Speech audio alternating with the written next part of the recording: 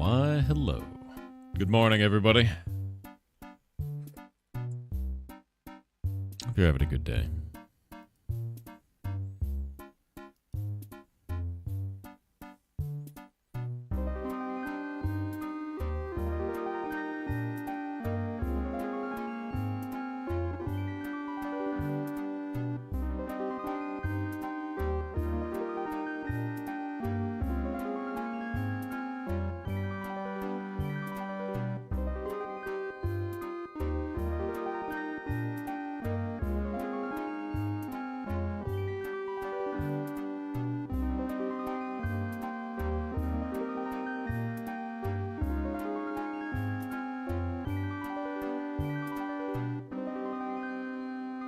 Goblin Scout, you're talking about... I think it was sent to me already. The thing that you were working on. If you want to send me a link, go for it, dude.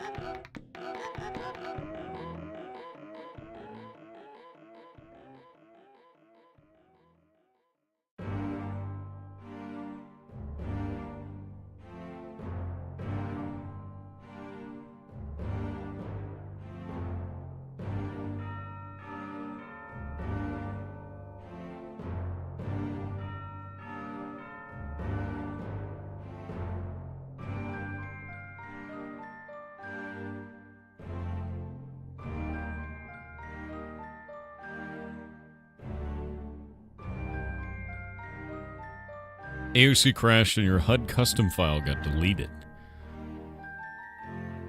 But you finally found where it's kept, so you're going to copy it to a safe place when you get done revamping it again? Oh, that sucks. Yeah, poop before midnight. You don't want to carry that shit into next year. Agreed.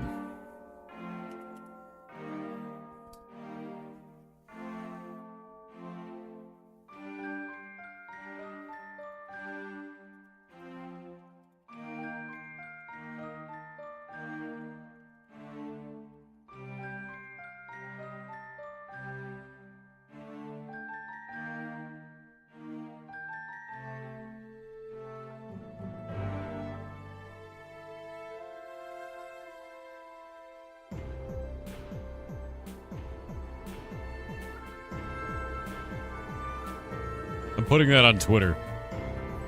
Good. Forgot about that joke. It's a good joke. Oh, barely awake, dude.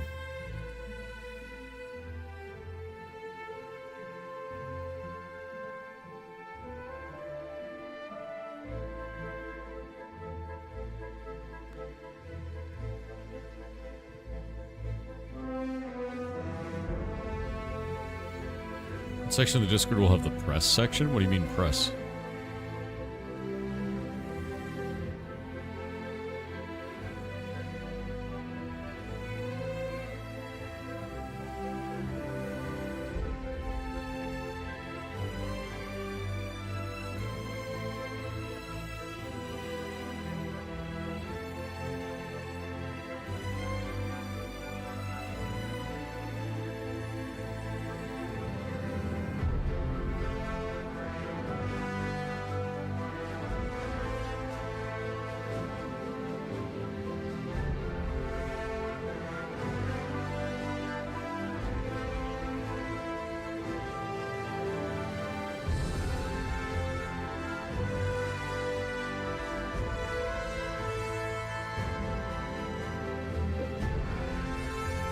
Oh god, the sneeze is upon me, dude.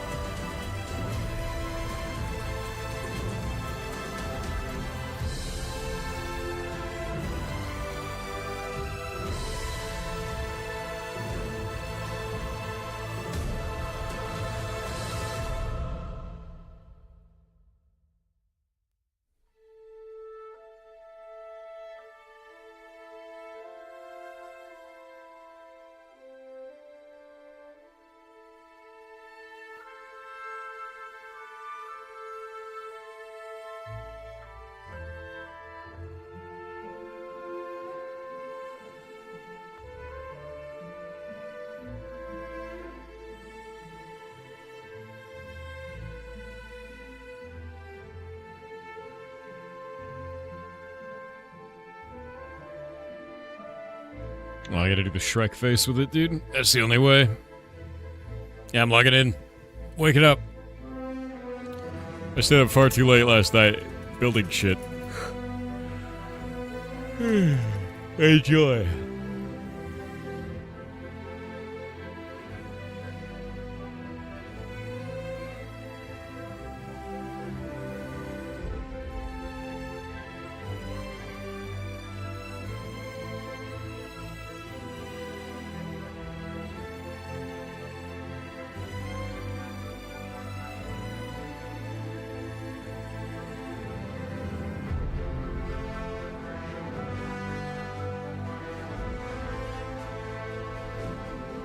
I'm awake. I exist.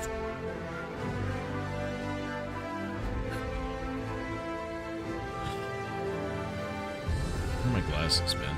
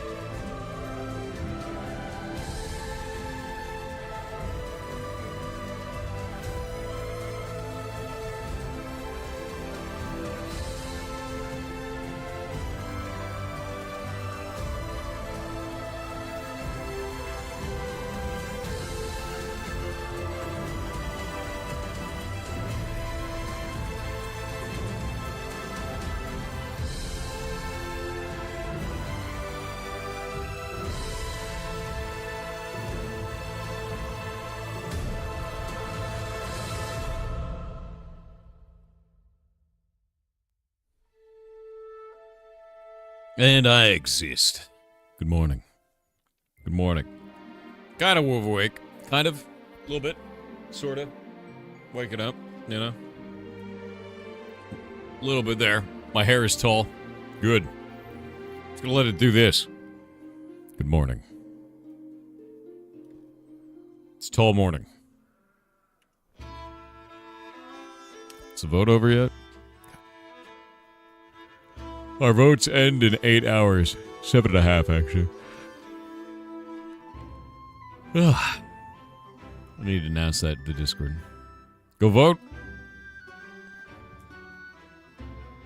Go vote.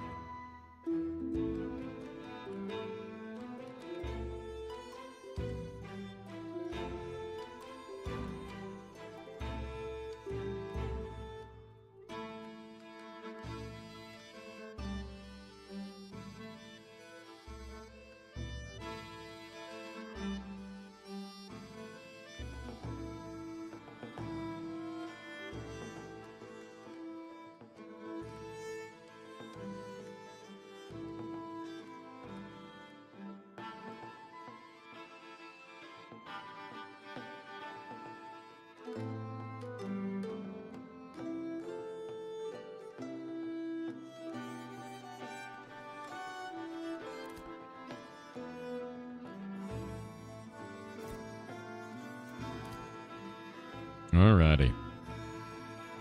Dude, I'm like barely awake.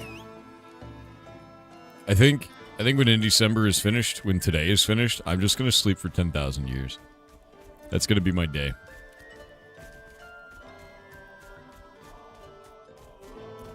Yeah. Where are you guys?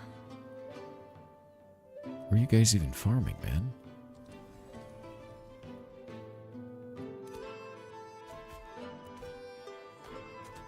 Where are you guys farming at?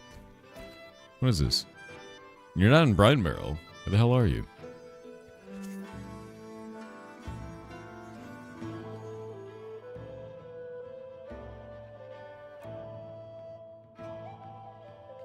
Ah, no, Steel Bloom's a really good idea. There's some good shit in there. They added a bunch of new items to it, it looks like, this last phase.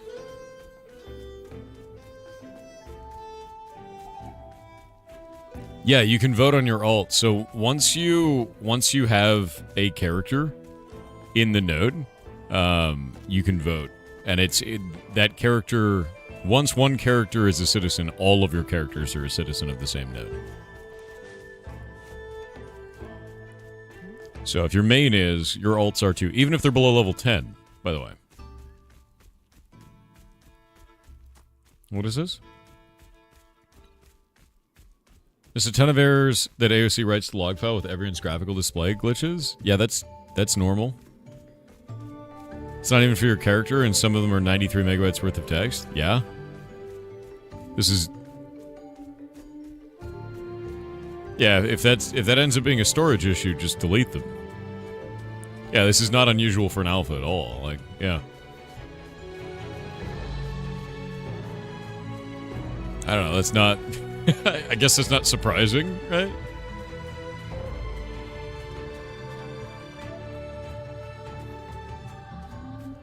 Doesn't have first-person view? No. No, no, no.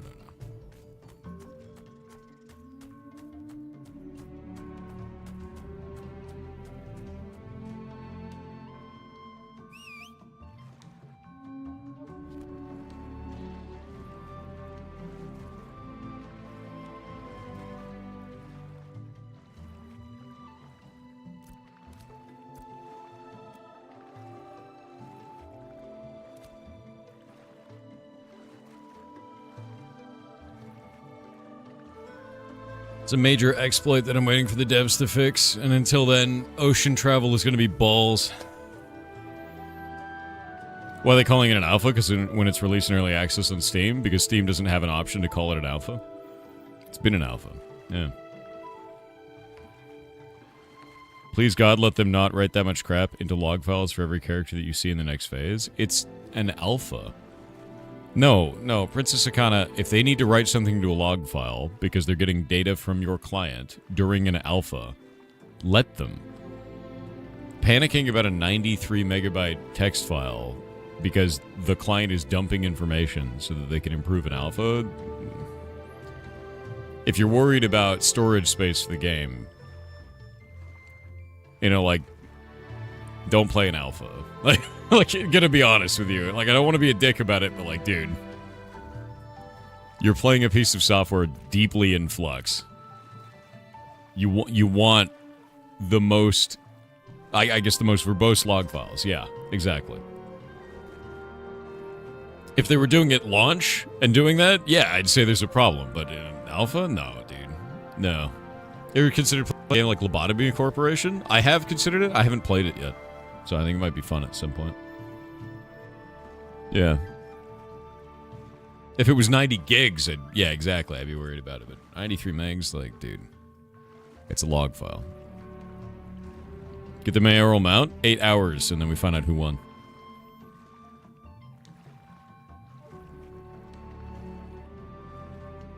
Yeah, being a mayor takes a ton of work. You're right, Casper.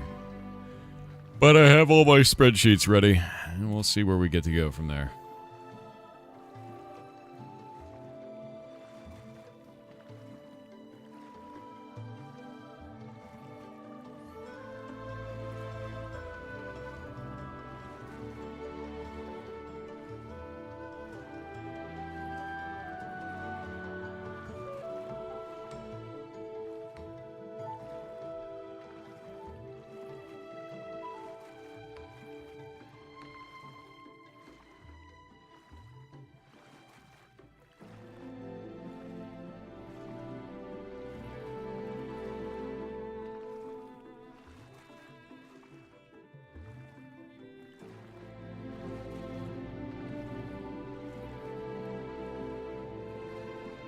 Return of Boiled Chicken. Actually, it is likely a different mount for Brine Barrel. Although we don't know what it is, because the mount vendor in the town doesn't seem to have one. I don't understand why. Yeah, the minimap breaks out here frequently. I've bug reported it many, many, many times.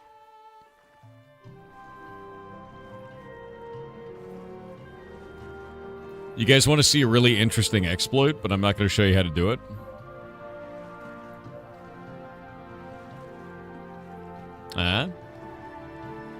I'll show you the effect, but not how to do it. Want to see it? One sec. Yeah, they need to fix this. Check it out. Pretty bad, huh? Basically, it gets rid of all the water near you, and you can see everything and everyone under the water.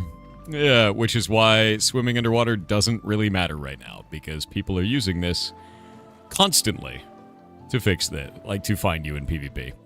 So if you're using an underwater mount right now and you're like, how the hell did that guy see me? This is how that guy saw you. Pretty bad.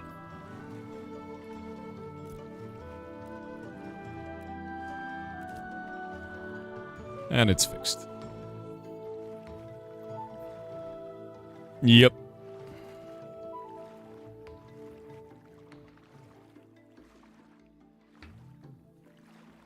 You can ride birds in this game? Yes.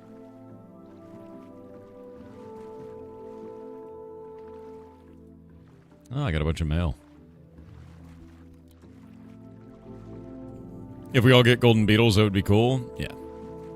Actually, everybody else bug reported that one. I'm going to as well. One sec. I have to hide the screen.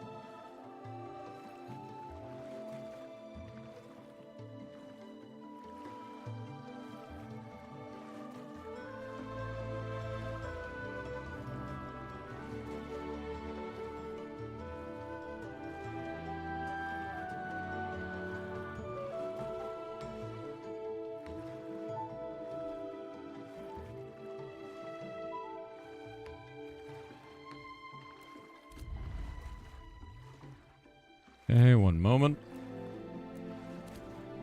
And it's bug reported. Yeah, that really needs to get fixed.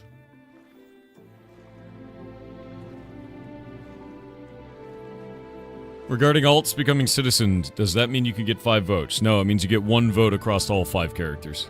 And all 5 characters are citizens of the same place. At least that's how it should be working. Are you getting 5 votes?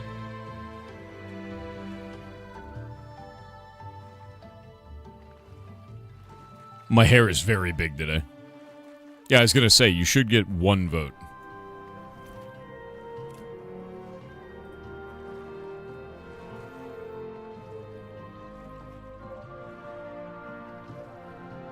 The taxes for your alt are higher than your main? You should only have to pay it on 1 character. Do we have Indecember today? Yes, we do. Starts in about 2 hours and 20 minutes.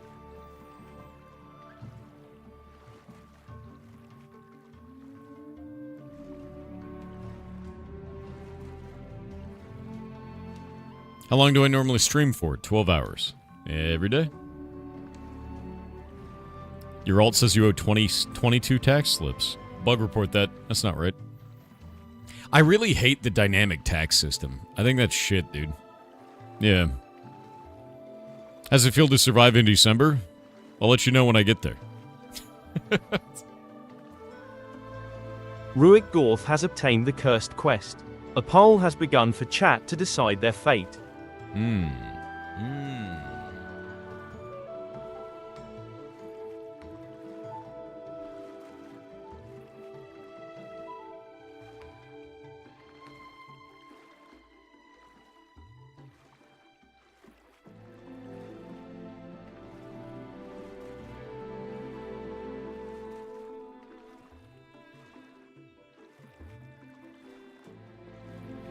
Was the mayoral election done? Did you win? No, it's not done yet. Not done yet. Waiting for 7 hours.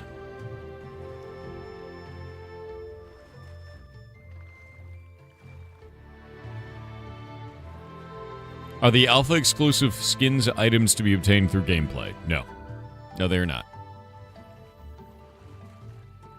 But I'm not too worried about it, to be honest with you. Chat has cursed Ruik Gorth with interpretive dance. Thank you very much. You're awesome, dude. Enjoy your interpretive dance. Are you ready? Ruak Gorth, are you ready? As I barely wake up. You ready? Where's Ruak? Reveal yourself.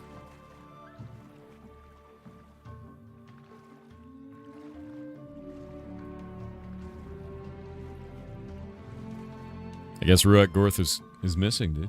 Maybe not. Maybe they don't exist. Maybe they don't even want a curse quest.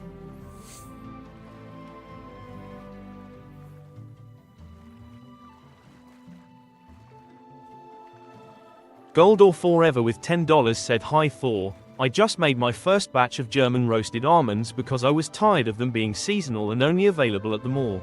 Sounds now good. all my co-workers are asking to buy them. Send help."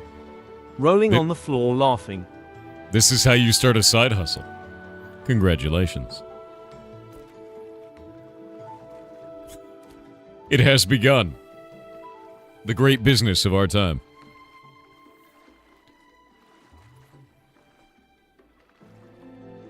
SignFox10 with 500 bits said, "You were confused by my previous TTS message.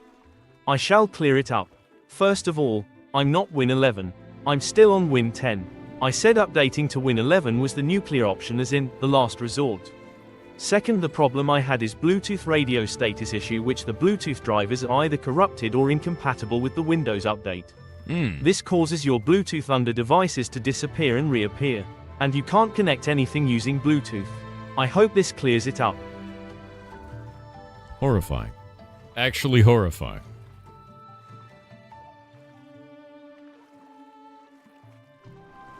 Floating plants to your right? Yeah, I've reported those ones. There's a couple of them right there in the sky.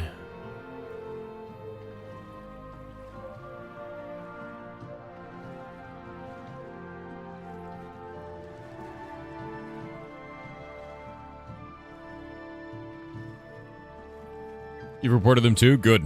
Good. Yeah, there's like a pack right there, and then there's another one there.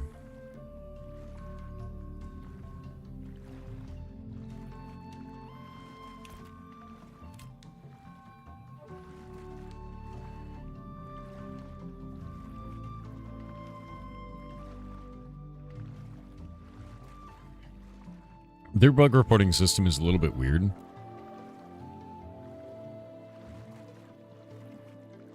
Like, they have visuals and world, and if you go into visuals, you have world. It's a little bit weird. And if you go into world, you have visual.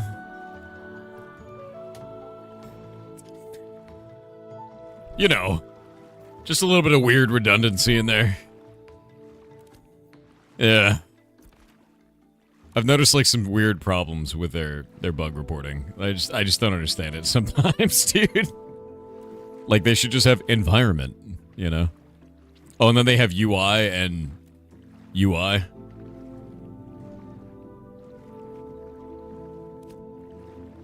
Some weird ones. There's definitely some weird choices in there. Yeah.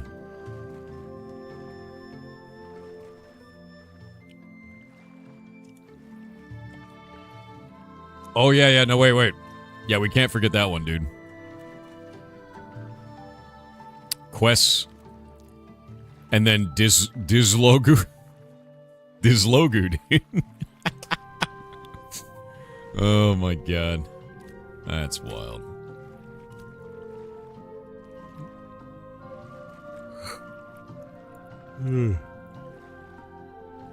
Reported as UI bug. The bug report window. The bug report window is pretty wild, though.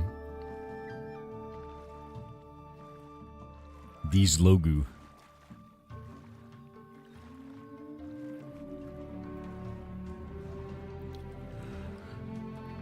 Is that dialogue but they diss you? Yeah, you figured it out.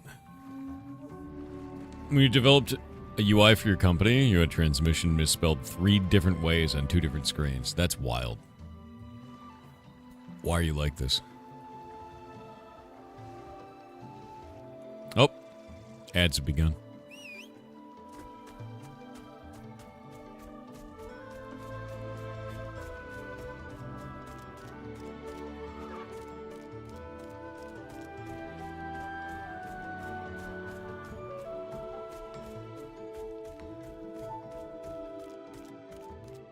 Ah, Ruak, you're finally back. So, Interpretive Dance. You need to choose one of the songs from the Heartbound OST and dance to it on video. Then, you have to record yourself, but to protect your identity, you need to print out a picture of my face and wear it as a mask. That way no one will know who you are, except for you and all of us. Kind of. Good luck. First Diamond review will happen on January 1st, by the way.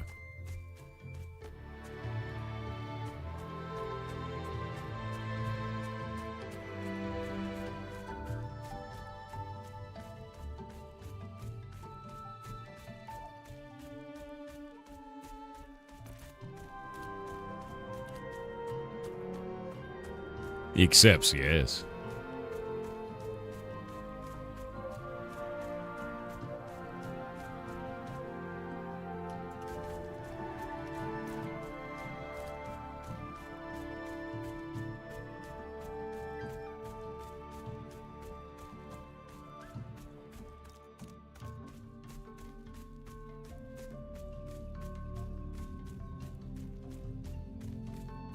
Longtime WoW player, why should I buy Ashes? You shouldn't, if you have to ask that question, to be honest with you. I think that it's tough right now to want to get this for a lot of people. It's a social sandbox game. It's different from World of Warcraft, very much so. 2, your character's going to be deleted. This is an alpha. 3, the game is full of bugs and scuff. This is an alpha. If you're a World of Warcraft player, it's going to be a culture shock entirely. Like, social sandboxes are not the same kind of game whatsoever. And because it's in an early alpha state, if you're in any way on the fence about your purchase, just wait. Just wait, you know? Unless you want to test stuff and you're okay with your character being deleted, now is not the time for you to play this game. Legit. And I played it for 2 years. So, like, there's a whole lot of love that I have for this game, but I know that most people won't have a good time in an alpha environment. And I think that's okay. I'm barely awake, by the way. How's the merit voting stuff going for Brine Barrel? We got 7 hours left, something like that. You made it to Brine Barrel, but a guard instantly killed you. Your mount still had a PvP flag, even though you didn't. Known issue. Bug report that shit. It's obnoxious.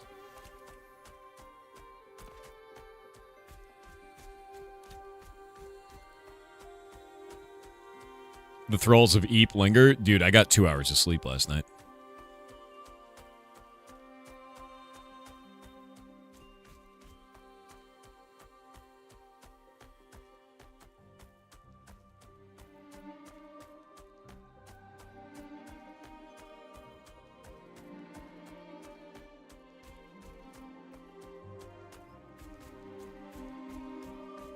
Go back to bed? No.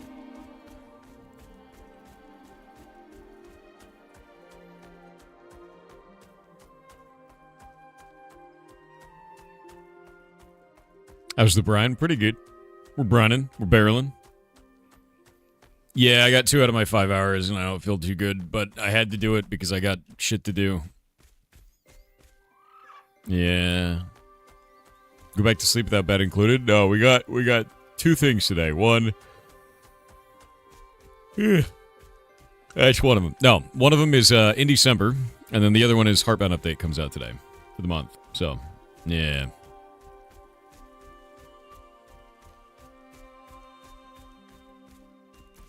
But right now, I am waking up, and I'll be fine in, like, give me 10 minutes, 20 minutes, maybe 30. Yeah. 2 out of 5? Both are unhealthy levels? No, you're not my doctor. 5 is fine for me. Thank you, though. The stream starts soon? I know, right? Wake up. Wake up, samurai.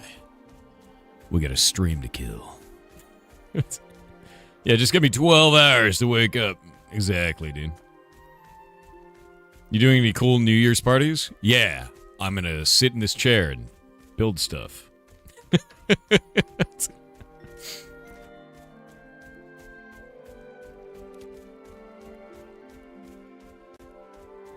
We'll take over the stream for you. That sounds like it'd go great, dude. What a good idea. Just let the chat stream. What could go wrong?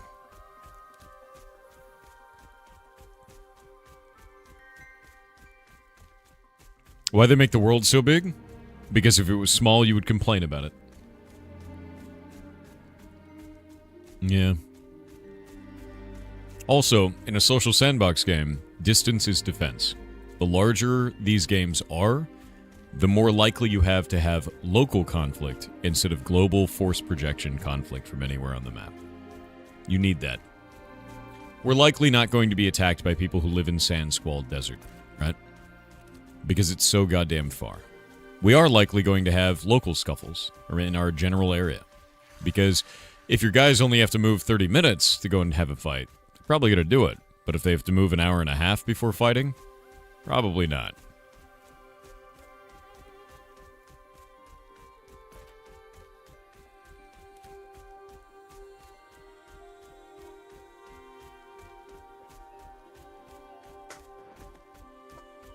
Oh.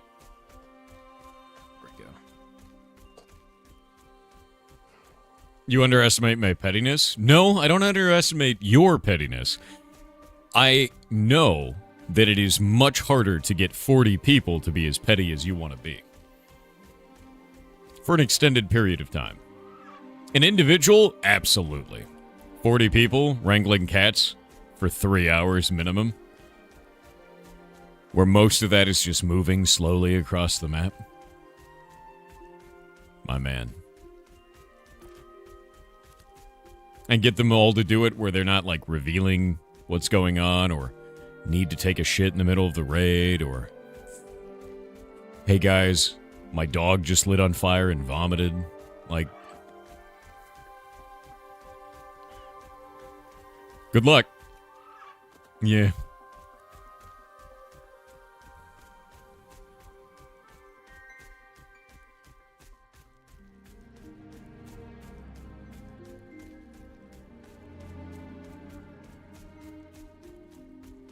Do you prefer toxic game or repetitive game loops? What kind of a decision is that?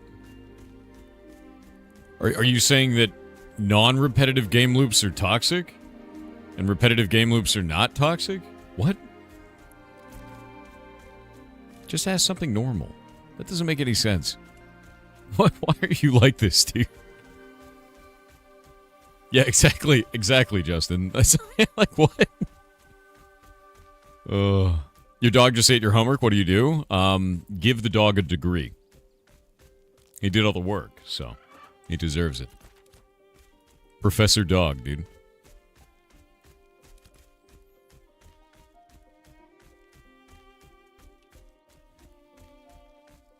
Malchiwick with $20 said, "Hi Thor. I'm drunk. I wish I wasn't. I wish you the best." That's okay. Go drink water. Be safe. Make sure that you're not alone. And if you need someone to talk to, definitely contact people. When you say, "I wish I wasn't," that's the first step that you need to take, is to start realizing you need a change. And that's a really good thing. Alright? Really good thing. Start seeking out help with that.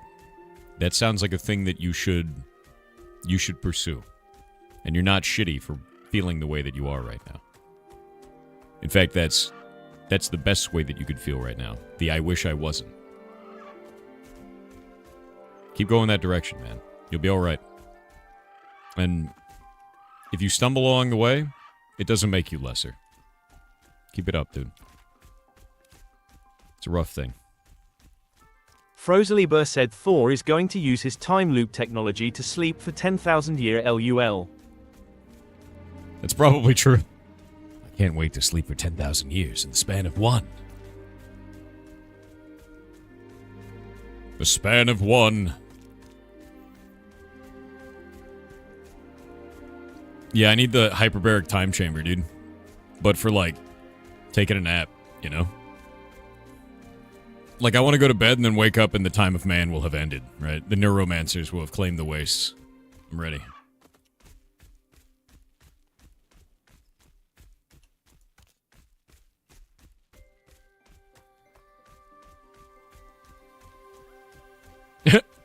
Badger, you may be upset, but it's almost New Year's, and I hope you have a good New Year's. And also, you wish it'd be like that, but it ain't. Here gets time loop OP skill. Proceeds to user sleep for 9,999 times. Dude, I'm ready. I'm super ready.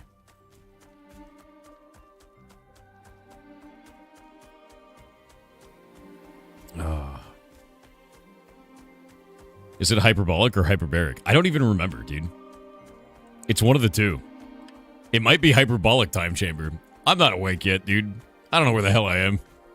I've been awake a total of like 50 minutes. 5-0. I don't know where I am yet. Hyperbolic time chamber? Done.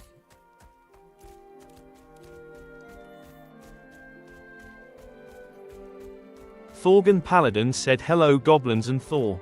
Today, even though I normally don't believe in New Year's resolutions, cause if you want to change something you don't need an occasion. I bring mine just to put in somewhere into the world. I want to seriously focus some attention into streaming, finish at least one artwork per month and get my driver's license.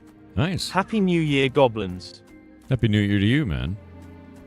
Yeah, I feel like that's always the way though, is it's fine to have like a bookend. I think some people need a bookend. They need a reason. You know what I mean? Any time is a good time to change shit. But New Year's is a good time because it makes you reflect. You're like, it's the end of one thing and the beginning of another. It's time to change, right? It feels like a bookend. Is this the average speed for mounts? No, it's much faster, actually. This is a Terror Bird. Terror Birds move at 165% speed. They're quite fast.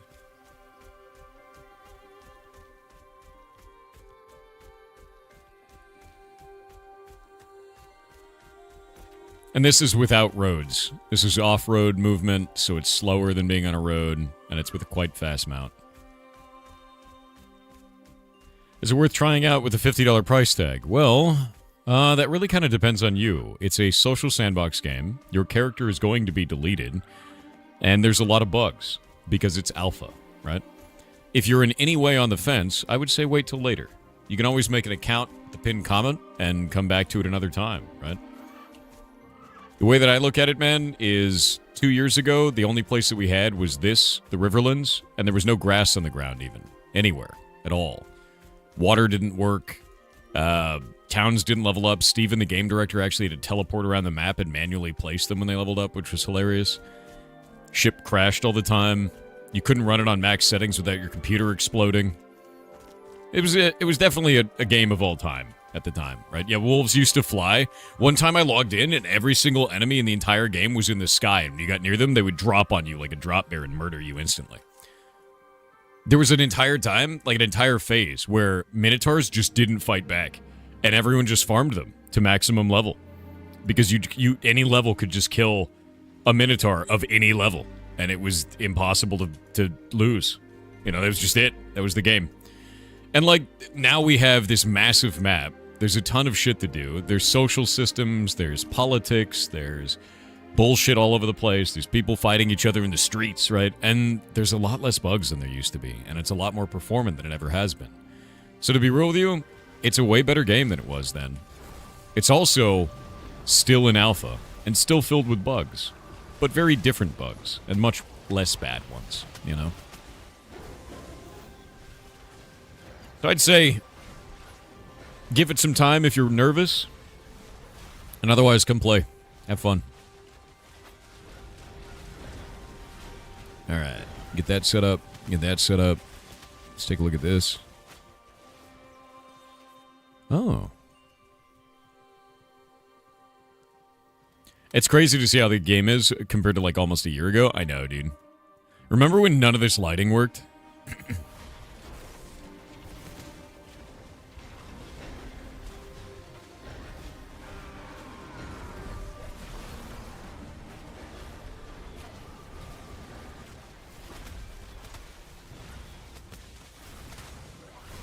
Especially in the Citadel. I know, it's insane.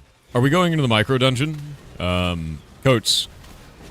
I'm not sure where you're... Actually, Golemancer. I'm not sure where you're leading us. Is it the micro, or are we staying topside? Remember when grass was new?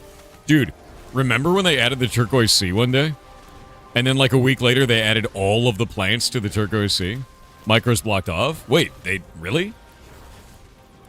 When did they block that off? Okay, cool.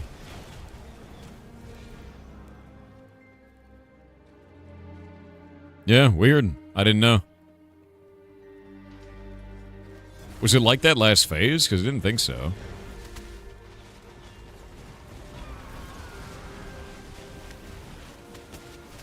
I love the AoE combo on this character. It's fun as hell.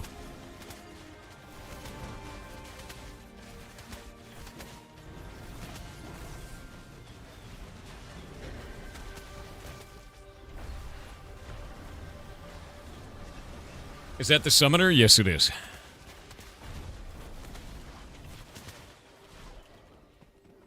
Nova tried everything you think of, no getting through? Really? Make sure not to wait on your rolls, guys, because otherwise people can't loot, and we'll get split up. It'll be bad. Oh, there's an event in here, huh?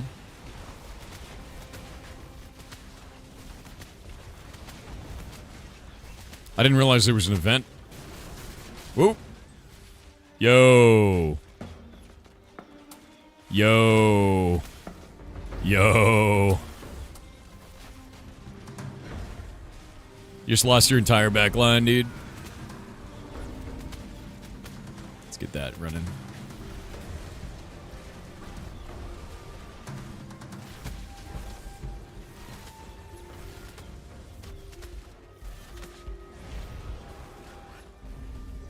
What? Did that thing just leap away? Ranger in the tree line?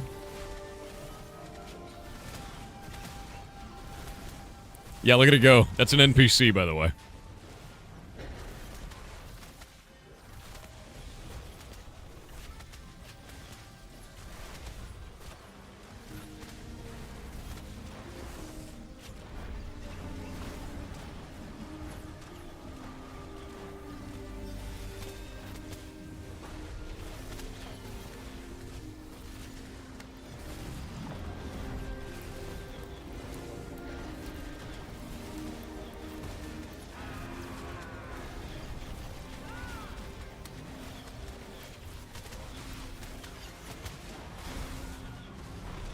Got it. It's done. So, that was terrifying. By the way, these are level 15 3-star elites. So if you're wondering how devastating combat can be, if you do any mistakes at all, there you go. Yeah. Like, we're all level 25. Let's have a debuff called Riled. I don't know what that is. Whirlwind. I think we can suppress it out. I'm going to see if I can do that from now on, dude. Yeah, this here is the micro dungeon, for those who don't know. You generally can go under here and then go inside, but it looks like it's blocked off now.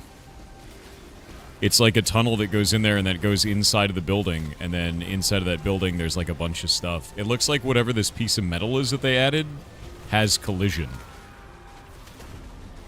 Like, this looks out of place. They added this weird thing here that wasn't there before. So you can't do this anymore? That also doesn't look like it's in the right location at all, so some environment designer has made a mistake. Yeah. That's definitely a bug, dude. Look how weird that looks. Yeah.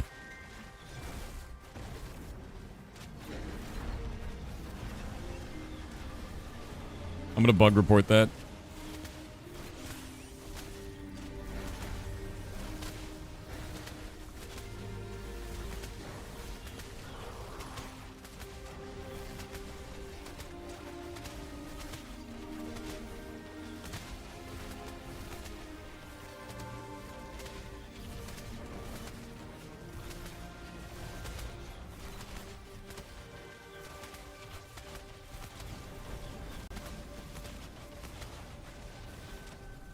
Nice. Physical power. Hold up, please. Please don't leave. Please don't leave. Please don't leave.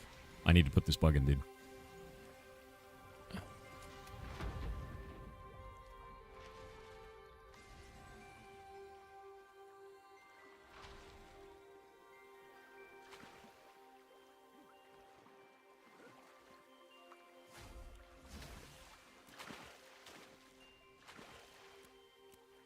World functional. There we go. All right, we're good to go.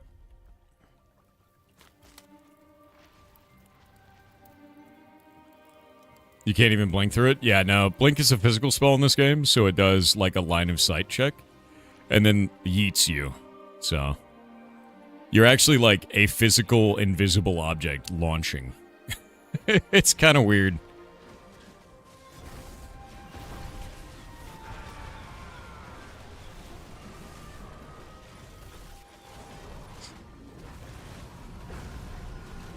Otherwise, I'm not even playing a mage, dude. I'm playing a summoner right now. You trying to find it? Seem to slip through? Yeah, fair. It looks like somebody placed a metal grating there. I don't know if that's intentional. It looks weird though, so I'm just gonna bug it. Because that was current content, and it just disappeared. Very odd.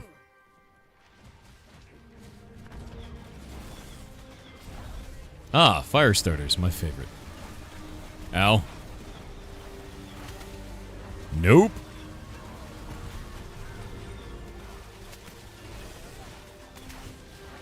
Oh god. Oh god. Alright. I silenced him for most of his life?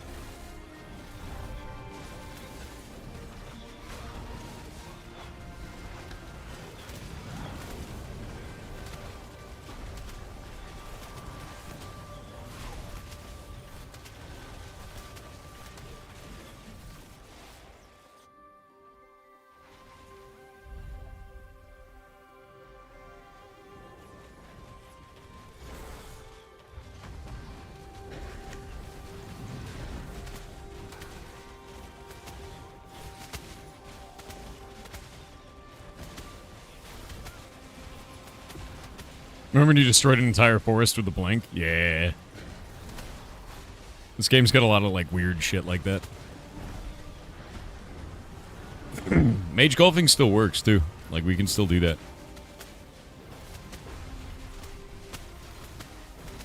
By God, look at the damage.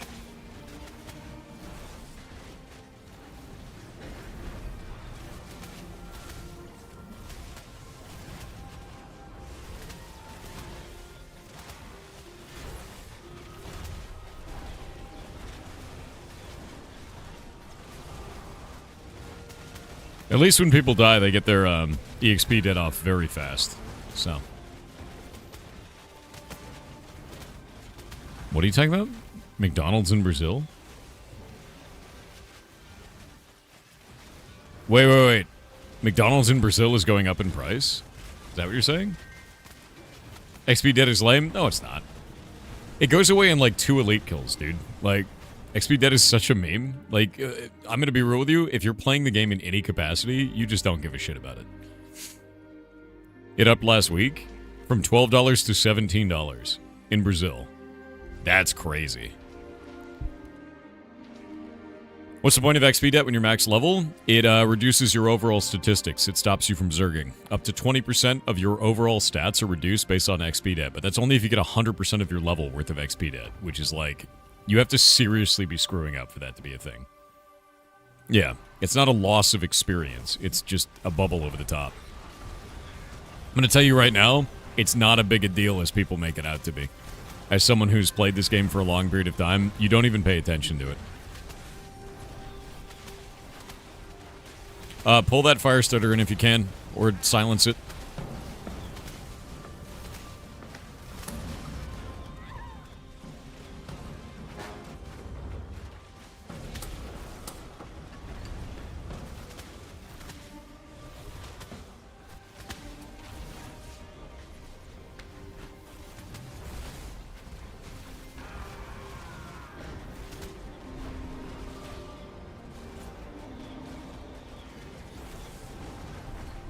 I had to use a health bot on that one, dude. That's scary as shit. Can we burn Radiant Protection off of them? Let me find out. Yep. Okay. I can shear Radiant Protection off of them, and I will likely start doing that.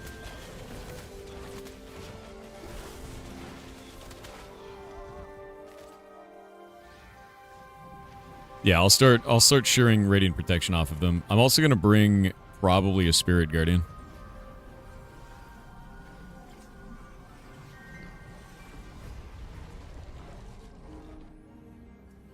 Looks like the Rafters are gonna be the only thing worth here.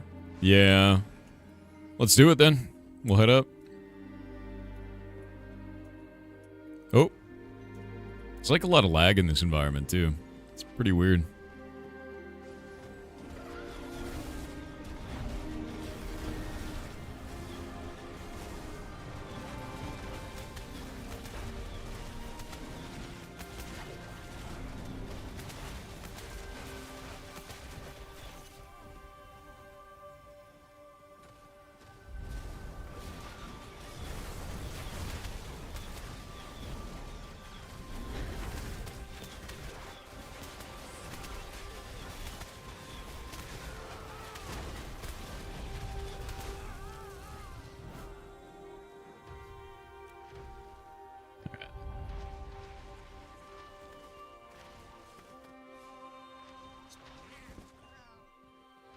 What are you mob farming for? Loot? Yeah.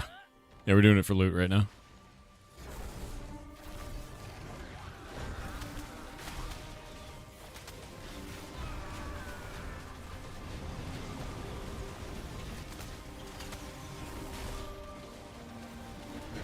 And we were fighting really nasty enemies, to be honest.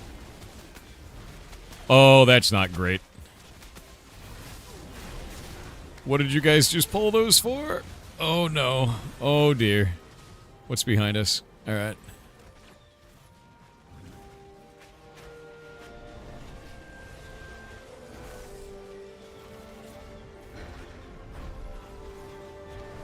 We're in that one. Got a cleric in there somewhere.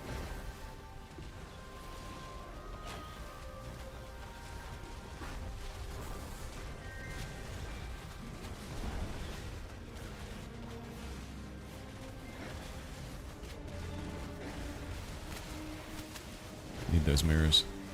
Alright. It looks like it'll survive this.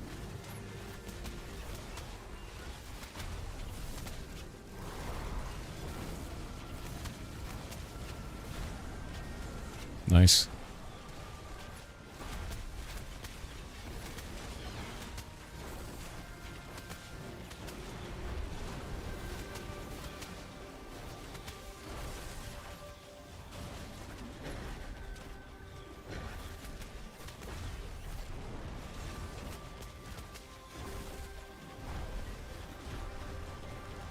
Nice.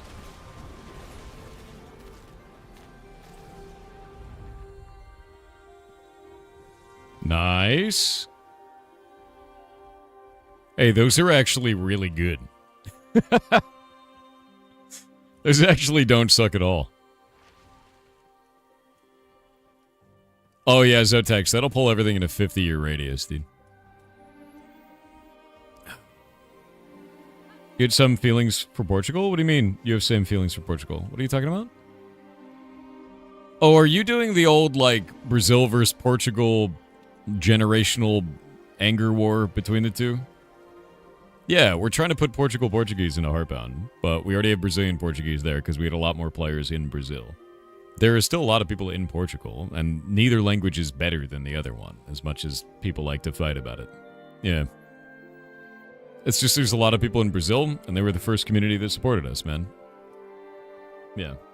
Don't do the old, like, generational anger war, because this Portuguese is better than that Portuguese. Yeah. It doesn't make any sense.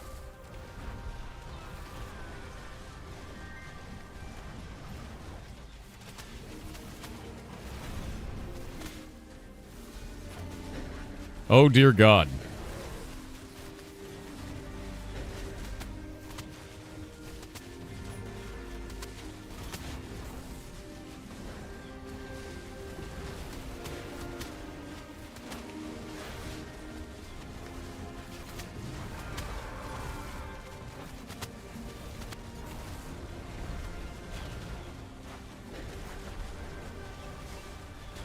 the numbers.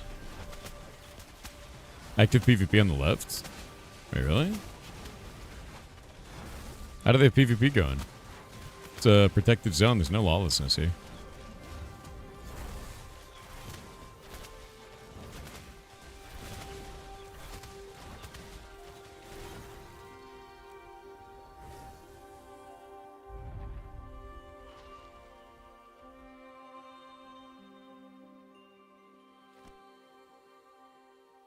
Pawns, I know you think that that's like an own, dude, but I'm literally 1 hour into my 12-hour stream.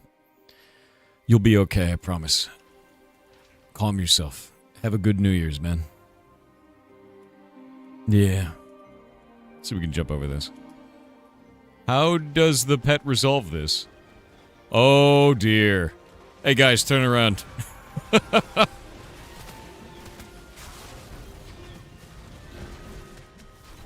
Yeah, that's not great. Pets don't teleport over those, they walk around. That's really bad. Do you prefer healing potions or salves? Depends on the situation. If I need instant health, it's a healing potion. If I need, you know, if I'm not going to die instantly, then it's just a salve. It's a big deal, though. They're both very, very powerful for different reasons. I will usually use a salve. Usually.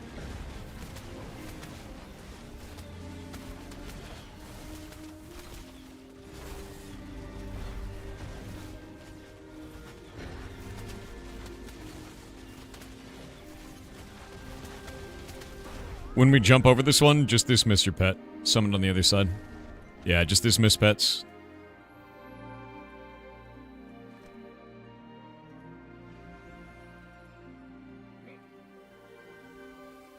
We'll resummon.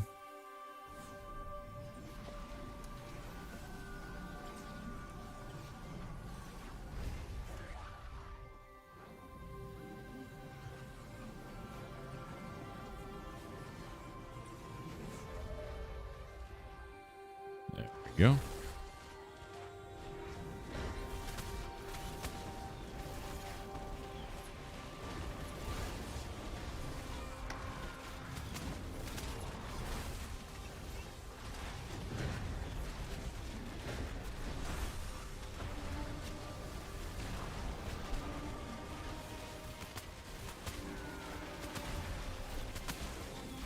You do lose your essence with Dismiss? Yeah, but the alternative is that the pet runs all the way around the map and pulls everything and murders us all. So, I think I'm fine with that. You know? Because the pet can't jump. It stays stuck to the ground and tries to find the closest path to you. Do pets aggro stuff? Absolutely. 25 is level cap? Yes.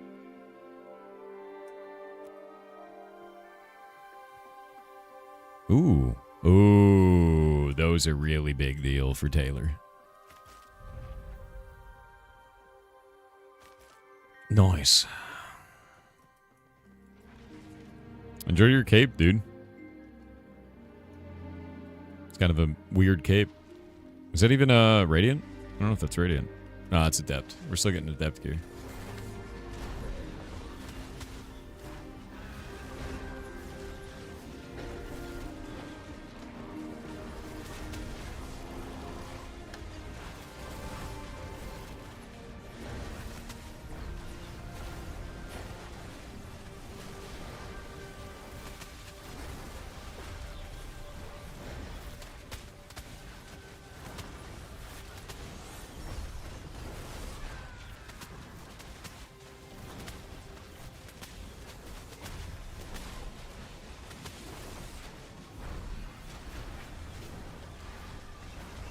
Did you ever get into Destiny 2? I played the shit out of Destiny 1 and Destiny 2 for a very, very long deal. Like, long, long time, man. And I have to say, like, I loved that game. Very much so. And I just don't... I don't like the monetization route they went. You know? Yeah.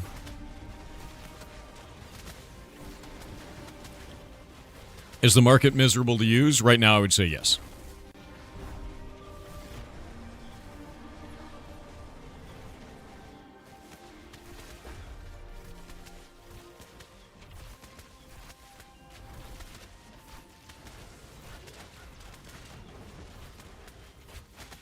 Huh. That's just mine, but better. But mine has 2-piece 59 mentality. What is mentality again? Let's just... Yeah, I'm just gonna read it. Seemed like a treadmill for Destiny. The problem that I had was monetization. Like, I really didn't like how over-monetized that game became. You know? Like, that ended up being a huge issue to me. And I just didn't have fun with it anymore.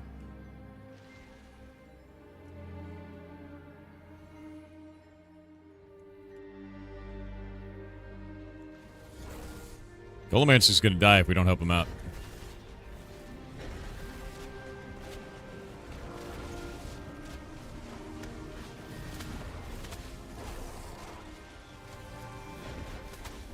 There's a fire starter in there. Focus it. Yeah, no, kill that thing, man.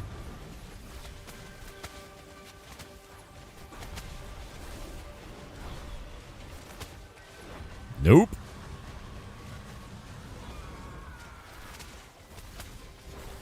Oh, shitting. What? What?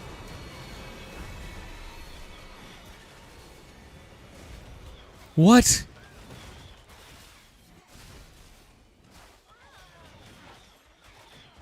What? What? Where is he coming from? All the way down there? What?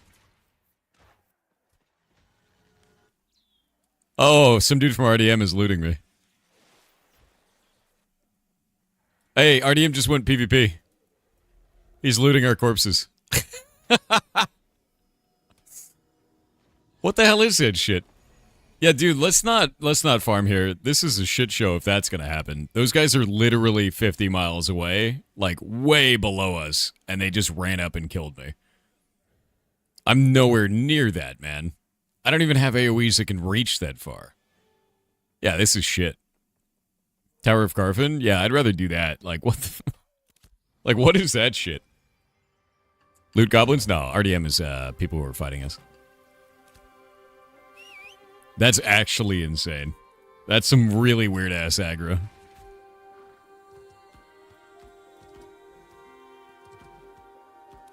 Oh my god. Report that? Yeah. Can anyone get a clip of that? I want to find out what the hell happened there, because that shit was super weird, dude.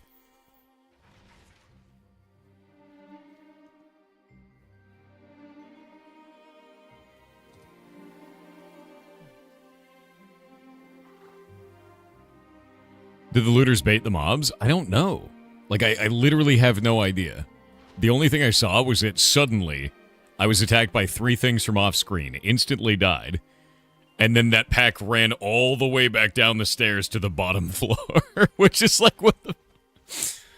Ugh. Your pet pathing went down the rafters? I hate this. Yeah, it's just gonna be pet pathing then, if that's the case. No, I think it's likely to end up being pet pathing, because pet pathing is freaking jank, dude.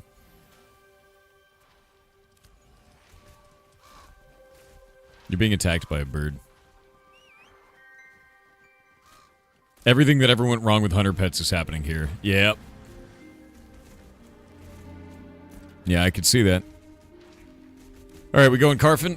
Let's rock.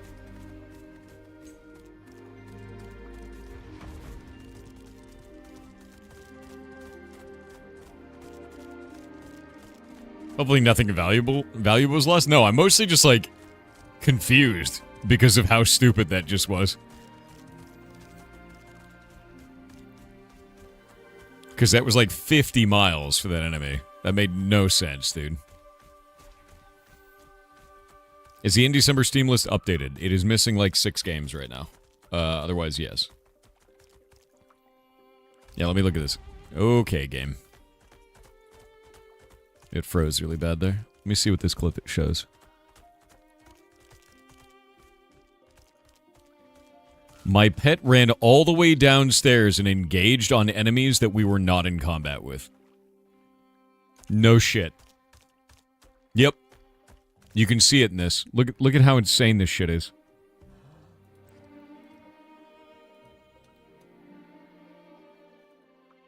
Would you open there? Look down below. See that down there? What is that? What the fuck is that, dude? What is it doing down there? We're up here. I'm fighting this. The pet ran all the way down there somehow. And is fighting a pack that has nothing to do with what we're doing. It just decided to leave and then do that. I got no clue. And then ran. And then all those dudes ran all the way up these spiral stairs, got all the way up to here. And then attacked me from off screen. Look how long it takes for them to get here. This system is insane, dude. Look how long it takes. And then suddenly... Oh my god, the pet AI is dog shit. No, that's so bad. What is it doing down there, dude? I have no idea. Like, those enemies are like so far out of range I can't even target them, man. Alright.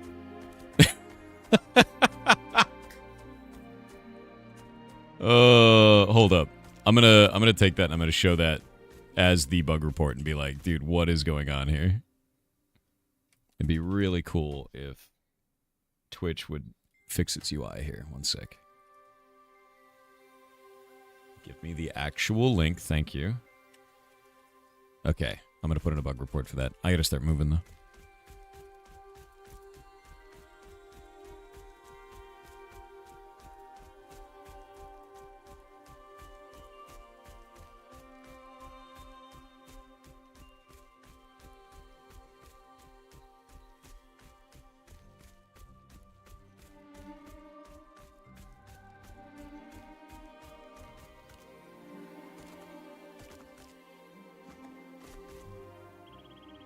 Come on, man.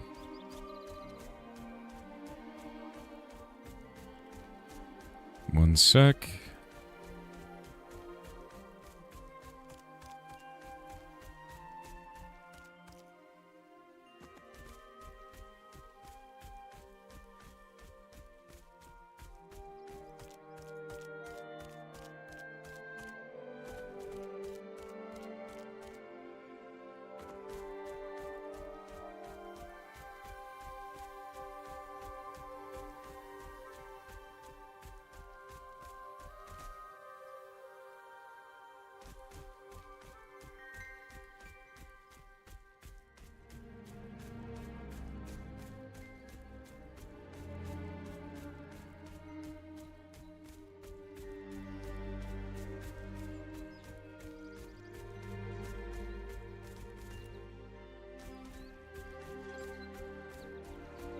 Do not include a screenshot because we're not in the right location. Combat, probably NPC. It might be Archetype Summoner for this actually. It's technically a summoner specific issue, but it's all NPC pathing. Yeah, I'm gonna say combat NPC because that's a really stupid one because it's any NPC pathing is doing that. Like, basically the way that should work, and you could fix this pretty easily, is if the distance of pathing is too great between the player and the pet should teleport. That's it. Yeah. Yep. Yeah, that's how that should be, like, handled. It's not... It should not be the way that it is, because that's really dumb.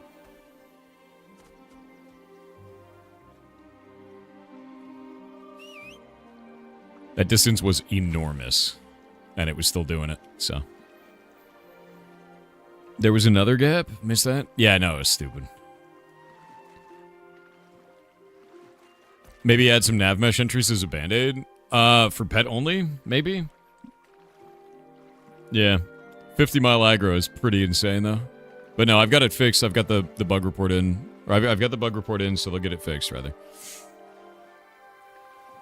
That, honestly, though, that's completely insane to me, is the idea that it ran so far and then also started fighting something. Which is like, alright, man. To the pit? No, we're going Tower of Garfin. Look how pretty that is. It's insane in here, man.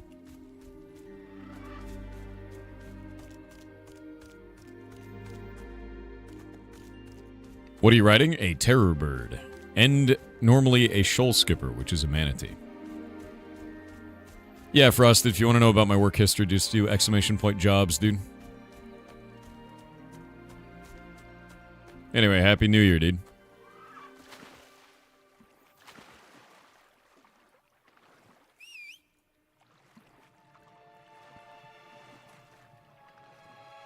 Off we go. The terror bird is dope. Can you show that one sec? Sure. Yeah, I'll do it after this. It's really fast, too. It's 165% move speed. It's kind of beast. Yeah, it's jobs with an S on it. The Tower of Coffin. The horror. The seas turn to blood. The game lags. Yeah, voting's still in progress, man. Gotta go vote. Did they ever fix the old route for this, by the way? I see the river's now full of plants, so that's kind of cool. That's new. Or can we just jump up this still? Can we jump up this still, or no?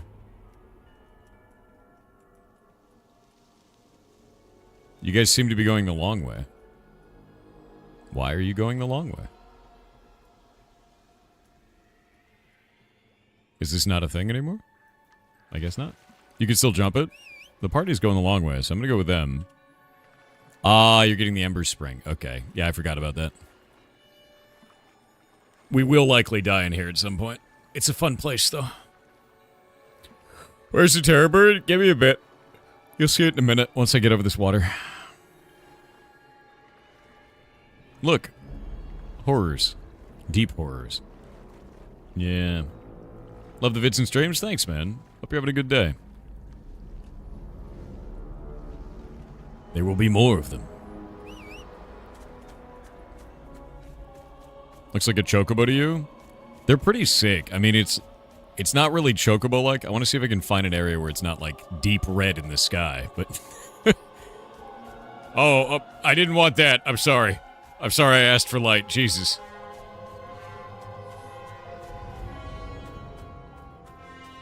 Alright, there we go. Yeah, so this is a terror bird. They're pretty neat, and then... they have that. Yeah, they're cool.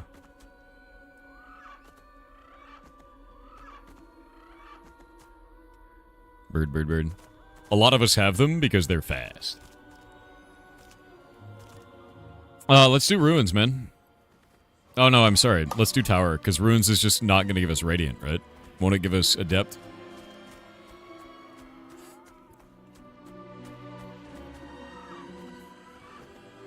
Because Tower drops the actual gear. But we have to go to floor 2. For the magical constructs.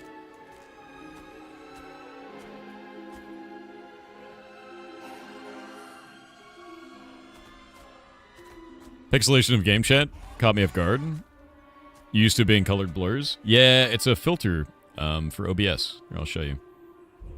Boop. Boop. And it's all dynamic. It's quite fun. Yeah, using composite blur is the plugin. Faxoran with 500 bits said Thor rhymes with door. Interesting. Yeah. Devs have games here to get opportunities for all to see. So Yeah. Thor really is a door of opportunity for devs. That was odd. Not as odd as I was swimming with Horster Island and seen a running hippo in the sky about 20 feet above me in the water. The horror. It made the world rumble too. Is that a bug? Yes, I would say yes. Any significant improvements in large-scale PvP battles? Dramatically better performance over previous phases. Like, dramatically better. Okay, game. What are you doing? Alright. I don't know what that was about, but have fun.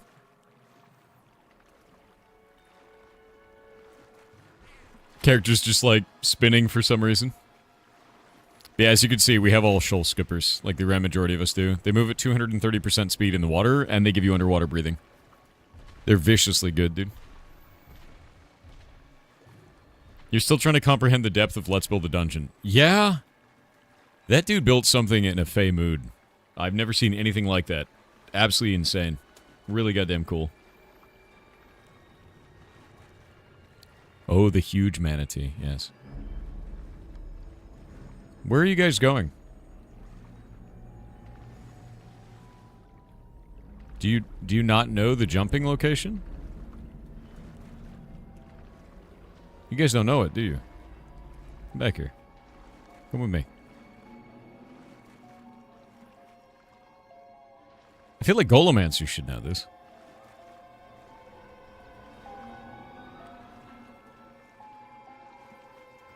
Golomancer, you've been here, right? Do you not know the back doorway? There. Let me go show you. Behold. Go up this way. You might need to use your mount for this. We may have to Yoshi the mounts. We used to have to. There is an edge. It is here. See this? And then you go forward. And sometimes you can jump. There you go. Jump off your mount and jump up it. So jump and hit G off your mount. And you'll get up. There you go. There you go. There you go. Almost. And that's it. And then we go to the front door. And we're there. Behold. The old man's route into Carfin. Golomancer, I've never gone this way. I don't know about this one, Chief. I meant going through the front doors, you know? Come with me. Yeah, I've never done that one. Watch it. There's gonna be zombies here. Or unless they get rid of them. Oh, no. Right there on the right. Zombie thaumaturges. Don't pull those. They're on the stairs. They're big spooky. Alrighty. Hold up. Summoning. You may want to pull things out the front door. There you go. Yeah, that's not going to be good. Wrong button.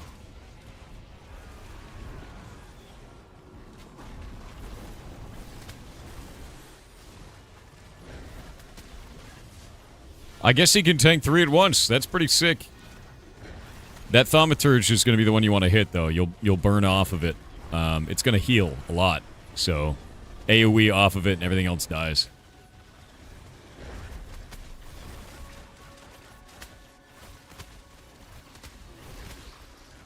Holy shit, dude.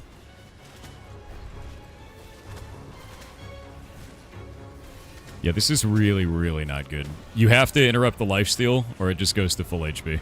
And it will kill everybody. In fact, you probably just want to interrupt all of it. Everything it does.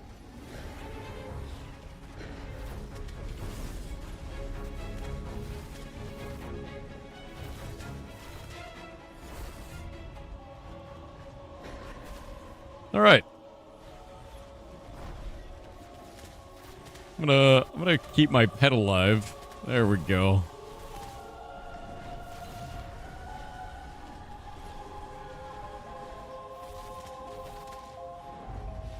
Where's that thing?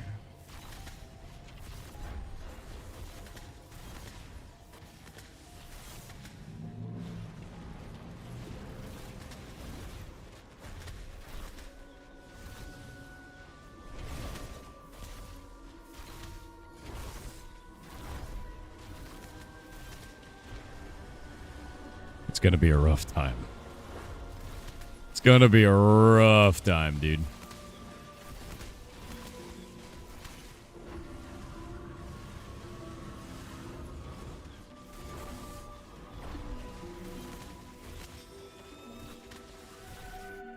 So anyway, you don't want to pull 4 of those. Fun fact, you've never been here. Okay, so Golomancer, before you begin, this is a pull one at a time kind of place. Just singular. Zombie thaumaturges cannot be pulled with other things. You will die. Like, they're very, very dangerous. That's the scariest thing in this place. It's hard to tell where to stand with 2 tanks to avoid cleave. Fair. If I didn't have that Spirit Guardian out, I think we might have wiped, though. Because it absorbed a shitload of damage. Yeah, if you have 1 at a time, it should be fine. Let me swap the Spirit Hunter out.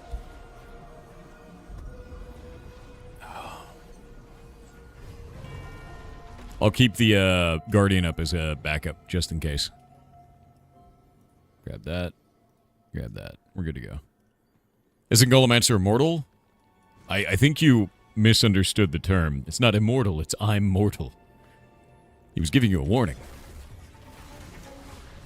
Yeah, the fact that you tanked 4 of those is probably the most impressive feat I've seen, though, Golemancers, to be real. These things are no joke, man. They're scary as shit. Carfin looks menacing now? I know. Remember when it was just, like, weird black clouds and, like, just, like, terrible graphics? And, like, none of this was animated? Looks great now, you know? Anyway, welcome to Carfin. The home for the rest of your life.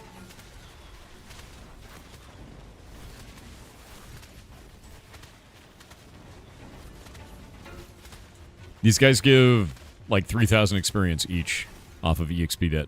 So we'll slowly burn that off. I'm only at 1.3% right now. Yeah, do not go inside the room with Golemancers. Just stay out here. Doesn't matter if you're melee, doesn't matter if you're ranged. Don't go inside. Promise. He's got to keep pulling. There's still stuff in there.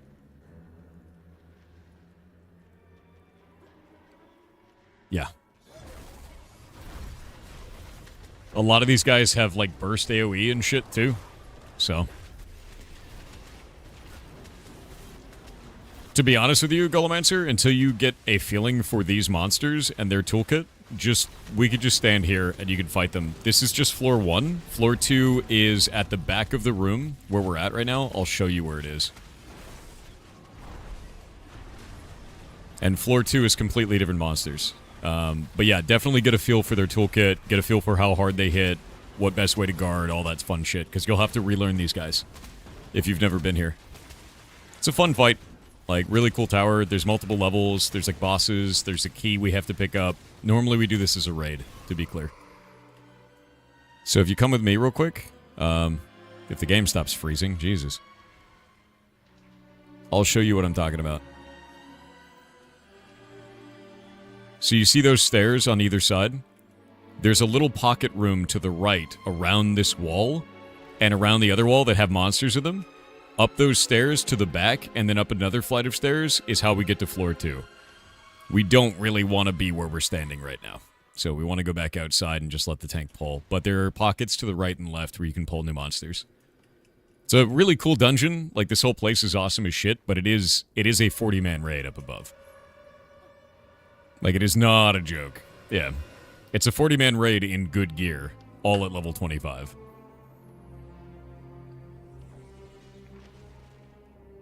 Yeah, don't go inside. Mostly just showing so that they know what's going on, like, how this place works. How many of you guys have never been to the Tower of Carfin in the group, by the way? I didn't realize. You can avoid the thaumaturges. The zombie thaumaturges are very nasty. It's a really good thing to learn to fight them, though, because your party will need to learn how to use silences correctly. And if they don't use silences and they don't kind of like see, oh, there's already a void down, I don't want to cast another void. That thing's already silenced, I don't want to waste my silence right now. Like, you'll just die. Like, if everyone just blows their silence at once and then it, like, gets a lifesteal off, you're just gonna die. So you have to learn how to kind of play off of each other's abilities and see what the party is actually applying in order to do this place at all. Endgame in this is highly technical, and it's all based on what you are seeing the enemy do and what your current resources are and what your party has already applied, so you can play off of it. Which I like. That's actually why I like the endgame in this. I know, you used to be able to just run up without pulling anything. You can't anymore. You just die now. If you tag any... Like, if anything gets tagged, it's over.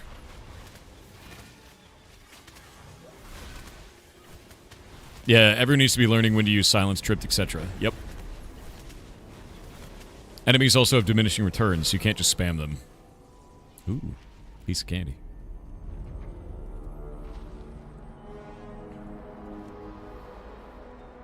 But yeah, you'll get a flavor for it, man. You get in there. I'm down to 0.2%.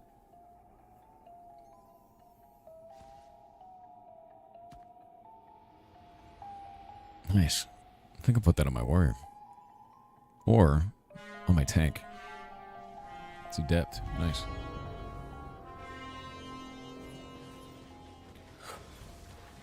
You have to go all the way to the desert so you can start trying to get iron? Boss. The music is so good in here. It's really cool. Like, it's just a neat place, you know? Nico Spud said you should look in the artisan page for tanning and scroll to the bottom and check out the icon for mountain lion carcass portion.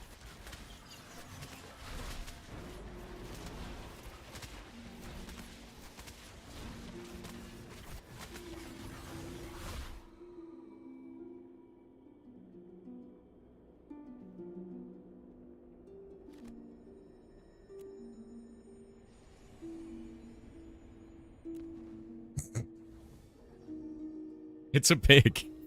Why is it a pig? Okay, that's funny. That's really funny. It's probably just a placeholder carcass portion, dude. Ah, the zombie thaumaturge. Here we go. Alright, I got it first silence. Silenced it. Try to cast towards the end of their cast if you want to get that off. Plague Vomit. This will be a dodge for ranged people. Lifesteal, that should be another silence.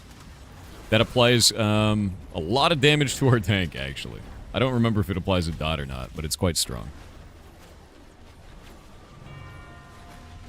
Good job. Much better that time. Yeah, see how it's just basically like counter it and then kind of move on? Hey, Radiant Gear. That's sick, too. Oh, that's really good for DPS caster. What the hell? Yeah. Jesus. Grats, dude. Amber Sylph, enjoy. Oh, blue. Yoink.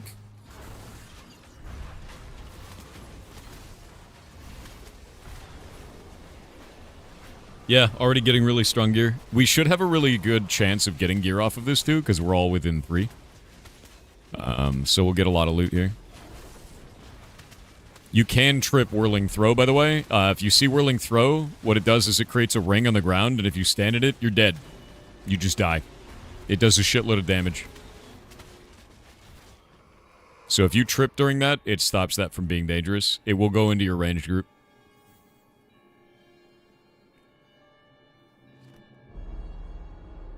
Will you keep the first silence in Void? Yeah, I can do that. Yeah, I can do that. No problem. I want you guys to learn these encounters, like these fights. So, like, Draz, if you'd like to do the next one, so you can learn the timing for it. Here's the Thaumaturge. You go and handle this one, dude.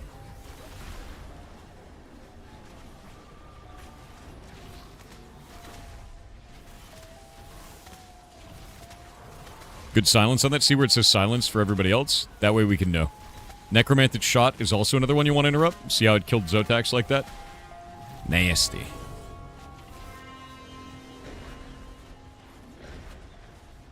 Looks like you got... Do you have 2? He's got 2. Burn it. I'll get the next pool. Void's going out.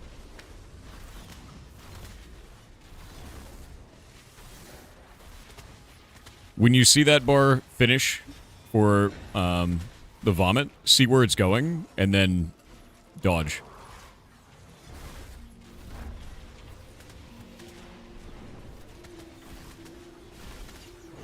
Got it?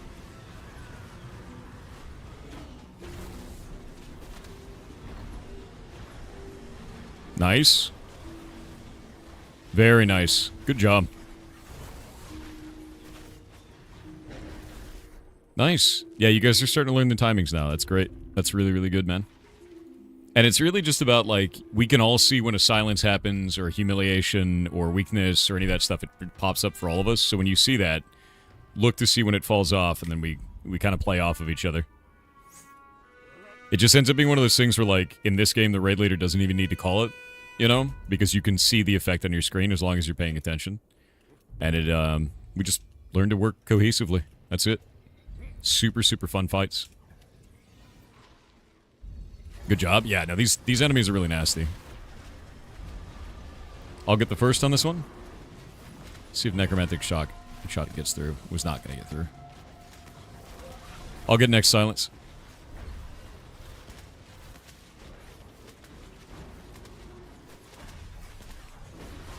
Got it.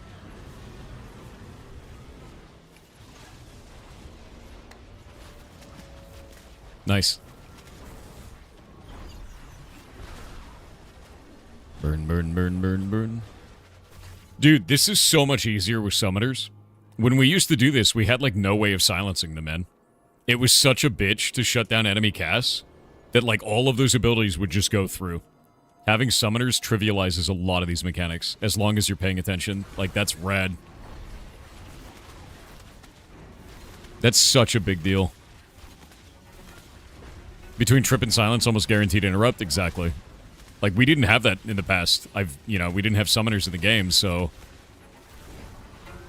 The cross strike looks like it's an exhaust as well, so, like, suppression beam works against it. Yeah, summoner is really, really good for this. Is your hair curling like that on top? It's doing stupid shit. I don't know what it's doing today, man. Yeah.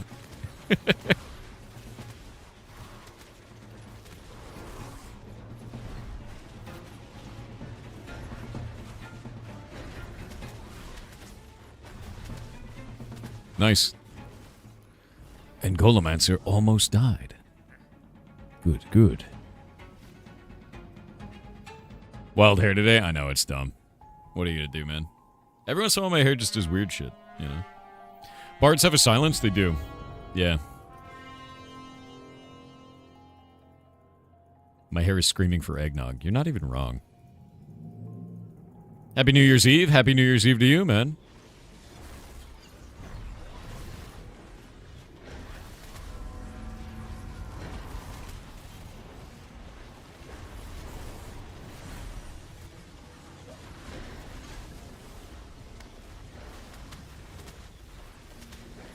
Yeah, there's that whirling throw. It looks like a little green thing.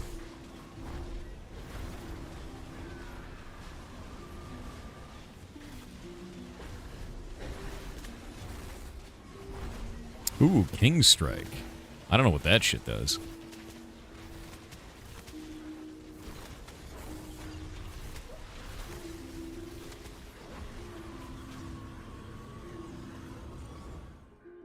Stone Glen Emblem.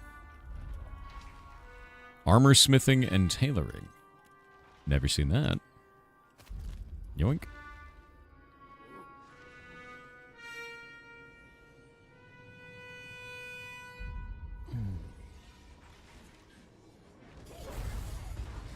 Hey, chat.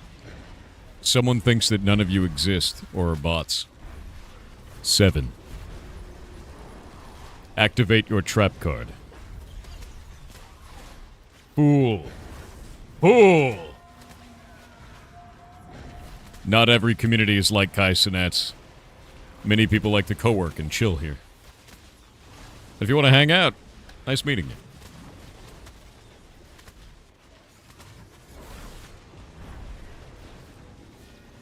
I don't know what King Strike does, but it seems nasty. Because every time that happens, Golomancer's health goes down. And it scares me.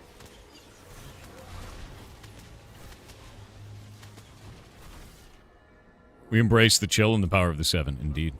Indeed.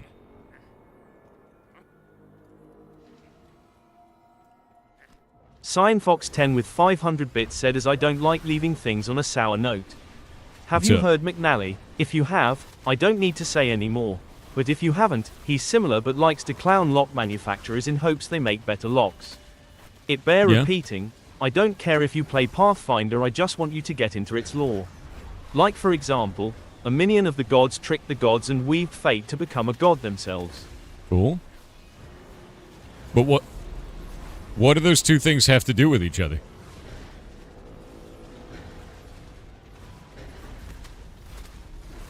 That's what I'm confused about. I'm like, what?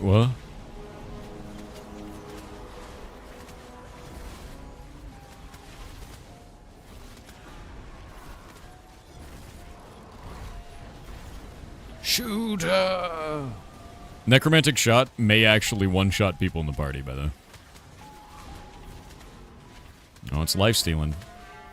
And lifesteal is a targeted spell on somebody. That's why I think that time it hit Greenhorn. If I see that correctly. Also, Greenhorn's only level 17. I didn't realize he was so low. Yeah, we definitely don't want to go in the front door. Get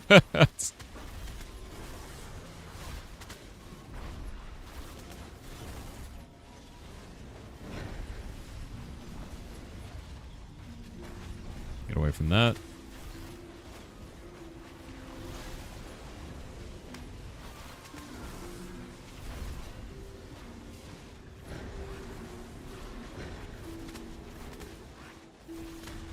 Hey Zotax, do you know about using an arcane rune for your prismatic ray?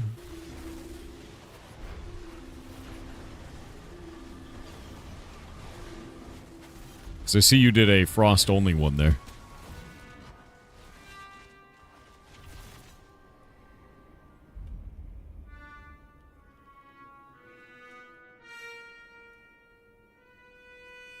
Because you should be high enough level to pull it off. I think at level 20 you should be.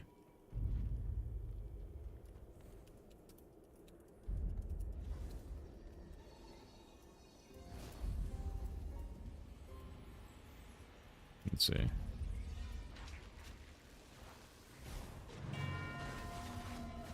Let's see if he knows it.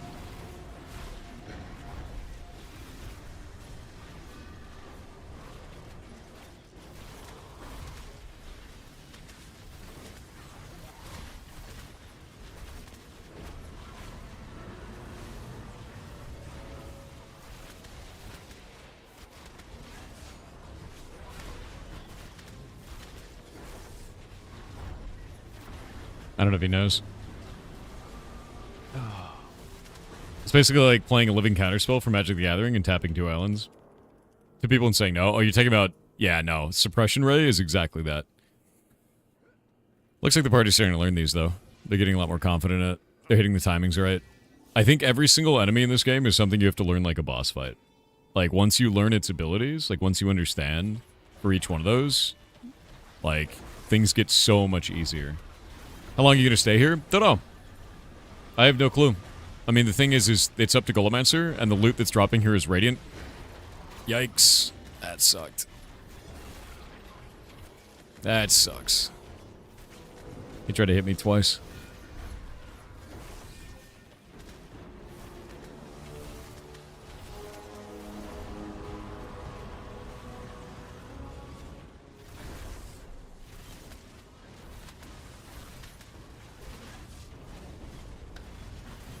Yeah, you have him inside the floor, which is really funny. Nice. What indie did you miss today? You didn't. First one is at 3 a.m. Yeah.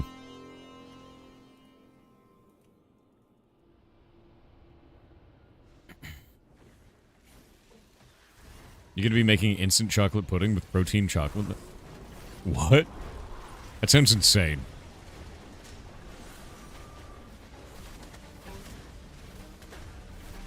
My pet has died.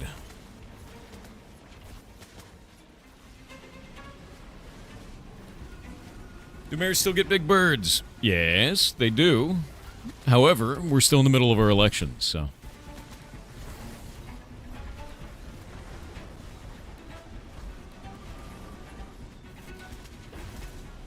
What's going to be max level when the game comes out? 50, 5-0.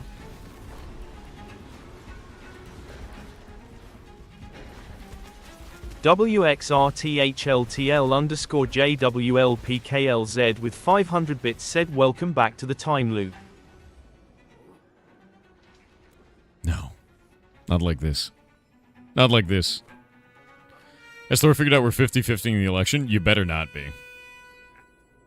You better not be. You think they make leveling faster on release? I think they make leveling slower on release. Legitimately so.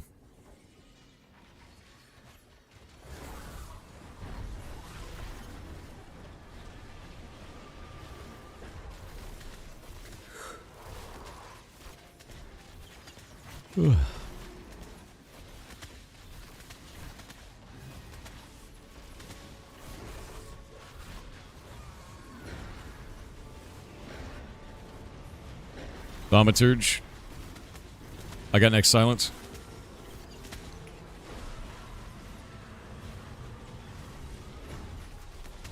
Voiding.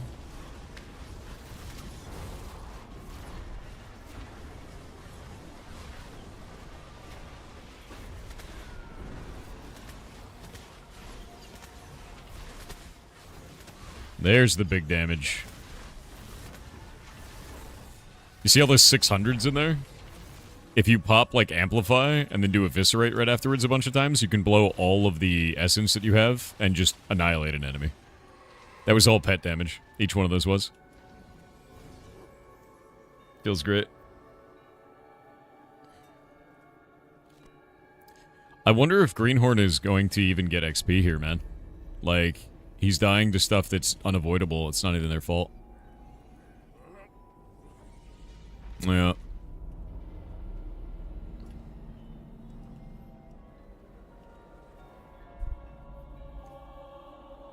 What do you think about this game? I love this game. I've also played it for like 2 years, so I'm kind of a little bit biased in that regard, you know? WXRTHLTL_JWLPKLZ with 500 bits said we missed you for such a short time, but you are back again. This is your 22,345th time in the loop. No. Will you stay with this forever? No. Not like this. What do you mean? I'm not in the loop. I've escaped. I escaped ages ago.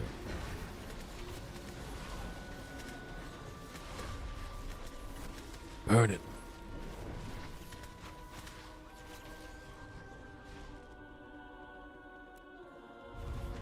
Can't do this to me. You only think you escaped? No, I escaped. I definitely escaped. Right? Right? Like, I'm not in the loop. No, I got out. I got out.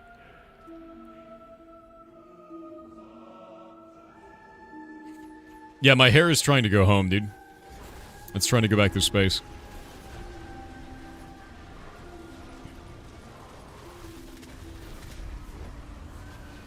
That's bad. Thaumaturge first.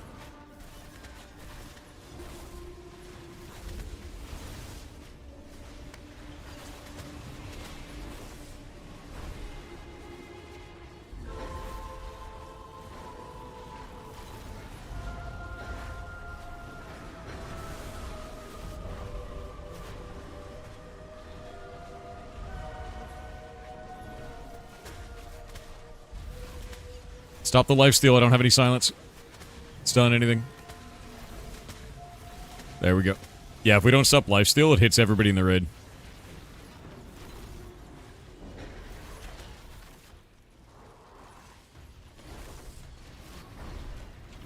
Nice. Good recovery. Really good job. Now imagine a raid of 40 people, and lifesteal goes off, and nobody has a silence up because there's no summoners.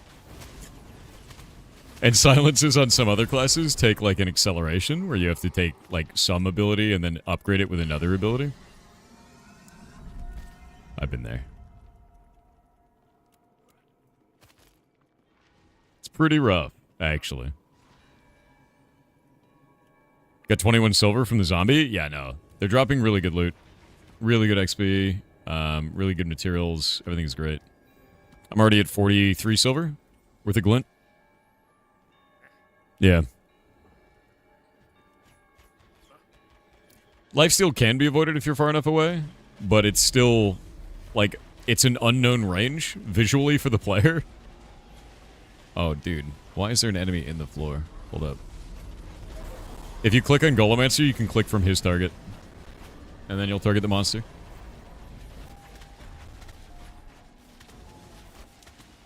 Yeah. Tank chain silences? It can, yeah. WXRTHLTL_JWLPKLZ with 500 bits said what's the behind you? Oh, it's your front side, walking into the time loop. No. Welcome back to loop time. You are always on time here. God damn it, why are you like this? Vinthal said there is no rule saying your New Year's resolutions must be used for good. Be weird with it, ya goblin. What if my New Year's resolution is to stop you from accomplishing your New Year's resolution? What if that's my goal? One of us will fail. Golem, why do you keep bringing them to that crack in the floor, dude? We're not going to be able to loot them like that. It's funny as shit. Finally, a summoner stripper. How you fighting at PvP? If you fight against a summoner, it's like a knife fight where the winner dies in the ambulance, right? Like, the summoner's probably going to die, and then all of his dots are going to blow up on you, and then you're going to die. That's pretty much how it feels. And it's great, to be honest with you.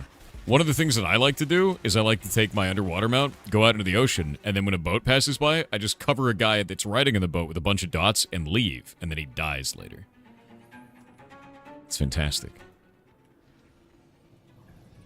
We trade next batch, you play something else and I play Summoner. I may stay as Summoner. Now that we're here, the amount of silences and group control that I gain, this feels really good.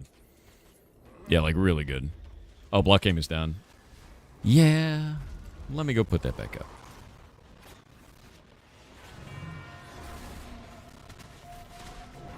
Boop. Like that. Oh, something's wrong with the audio. That's a bit weird. Yeah, the audio's freaking out in the game. You forgot to put it back up? I'll figure it out. Or not, because they reset my login token. All yours, Jake. Come on, man.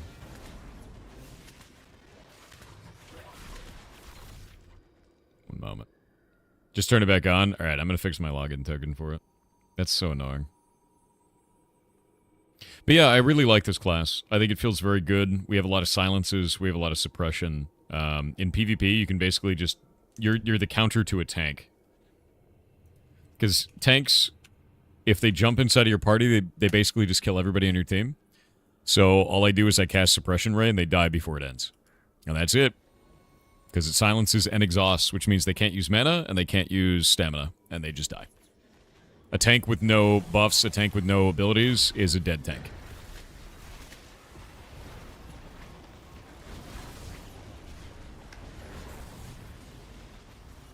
How does Summoner do against Cleric? I feel like against Cleric, we're actually pretty bad.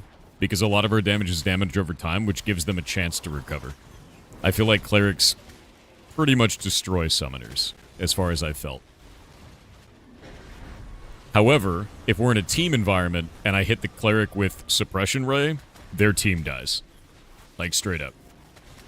The silence is cool, but you can't do damage while the silence is going on. So you have to cover them in dots, and then silence. And you have to hope that they die before the silence ends. Yeah. They can conflag you, and then, you know, while they're healing themselves, they're doing a shitload of damage. Clerics are just really hard to kill as a summoner. They're easy to shut down, but it has to be in team play. Yeah. Rogues answer clerics anyway. They just one-shot them. Why is the audio screwed up here? Do you hear that?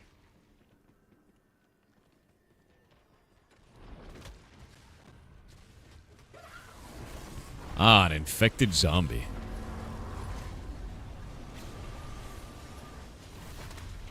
Let's see if I can shear that. That is not shearable. Interesting.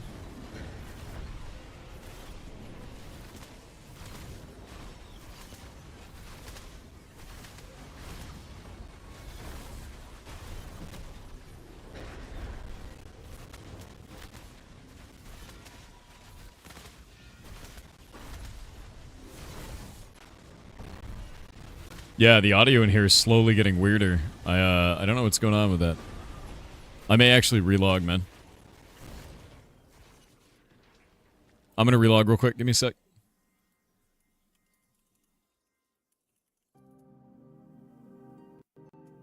Yeah, no, it's like causing weird audio issues.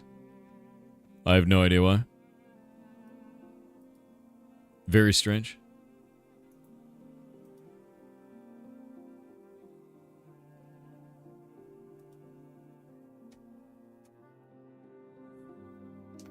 Corruption is spreading a little bit. Holding loading screen for final touches. Okay. Glad to know that we need to buy final touches off the vendor to craft the loading screen. Very nice. You've been running a duo ranger team with your partner. They just got to level 10. You're not far behind. And the Thorns of Regeneration cast on each other is game changer. It's awesome. Rangers are really good, dude. You always want to have at least one in your party. Thorns is just a good ability. It feels fantastic. Like the names of your alts, they're great. Thank you.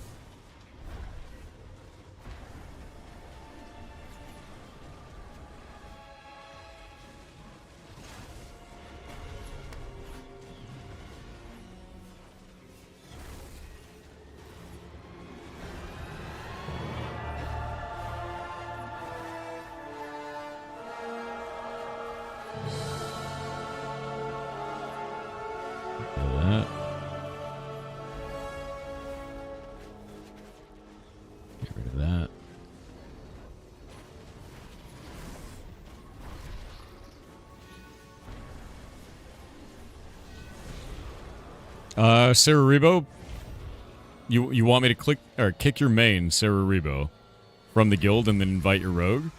I need you to get on Cereribo and whisper me from it. We have had people try to message me to say they want their main kicked when it is not actually their main. So, gotta confirm your identity. Please go and get on your main and then whisper me from that character. Music is so epic. It's pretty cool here, yeah. Yep. Just want to make sure that it's actually you, bud. It's actually kind of funny. Yeah. Yeah. Oh, we have 2 slots open. I can go to the list.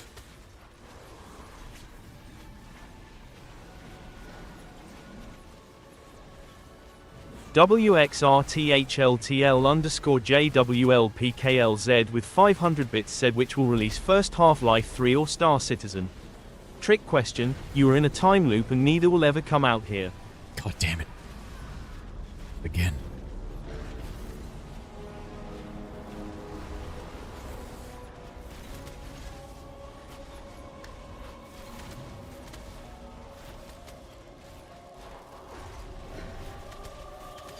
You bet Half-Life 3? I mean, Star Citizen is still technically playable, while Half-Life 3 is not. So... you know? You also have the audio bug? Amersilf? Yeah, it's pretty weird. It's really weird.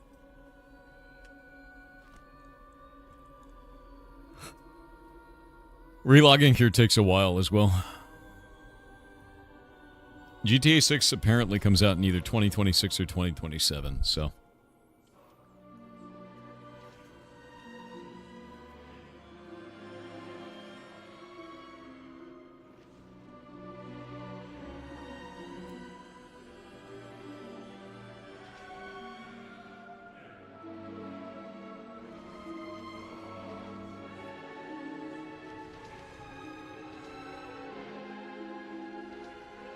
Hey, Narzul, I will add you to said list. I need to start going through that right now.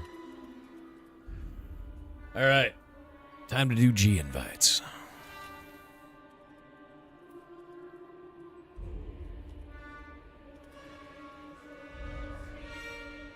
Nice.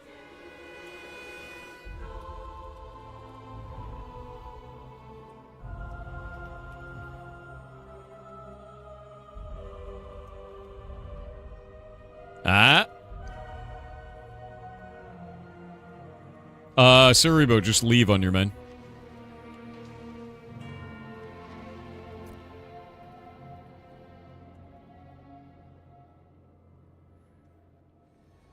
Yeah, just leave on your man, dude. Makes my life easier.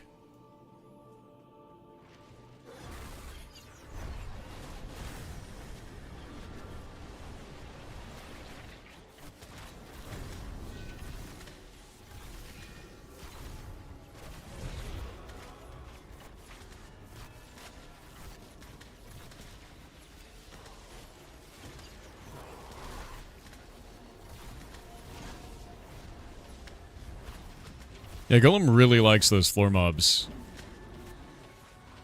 I don't know why he keeps doing this.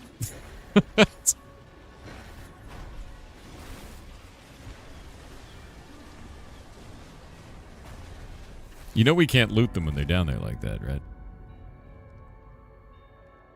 You could tank them literally in any other location. Any other location. There you go.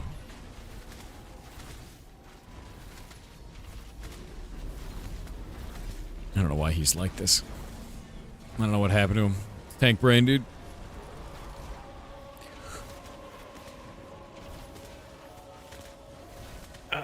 Alright. Mostly awake now. I need to get water.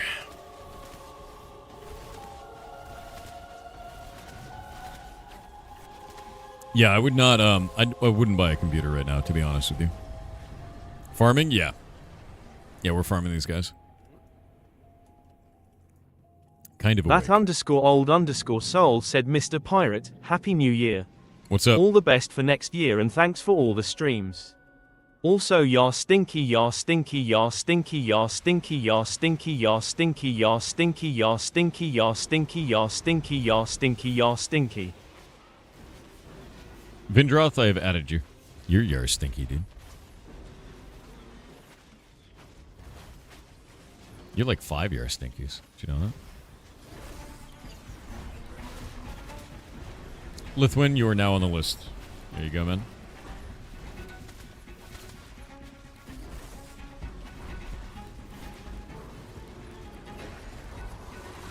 Bligix said, hi Thor, watching for 1.5 years.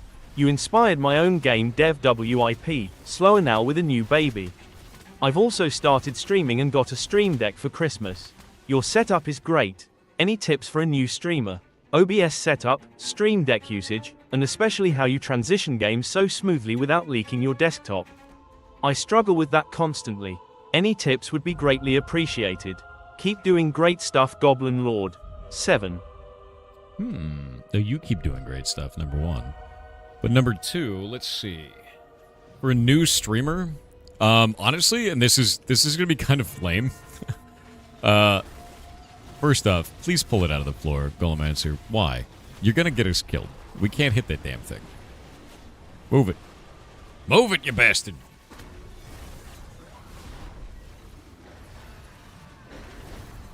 I'm gonna let it eat you. I'll do it. You didn't do it this time? Yes, you did, man. Move away. It'll follow you. I swear to God.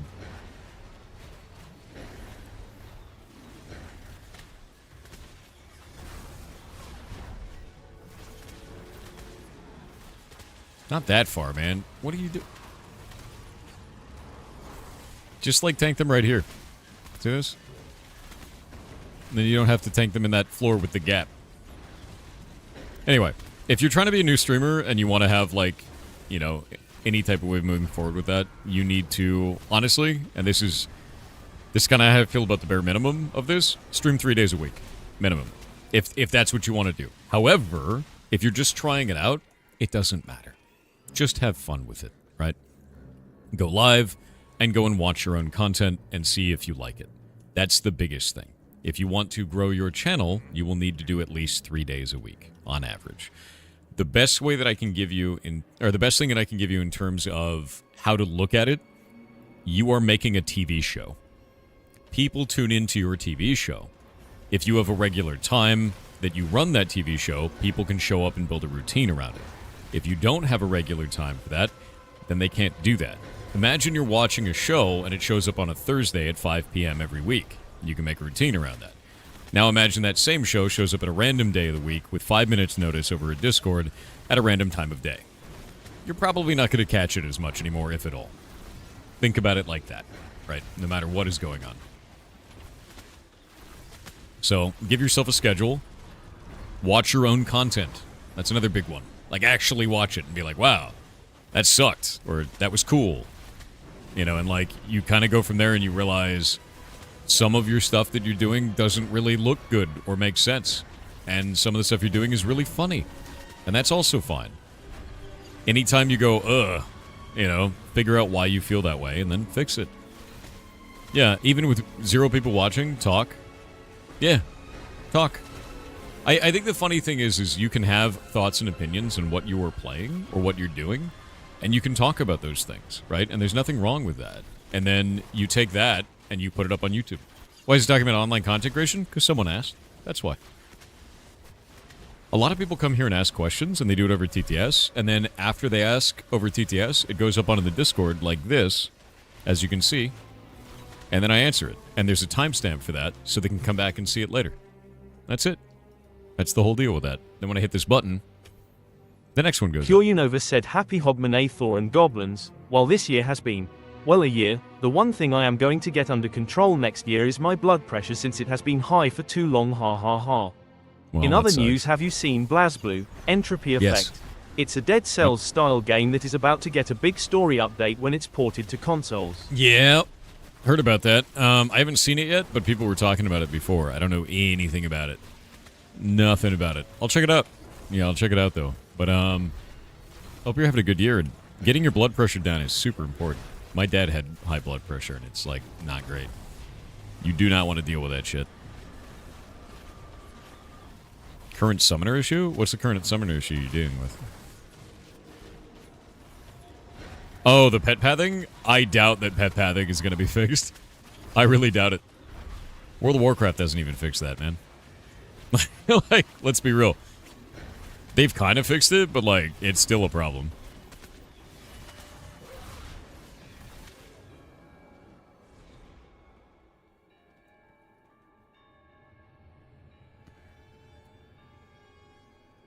The Bitit said, do not make resolutions. Make binding agreements with eldritch horrors, devote yourself to the dark woods, to the mist. Fill your fists with cold forest soil and scream into the new year. Cold forest soil, you say? I'm on it. I'm ready.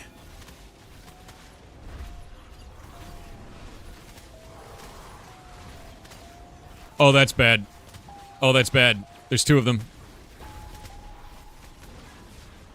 Void is going out. Swap to the Thaumaturge. I'm going to mark it. We have to burn that immediately. Nothing else matters. Oh, dear. Burn, burn, burn, burn, burn, burn, burn.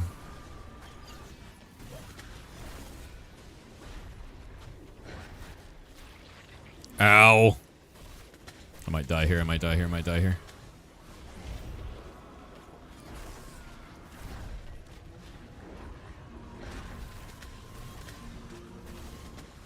Couple down. Kill the one that's marked, please. Pet's dead.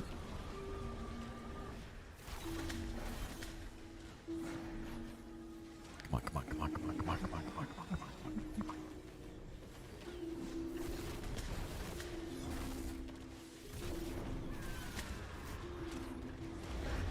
Nice.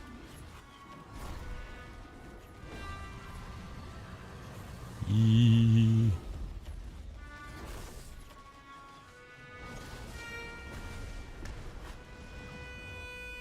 All right. That was terrifying, bud. Why would you do that? Ooh. Big boy pants. For tanks. Actually more for healers, because finesse. 2 Thaumaturges and 2 melee. Actually insane. Oh, my pet died halfway through that pole, too. Have you heard of the game Shapes? Oh, yeah. No, absolutely.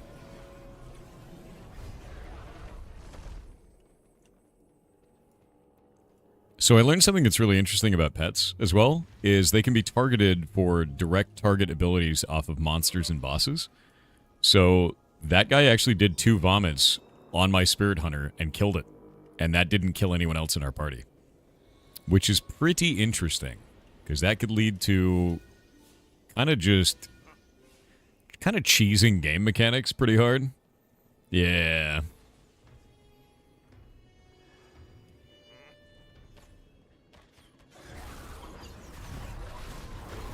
Baiting out targeted abilities, exactly. It looks like it just chose a random target from its list of threat targets, and then kind of went from there, which is... That could lead to weirdness, you know?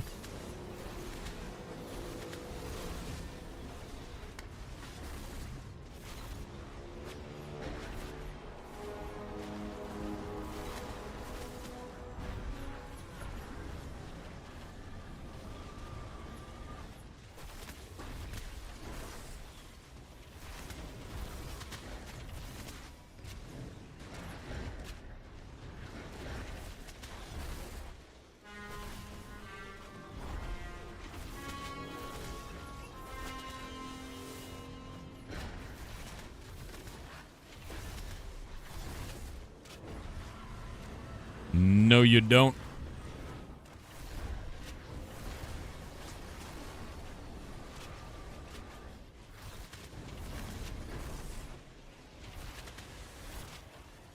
Boop.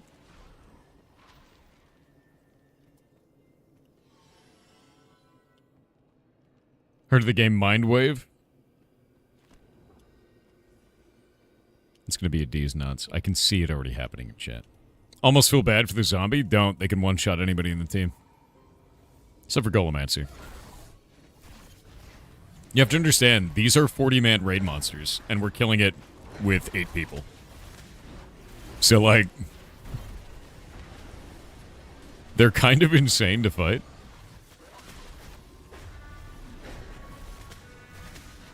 Like... Thaumaturge first. Thaumaturge. Yeah. Ooh. Don't know what that shit was. Don't like that. Not what I wanted. Wrong button. I need to move that, I think.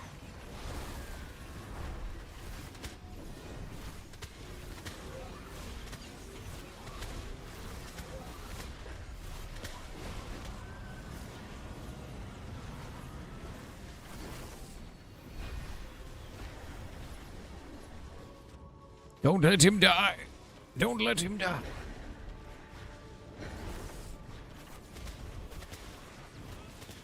Oh, there's an infected zombie in there. Oh, Golomancer's dead. Summoning. Root it. Alright, pet's going out. Go forth, my child. Survive.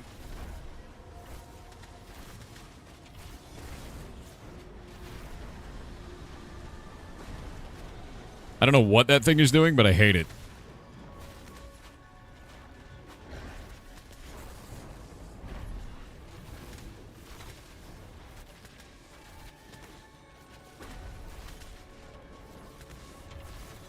All right. Oh. Crazy physical power book, dude. Crazy physical power book. That's a tank book. Look at that. Physical crit evasion, physical evasion, strength and mentality.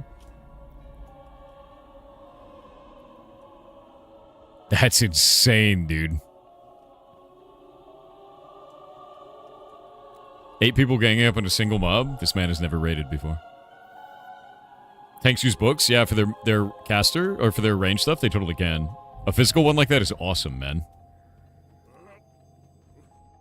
Coats and boats? Stat boat? Dude, I'm going to tell you right now, the stats for that are not for a DPS. It does a lot of damage. It's got a lot of strength. But look at the crit evasion and physical evasion. That's a tank book, man. I'm telling you. That thing is beast. Boop, sheared.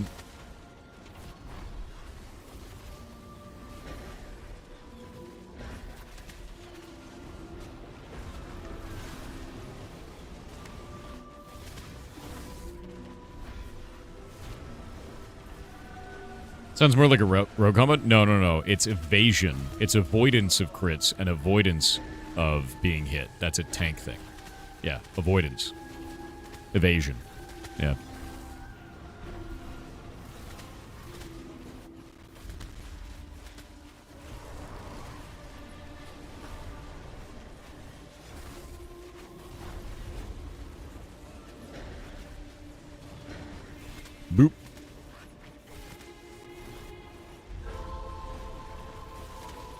Is this gear grinding? Yeah. Evasion's like dodge, yeah. You don't want that. Daggers. Radiant daggers. Rogue is excited. That's a big deal. That's a really big deal.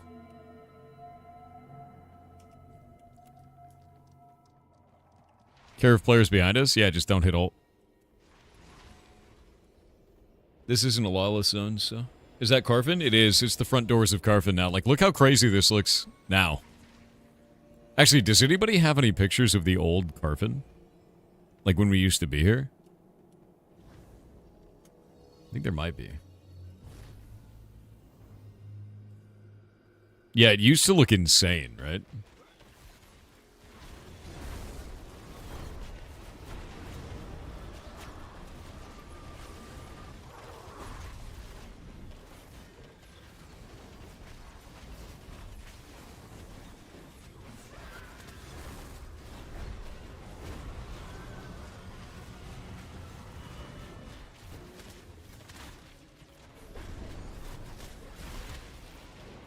Nope.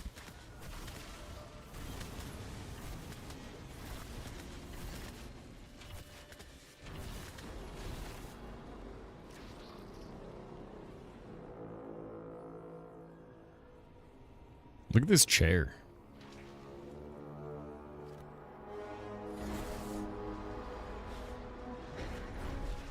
That chair is sick looking. Love to see it. It's weird as hell.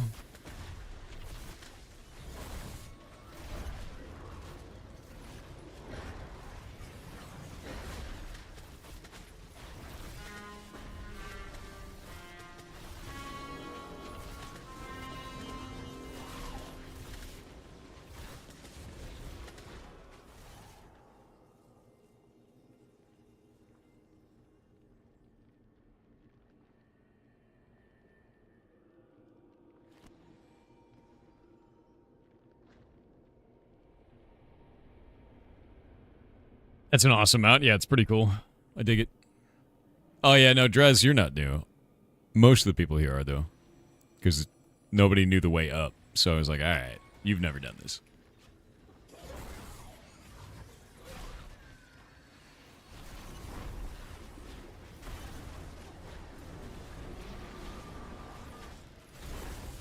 Rinta, you're standing in poison. Move.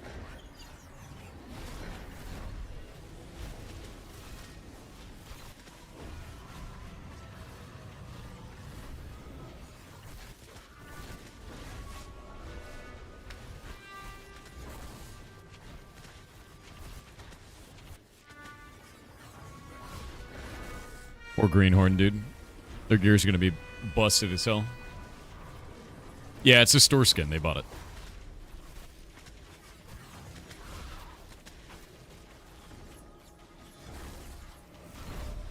This man Golomancer pulls multiple thaumaturges at once. Happy birthday. It's not my birthday. How dare you? Oh, Kay on the couch said, I wish they would overhaul crafting, especially cooking. Ain't nobody got time for that. I know. I know it's bad. Nobody's having fun with it. The grand majority, anyway. Even Tarmok, who's like... like journeyman everything, is like, I hate this. It hurts. Happy, but it's not my birthday. It's not my birthday.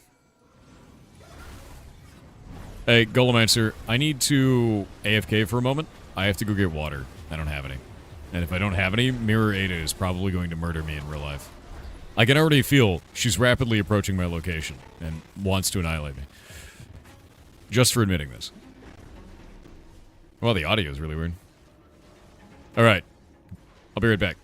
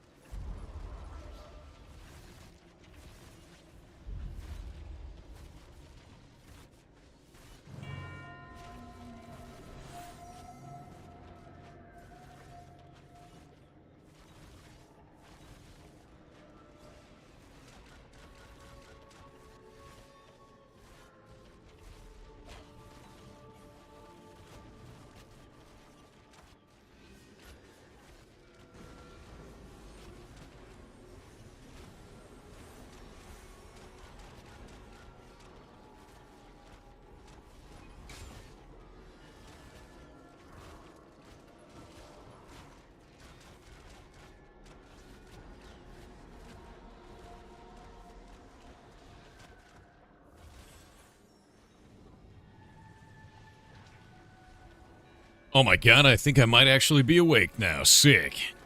Holy billionaire Batman, what? Wait, what have you guys been doing while I'm gone? Wait. Why is there a hype train? Wait, what?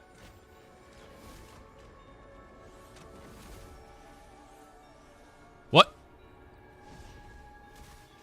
What?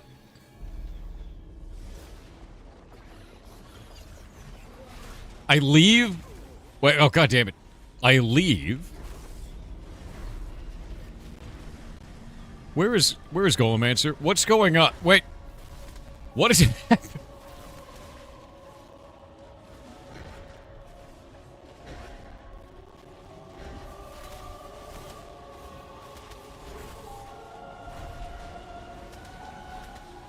War Mage, not our bull. Got it. Okay, first off,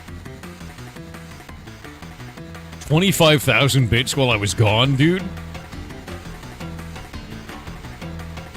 And then 10 gifted subs? What is happening, dude?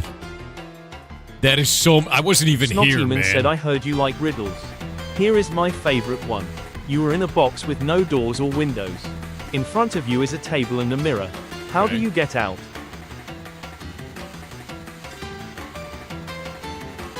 I mean, I guess you could use the age-old one. If you look under the table, you see what you saw, you take the saw, and you cut your way out of the wall, right? Like...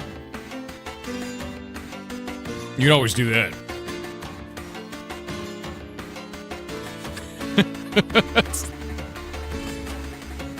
Yeah.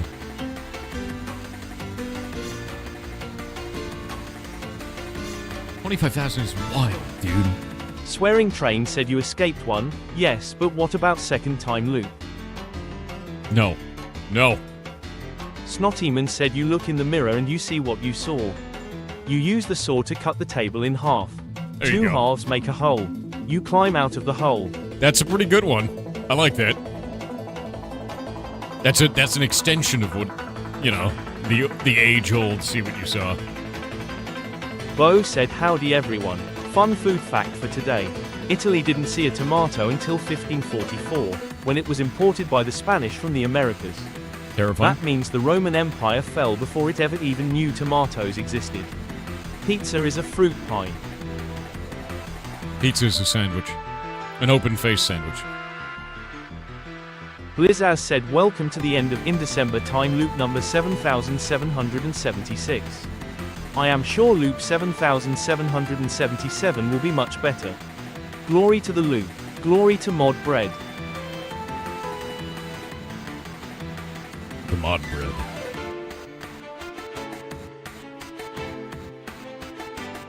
Wait, is he just dancing, getting hit by that? Bobbing and weaving.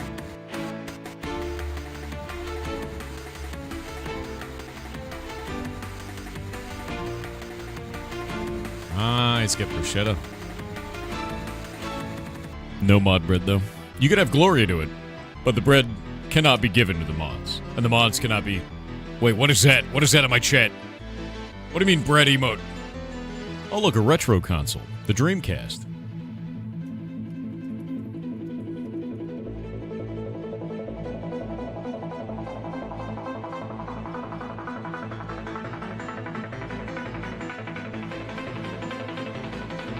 Dude, the audio is super busted in game. This is awful. Like, whatever's going on with the audio in game is terrible.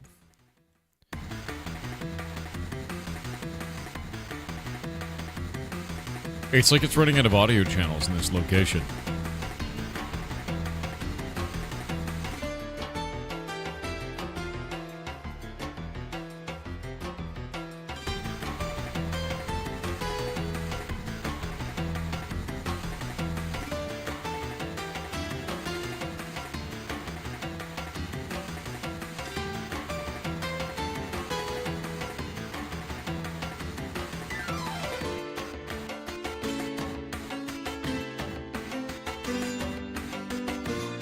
Oh my god. You guys are wild. You guys are absolutely wild. Level 11 now.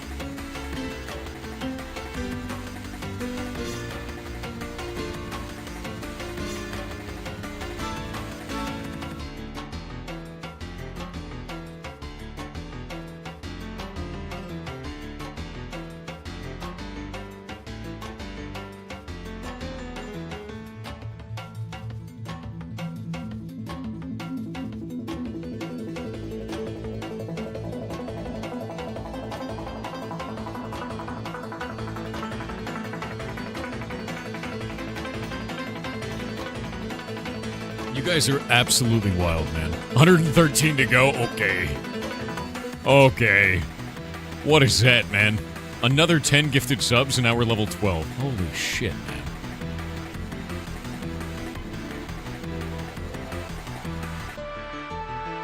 I know, right, Calamity Heart? Completely bonkers.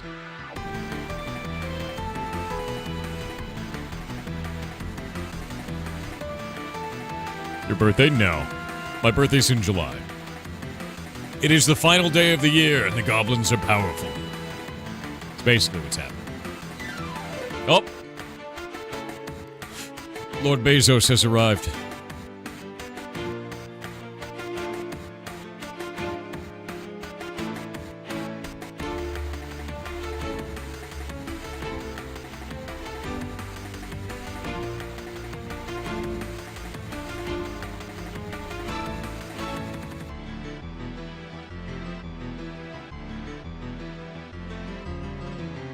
I just whispered coats and boats with hello.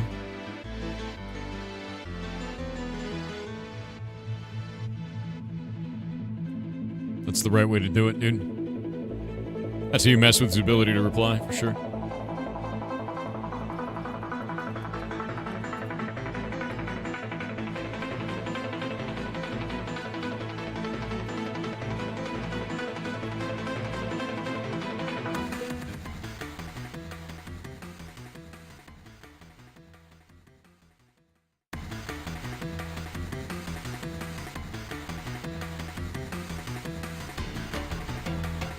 Who's been your favorite person to meet due to streaming? Jacksepticeye. Hands down. Jacksepticeye is the reason that I stayed streaming. And the reason why is because early on he played Heartbound, and it got a huge boost of people to watch my stream, and we went from like 10 average viewers to 90. And then I lost all of them. And the reason why is because I wasn't very good at streaming. And I got better at it. I practiced, I learned more about like analytics and being more entertaining on stream and like started to optimize. But if I didn't have that opportunity, I never would have done that. And that's 100% because of him. And it was just something as simple as him playing an indie game, you know. And I got to meet him, and he got to give me an award on stage at the Streamer Awards. And that is one of the most meaningful things that I've ever had in my life. It was insane. So yeah. I don't even think he realizes that. He may not. But to me, it was huge. Yeah. The audio was so busted in-game, dude.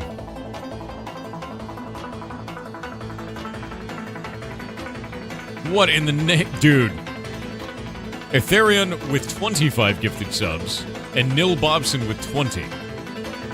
The hype train is now at level 13. Guys, we have an Indecember in 13 minutes. Don't do this. Do not extend. Do not extend forever. You are wild. The audio is busted, dude. The in-game audio sounds like a cheese grater. It's pretty bad. Is that when you blanked out on stage? No, that was the first time I won at the Streamer Awards. I didn't know what happened. I walked down the ramp, I adjusted my glasses, and when I touched my glasses, I don't remember anything from that moment to when I was leaving the stage. I just blacked out. That was it.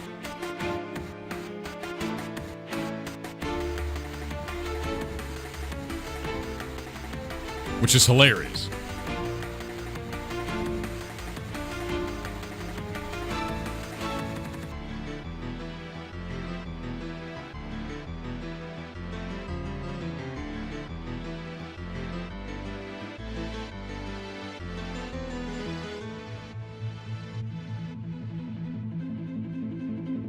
Yeah, look, it's eating all of the poison pools, my spirit hunters.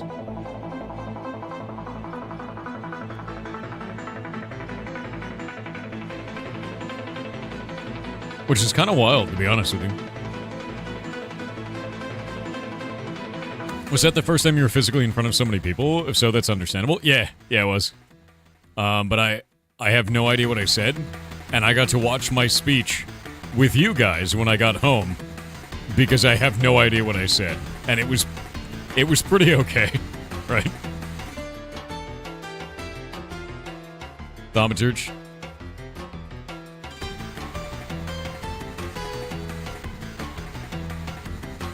You seriously using the 9 button? For that? Yeah. There's not like a lot of good stuff on this because it doesn't let you rebind a bunch of mouse buttons. Like I can't use mouse button forward outside of guard, which is really annoying. And I wish that I could. It also carries your keybinds between your different characters. So when I'm playing my tank, I have to swap that. Which is also really annoying. Like I need a per character keybind for this. It's not really in a good spot. Your hands must be huge to hit that. You have 2 hands. You know, like, you know? They've added that now? Is that actually in options? Where can I find that? Because that wasn't in the game before, and I wasn't able to find it this time around. Key bindings. Holy shit, I'm dumb. I had no idea that was in there. That makes my life so much better, dude. Yeah, because watch. I'll go down here to like 9, and I'll hit this, and I'll hit mouse button forward. It works now! Oh, they must have fixed it in the patch the other day. Oh, that's sick. Alright, that makes my life so much easier. Yeah, no, the other day when I pressed that, it would just disappear. It would just go away. And I was like, no. You need to rebind shit? I'm so excited, dude. Front mouse button was not working. Yeah. That option's been there since Phase 2. Early Phase 2, I didn't have that. It did that to you also? Yeah, no, it looks like that's been fixed. I'm so happy, because that sucked, man. Yeah, I need to start doing, like, shift mouse buttons now, too, then. Because that also wasn't functioning. Because we couldn't do forward mouse button. The audio in-game is terrible, and the performance is starting to go really weird. Oh?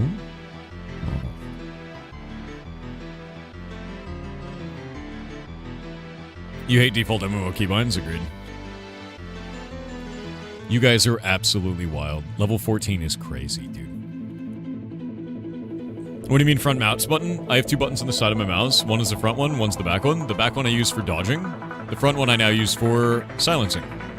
Super useful. Because you want, like, snap emergency actions on those. And those are my emergency actions. Yeah, I'll go loot it in a sec.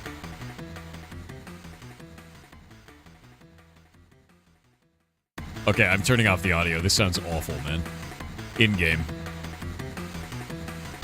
Jesus. What in the... What? Dude, what? Tier Draconis said 6-7. Epsilon said some more indie games that came out this year that most people are sleeping on. https://www.youtube.com/shorts. It looks like a YouTube Shorts link. I will check that out, man. What is Hype happening? Kinetic with 500 bits said interesting fact about botflies. Female botflies lay their eggs inside a mosquito. The eggs will cause ravenous hunger with the mosquito, and while consuming human blood, the eggs will then slide out of the mosquito and into the human host. Then the botfly larvae will hatch and eat away at the human flesh. The host human can feel them moving around. The human often needs surgery to get them out since the botflies have spikes that dig into the flesh.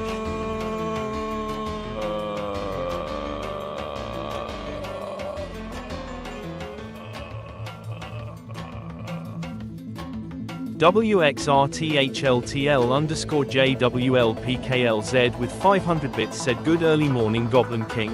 For my New Year resolution I wish to present a new font of knowledge. What's that? Remember as a kid eating alphabet soup? They have a new concept called Times New Ramen. Enjoy your typographic serif and may all your wingdings come. You are ridiculous. Tory Kitch with 25,000 bits said new year, new budget. I just need to say that we are here if you need more on support. It's like moral support, but we are gonna end up doing dumb stuff anyway. Proud of you. Also, 25,000 bits is outrageous. That's wild, man. That is incredibly wild. Thank you very, very much.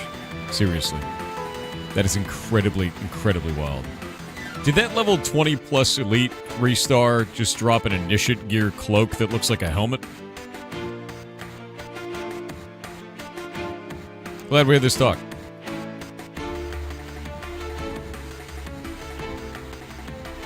Cool game, dude.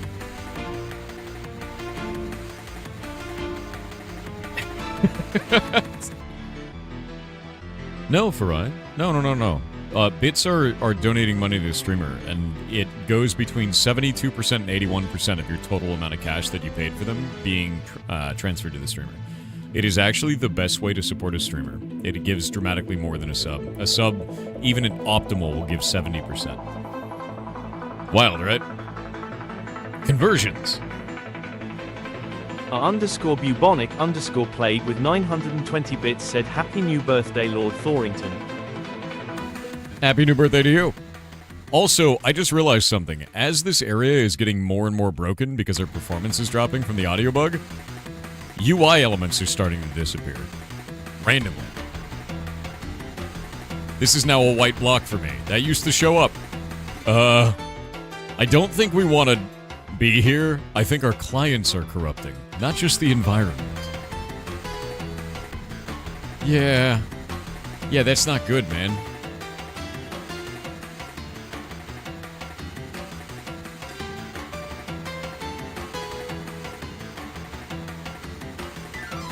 That seems unhealthy. I've already bug reported it, but it's bad.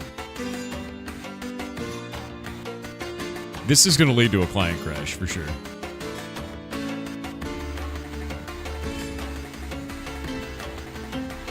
You guys are outrageous. Holy shit.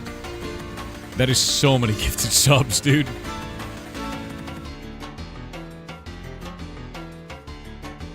That is so many. Look, the effect is back. I wonder what's causing this. The game isn't worth 50. Cool, I'm not getting it. If you feel that way, don't buy it. Like, straight up. This is an alpha. This is not a finished game. It is incredibly broken, and we are bug reporting stuff constantly. It is way better than it was a year ago, 6 months ago, or 2 years ago. Dramatically so. And if you are on the fence at all, do not buy this. Wait. Especially because all of our characters are getting deleted anyway. Oh my god. Dragon Forger with 20 gifted subs.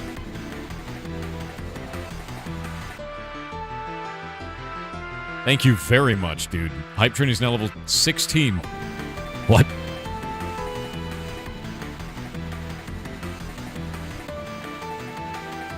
Tumbleweed, I was talking about US conversion rates. Yeah. Bits are not good internationally. US conversion rates, they're great.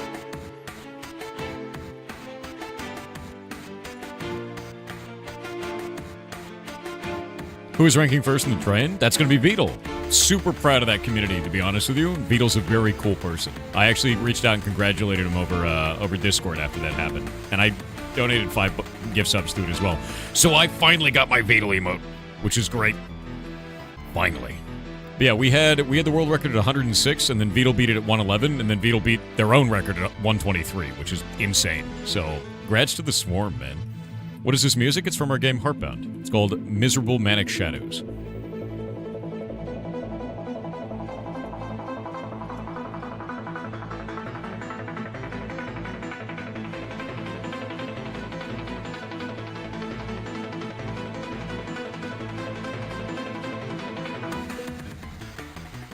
Archmage3x said, is there any way to watch your streams on Hackmud? On Hackmud? I have no idea. I don't know if they do stream integration in Hackmud. Unless you mean my old Hackmud streams. Those still probably exist somewhere.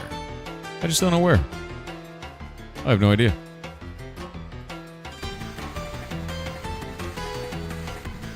Yeah, this song is actually the combat music for the scene that I'm working on right now, actually. Denelia, thank you for the 50 gifted subs. Holy shit, man.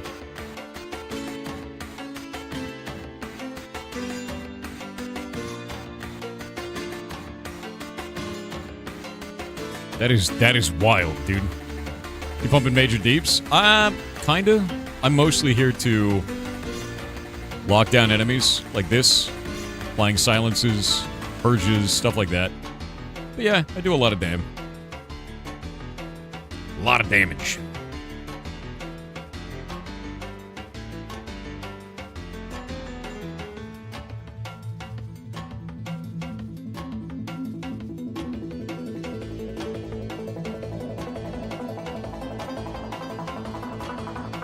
Nope. Zotax is dead.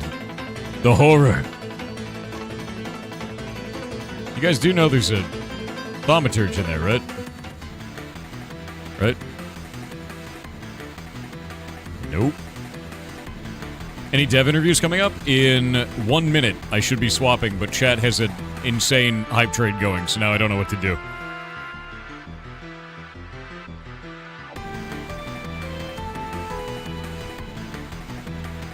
But yeah, my job is to silence shit as best I can.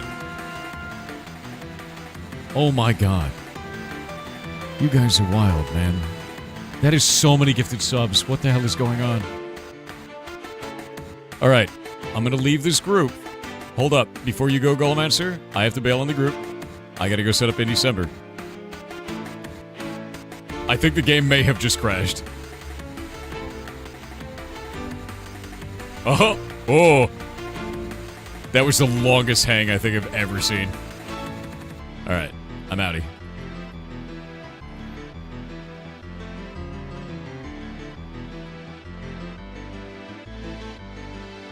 Yeah, you guys almost crashed the game, that's true. Oh my god, 1300 bits, dude. Alright, I'm gonna set up this thing. Walmari said bread for the bread mods. Bones for the bone daddy. Milk for the corn flakes. What does that mean?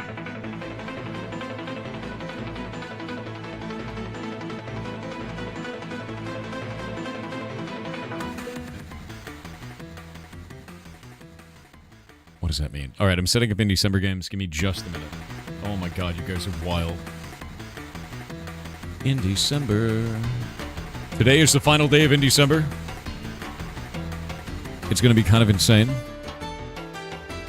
I need to set up the games real quick. Give me a moment. I suck. What was the order yesterday? It was Water Park Simulator first yesterday.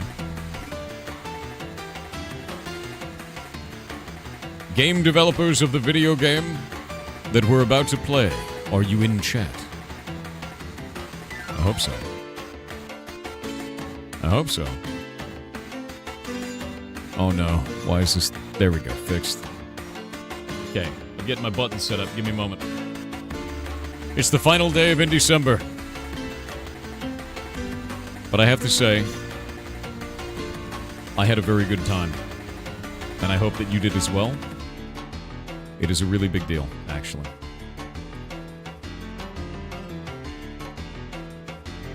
I need to do an announcement for the Indecember games, too. I want to see if we can pull some analytics and see exactly how many wish lists everybody got, you know?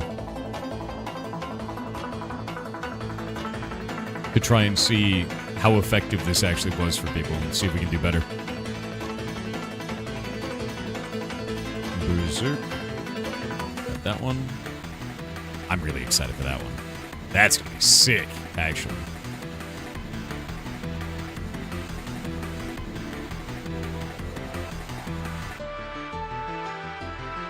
Alright, that one's done. I'm really glad they got in.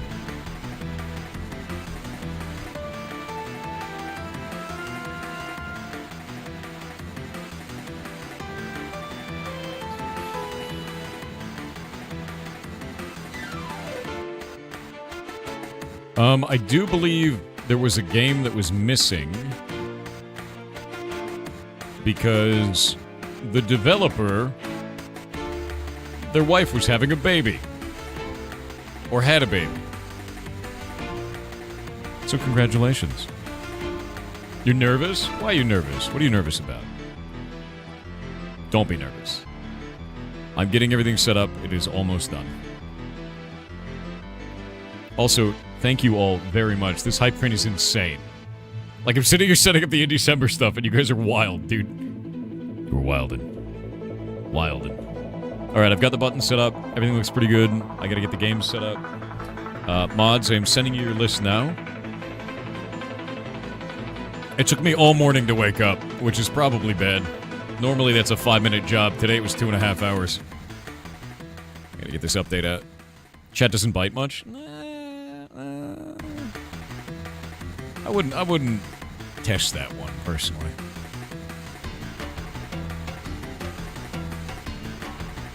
Super.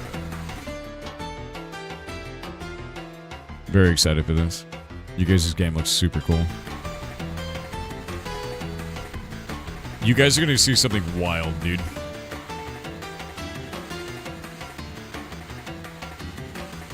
I'm very excited for this because it's something that I've been telling people that they need to listen to for years. What? In the name of science. 50 gifted subs, dude. What are you doing? You know I have to kill the hype train music. You know I have to. You know I have to do this. What have you done? This is madness. It's level 19. One sec. I'm setting up the video game. It's almost ready. Video.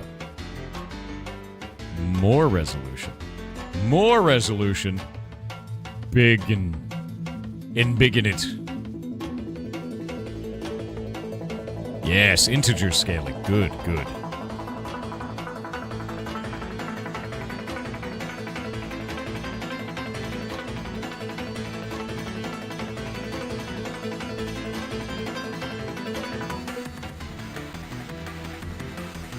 All right, almost ready. Music is a little bit low.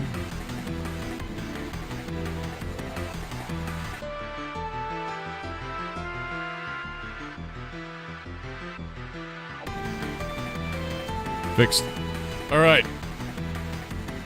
All right, chat.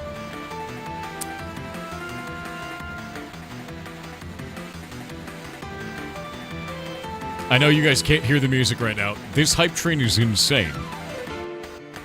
This is insane. But I have to play the Indecember game. I'm going to have to cut the hype train music so that we can show off this indie game for the last day of Indecember. So I'm going to do that, but I want to let you know this is incredibly wild and very generous and nice. I did not expect that at all. Just turn the music down? No, we want to hear their music. If you do, we'll sub more? God damn it. You guys are outrageous. I've stopped the hype train music. Listen to this music. Listen to it. Listen to it. We can't multi-track drift. Draz. Oh my god, dude. Another 20 gifted subs. No, the hype train is still running. Guys, they have a limited time. This is a big deal for these indies, man. I'm not gonna, no. We can't allow the train to run them over. All right? I'm the dude on the side of the track, and I have the chance to pull the lever to stop the train from hitting this indie dev, and I'm gonna pull it. You are ridiculous. The goblins are so powerful. Choo-choo dev? Oh my god, dude. No, you guys are wild. Honestly, I can't thank you enough, man. Like, I didn't know when I started streaming that all of you would care so much. So thank you. And I'm able to do all this cool shit and do things like Indecember and the rescue and pay the mods and everything because of you. So thank you for making that possible. Do things like this. It's incredibly nice. Never expected. Dear God. You keep doing it. Oh. Alright. Hold the... Wait, what happened? Wait, that's not what I wanted! Yes. What is that? Oh my god. One moment. My boy. Whoa. You tried to wiggle away. Hi. He's so big. Look at him. He's so big. You're like a brute, dude. Don't steal it. Hi. You want to steal my face? What are you doing? You're so chunky now. Oh. Oh. Oh. So big. Hi. What's going on? He's like, I won't go to bed. I'm tired. Was he out running? Yeah. Oh, and the other one. Oh, oh. Want to get him? Want to steal it? Hi. What's going on? You're like, I don't want to do anything. I just want to lay down. They're so big. Ugh.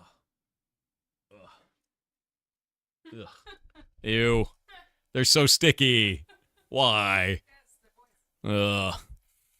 They're very oily and large, yes. Ew. Ew. Hold up. I have to quit the game to desktop because I accidentally started the initial cutscene like an idiot. Shay getting buffed from lifting him? Alright. Alright. You guys are wild, though. A level 20 hype train is completely insane to me. And, I can't believe you. Yeah. I cannot believe you, dude. You want us not to be hype, but showing us happy noodles? I know, dude. Frog and Toad are amazing. They're huge. Alright. Music is working. Let me switch this over. I've got the blur turned off, so we're good to go. And we're going to go grab the game. Moderators, if you guys would like to change the pinned comment, please. Because the first game of the last day of Indecember is Super Adventure. Look how cute this looks, man. Look at it. And we can go into here. All the settings are in there. It actually, like, the menus look really cute, too. They're just, like, really nice and simple. Yeah. It's so tiny. It is so tiny. Look at this.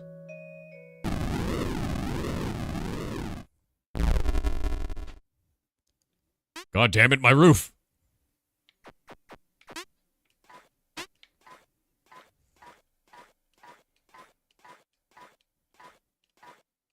This is the whole game. We could stop here, I think. You know? No! Leave Bessie alone! Son of a... What? Okay, so the alien stole my cow and then landed in a castle. Great. Can't believe it. Oh. A witch! Oh, hello, neighbor. Did the aliens wake you up? They did, yeah. They destroyed your roof. They kidnapped Moo. Somebody has to stop them. Not me, though. You should go. Here, take the shield. The shield shall block any attack. An unbreakable wall that will never fail. My finest work of magical art. Oh, it's in a... Whoops. It's yours now, so go pick it up. That's probably fun. Okay, so I move left and right to change the direction of the shield. Pet. You can pet the cat. You can pet the cat.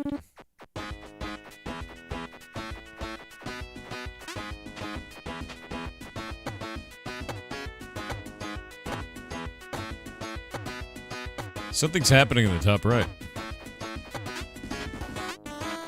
I'm getting like a little pip up there.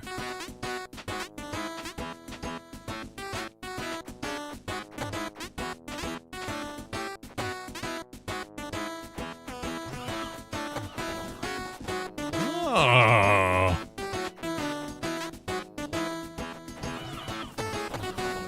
Okay. Okay. I dig that. The music is fire, actually. Okay. Dragon instantly destroyed. Got it. What was that? Fist. Oh, okay. Fist plan.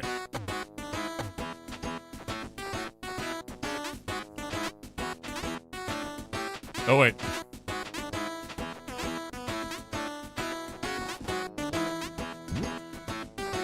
Hi. Oh no. Oh no. What to do? You, person, please help me. Something in my home. Something small. Something creepy. And it won't go away.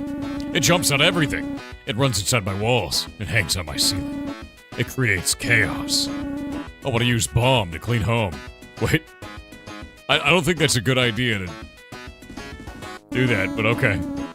I don't understand how to use. I don't have a press Y button. Here, you take it. Please help me.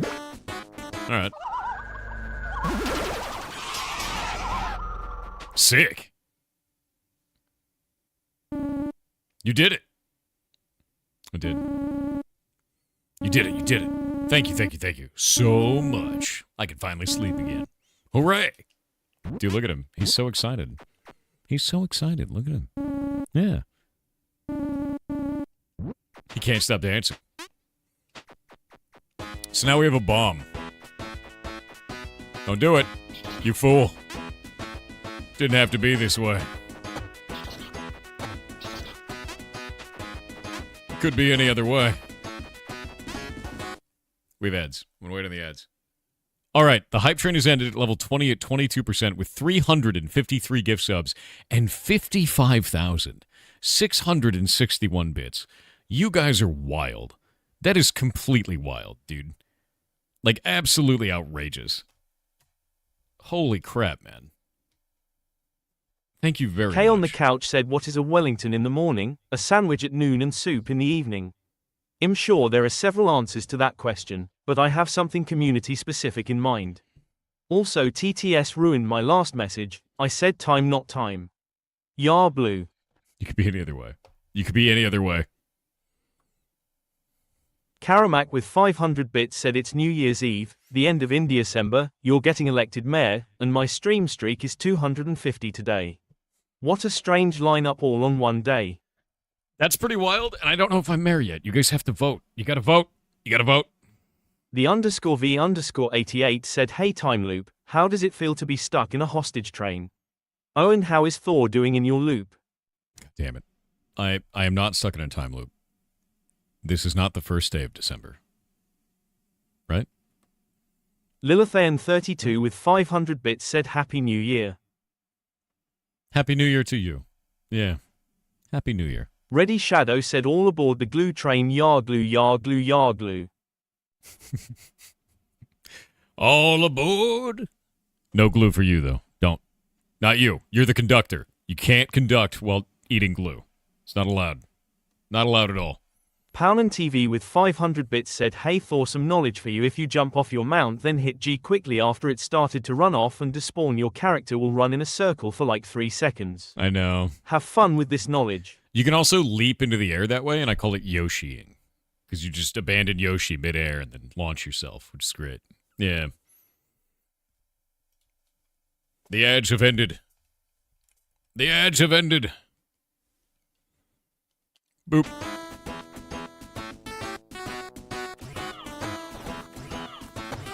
All right.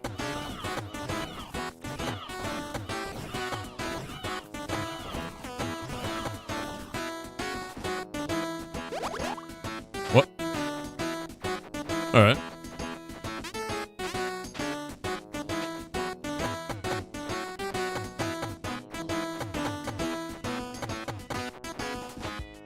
Dork? Oh, wait. You want to talk? For heavens. I thought you were an old rat. They've been dwelling inside this hole as of late. I did not intend to raise my bow against you. I am sorry. Thanks, Bowboy. Eat it. Can I not climb this? Can I climb it? Oh, there we go.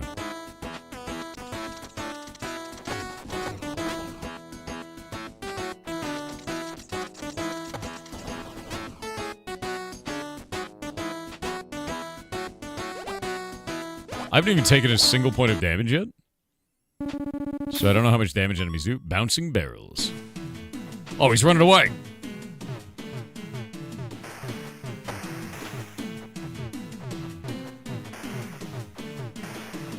Okay.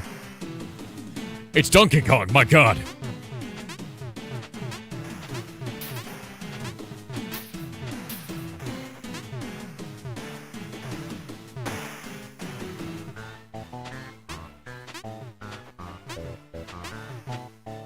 Dude, this music's kind of a jam.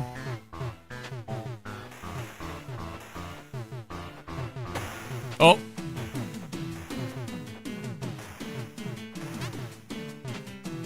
Alright.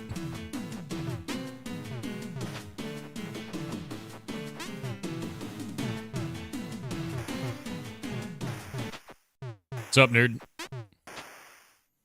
The music is absolutely a jam.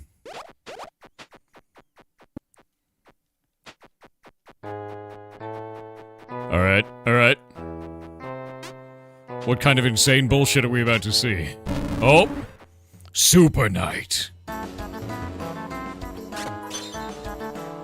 Idiot.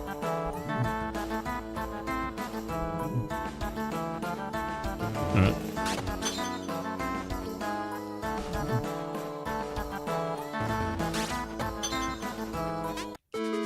Oh ho ho ho ho!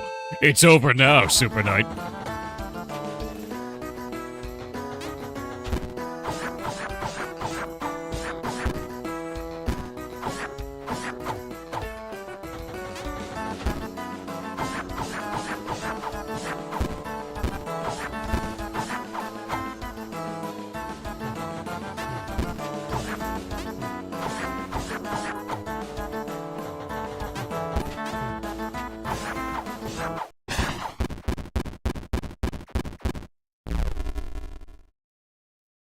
A sword.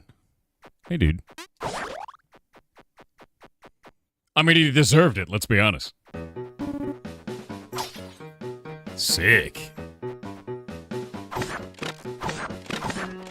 I love it. That guy's like super dead.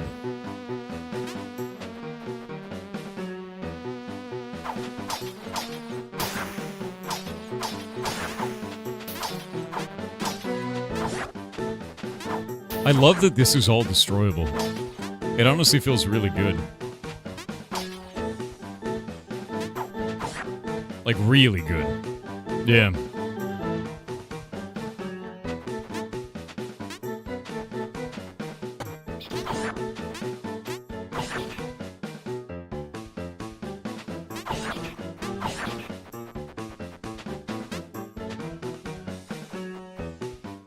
Hey, man.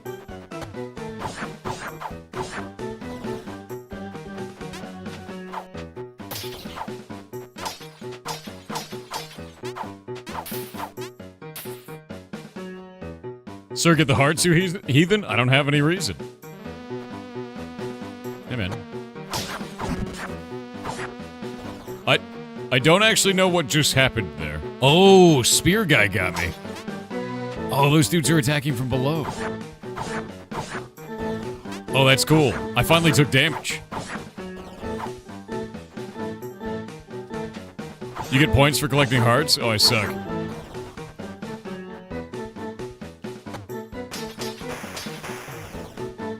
That was kind of sick. They give you points if your health is full. Got it. What? I tried to hit him midair.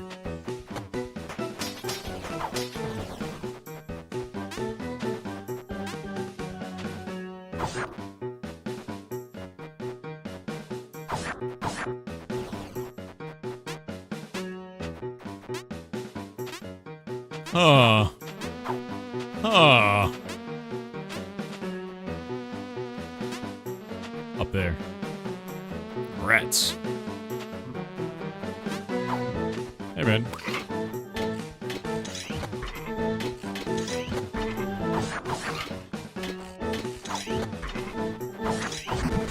Oh. I got greedy.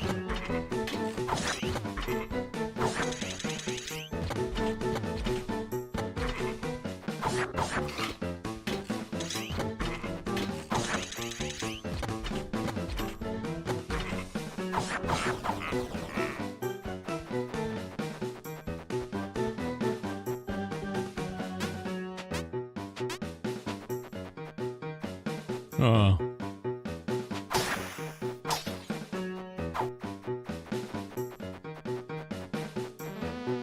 Ah.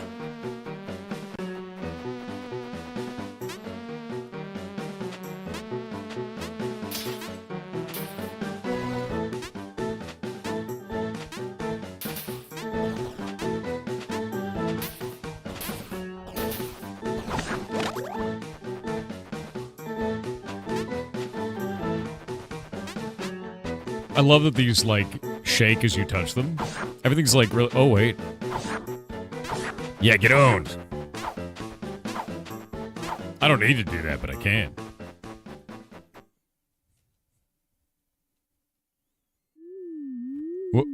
The aliens. They're stealing me.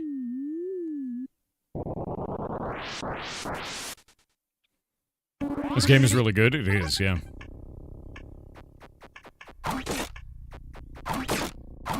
Nice. Nice.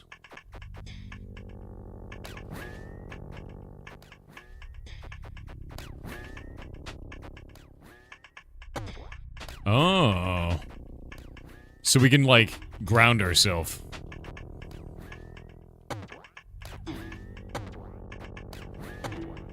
That's kind of cool. I like that.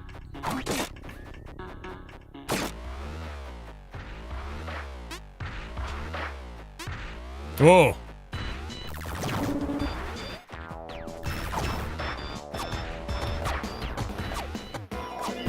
Ah.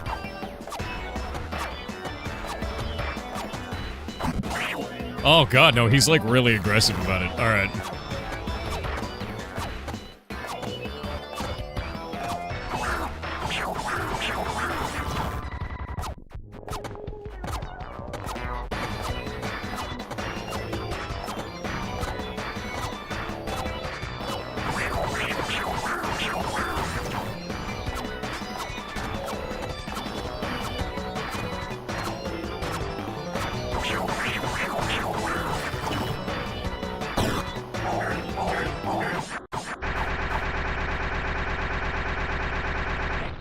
It looked like he was about to monologue there, and I just didn't want him to, you know?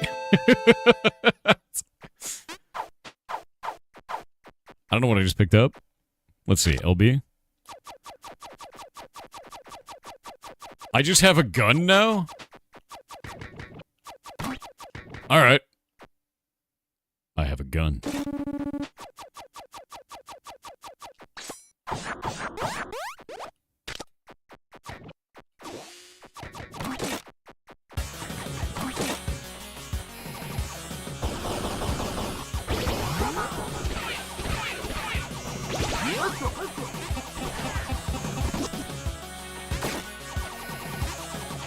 Hell yeah.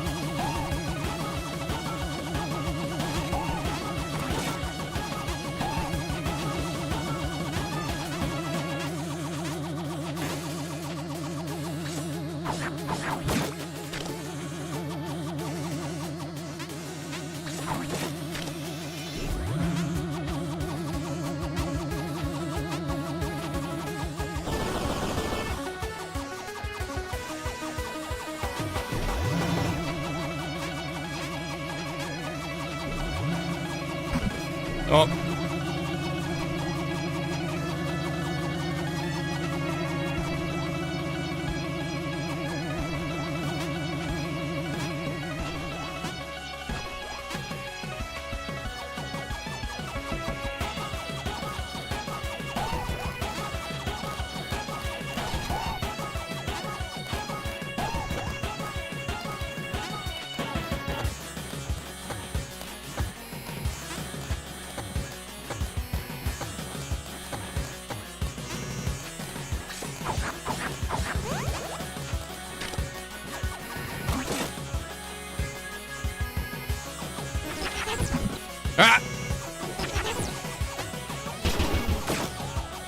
I don't know if I needed to do that, but I feel like I needed to do that, you know?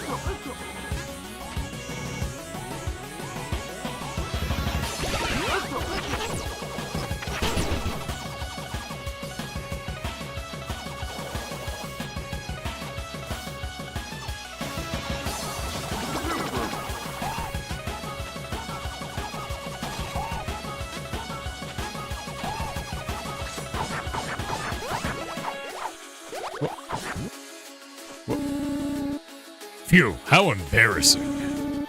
Thanks for helping me out. That's a goblin. That's one of you.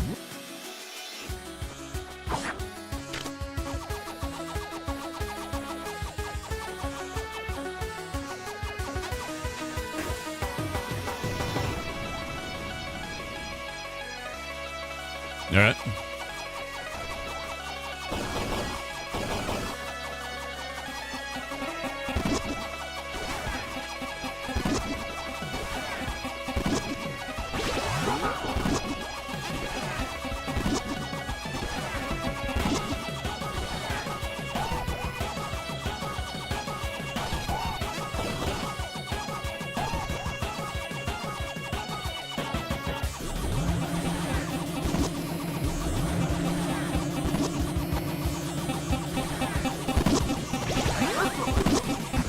Oh.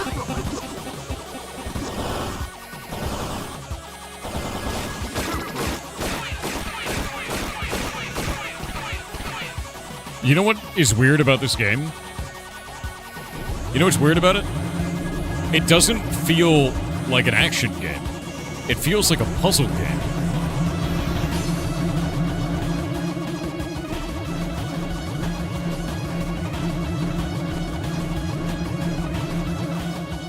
Like, it feels like a puzzle game.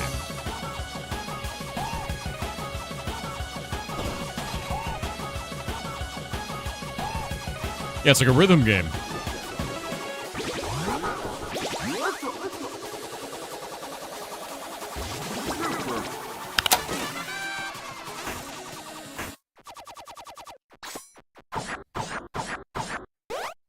My God. We've discovered Zultralord.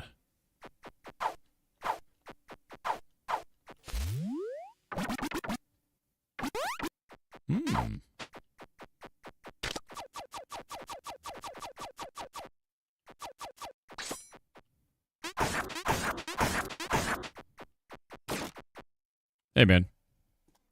Oh, what?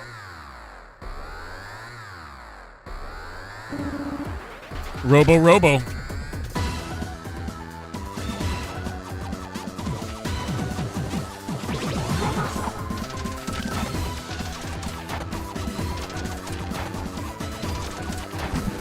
Oh, shit.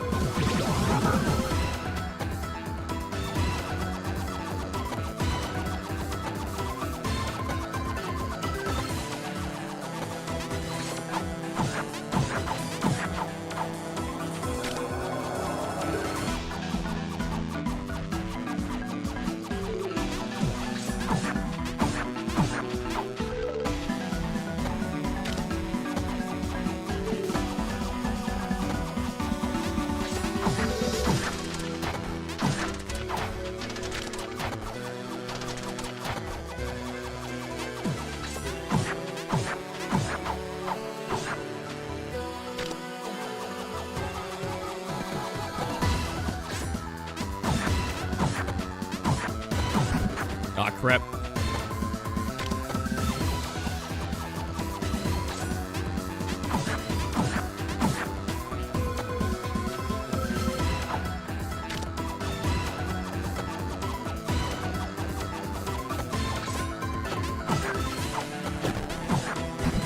God damn it.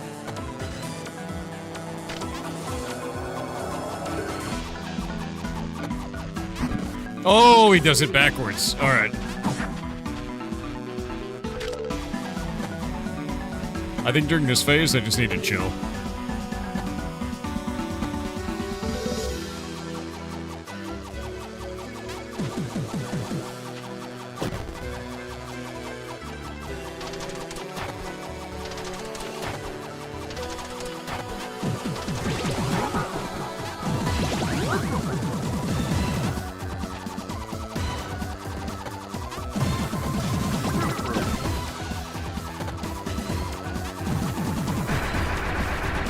That worked way better. I was trying to use the sword.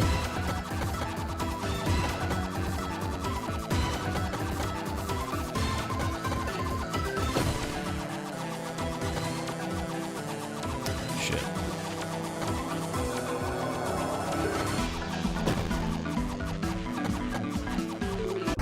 God damn it. Alright.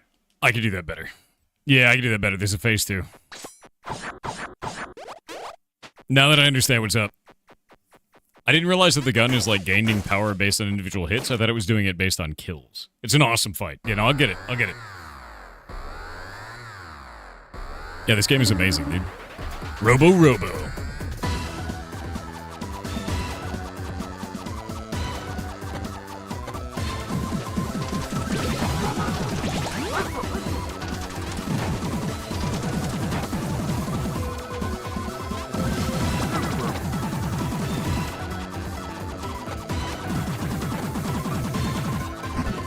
Shit. God damn it.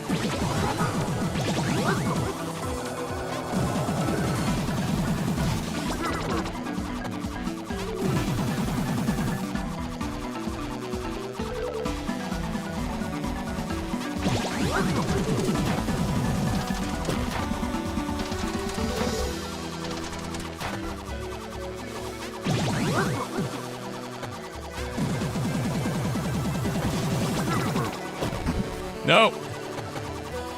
Why do I keep screwing that up? I don't know what it is about this wave thing, but I just am not doing it right at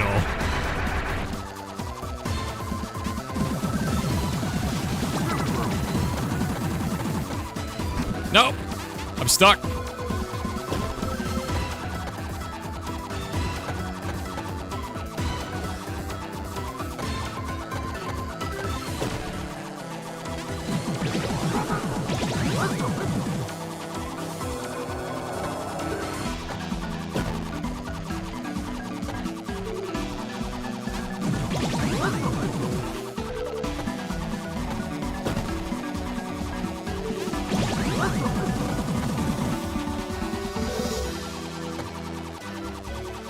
Come on, man.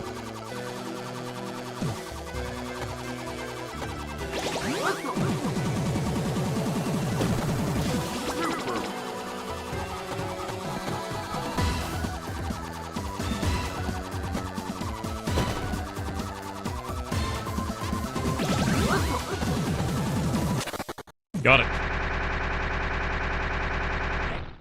That is a nasty boss, man. That is a nasty boss, man.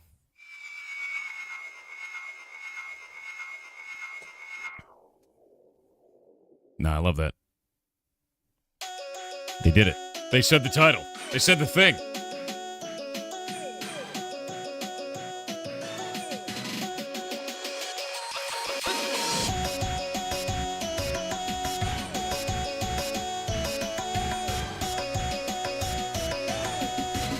Will the game get polished?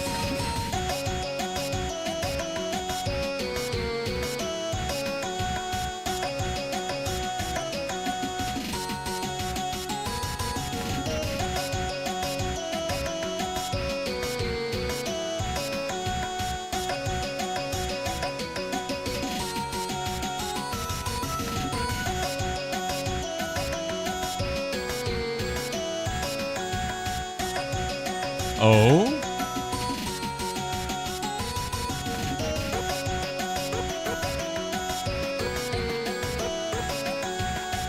Huh. Huh. Huh.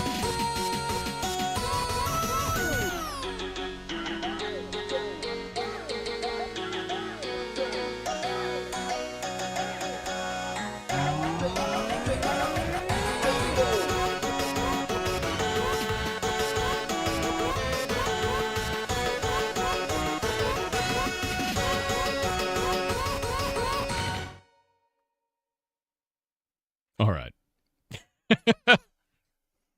Oh. Super thanks for playing, dude.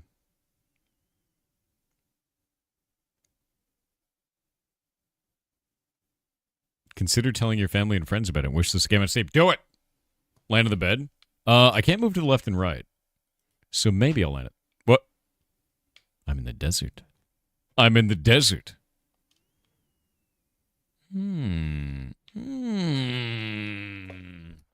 All right, let's get the devs on.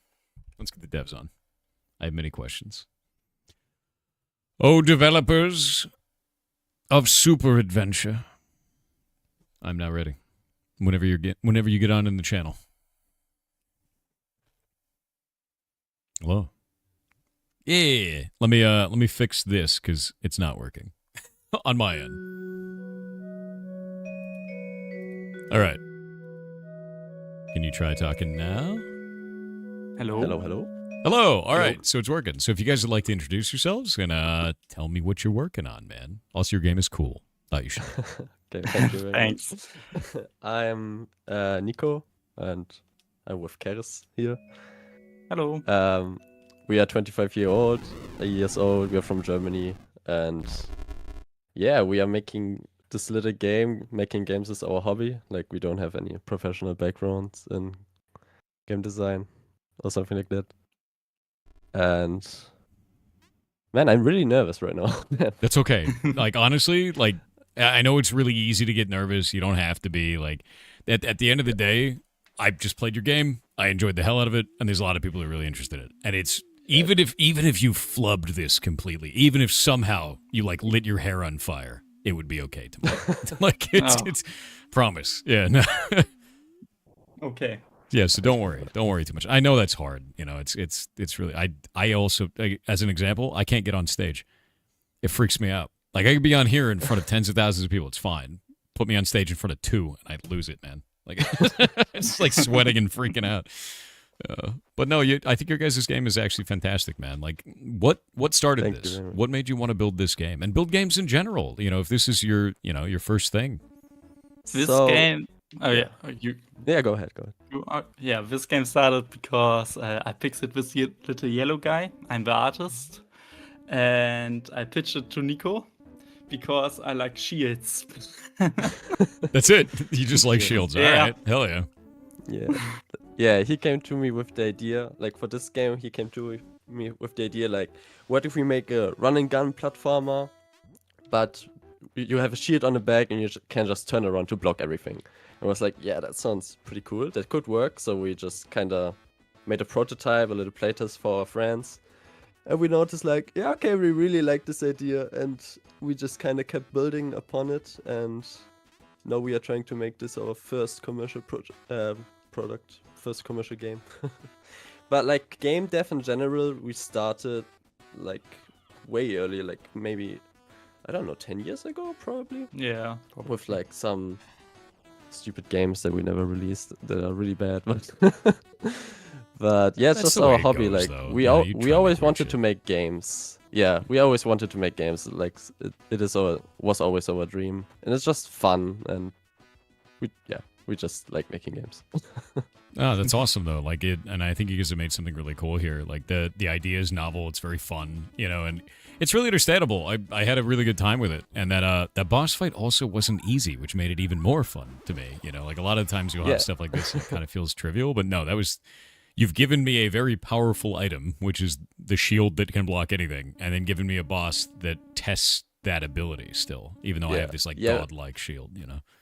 We definitely want to make a like challenging game. Like we still have to tweak a bit. Like this is the first demo. We're probably going to make it another one because this was the first time we like kind of had people that were not our friends and family like play the game for the first time. So it was like a demo to see, okay, is the game working the way we think it is working, and is it fun?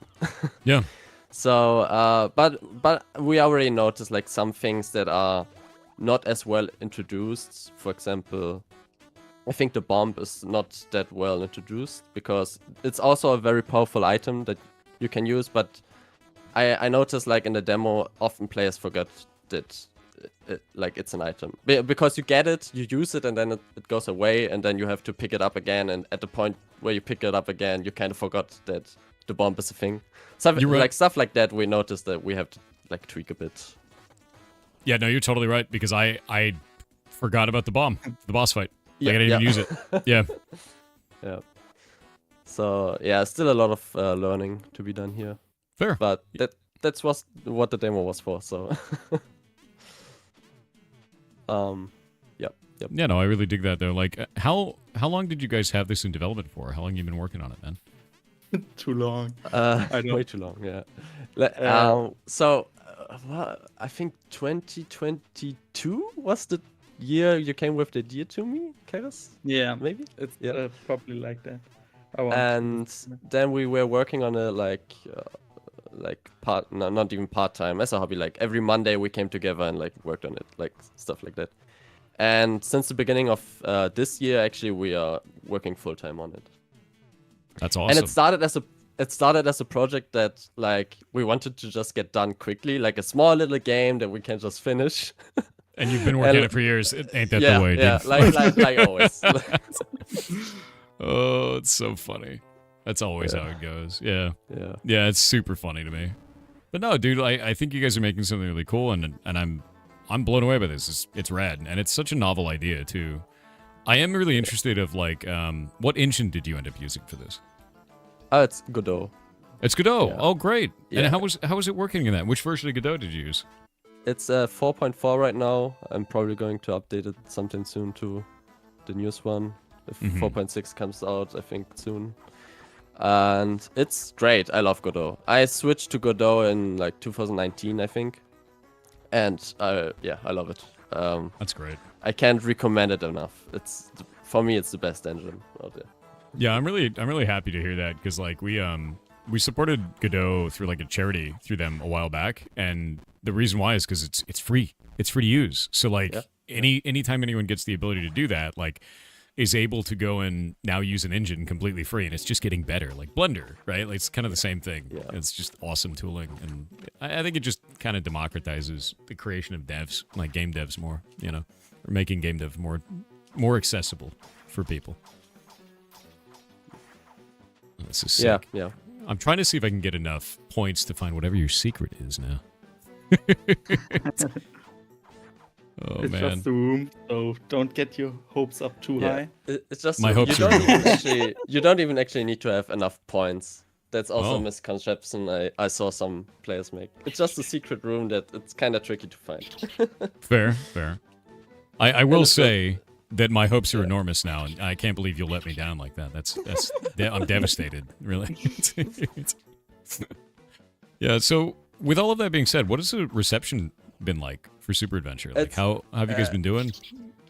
Incredible. Like, as I said before, this was the first time we had, like, players that were not our friends and family play the game. And the problem with having friends play the game is that they always, like, you can't ask them how they will always say it. They like it. Yeah. And so we were in this kind of, like, always positive bubble, and we're very, like, anxious about releasing the demo because, it's the first time, like, non-friends play the game, and I always heard like once you publish a demo on Steam, like they will come after you. Like they are ruthless, the players over there.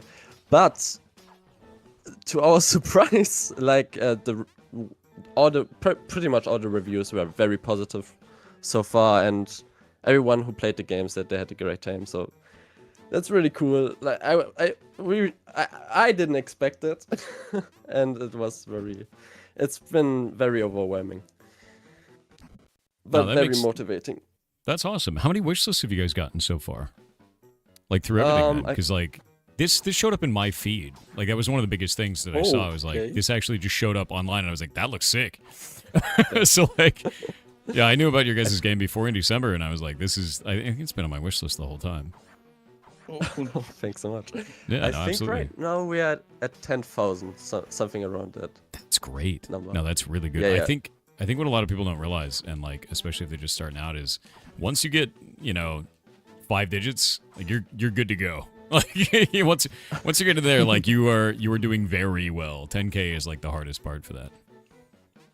Yeah, we like even 10K. We didn't think that we would like. We have the Steam page since March, I think, this year, and like our goal was to like get the magic 7K, like what's always being said, like you need at least 7K before release. Yeah. And now we at 10K, so that's also like this year has been crazy for us, I think. Yeah. Are you gonna be in Next Fest as well? You're gonna do all that? Yeah, right before release. So we want to release the game end of next year. So we are aiming for the next fest, the one before the game released. Yeah. So probably not this demo. Like we are probably going to make another demo, a little bit more polished. I was gonna say, like, I do feel that this demo is super compelling. At least it was for me. Like, this gave me a great indicator as to what is ahead of me. So I'd be interested to see what you guys end up polishing with that, man. Like, I got it. There we go. Finally nice, got it. Nice. Yeah, I was trying to get that. I was like, is there a way to do this? Yeah, we have some tricky secrets and stuff like that, and we want to. Yeah, like. It's very difficult to explain, and I also don't want to like say too much, but we have very ambitious ideas for the full game that I think will make the experience that much better. So this Yeah. is really just like a work in progress tech demo. Really? Oh, that's Still great, though. unpolished. I mean, that means you Yeah. guys have like a lot of cool ideas to add to this, and it's gonna just be bigger than anybody expected. That's awesome. What are you thinking for like? I know this is always gonna be a difficult thing, but do you have a target goal for like how many levels you want to do, or how many worlds? Because even the demo was quite a bit of time. It was like 30 minutes of just like straight going forward, and fighting everything. Yeah, we have a pretty good idea of how many levels. It's so we want to make 5 levels. I don't want to say too much because like Sure. developing a game, like ideas change like every time. So I don't want to promise anything and then at the end it's different. But we have like this pretty set idea of having 5 levels with like a boss at the end of every level, but there will be a twist. Like the game will have more than 5 bosses. That's how much I want to say. So That's fair. Don't want to say too much. Sorry. No, that's And totally yeah, fair. And we have like the focus. We want to make a challenging game, an accessible but challenging game. And I think the difficulty curve is also something that we still have to like adjust a bit. Like one thing we've been noticing is for this demo specifically that the beginning is always very, very easy, and then the first difficulty spike comes with the boss. So we want to like smooth out the difficulty curve a bit better. Have you found that players have been able to kind of tackle the challenges right now, or have you been seeing things where like it's a little bit too hard or a little bit too easy in certain areas? Yeah, no, like the demo right now is pretty doable for most players. Even I noticed players that aren't very familiar with this genre or don't really play like difficult games. Even they can beat the boss. It just takes a bit more of time, like for the final boss. Yeah. And I think that's pretty good. Like what I always like to what I always makes me happy to see is when I see that there's always like a learning curve you can like see. And for the boss, like you can see, okay, at the beginning they struggle a lot with the first phase or the second phase, but as time goes on they get better and better. And that just kind of makes me happy. Like I don't know, but I feel like it's a good indicator that we designed the boss in a good way. I agree. No, I think that the first time that I fought it and then I lost to it, like it just felt good, like 'cause it felt like I was learning, right? And then from there it was just like get your hands to do what they're supposed to do, like that's.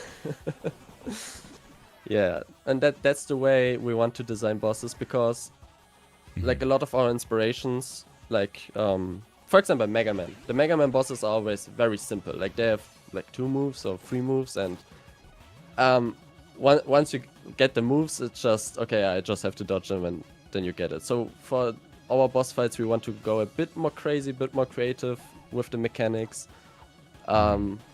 make them a bit harder, a bit more, sophisticated, I guess. Fair. We have ads in just a moment, so you're gonna pop right now. We'll be paused for 2 minutes. Chat will still be able to hear you, but I don't want people who didn't pay money to miss something. Is basically what it is. So we just kind of chill out for a minute. And I'm going to drink water and hang out.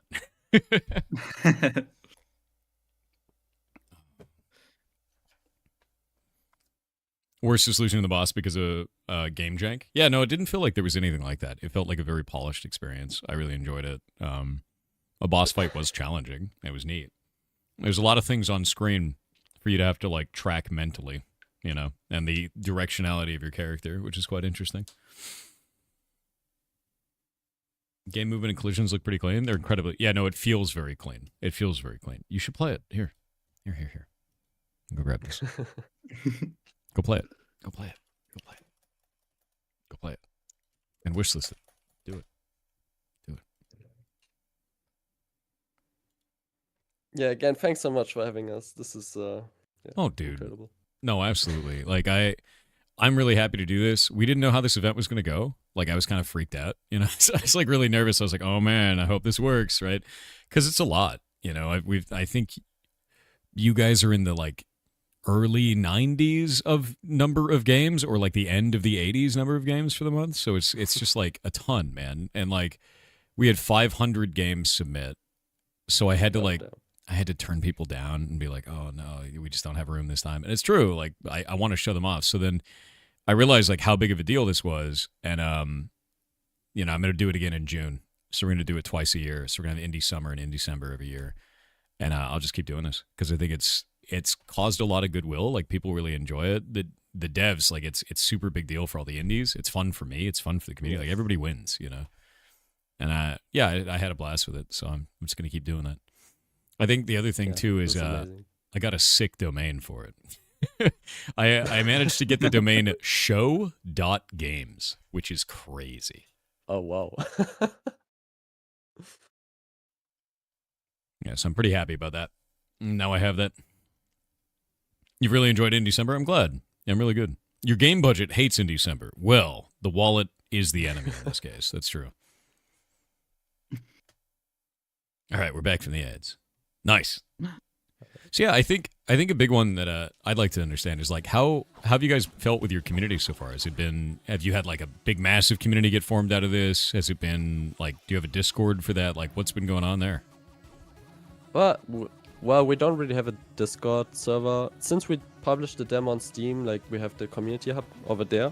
Mm-hmm. And I wasn't really expecting a lot because personally I don't really use that, like the community hub. But we have been getting a lot of like comments and posts over there, and people are getting excited for the game, which is really cool to see.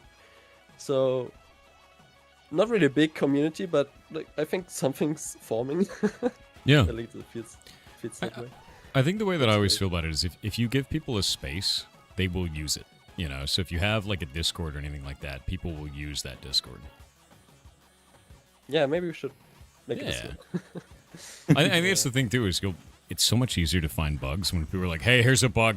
They just like put it in like a bug channel in Discord, and and then you can talk to them directly and be like, you know, I need a screenshot or a video or something, and they just got it. True.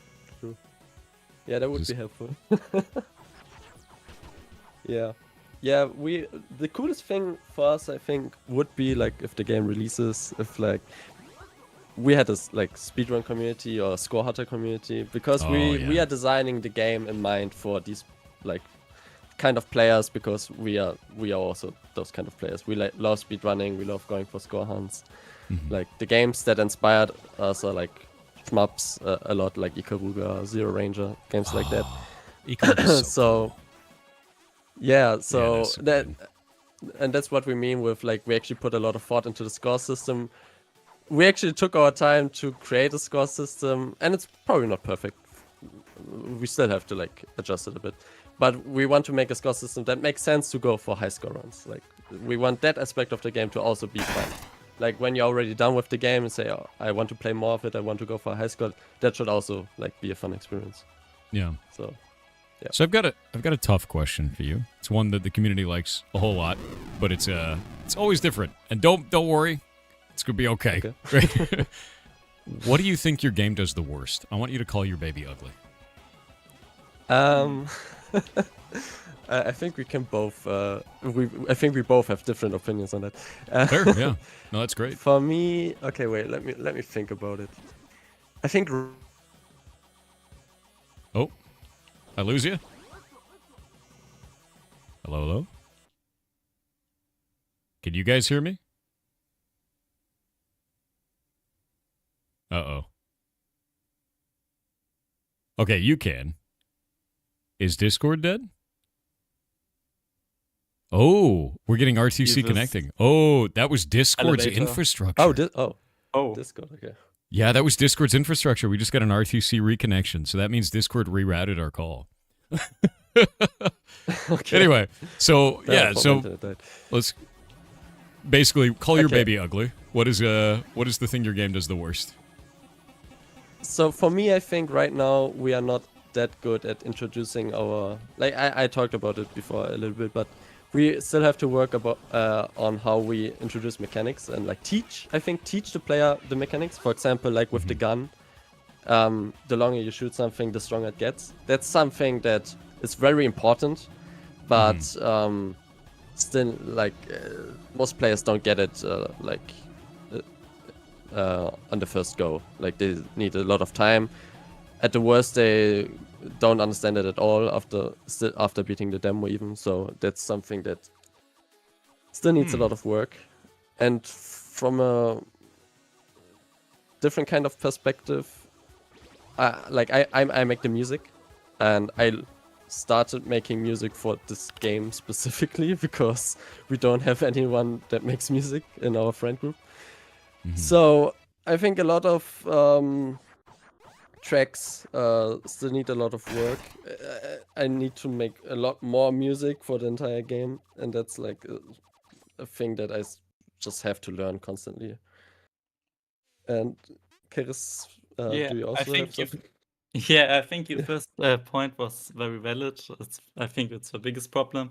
Also, like the Yeah. bomb, it's Yeah. more like a shmup bomb, a bullet hell bomb that clears all bullets on the screen Yeah. for later boss fights. And I don't think right now players understand that. But for the art direction, I only think I need to do a lot more assets. Sometimes stuff looks very unpolished because of it, because there's nothing you expect some white pixels or something like that. Yeah, So- I think the funny thing is I didn't feel that. You know, I always feel like developers are always going to see, you know, what the player never does. You're always going to Yeah. see something that's wrong with your game that no one else notices at all. And like for me, this was an incredibly polished experience. It was a very, very good demo. It's a very good indicator of what is possible with what you guys are doing. And it gave me like a good indicator of how you are as devs, you know, and like the way that you feel about how shmups should work overall. Because it does feel like a shmup. It does, which is great. that's a You know. good thing. That's a good thing. And like I'm a big fan of that genre, so it's nice for me for sure. And I think this is quite good. That's so cool. Yeah, no, That I makes love me it. so happy to hear. That was our first game that we made as a studio was a shmup, and it's because I Oh, like yeah. them. Yeah, silly little Yes, thing, but like Shmups are amazing. they're fun to make. They're fun to make, and like Oh, you've done that with a character instead of a ship, instead of a top down, Yeah. which is kind of fun. But like I grew up Yeah, on like and that- Ikaruga, Raiden projects, stuff like that. Love them. Oh no. Yeah, you also said this game feels like a puzzle or a puzzle game, and we think it's kind of funny because Ikaruga with a black and white mechanic also feels kind of like a puzzle. So Yes, it does. I think we do something right. Yeah, no, I really do. I really do think you did, because like Ikaruga is very puzzle-like. For those who haven't seen, you like swap polarities in Ikaruga, and it's an amazing shoot 'em up. It's awesome. Yeah, this is. Yeah. I think you guys captured something really cool here, and I think it's the shield mechanic that makes it feel like a puzzle game, and some of your traps, like the elevator with the lasers, right? That felt like a rhythm game, and it feels good. Nice. Like it feels interesting, and it's like something I'd not seen in a shoot 'em up before. So like, heck yeah, dude. It's incredible to hear this feedback because it's so good to see that the ideas we had are working. Yeah. It's Oh yeah. I mean, like, go make a Discord. You'll hear it a lot more. I promise. that's the whole thing. But yeah, no. I mean, like, legitimately, you guys are making something really neat, and it's cool because one of the things I always tell people is you don't need to have super amazing next gen graphics for your game to be fun, right? And Super Adventure is a really good example of that. You have, block color simplified pixel art that looks cool, feels cool, and everything works together. And it's a nice, coherent design. It feels awesome. I actually love the art in this, by the way. Yeah, thanks so much. Yeah, I try to do with such little such little canvas size, create big animations. I don't know how I can say it better. Yeah. What program do you actually use for making art for the game? Asprite. Yes. It's Favorite. Yeah, it's the same. Honestly, Asprite is amazing. It is the best pixel art program I've ever used. So Yeah. down with it. Yes. Yeah, 100%. Which I think you can get it for free off of their GitHub too. I think they allow you to compile it yourself. Yeah. I don't know if they still allow that, but they used to a long time ago. Yeah, it's a super awesome tool. You guys have so much in this too. Like I'm actually looking through like the trailer and everything like this, and there's a lot more boss fights and a lot of cool stuff. Yeah, it's still free to compile. That's great. If you want to make pixel art, Sprite's the way. 100%. No, actually, Yeah, we love putting little details everywhere. Like even in our Steam page, we probably spent way too much time on it. But yeah, it's fun. It's just fun, like hiding details and putting city stuff and little jokes and yeah.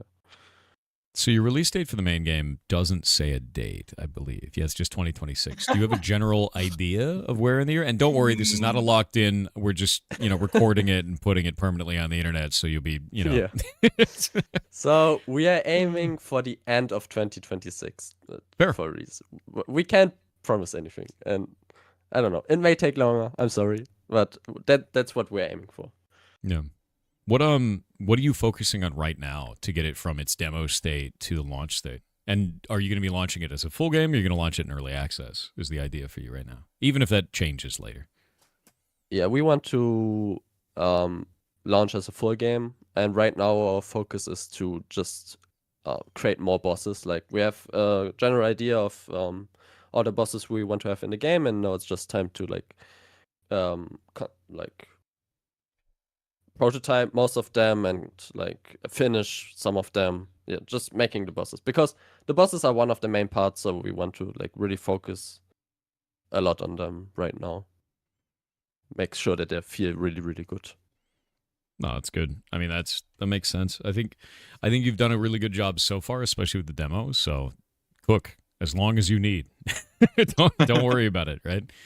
I do have a very difficult question as well. And if you don't have an answer for this is okay. You can also ask the community how they feel about it. How much do you want to sell your game for? And that's always a tough one, man. Would be interesting what chat thinks, how much they would pay. But we have a are you okay if I tell this? I'm not sure. Yeah. Okay. No. So I'm fine with we're thinking of a price point of like $11.99. I think it was, or $10.99. I'm not sure actually. Yeah, I think it was $11.99. Yeah, like dollars, I guess. 10 to 15. Chat saying 10 to 15. 10 to 15. Yeah, it's a very polished experience. Yeah, I think it's cool to like. It's always weird in the US. We usually do ours in increments of like 5. So when I see $11.99, it's always confusing. So, I don't know if that's like a lost in translation pricing thing, but it always makes me laugh. I'm just like, wait, what? But yeah, no, that's totally fine. Like, I think for me, I'd buy that without a second question, to be real. Especially considering the way that it felt playing through it already. So I think that price range is good. I think that makes sense. And from people in chat saying 10 to 15, 15, in that range, it's exactly what is expected. So yeah, your initial estimate you pay is $12.99. That's such a weird number. Oh my god, oh, that's funny though. But yeah, like I think my overall experience in this is I liked playing it through the first time.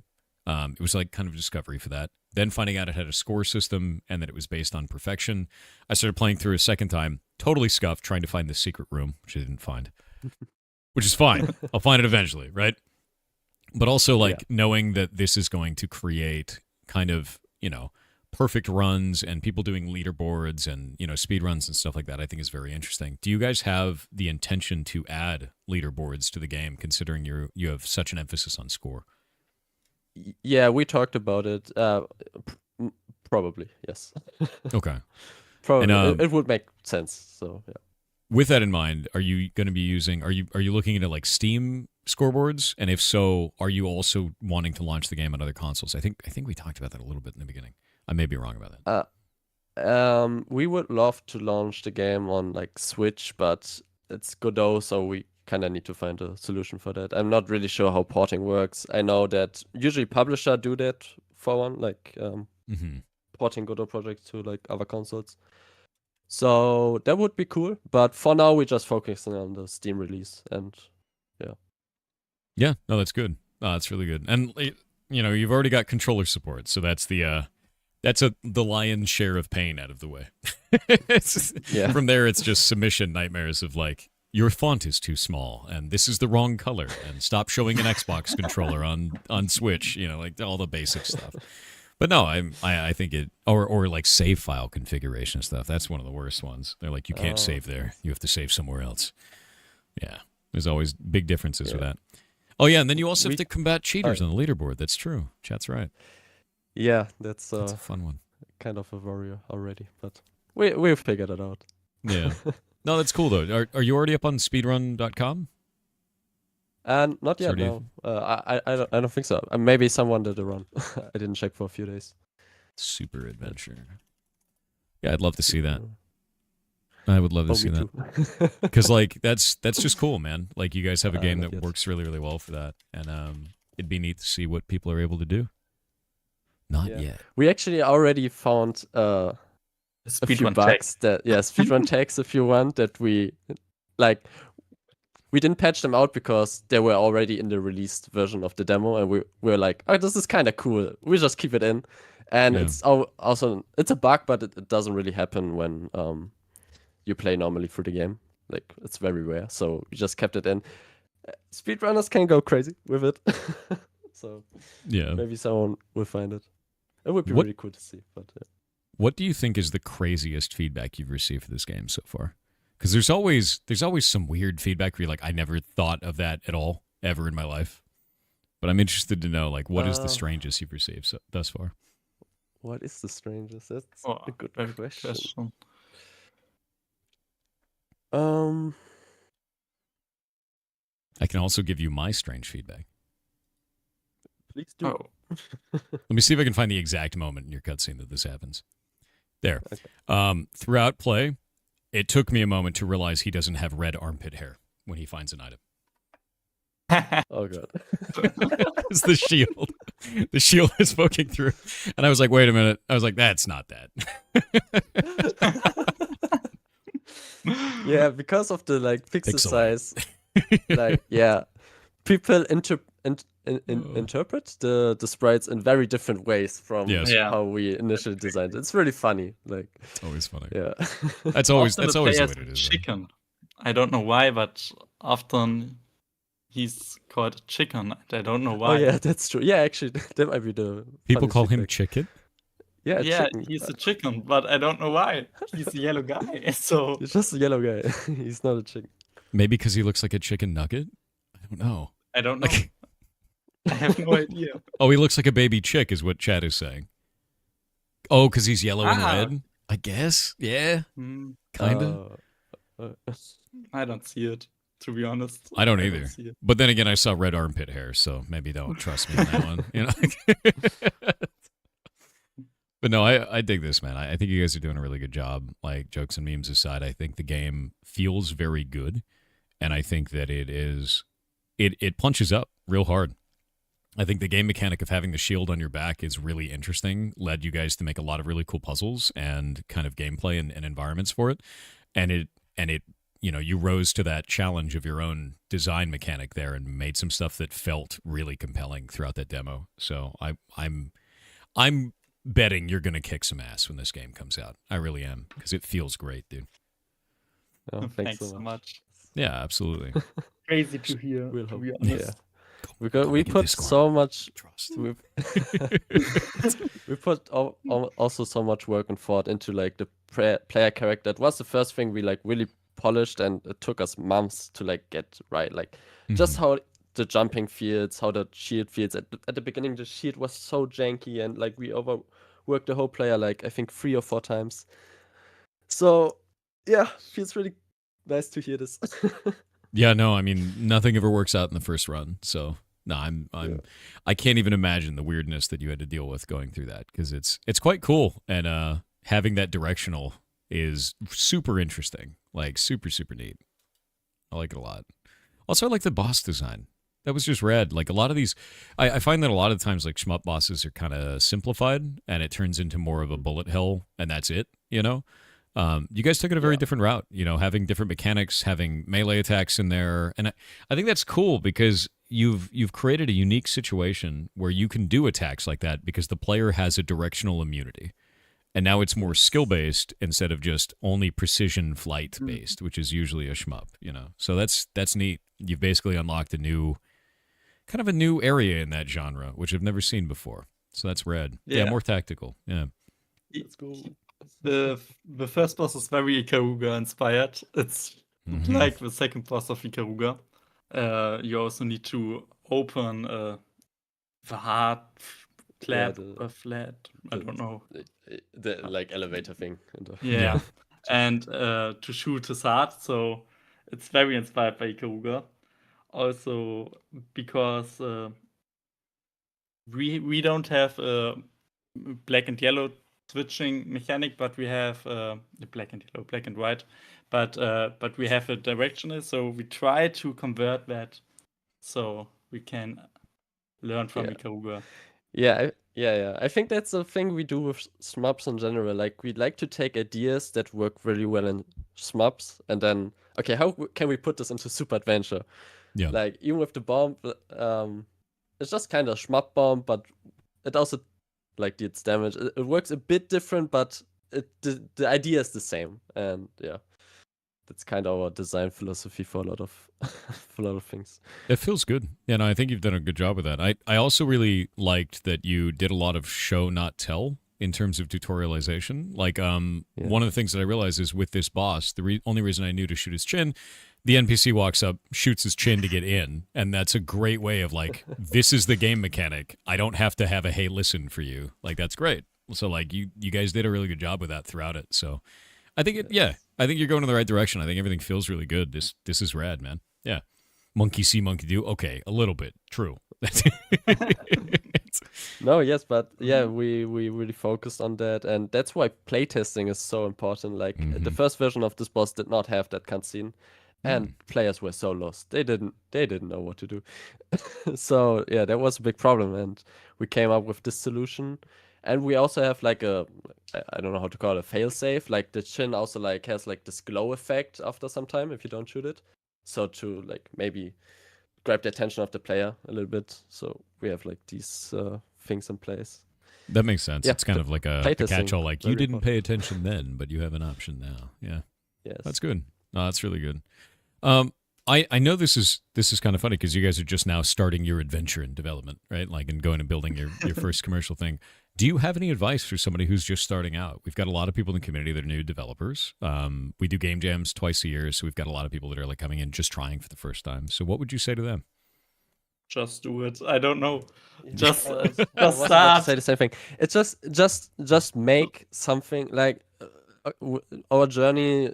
Like, okay, our first commercial game we're doing right now, but our journey really started like the day we made our first shitty game. Like, it's a long way to go, and we learned a lot of stuff that we had to learn to get to this point. So if you're just starting out, for me, I would say just do things. Like even if it's just every now and then, and just work on what you think is fun. And the reality is that if you have a really cool idea and you think, oh, I want to make that into a game, and it's your first game, it's probably not going to turn out that great, but it's okay. Like, it's still a learning experience, and you're still going to be proud of it. Like, even when I think of my first game jam games that I did in a weekend, like I made a like really shitty game, to be honest. But other people that participated in the game jam played the game, gave a bit of feedback, and even if even if I see the game today and I don't think it's that good, I'm still proud of it. Like, I made that, and I had some people like play it. That like feeling was incredible. Just that feeling was incredible. So yeah, if you're just starting out, just keep going. Don't quit, I guess, is the best advice. Just make the thing. Make the thing. Make the thing, and then go and make a different thing and a different thing. Yeah. Yeah, heck yeah. No, I completely resonate with that. One of the things I've been saying forever is don't worry about it. It makes something shitty. It's totally fine. And I've got a really good one for this. Do you know Five Nights at Freddy's? One of the most famous games around, right? Did you know that Scott Yeah. Cawthon's been making games since 1994? Yeah. That's a great example. Yeah, I Like- know the story. These are all Scott Cawthon's games, guys. You've probably never heard of any of these. The same year he launched Five Nights at Freddy's, he made a phone game called Fart Hotel, where you just chose who farted. That was the game. And it literally same year as Five Nights at Freddy's 1 and 2. Like, just go make games. Just go make weird games. That's Scott Cawthon, literally, all of his games. Like, it's wild to see. And a lot of them are just like weekend project kind of tiny weird stuff, you know, and he learned from every one of those and now makes stuff that you see in movie theaters, which is terrifying, right? Yeah. Yeah, and it's not just even with making games. Like as I said, I started learning music like 2 years ago for this game, and you don't want to hear the first tracks I made because they're terrible. But I at that point I could have said, okay, I can't do this. Like I will stop. We will find someone to make the music. But like it just kept going, and the music is all right, I guess, because I see people in chat that say they like the music. So cool, great. So if you just stick with something and you like keep doing Have it, passion for it. have passion for it, you will get there. Like you don't need special technology. You don't need any kind of talent. I'm not a big believer in talent. Like I think if you just like stick with stuff and do it for a long enough time, you will get there. It's all hard work and time. That's all it is. Yeah, no, I super agree. And this is fantastic, and I love that message entirely. Well, we are almost at time, but do you have anything else that you'd like to say to the community before we head out? Knowing one last thing for all of you guys, go wishlist the game. It's free. And if you do that, Steam will show it to more people, which is good and free. Free for you. Completely free. You know, it's really good for thanks. devs. I just want to say thanks so much to chat. Also, like it has been so positive. Everyone is so nice. I was very nervous, as I said. Yeah, it's like And Great. that's the thing. Like, go do creative stuff. Like being creative and doing stuff is so cool. Like I wish everyone would do it. Yeah, do it. Yeah, no, I'm really excited for you guys' launch too. When you do launch, please let us know. I'm going to be making a Discord for Indecember specifically, and then make some channels so that you guys will be able to talk. Like all the devs will be able to talk in there, and then we can like kind of follow up. You know, like when you do your launch, we can let everybody know. I've also got a new domain for this. We've got show.games, but I have not made the website for it yet. But that is a sick domain, so like I'm really happy about that. But yeah, we'll have that up probably in the next month because I've got some time off in January after streaming every day this month. Just terrifying. But like, yeah, once we get that out, I'm gonna go work on it probably in January. It's the first week somewhere in there. But then I'm gonna get every one of your guys' games, put it up there, and then have it as a showcase website for every time we do Indecember and Indecember. So yeah. Yeah, that's cool. Thanks so much. nice. Yeah, absolutely. Well, you guys, if there's anything else you'd like to leave them out with, go for it. Yeah, I just hope That's it. we don't disappoint everyone when the full game comes out. Like people are getting like their hopes up and To be clear, don't expect too much. to be clear, you will disappoint some people, and you will that's- Yeah. amaze some others. It's gonna be okay either way. Like, you know, that's how it always goes. You're making a subjective piece of media. Some people will like it. Some people will think it's shit. You know, and both of them, from their perspective, are completely right, and that's okay. You know, I enjoyed your game, and I know a lot of people in chat enjoyed the game, and Thanks so much. that's what matters most. You know, Yeah, true. Okay. have a good day, guys. Yeah. And I Have a good wish day. you a lot of luck. I really do. I think your game is rad. Thanks. Have a good one. Thanks. Bye. Cool game, dude. Really cool game. You really should play this. Like, I don't know what it felt like to watch the mechanic of the shield, but playing it felt really natural. It like felt really good, right? And I don't think I felt that in a shoot 'em up kind of game before. It didn't feel like a shoot 'em up till I got the gun, but then once I got the gun, it's definitely a shoot 'em up, right? Definitely feels like a shmup. But yeah, try it out. Try out the demo and see how you guys feel about it, because that's a really interesting feeling mechanic, and it feels good. Like it feels good, which is interesting. Unique and good. Them pretty pixels too? Yeah, they are. I think that one of the things that a lot of people will see, like I've heard it so many times, is like, why is the pixel art so chunky? And it's like, dude, You have no idea how hard it is to make tiny pixel art, people. Like, it is so difficult to portray meaning with pixels of that size. That is tough as hell, right? And they did, and it feels good. And it kind of does like a theater of the mind effect. You read Armor Guy is cool, hell yeah. It does a theater of mind effect where your brain kind of fills in the extras, you know, where it doesn't, you know, the chunkiness feels right, feels nostalgic in a way, but all of the meaning is already portrayed even with that few number of pixels, you know. Yeah, it's much more limited than polygons. It is. Moving a single pixel changes like the entire expression on a character. It's ridiculous. Yeah, the parallax background's really good. The boss fight was really, really interesting. There was a lot to kind of do while I was going in the boss fight. And it was overwhelming at first. And I liked it. Yeah, you really like how clean it is? Same. Yeah. Yeah, no, 100%. And it just feels good. So go play it. Go play it. Demo's free. Boop. All right. Boop. We're going to get back to it. Wrong game. There we go. No, I dug that, man. Really, really did. All right. And where is this? There we go.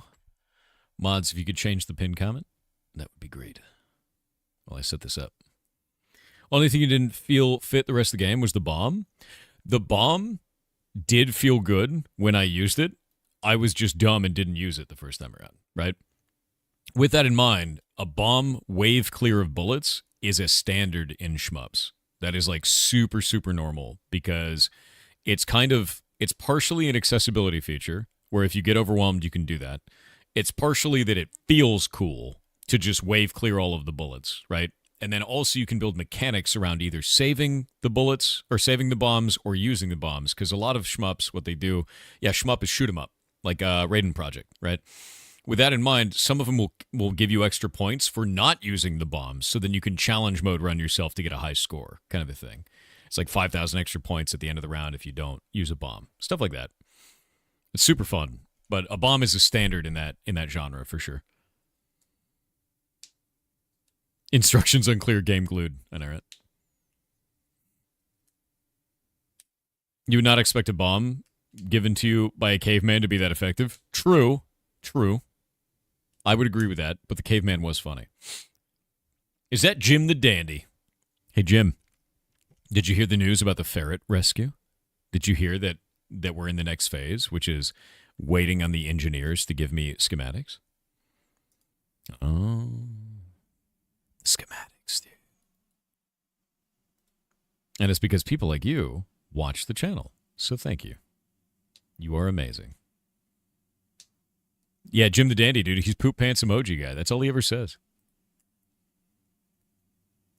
We have now, and it's exciting. Yeah, we got onto the next phase a couple of weeks ago, but basically it's going to take 3 to 4 months, and then they're going to, after that, they'll give us the schematics, and then we go pitch it to the county again, and then when the county says yes, then we go and break ground, which means probably around March, April area is when this is going to kick off. And my hope is that the county just lets it happen and that there's no problems. My anticipation is that the county will be like, you didn't do this one form section 62A part B _41.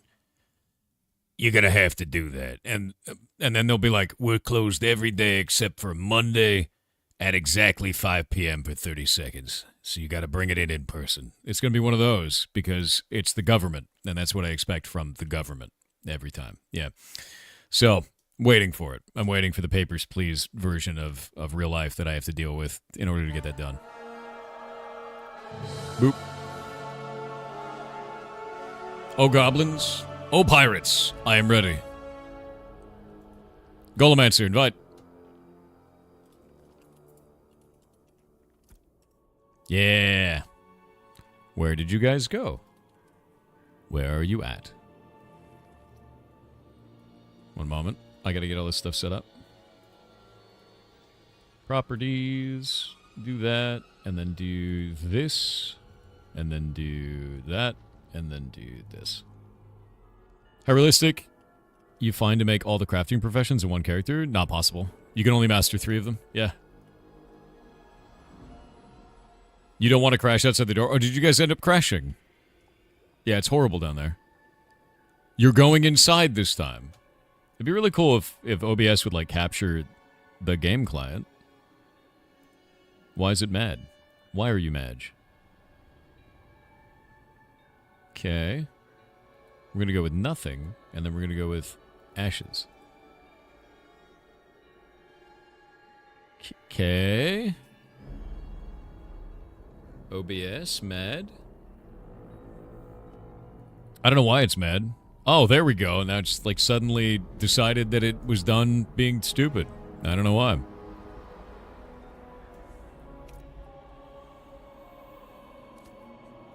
We all took a break during the indie game? Fair. Yeah, for whatever reason, the performance is bad here.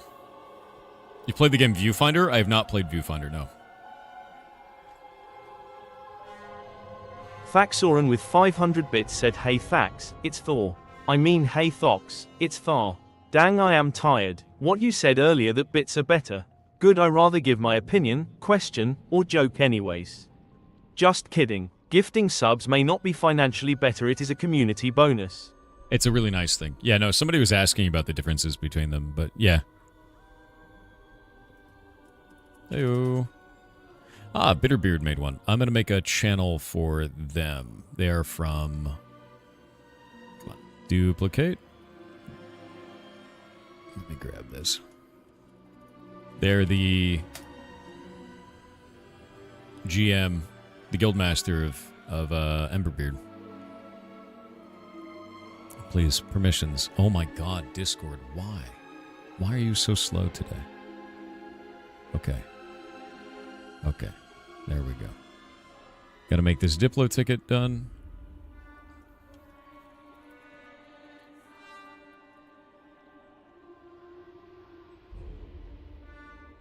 What? Please. There we go. Oh my god. Discord is doing this thing this week where it's just kind of running really weird, man. View channel. Send messages. Done.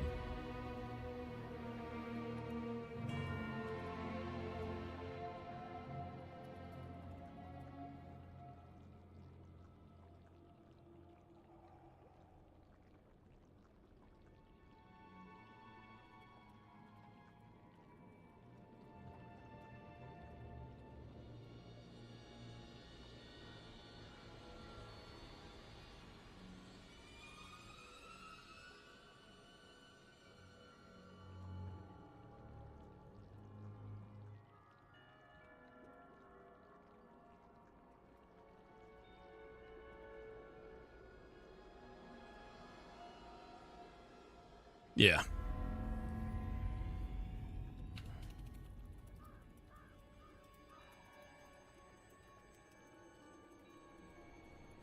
Yeah, I'm talking to Bitterbeard. He's the leader of Emberbeard, which are the guys who've been PvPing our dudes. And it's good content for our guys, even though they're getting their butts kicked quite a lot, because it teaches them how to move around the map in a PvP threatened environment, teaches them how to use scouts properly, shows them not to make silly risks, take silly risks inside of a social sandbox, and also teaches them tactics when we do PvP engagements, and listening to shot callers and everything like that. Yeah, he seems like a decent guy. He is. Yeah, no, Bitterbeard is a decent guy. I've liked every interaction that I've had with him so far, and it's nice to see because, you know, people take social sandboxes a little bit too seriously sometimes, and they turn into, like, complete assholes in PvP. And they're like, instead of winning in game, they try to win in real life, you know? Yeah, I heard you harassing my boys. Good, exactly, right? You know, like that's... And then what I told him, I said, want to let you know if any of our dudes cross the line and shit-talking, let me know. I try to teach them proper PvP respect for my time in EVE, good fight after encounters. For a lot of them, this is their first social sandbox. And I think that's the most important thing to me, is we've got a lot of people that have never been in a situation like this. They don't know about scouting. They don't know about PvP respect. They don't know about any of that. They don't know about, like, returning aggression when people aggress on you in the social, you know. You never want to be like, oh, God, they're out there. Let's not do it. No, form up and fight them, you know. Yeah, rivals, not enemies. Bingo. I killed 16 of your guys the other day. With 4 the other day. None of them said anything. I'll teach them better. I mean, like, that's the biggest thing, Justin, is we've got a lot of people that are newer. And then you've got people like me and Phoebus and Kronos that are like over a decade in EVE kind of shit, right? So you've got very different kind of interactions between some of the people here. For some of them, this is their first MMO. For some of them, it's their first social sandbox MMO, right? And so my biggest thing is anytime I've taken people out, I go, okay, we're going to go and do this. I need scouts to be on comms here. And then we go and I teach them kind of each of the mechanics for that as we go. And then everyone yells good fight afterwards. And the importance to me is everyone always yells good fight, whether we win or lose, no matter what, you know. Yeah, that's the most important thing because they learn something. It doesn't matter if you die. In fact, it's better to die in this game in PvP than it is in EVE. In EVE, you lose all of your shit. Right? Like, you got to go build a whole new fit and everything, man. And like there's SRP and everything. God, the paperwork, man. But like with this, it's fine. Yeah. You can tell the skill difference. Once the first core group breaks, it's all downhill.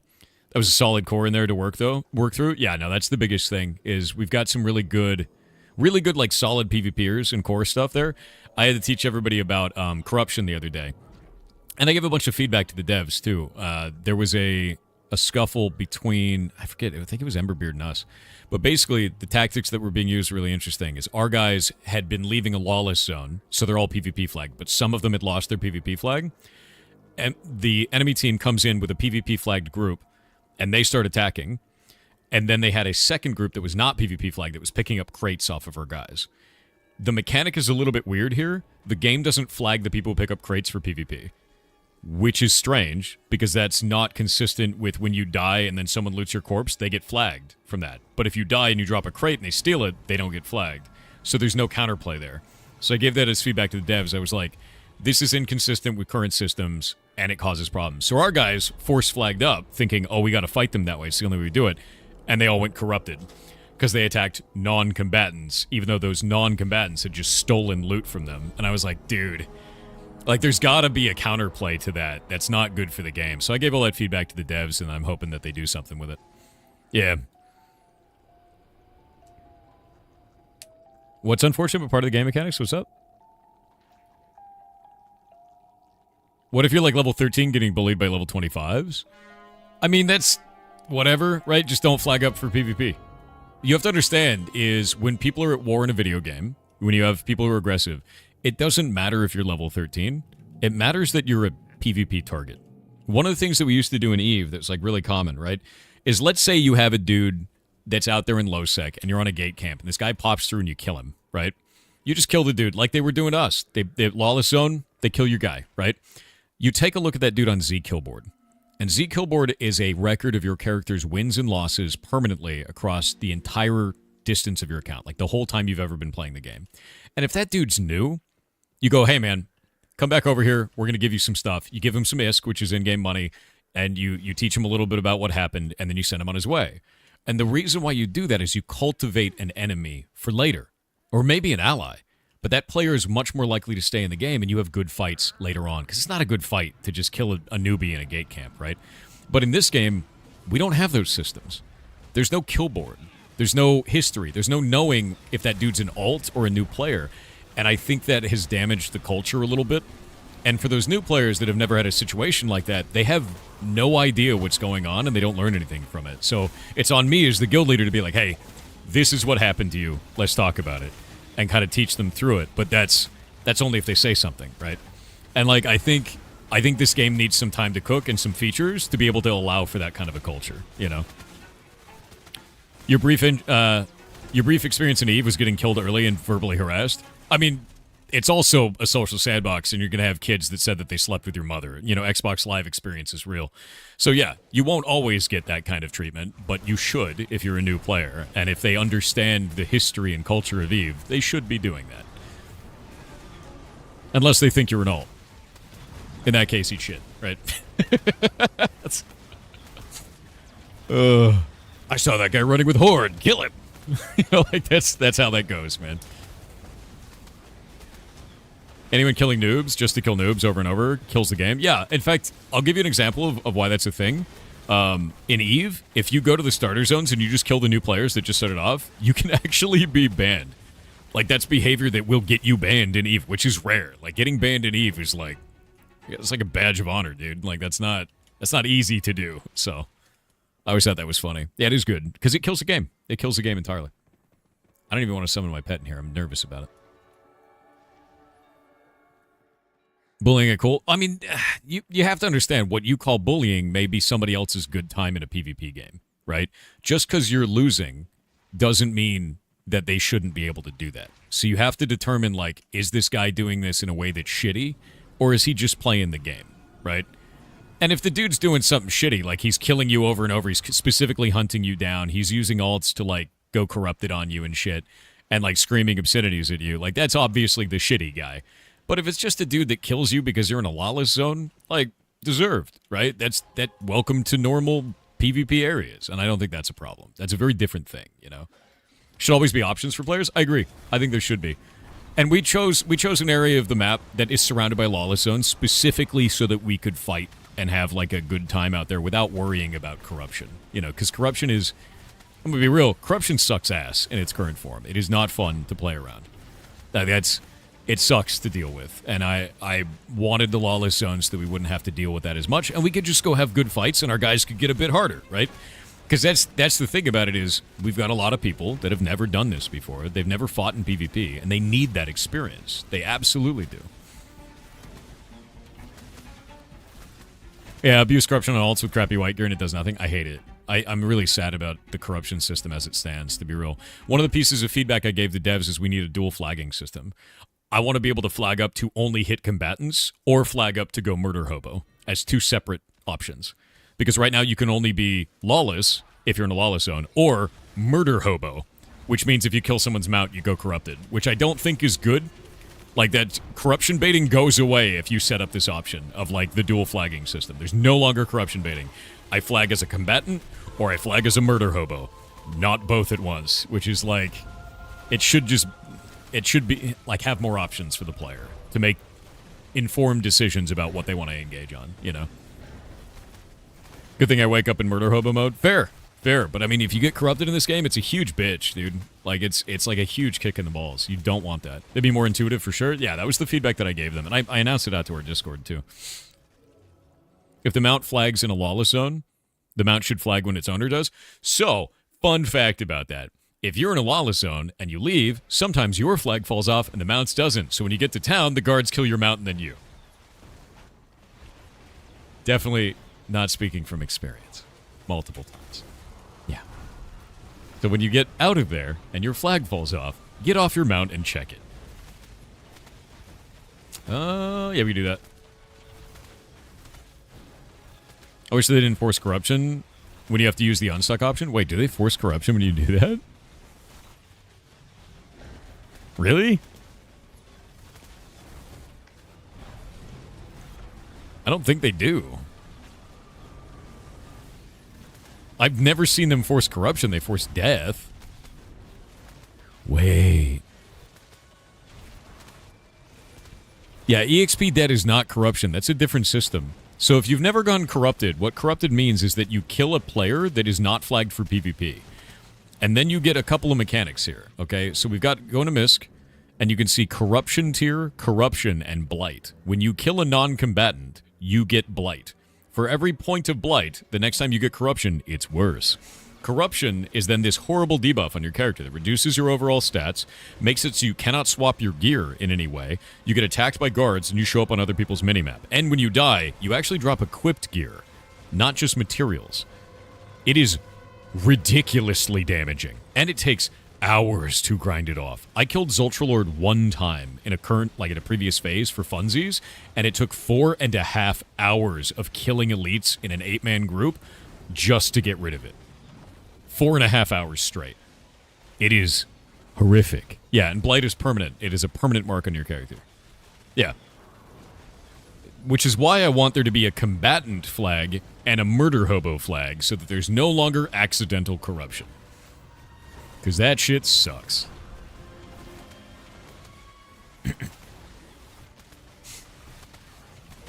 Yeah, for now. Hope you had a good holiday. I hope you do too. Happy New Year, man. Harsh. It is harsh. It's crazy. They need to fix mounts instantly corrupting you. That is a bug of a bug. The mount corrupting you is not the problem. It's the fact that you can hit the mount without wanting to. You should have a dual flag. If they added that dual flagging system, all these problems go away, man. That's the whole point of that. Ooh. Oh, shit. Or Golomancer, or Praxis, I do believe you're going to shit yourself when you see this. Glorious.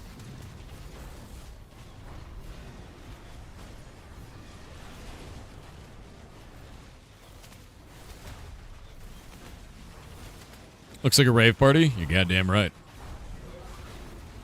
Can't a bad mare just fly and AFK in the air once your corruption? Yeah, it doesn't go away. The way the corruption works is it stays on your character until you die or grind it off. And if you die, you get like 10x the normal amount of EXP debt. And drop some of your gear. Also, flying mounts can die. Blight is currently forever, yes. You have a stacking permanent debuff currently that makes every source of corruption worse.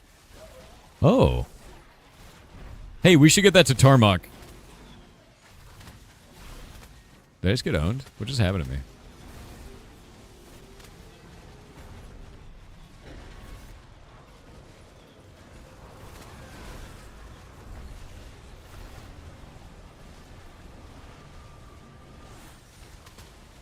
Oh, they have Arcane Wave. Yeah, you gotta face them away. I was like, why did I just get hit? I forgot about that ability. I haven't been here in ages. Yeah, no, Tarmok needs that, I didn't roll on it. Whoever got it, please bring that to Tarmok. The Cadet's Poignard. Yeah, you don't have that, do you? It's a radiant one-handed sword that is disgusting. It has 1,154 physical speed. Except.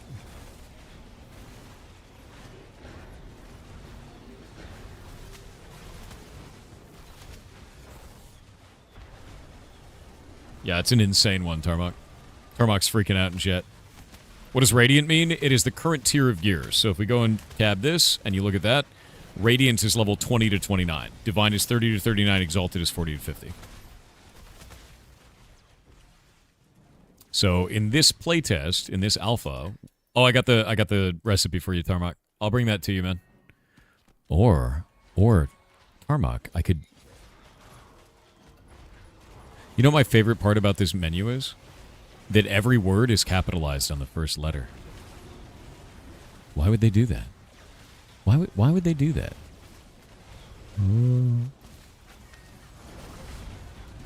Enjoy that.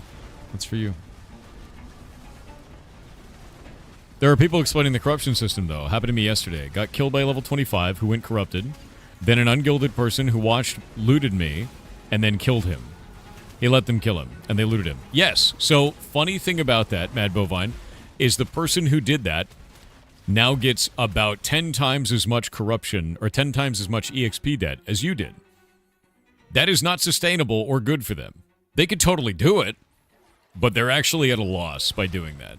You don't want to do that. It doesn't matter if he's 25. What happens when you have an EXP debt at maximum level is it reduces your overall stats. It is very bad. You are nerfing the shit out of your character, and then you have to grind it off. You can have up to like 20 or 25% stat reduction by doing that. It is incredibly nasty. So no, even if you're there, it's bad. Stat debt is broken at the moment? Oh no, did they actually break it? It worked last phase. God damn it, dude. Well, that's a bug then. Yeah. Yeah. 25s can still murderize lobbies with reduced stats? Well, yeah, but they're also going to get covered in corruption. I think you might misunderstand how nasty corruption really is. The idea that if it is bugged, though, where it's not giving you reduced stats, that's a huge problem. Yeah. If you're ganking lobbies, though, you're not gaining profit, man. You have to understand this, right? Social sandboxes aren't just about killing the lobbies. It's about killing people for profit. And if all they're doing is constantly milling corruption on themselves and causing problems for themselves with the EXP debt, that's a big deal. Like, it's a really, really big deal. And it's very negative for them, and it's a minor inconvenience for you. That kind of play is not going to survive. Yeah. It does nothing for level 25 PvPers. That's something that Intrepid's going to have to do something about. If the stat debt is not working, that's a problem. Yeah. That's a problem. Friends killing their corrupted friends is totally normal and fine. That's fine. Stat debt is the issue there. If stat debt is not working, that is a problem. You have to understand something. I know that a lot of people's take on it is, I shouldn't be able to be attacked by the big mean man. This is a social sandbox. Player agency is king. The big mean man should be able to attack you, but if he's doing it in a way that's damaging to the game, as we're describing, there should be repercussions. And currently, the repercussions are not working.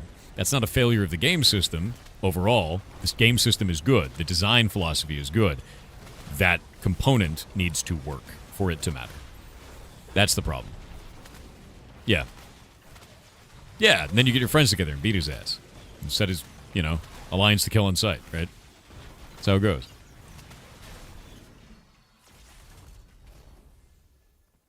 It should have effects, good and bad ones. Yeah, I mean, like that's part of player agency. Is social sandbox is player agency overload. That's the whole point. Ah.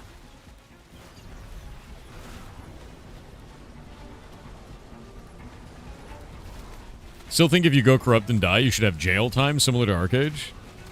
I don't even know what that means. What do you mean? Bounty hunting system would be really cool. I would love to have a bounty hunting system. Like, the idea that you're allowed to kill this guy, like this one player, no matter where they are. They had that in Eve. Long time. It was awesome. They ended up getting rid of it, but I loved it. I always thought it was cool. Yeah, the bounty hunting system is a thing that's going in the game. And I'm excited for it, personally. You had court in Arcade with a judge and jury? That's amazing.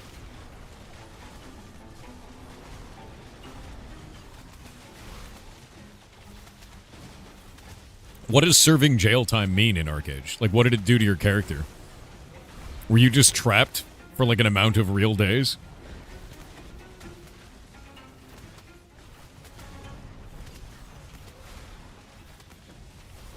You sit in jail? Or get broken out? That's amazing.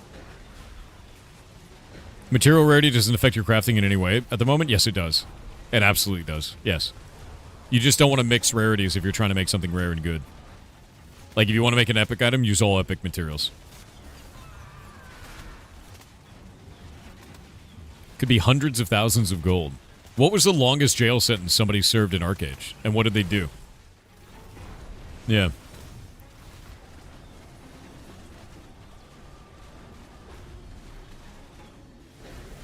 Something to conquer?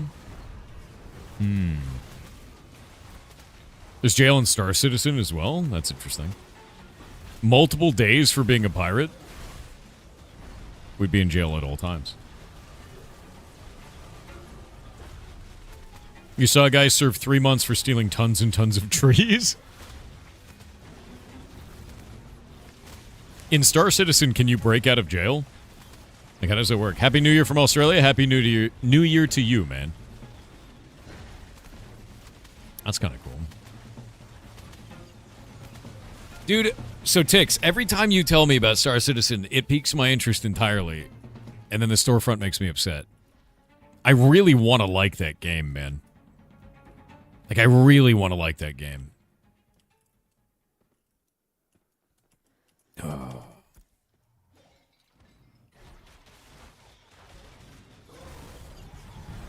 The Lex is the Lex. Hell yeah.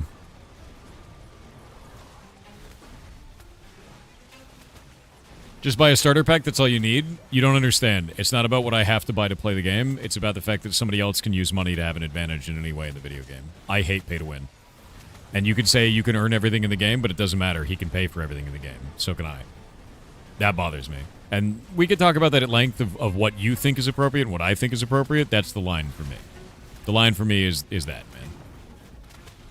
I don't like lifetime licenses for real money. Yeah. Try it in the free fly and get a feel for it. I probably will, but I am very turned off by that monetization system. I'm also very turned off by their monetization tactics, such as setting digital items to in stock, which is It's just egregious weaponizing FOMO to part people from their money, which pisses me off. Yeah. An Archangel player was sentenced to 2,160 minutes for uprooting 999 potatoes. Boss. You show me the ropes? That's fair. Yeah, we can do that, Six. I just... That's the kind of resolution I'm trying to make where I'm like, I don't know how I feel about this. Pay to convenience is also a form of pay to win. There's limits on that, but yeah, I would somewhat agree. You know?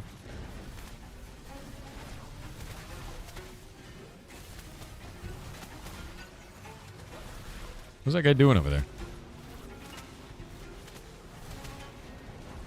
Stop that. Get down here. I don't know what that war mage is doing, but he's angry and dumb. Oh boy. All right.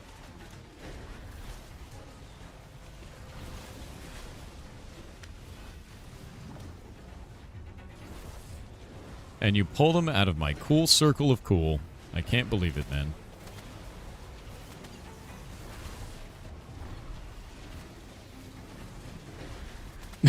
Bro, Salty. It's the new year. I hope you have a good day. Happy New Year, bud. Your name fits right now, by the way. For the record, not all Star Citizen backers are happy with CIG's monetization. I didn't think they were. Yeah, no, I didn't think they were. I've known a lot of people who play the game that hate the monetization strategies that they've done, and for good reason, right? It feels bad. What does that do? Yes. Finally. Damn it.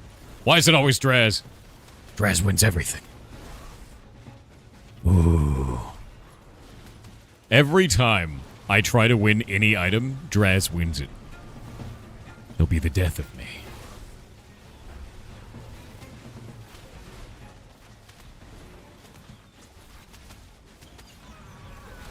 Also, I want to be clear with you guys. A lot of people are using Citizen Chat as guild chat. Do not do that.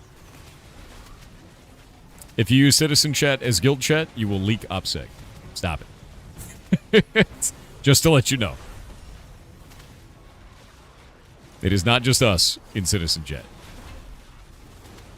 At least you got more Radiant gear than I do, Thor. True. True.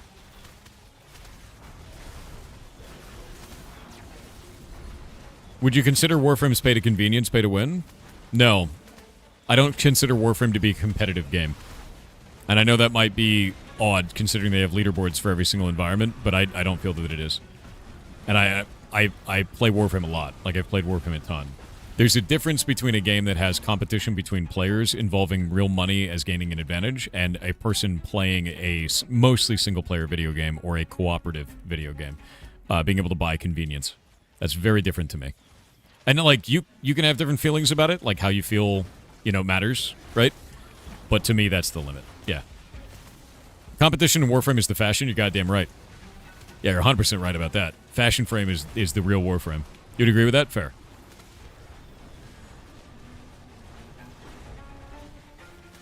Yeah, no, it's not that deep. Don't argue with randoms. They're entitled to their opinion on if they like me and the stuff that I do or not, right? As long as they're not, like, crazy dicks about it, I don't care very much. You shouldn't either. You do more damage the better you look in Warframe. That's true. That is true. I play Inaros. That's my favorite frame. Big fan of that. First experimental multiplayer they released was Wing Commander Armada. You command a carrier, mine resources, and build fighters. The other guy would do the same. That's kind of interesting. I don't think I've seen that. Warframe is a fashion game? Warframe is dress up with extra steps, and if you think otherwise, you haven't played it long enough. And I love that about it. Yeah. It's the best dress-up game around.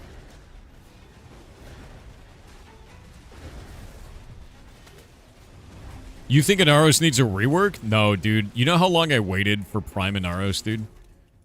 Like, for my beauty to actually be born? You know what I do with Inaros? I have this thing that I call the Legend of Haruda. You know Harudo? The fist weapon? It has a secret power. When it crits, it heals you for the crit amount. It's amazing. So you put that in a Naros, you cover him in beetles, and suddenly, well, I guess sand, technically. And then suddenly, he's unkillable and God. You should see the build that I had. I know he got a rework. He got a rework like a while ago. Did he get another rework? Don't tell me you got another rework.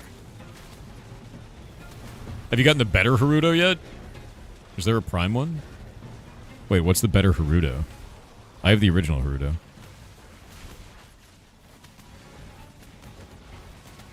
What's he? The Coda Haruto? They put in another... Oh, God damn it. Yeah, I do Steel Path with it. I always do Steel Path with it. Because I do all red. It's 100% red crits on the Haruto build, and you heal for every hit. So every single hit, you heal for like hundreds of thousands. It's like some stupid amount.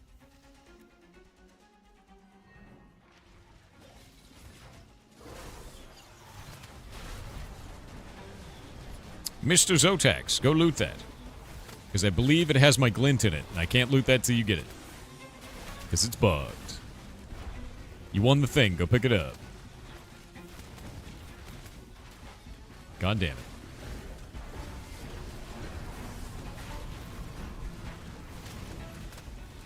Have you tried Iron Mouse's Warframe? No, that sounds awesome.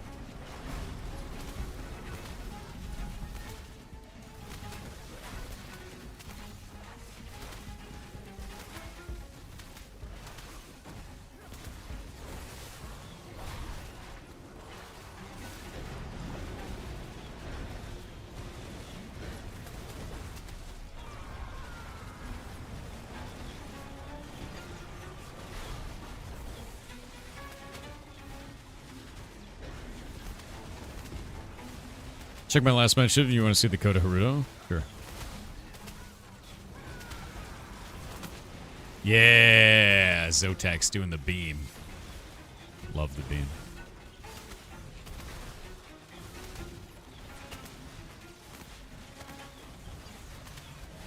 Physical DPS gear.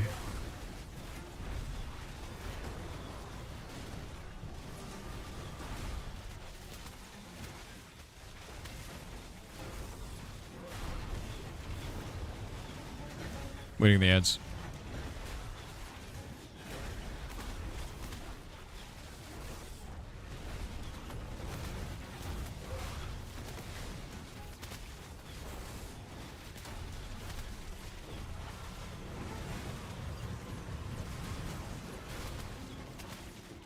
Mages are scary in this game? Yes.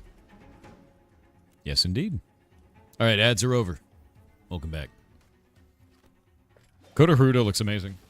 Existential AFK said I started watching your stream during a mental health breakdown where I could not leave my home.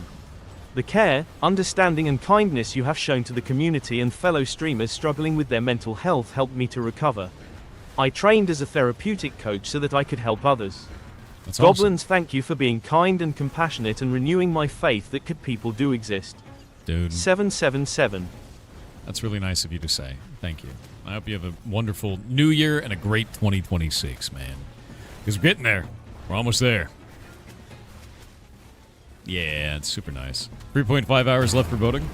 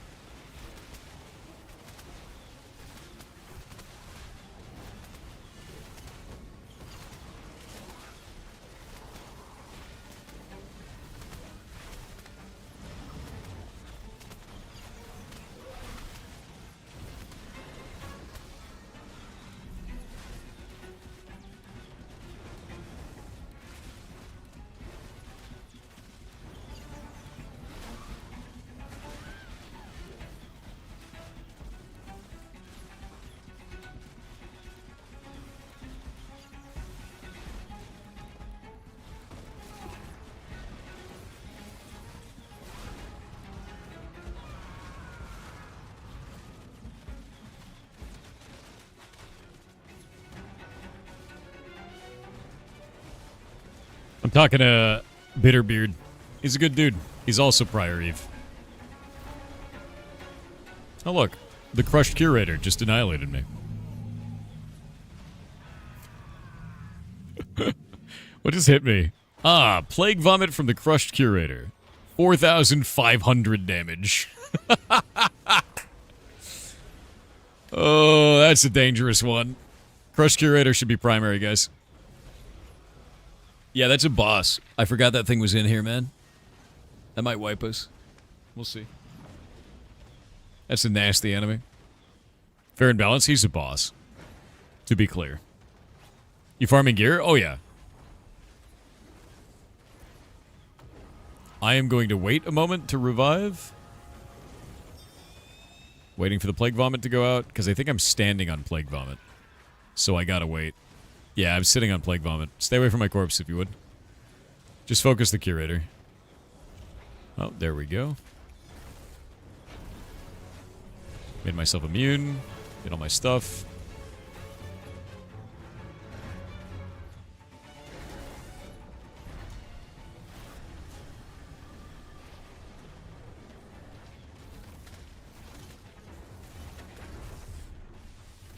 Almost got him. Alright. That was horrifying. Yeah. Yeah. Yeah. The arcane engineering item that makes the book. And we'll get that over to Tarmok. Carpentry book. He used to sometimes drop his weapon, but he doesn't do that anymore. Did you miss an indie game this morning? Yes, you missed Super Adventure. It's Pathy. Thank you for those 10 gifted subs, by the way. I was in the middle of dying and exploding and being sad, so I didn't see it. Yeah, we get a rest after this one. That was a really nasty, nasty, nasty, nasty fight.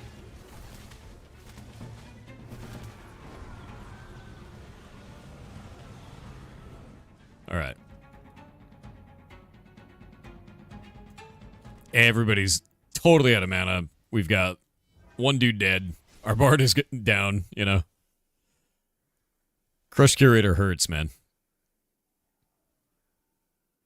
You like how you can type sit and it gives you rested? You can actually hit X as well. It's super useful. It'll give you, like for me, it's 30 health and 31 mana per second, and then Feasting gives another 20 to both, or something like that. Something weird. Yeah, it's like 23 and 23 to both.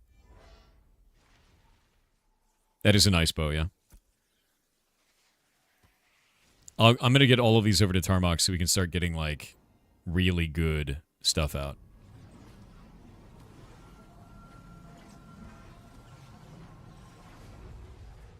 All these journeyman carpentry, journeyman weaponsmithing, like, those will go out for sure.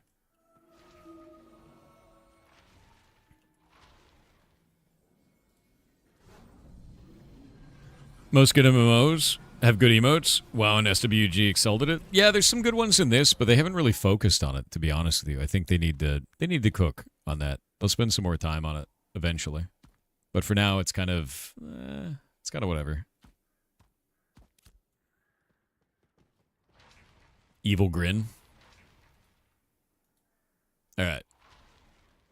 I do believe we're okay. Coats and Boats, do you have any shouts that do anything in terms of defensive for the party, or no?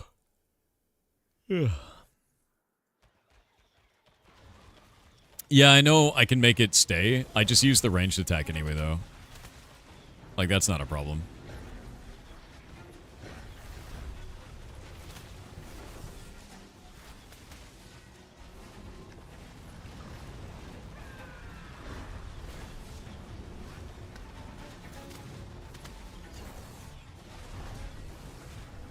Shoot!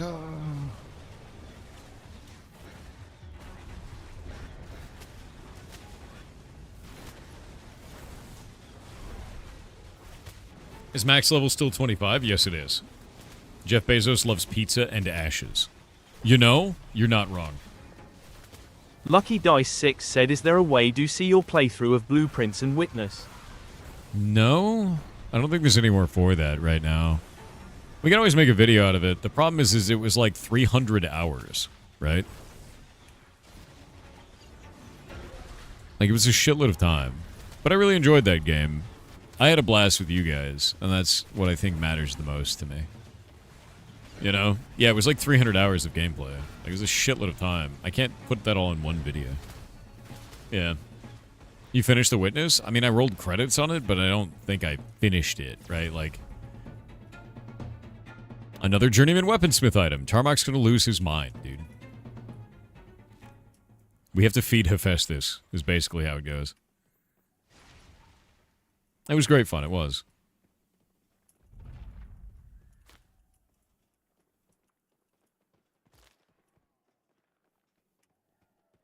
The thing is I've already got Shadelock making videos for 10,000 years right now. Like 10,000 years dungeon making all those videos, and I don't really want to deal with that on top of it. You know what I mean? There we go. You have a question? You gonna share with the class?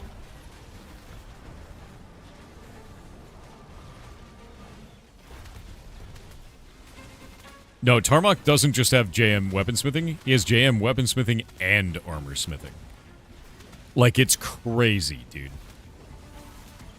Like, Tarmok went ham. Yeah.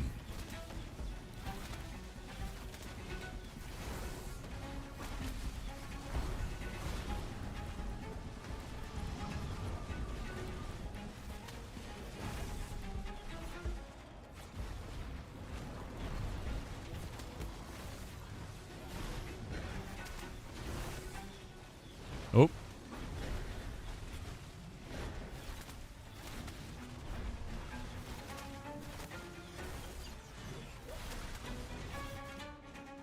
Alrighty.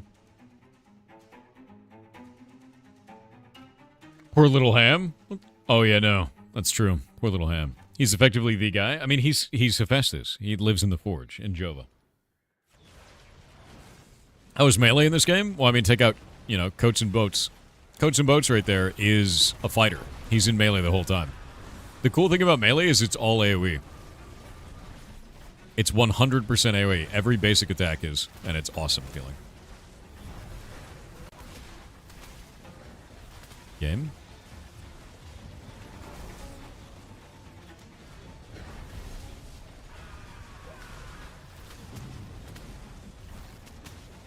Best class? I mean, if you want to tank the floor, yeah.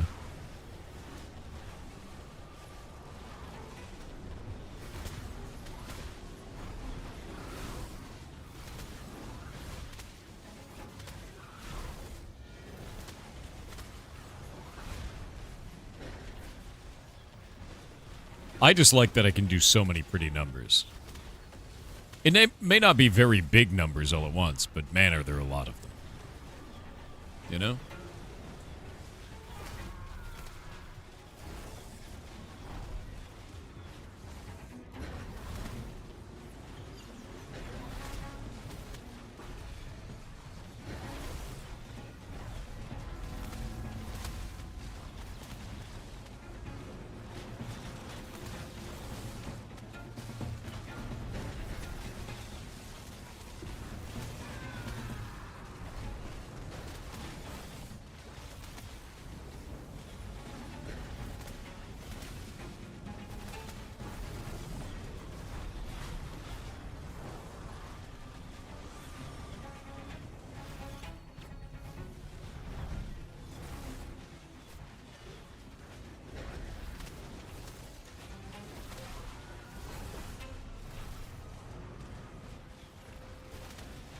Aw, my ability missed? That sucks. Happy New Year from Australia. Happy New Year to you. Yeah, number go up is pretty good, dude. Guild needs any classes? Tanks. Tanks, bards, clerics. Tanks, clerics, bards, actually, in that order. Always need tanks.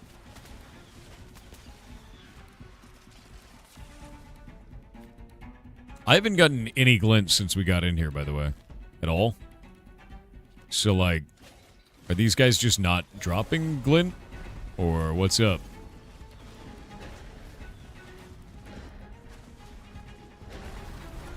Battlecry is the only shot you have. Let me see this.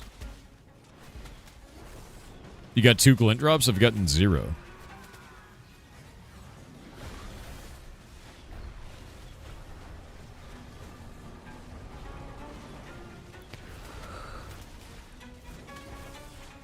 Dude, Battlecry is awesome.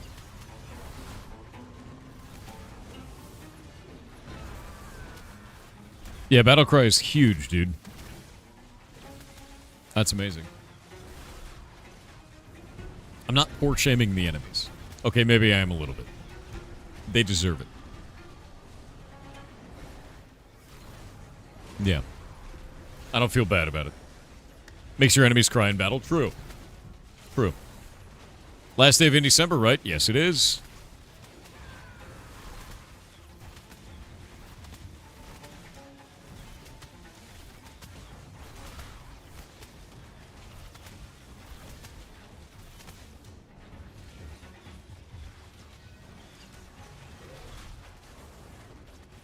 All right.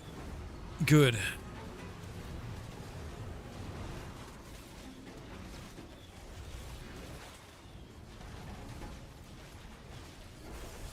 Tomorrow starts Indie January? No. No. Not yet.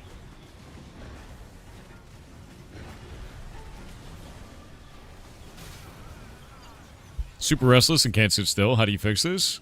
Get some water, move around, get up. Right? You got that kinetic energy that needs to leave your body. Go do something. Walk around. No, Indecember is the next one. That'll be in June. It'll be in June, and the next indie game will be in 45 minutes. Speaking of which, I need to get up and get some snacks, because I am ridiculously hungry, dude. I have not eaten anything today. Indie New Year? No. Tomorrow starts Thor sleeping. Finally. What?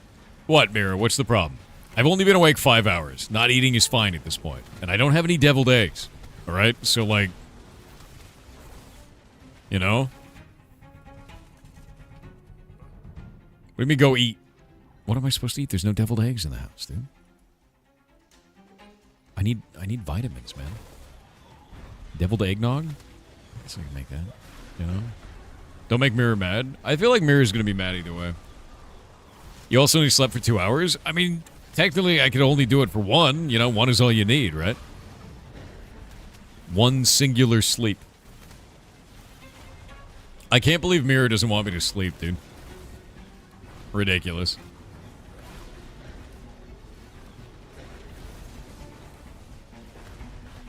When do we know who is mayor? A couple hours. I think it's like 2 more hours. Something like that. Yeah, I only need 1. 1 sleep, dude. Single. You failed, Mirror. F. Eat a bug, get that calorie in. Yeah, whole bug. No, I stayed up all night working on Heartbound stuff, and I didn't realize that my alarm went off telling me to go to bed. So, Mirror is rapidly approaching your location. Joke's on her. I can hide. I can't hide. I don't leave my office. That was a lie. Yeah.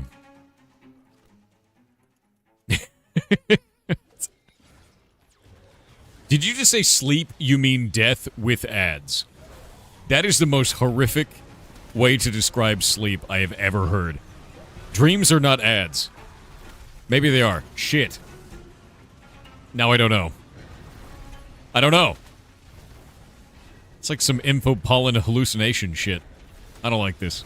This is bad. No, this is bad.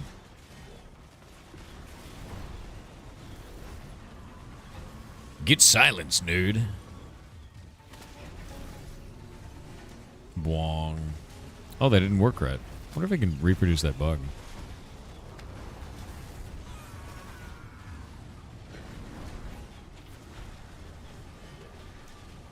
Don't give Bezos ideas. Dude, he's already invading your dreams. It's too late.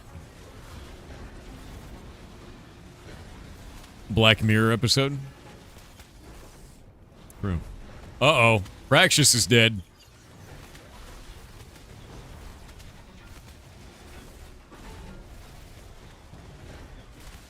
I'm gonna clean this one off first.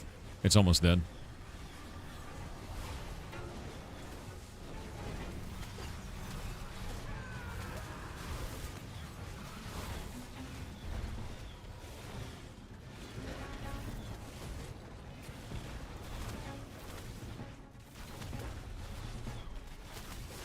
Oh my god, I finally got Glint. Hey, Praxis, if you could die every poll, because you made it so I now get Glint, so... Yeah, just start doing that. You're my lucky charm now, man. And whenever you die, I get Glint. I mean, we only have a sample size of 1, so we'll, you know, if you could just do it again. It'd be great, dude. 1.4k crit on the War Mage? Jesus. We have 2 tanks? Yeah, you want to have 2. One of the things about having 2 tanks like that is as long as they're not stacked on each other, they can both use an ability on each other where 30% of their damage is transferred to the other tank. It makes the tank dramatically more effective and reduces their overall damage taken by a lot. It's a huge amount. I don't know if it goes through a second round of damage reduction on damage transfer, though. It might, which makes it even more OP. Yeah, that skill is huge. So 2 tanks in a party is very good. Very good. Yeah, because basically it takes, say you take 100 damage, 30 of that damage transfers to the other tank, but I don't know if it undergoes damage reduction again. Yeah. You should be using that if you're dual tanking, though. As long as both tanks don't get hit by an AoE, if one of them's getting hit, the other one's taking minor damage. It's just better.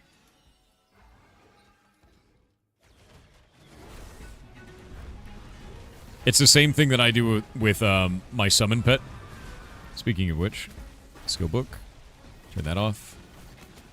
And turn on... Probably this. No. That. There we go.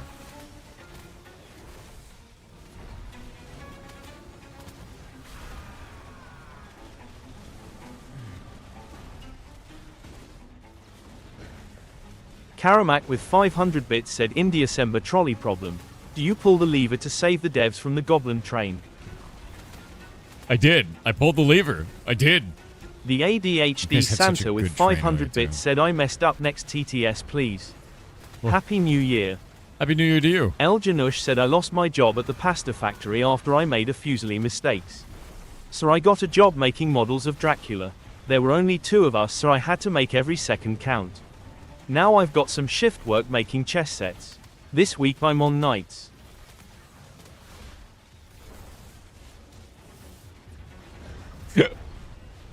God damn it, dude. Every second count. I swear to God. Every day, this queue gets more ridiculous, man. I swear to... Too many puns? No. Not enough. More. More. Second count. Swear to God. I've never heard that one either. You made us this way? I don't think I did. I think I found you like this. Check Whispers. What do you got, man?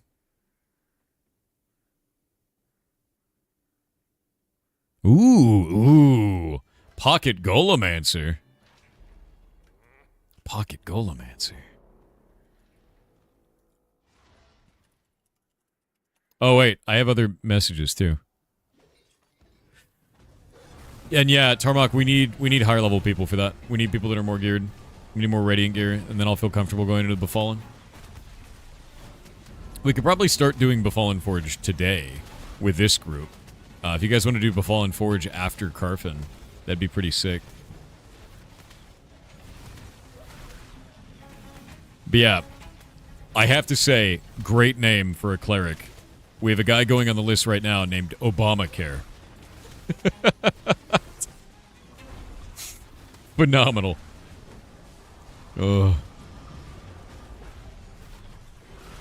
Level 7? Oh, you got a level, dude. You got a level.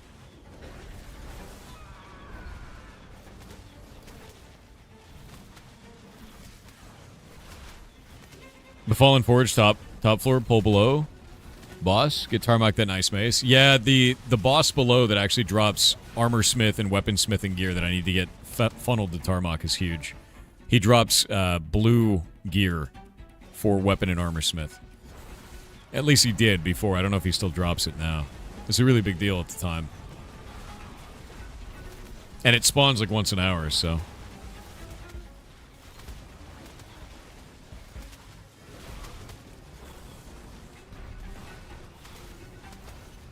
Look at this little war mage, dude. What is he doing?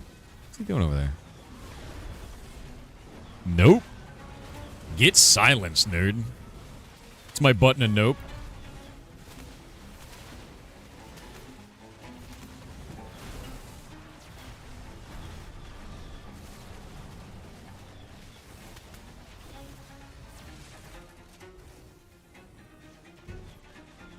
Journeyman Jeweler. These are the ones we gotta put in the bank, dude. Like, every other recipe that we have should just be distributed, Tarmok. These are the ones that should be in the bank.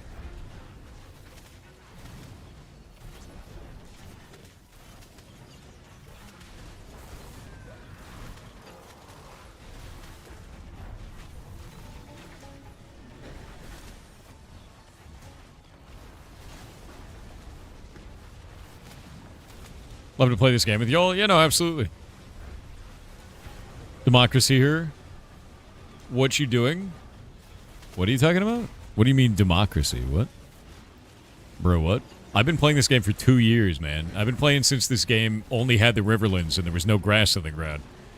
I'm like old man ashes, dude. This phase is way better, too. I think they've done a really good job with this. Pretty excited about it. Yeah, no grass, no clouds. Steven used to have to teleport to every town to, like, build it, which is funny. Oh, you're a Helldiver? What's up, man? I played the shit out of Helldivers in the beginning.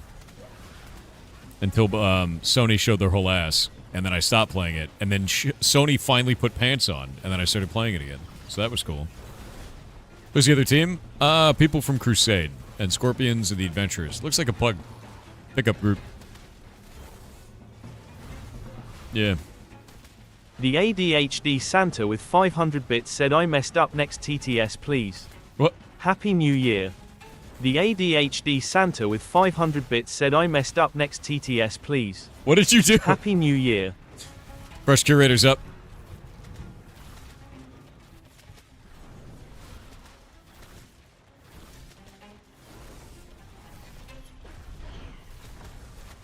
I'm gonna start nuking it. What?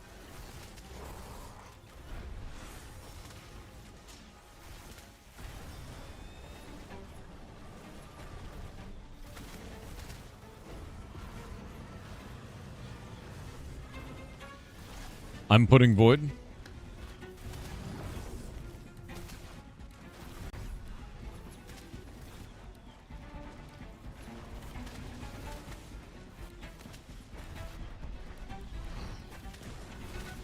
Stunned it.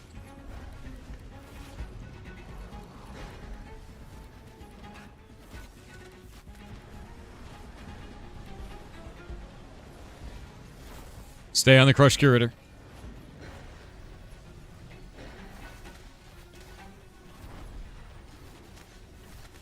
Nope.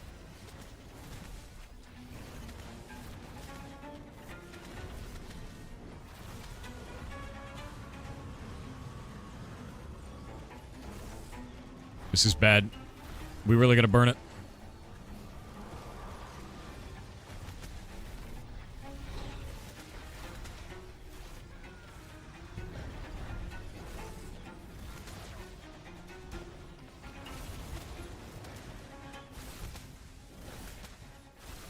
Come on, game. Come on, game. Come on, come on, come on, come on, come on, come on. Both tanks down. It's all going to hell, gentlemen. Summoning Spirit Guardian.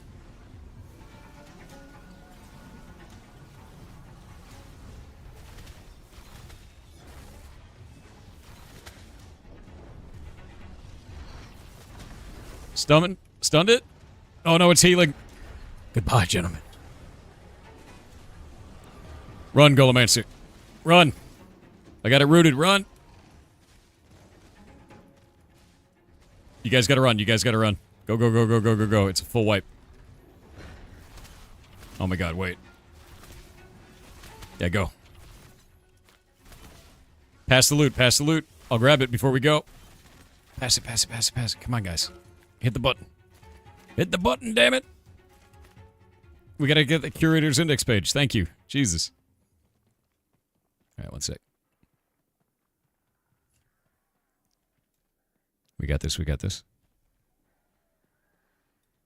Collector Glint? No. I'll get flagged for PvP.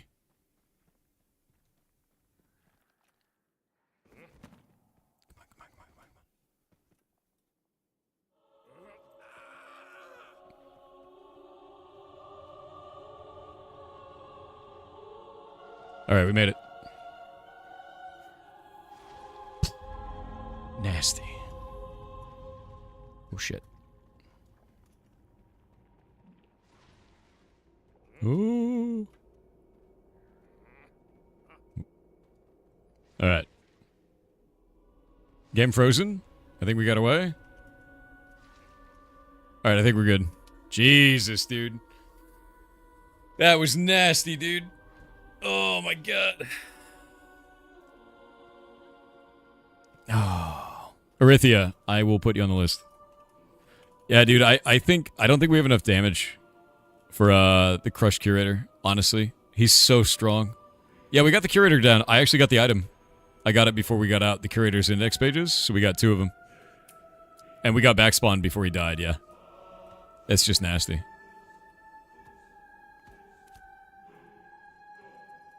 I'll pop that in Guildbank so we can at least do something with it, you know?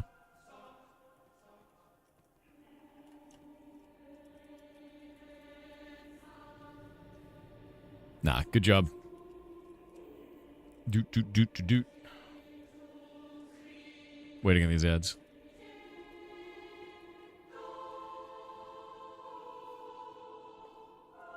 Mez? I don't know. You are not on the list. You are now. You're good to go, dude. This game is very different. It's less quest, dungeon, raid-oriented and more general grind-oriented. I think vanilla allow WoW levels of grind, but more so. Kinda, yeah, but it's also big-time, large objective-oriented, right?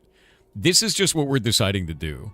I could not be doing this. I don't have to be a dungeoneer, but that's what I like to do. So if I wanted to be like a fisherman or a trade man or a dude who boats, like I could just do that, right?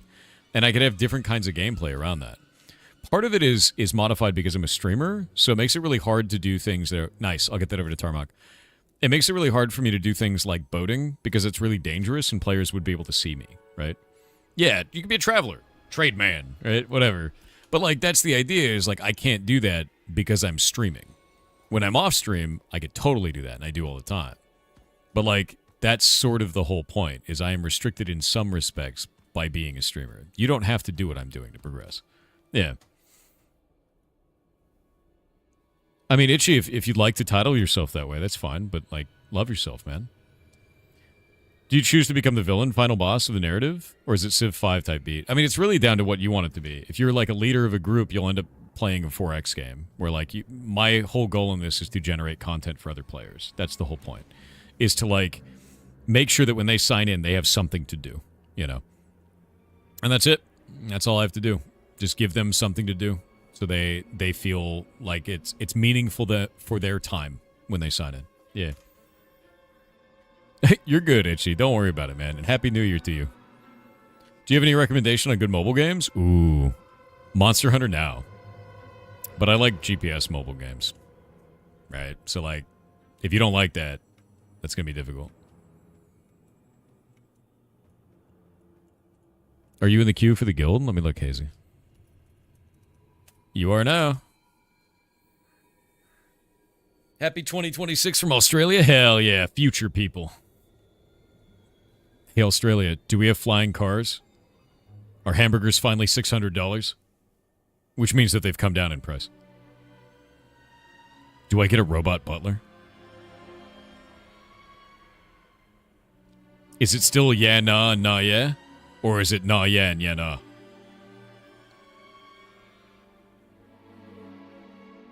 You plan on invading the Isle of Carin to unite the Turquoise Sea? I don't know if those game mechanics are in yet, but it would be nice, to be honest with you. I don't think Jova gives a shit about Carin. So yeah, that would be cool. I don't know if the mechanic is there yet, though. And if it is, we'll do it, because it'd be fun. I would love that. I wonder who lives in Carin as well. I want to find out if those people want to be vassalized by Jova, or would rather join us in Brine Barrel. I think it's more fun to political win that instead of enforce it, right? I think that's more fun, because I don't know the people who live in Carin. I have no idea who they are. And if I'm like, hey, do you guys want to come be, you know, under our own banner, and not for those foreign kings in Jova?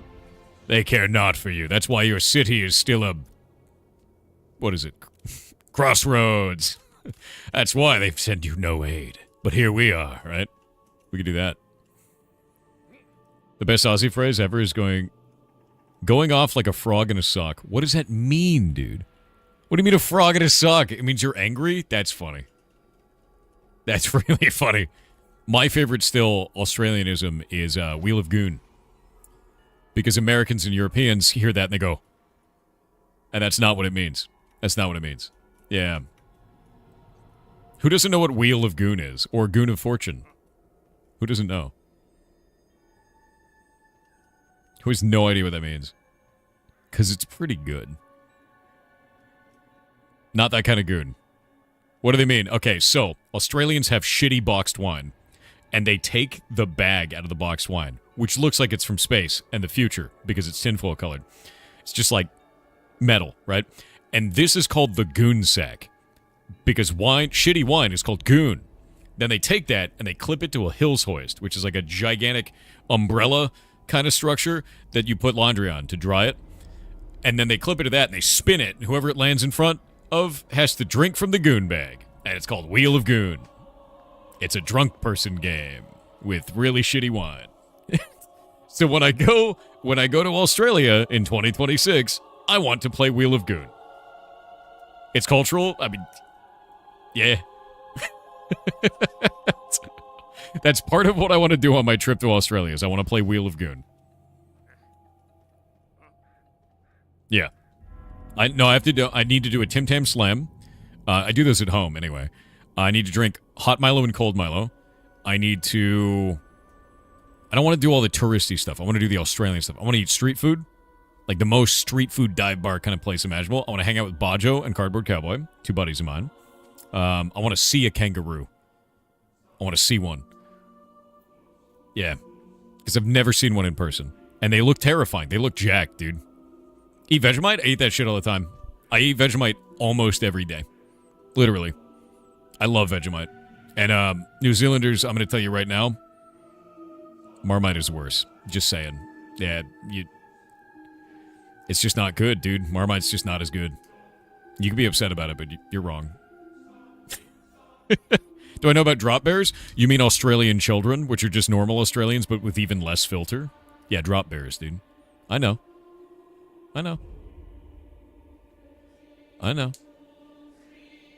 So there's so many people in New Zealand that eat Marmite over Vegemite. Is that like an animosity thing between Australia and New Zealand, by the way? What is the reasoning for this? Marmite is technically German, but why does New Zealand like it so much? Am I wrong about that? Because that's what I've been told, but I don't live there. I don't know anything about it. Bovril's where it's at. We can't have Bovril in the United States. It's illegal. We can have Bovrite imported, but not Bovril. It's a different material, so I've never had it. Get the chocolate Vegemite mash drink? Chocolate Vegemite mash drink. That sounds good. I like Tiger Toast, personally. So I get, like, the sharpest cheddar imaginable, and then I put that on a toast that has Vegemite on it. And the way that I apply my Vegemite is if you can still see the toast, you haven't put on enough. So there's that. You gonna play DBC? No. Why is Bovril illegal? It's something to do with, like, transportation of meat-based products in America. We can't import certain meat-based products because of the cattle industry is the thing. It's like a worry about health and disease transmission among cattle. Yeah. Yeah, it's a disease thing. Yeah, so there's like a restriction on Bovril specifically because it's a meat-based product is the problem. Yeah, Kinder Eggs and Bovril not allowed. Well, I'm an American. We would just eat the toy. Like, you gonna play Midnight? I wasn't planning on it, and the reason why, man, is I know this is kind of like a dumb hill to die on, but it's the one that I'm happy with. They're adding another like premium currency for monetization in Midnight for the housing system, and I've already played Destiny 2, man. I don't want to do it again. I'm sick of it. I'm sick of seeing every new monetization method under the sun. I'm just out. Like and I get it. Like you should enjoy it. You should, but that's like kind of where I'm at on that. Is I don't want to do it anymore. I just don't want to do that shit. I'm sick of it. America never had issues with transmitted diseases. No. Australia's like America. The only difference is Australia doesn't keep itself in check. We don't either. Ugh. English Marmite and New Zealand Marmite are not the same. Really? What is the difference? You coming to South Australia? I don't have a game plan for where I'm going in Australia yet. All I know is I want to meet my friends there. I want to hang out. I want to record the whole thing that I'm there and just have fun, you know. And I do want to go to Sydney, but I don't want the tourist trap experience, man. I hate that shit. I'm not into it. I want to like go and see Australia, not just see Australia from a fancy hotel or some shit, you know. You need to come here and find out? I do. Oh, yeah, no, you can't use that word in the United States. In Australia, it's like a friendship word. In the United States, that's like a you get smacked in the mouth word, which is like... it's like not a thing you're allowed to do. That's like a big deal here. Not a theme park tourist? I'm not. Never have been. Happy New Year, by the way. Chat. What? Chat's a few roos loose in the top paddock. Did you just say that chat is dumb? Or crazy? I understand. I'm learning Australian. I feel it. You're a few roos loosed. Oh, wait. Dude, these guys are scary, and you pulled a lot of them. There's a thaumaturge in there. This is bad. Oh, dear. Gentlemen, I am a little concerned. I'm going to put down the big scary spells, and I'm going to get out my Spirit Guardian. You guys need to spread out, because if that thaumaturge vomits on all of us, we're dead.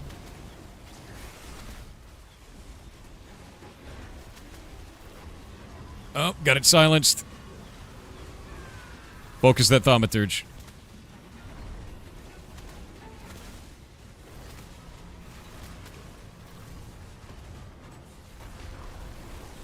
It's just using necromantic shots, which I think reduce healing. They used to anyway. I don't know if they still do. Boop. It's healing. Kill it. Kill it.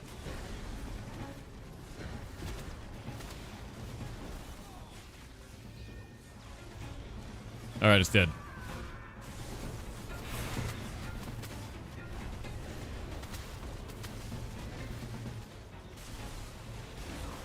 Nice job. A little bit insane. Little bit insane. Is there any kind of structured PvP in this game? Like arenas or battlegrounds? No. There's none of that. Unless you do a siege on a city. There's nothing else outside of that. That is like a... It makes a zone around the city, and then you have to fight based on the two groups involved. And it's like 50v50 kind of a thing. And if you lose enough times, then your city explodes and is knocked back to wilderness, which is a nightmare. Because that takes... It took us 3 weeks with hundreds of players, 24/7, to build our home. So, like, getting knocked back to zero would be horrifying. It would be deeply, deeply horrifying. Although I've heard, apparently, there's a guild named Polar, and what they did... Oh, wait, one sec. Hold up. Oh, no, the pet. The pet. Dismiss it. Stop, you big piece of shit. Why is it still sliding and dead?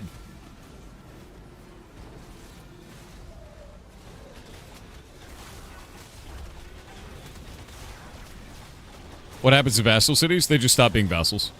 But apparently there's this guild called Polar, and the accusation is that they set their guild, or they set their tax in their node to 100%, and then chased everyone away, and then declared war on their own node, and sieged it and blew it up to get all of their own loot.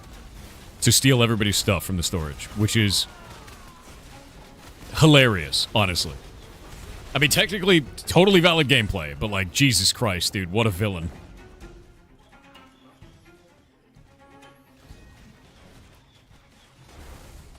Yeah, we have 1, 2, 3, 2, 1 number of subs right now. Thank you. That is kind of smart. I know, right? It's really smart. It's very evil, though. That's some Eve level behavior, and I'm happy to see it. Exactly. I'm glad that that exists in the game, even though I'm not happy if it happened to me, right? Yeah, you're not actually doing tax evasion. You're just taking all the tax. Everyone hates them in that server. Do they ever do anything that gets them banned? Do any of them ever get banned for shit? Because it seems like if they're willing to go that far, they're probably going to have people that go too far, you know?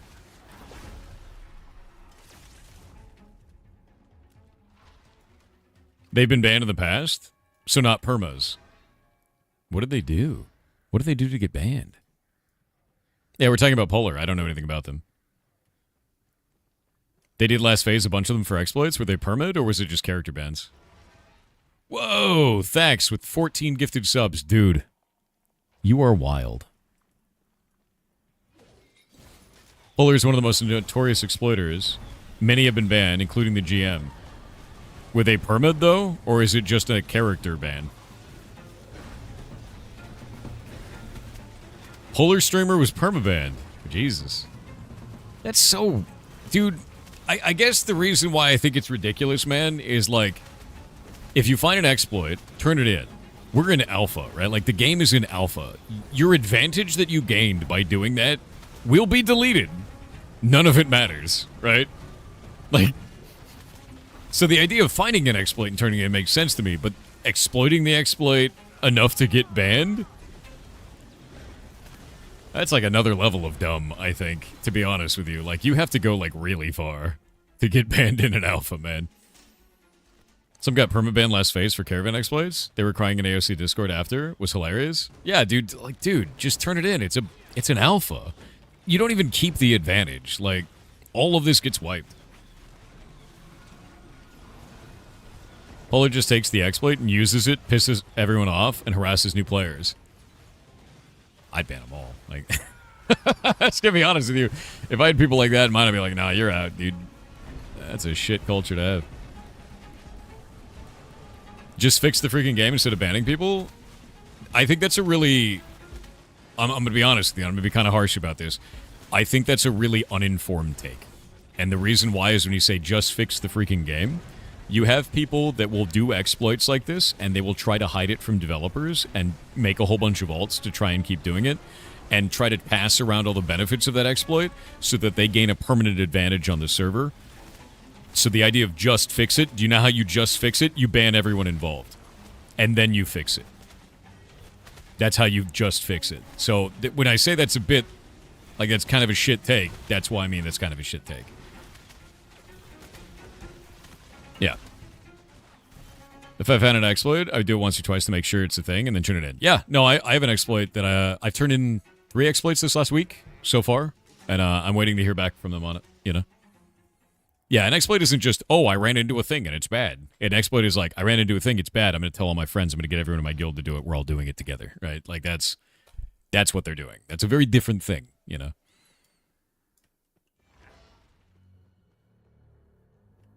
You have 100% of your gear just adept, Zotax? Jesus. We got to fix you.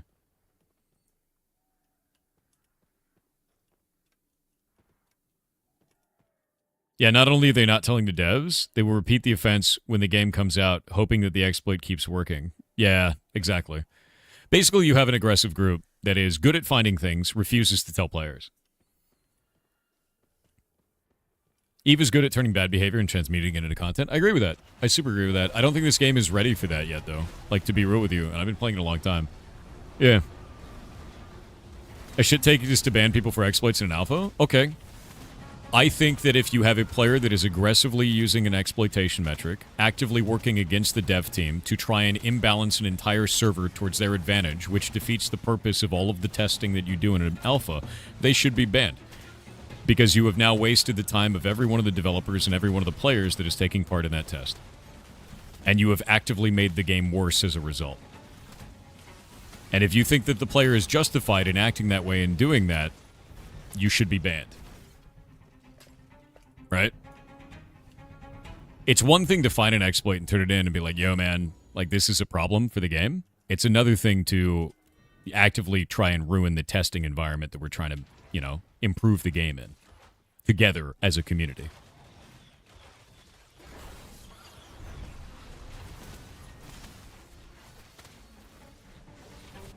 Drez, I need you to show me those dice that you're rolling with. That's the second time today you've won something. What's going on over there?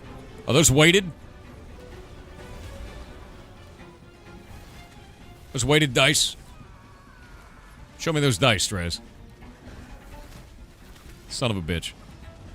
Ridiculous. Man's got an exploit. Get him. Yeah, they're acting like shit players and not game testers. I mean, it's even beyond that. It creates a culture of player versus developer to generate animosity when you're supposed to have a collaborative experience inside of a social sandbox MMO with the devs. You don't want to create that kind of environment where it's like, we should be hiding things from the developers. We should be ruining this game. We do anything for advantage. Because if you have players that act that way, all they'll do is only ever make the game worse for everybody involved. And I think that sucks, man. I think it's a really bad outlook. And I don't think that's a culture that should be preserved in a game like this. Fight other players. Don't fight your devs, dude. Like, don't do that. Why do you think, even when I'm passionate and I'm mad about a system in this game, why do you think I put together an entire feedback document and send it over to them? Because I go, I'm passionate about this. This bothers me. Here's my feedback. Not I'm passionate about this. This bothers me. Let me ruin the game. Right? It's like a very different kind of person that will do that. Like, that's ridiculous, to be honest. Oh, Big Sausage. Yeah, the New World bug. That was a very funny New World bug, actually. Big Sausage was hilarious. If you don't know the history of New World, Big Sausage was funny. Yeah. Ow. Are you Crushed Curator? We gotta stop fighting the Crushed Curator, dude. We have to stop fighting this thing. This thing is a bitch.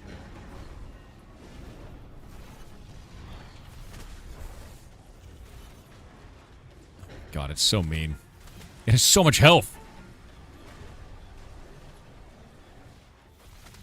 Alright, hold up. I am out of resources. Hold up. Drink that.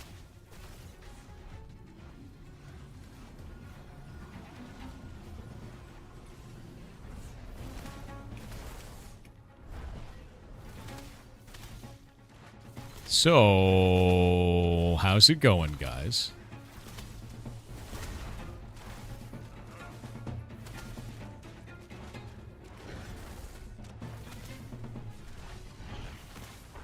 Ah, shit. That hurt. I think it's healing more than we're dealing damage to it. We really need to run, guys. Yeah, I'm dead. Alright, so I don't want to go in there again. We need to stop fighting the Crush Curator. Either choose a different area of this room, or we go somewhere else. It's just like, we don't have the damage and defenses to fight that guy. He's kicking our ass. When the Curator's at that place, we don't have enough room for the outrange of lifesteal. It's not even just that. Like, we just don't have the damage to fight him. Because we're getting back pulled on, it's just not going to work. I think if we had more people at 25 or more Radiant gear, we could do it. Definitely. Yeah. Bro, what does that even mean, Frider, man? Are you okay? That's like some, like, telephone game kind of mad. Alright, let's see what I lost. Didn't lose them. Still got the index pages. Sick. Yeah, I think it's gear issue, man. I don't think it's a skill issue for us at all. I think it's gear. We've got people that are kind of low, and that is, like, endgame guy. Ducks are radiant beings? True. True.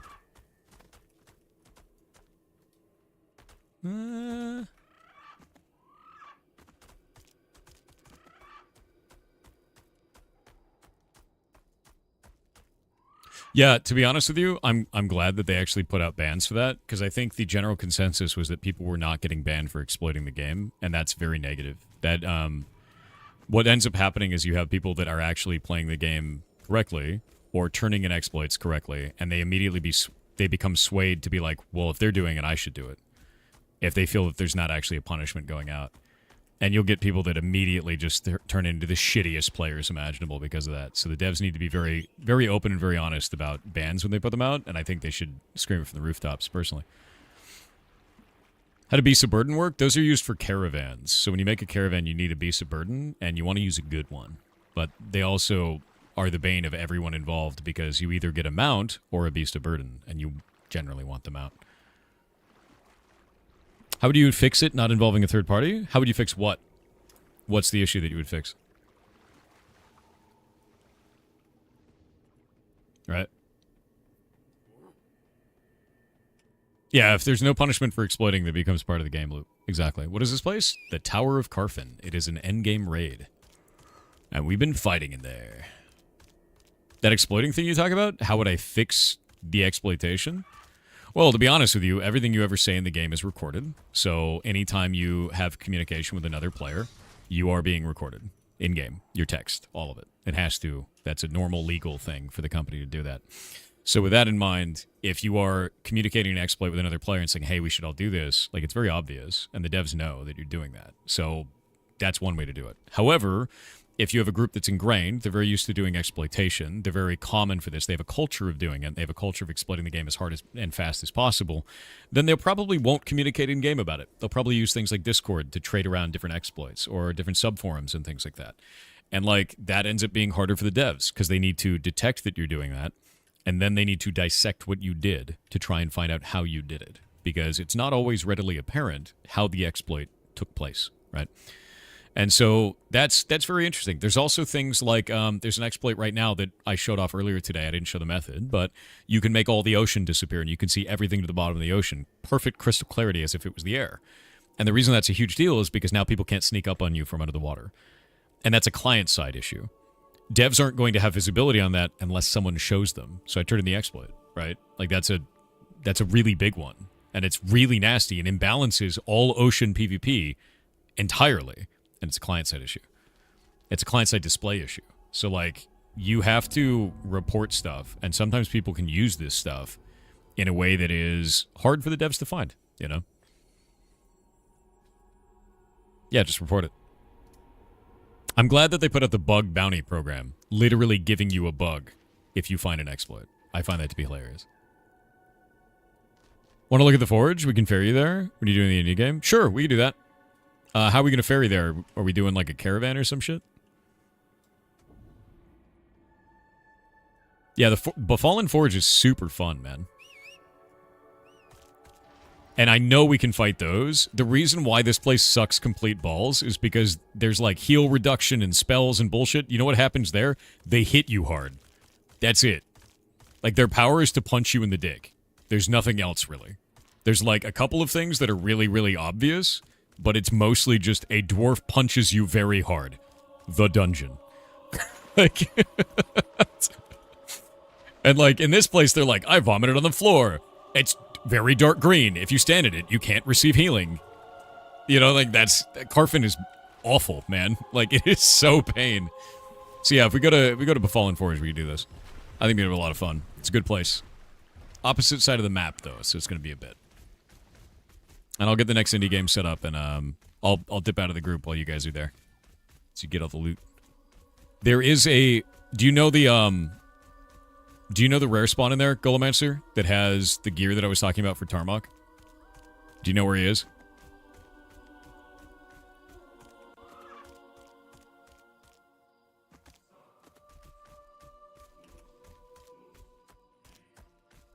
You just follow blindly? Oh, that's cool. So for the people in the party, since you are going to Befallen Forge, there's a couple of mechanics that I'll let you know about. When you get inside, you're going to see these skeletons or these dogs. Dogs are always primary. They die very fast. Always. After that, the skeletons, they have an aura on them that does fire damage. Mage, Mr. Zotax, your job is to hit them with a frostbolt. If you do that, they become extinguished for like 20 seconds. They lose their fire aura. It's awesome. So just hit them with frost in any way, any type of freezing, whatever, right? We used to use, I think it was kind of cold on it, is what we'd use for it. With that in mind, I'm trying to think what else. When you go in, you will turn left after you get inside, and there's a staircase that goes downwards, and then you turn right to go down the stairs again, right to go down the stairs again. When you get down there, you turn left, and there's these two big structures on either side, and then a doorway. Don't go through the doorway. There's a boss in there. He'll kick your ass. And that one spot that you're standing at that point has a mini-boss that will spawn that drops things for weaponsmiths and armorsmiths. It's amazing in there. Make it a raid and get more people in, maybe? We used to do it as a 40-man raid.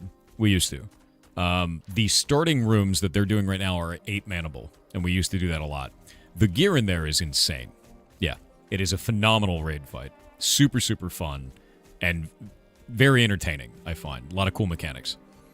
How do you remember all of that? I have played this game for 2 years, and I have raid-led through all of the content available.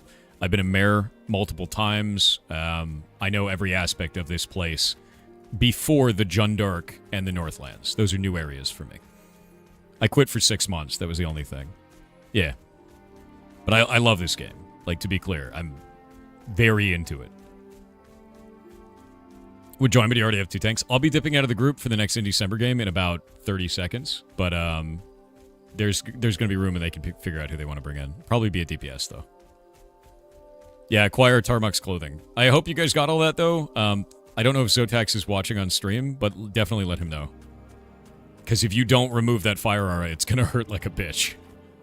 All he has to do is just hit him once in a while with it. It's pretty easy. Umerigan, elections end in like 2 hours and we'll find out. I don't know if people voted for me. We'll see. Can you drop off the new recipes before leaving? No, because I gotta leave right now. Unfortunately. If you wanna make your way to the location that I'm at right now, I will be logging out here because I can't have the game running in the background because it makes my computer mad. But if you go to this location, when I log back in, I will give them to you. Or if you want me to meet you in Jova, I can do that. Either way, dude. I do have a lot of recipes for you, though, man. And you can distribute those to other guildies if you don't need them. Yeah, download more RAM, I know, right? You be in Jova later? Alright, sick.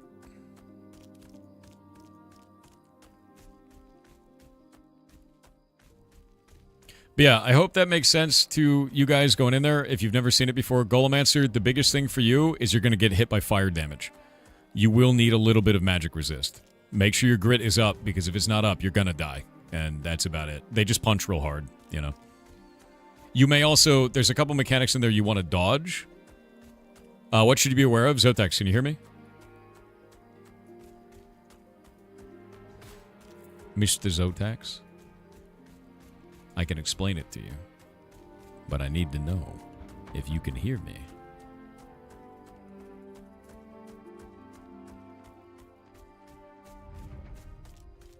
We explained it to him in voice. Perfect. All right, rock on. Yeah, he's just got to hit him with a frost spell. That's it. You'll see the skeletons. They're covered in fire, and they have a buff that's like fire aura. If you hit them, they become extinguished. And when you do that, you're good. That's the one you want. You'll see them. They're easy to kill. The dogs, by the way, for the tanks, grip it. Grip the dog to like pull it to you and root it. Because if you don't root it to the ground, it will leap onto your backline and instantly kill them. They're like the most vicious, aggro-dropping pieces of shit you'll ever see in your life. So all you gotta do is grab it and then root it to the ground. You're good. And they die. All right. I'm out. See you guys in a little bit. Yeah, they're very strong. If elected, how long you mayor for? It's either 2 weeks or a month. I don't know what it is this phase. We'll have to see. How goes the colonizing? We have colonized the island. We've done it. Is it a month now? Good. Yeah, the dogs in Befallen Forge are nasty, nasty, dude. How long is this game, or how far along is this game's visual representation compared to what the developers ultimately want to achieve? Not even close. There's a lot of systems that look really good, like lighting in the daytime, the shaders that they have there, some of the ocean shaders, but there's a lot of it that just looks like shit, like inside of caves, in the dark, at night, it looks really bad, you know? So, yeah, there's a lot of stuff they got to work on still, and we can see that, you know? All right, the next game. The next game. Let me go grab it. One sec.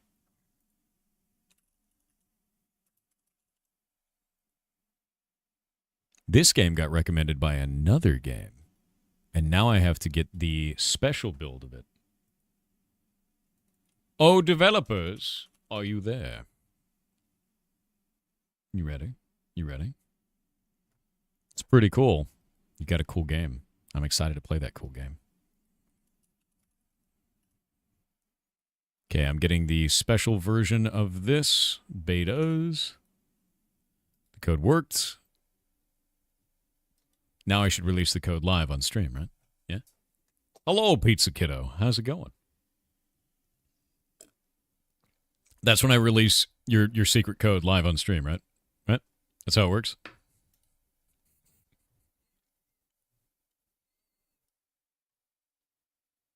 It's going great? Hell yeah. All right. Well, It's very loud. One moment. I need to find the audio controls. One moment. Please. Please. There we go. My brain was exploding out of my ears.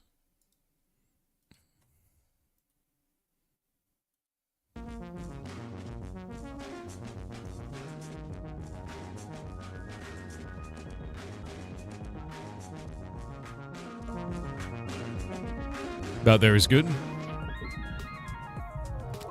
Rumble.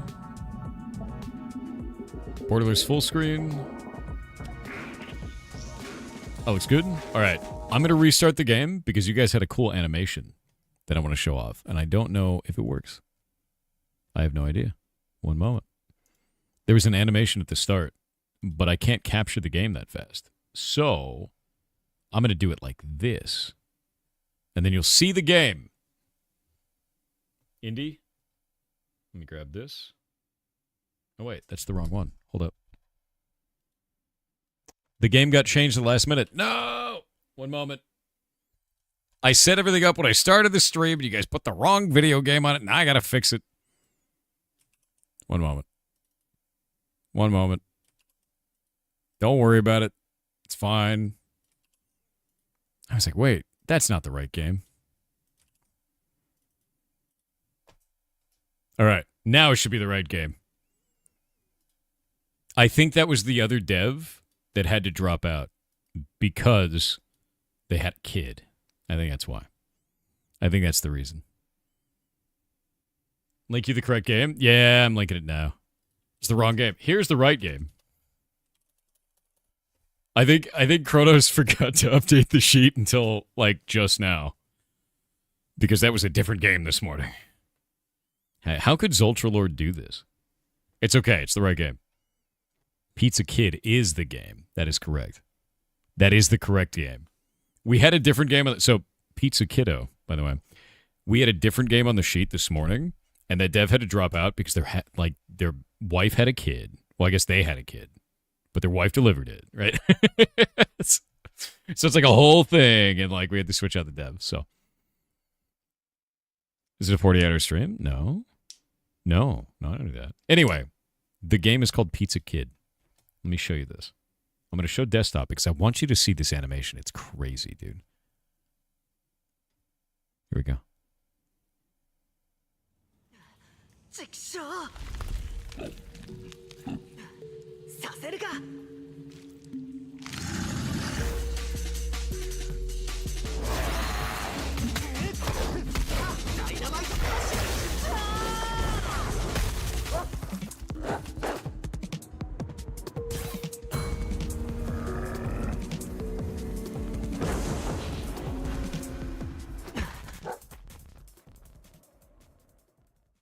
Looks sick, dude. Looks sick, dude. Pizza Kid. All right, let's see if this works now. Yeah, no? Game capture is Madge. I'll fix it. Window capture. One moment. Pizza Kid. Bam. All right. Yeah, this looks really cool, honestly. Pizza. The animation is very slick. Entirely so. Well, the 90s era beat-em-up game menu? Yes. Pizza Kid is still in active development, so don't judge it too harshly. Really, really like this. I'm going to turn up the audio a little bit. There we go.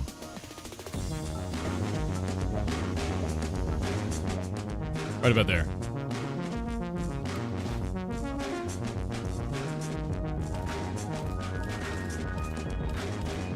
Let's go to the street, dude. Yeah, let him wub in that. Feels nice. In the year 22XX, God, I missed that. The world lies in ruin, a stark reminder of the devastation wrought by the Santos Corp's ambition. Once hailed as pioneers of the future, their attempt to resurrect extinct species and end world hunger after the Grand Pandemia unleashed a catastrophe, mutating life into monstrous abominations. In the decaying city of Philadelphia,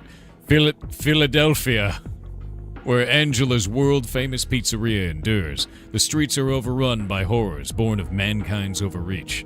Survival now belongs to the strong, or the few brave enough to confront this new, nightmarish reality. Yeah, it's when Ariana Grande takes over. That's Grand Pandemia. It's true. Amidst this darkness, a young mystical arts hero battles to save Earth and protect the universe from an egomaniacal mega-villain. Pizza Kid. Philadelphia. I love the Philadelphia. It's very funny. Pizza Shop. Black Rose. Kid, the city's falling apart faster than mud sheds bullets. We need to find him and figure out what Santos did with Mom and Dad. Say less, sis. Mud's tougher than titanium, and so are we. Want to protect your neck? Kiddo, hold RB to see what happens. Alright. If you time it right, something extra might happen. Try it. Alright. Alright. I like how he's got, like, the super neck posture. I have that, too. As a shrimp man. Yeah. Okay, so we get a guard. We can do a parry, it looks like. It looks like there's a short one. Interesting. We're timed. Oh, it feels good.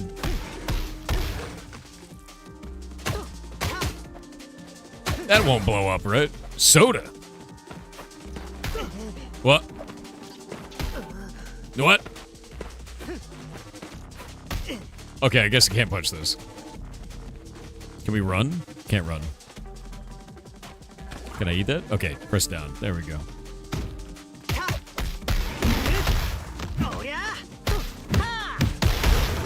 I like that.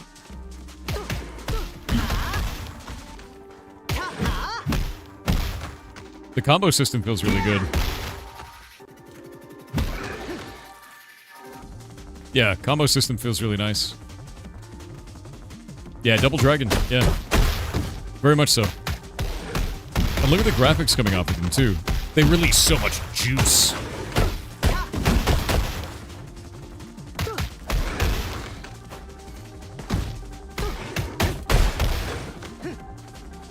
Oh, you can run with double tap? Thank you. I really like the, like, slam that you do as well. When you leave that. What? Ah! It's living dough.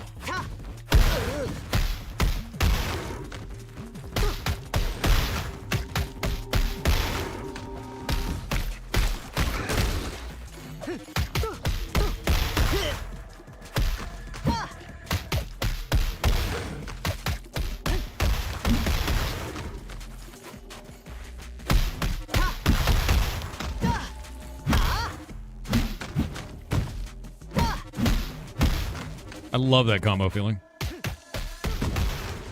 I guess the last way that I felt like a beat 'em up.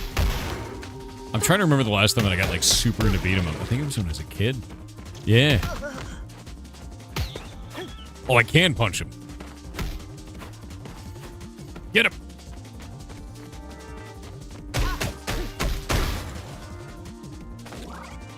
All right, let's see. I need to go into the training room to, like, learn about the combos that are available.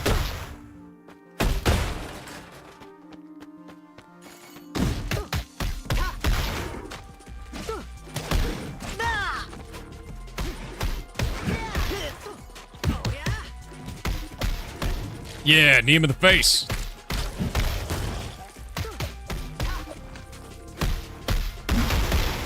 Sick.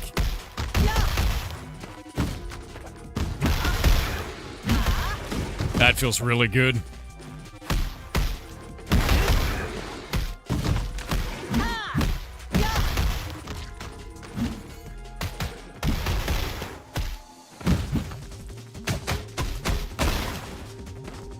Oh, yeah. This is the way. Anytime you have a game with fighting mechanics, you need to be able to punch a car. If I can't punch a car, it's not a fighting game, dude. That's how I feel about it. Whoa. Whoa. Alright. Alright. Alright. What do you got there, dude? Cool Rubik's Cube, love that. Another day, another batch of punks to smash. Ready to show him who's boss, kid? Ever tried launching enemies? Crouch and hit Y. I've already done this. Feels good. That'll send him flying. Whatever's behind that door doesn't sound happy. Maybe you should knock first.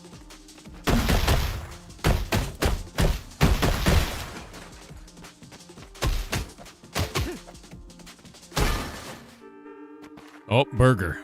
Delicious. A lot of batons. Ah!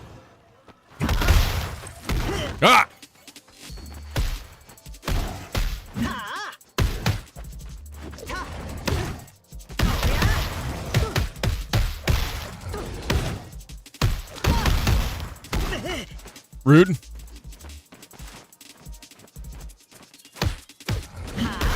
Oh.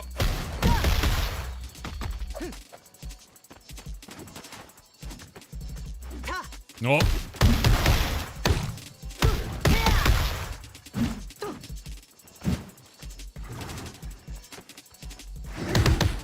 Got it. Oh, missed him.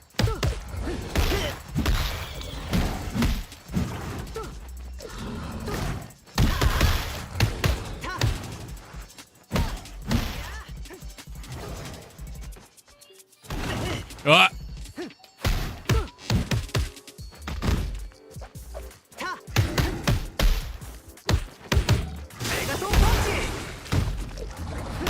What is that?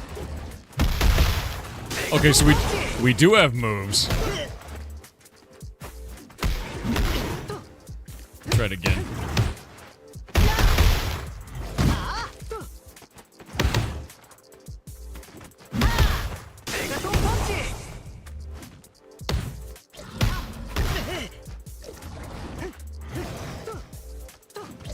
I'm getting stuck inside of his model.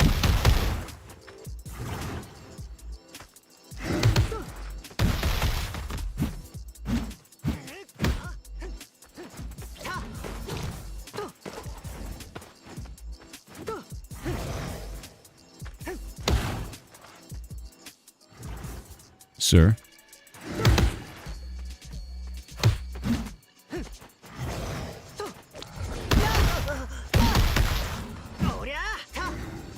He backs up so much.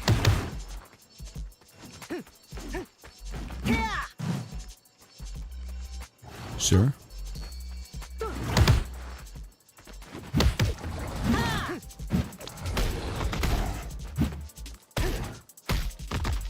Lol, wait. Cheesed.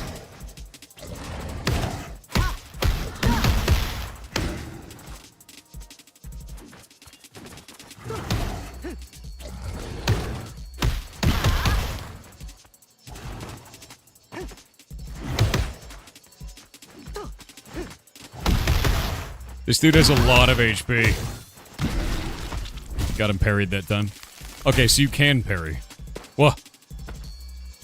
Is that dangerous? Is that bad? What is that? Alright. Alright. Alright. Monster has a lot of HP. Yeah, a lot of HP. Also, it looks like we can do a bunch of different combos. I need to play around with the abilities. Yeah. Still a work in progress? That's fair. No, that's totally fine, dude. I love the art in this, by the way. I want to go to the training room and try it out, because that was cool. Oh, look at this. Punching isopods. I'm gonna be honest, I feel kind of bad punching the isopods. What?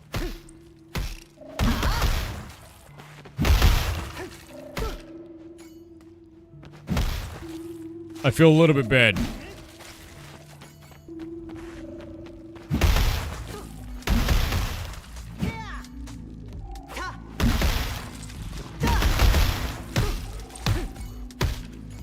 Oh god, it laid another one. Yeah, I'm bullying them. I mean, if you're not gonna bully them, who is? There we go. I need a Neo Geo controller for this.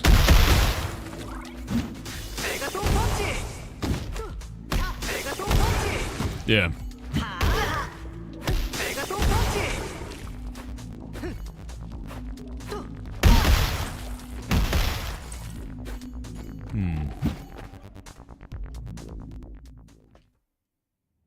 Yeah. Wait, what? Skill shot machine.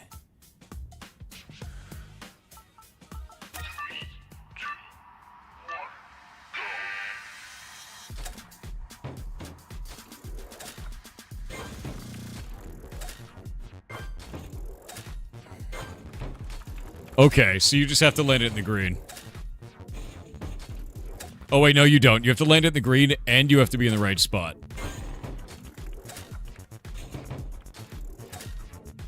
That's so weird. Oh no.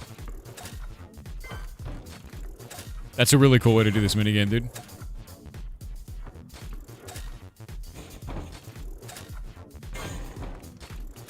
Now I understand it. I don't think I've had one do that before. We have to, like, match both. That's really cool. That's a really cool minigame.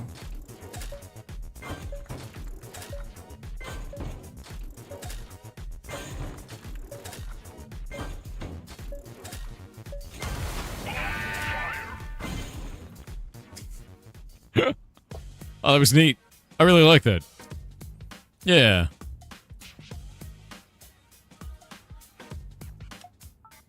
Yeah, he's on fire. I dig that. That's a cool minigame. Yeah. Yeah, Kobe. Let's see.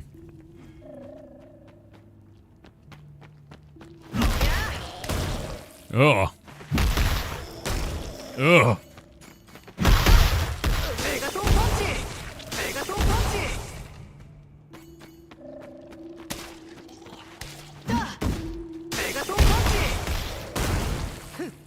It's such a useful ability.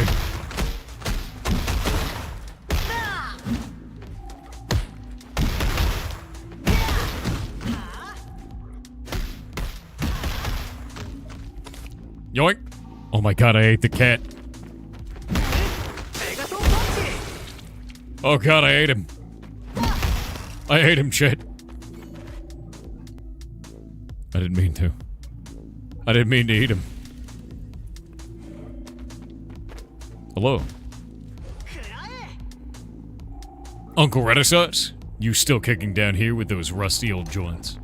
Rusty, huh? These joints could still take down a tank, kiddo. What's your excuse?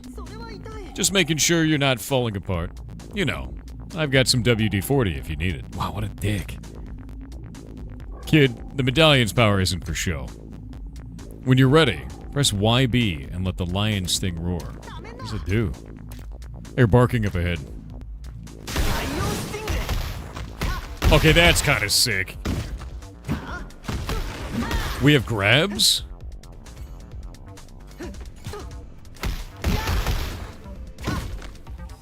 That's interesting.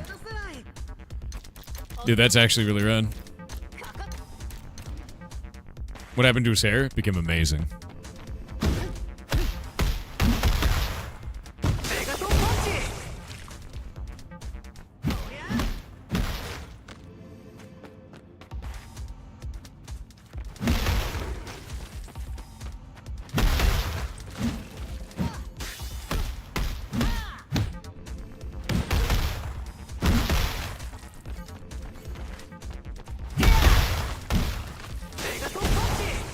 Squish them.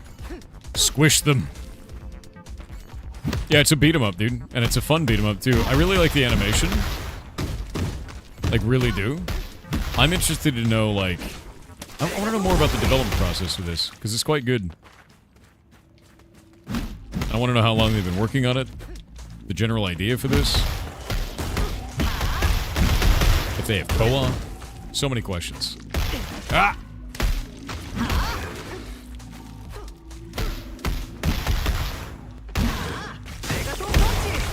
Squish him. Yeah, definitely wishlisted. Yeah, same. I can't remember the last time I played a true beat 'em up either. Is that a rabbit? I ate a rabbit. Not even sorry.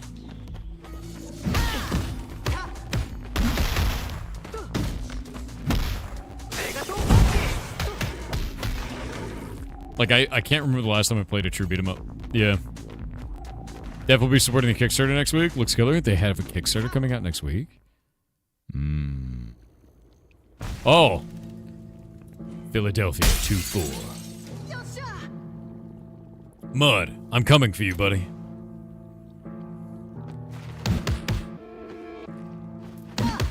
Hi.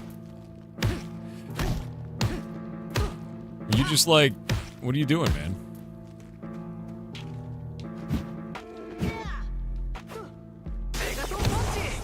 No? Okay, well.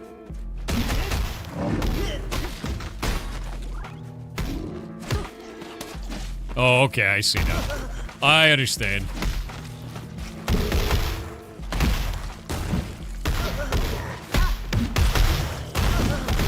Oh, God. There we go.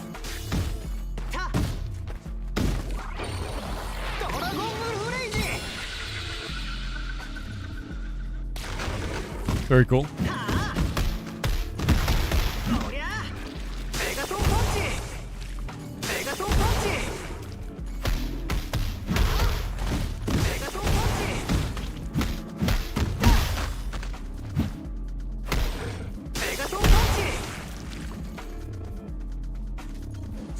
What's up, dude? No one messes with mud. Time to show them why you don't separate a dog from his boy. His name is Scrab, dude. Do you think you can save your precious pet? Enjoy this farewell gift, little hero. Looks like it's time for me to escargot. Hope you're ready for a shell of a fight. Aw, crap, shell of a fight. Oh, dude. Why can I not get this now? Okay, we just failing like a shitload now? Alright. Whatever, man.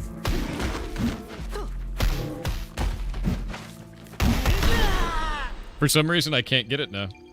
I might have been pulling back too far. This is why I need my Neo Geo, dude. Like, I need a Neo Geo pad so I can actually get my combos right. It feels bad. It uses your health? Oh, is that what it is? So I couldn't do it because my health was low? I didn't even realize.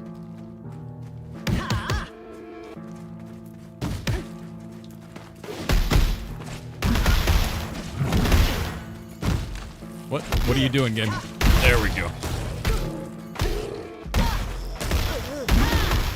There we go.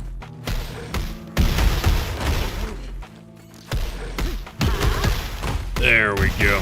Yeah.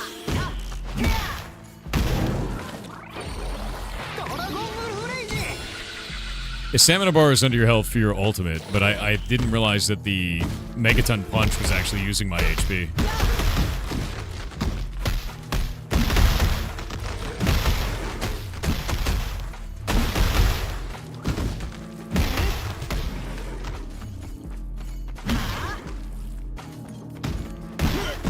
Oh!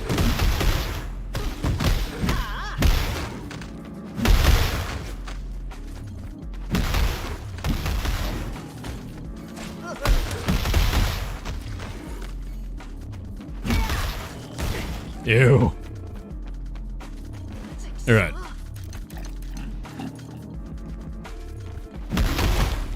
Wait.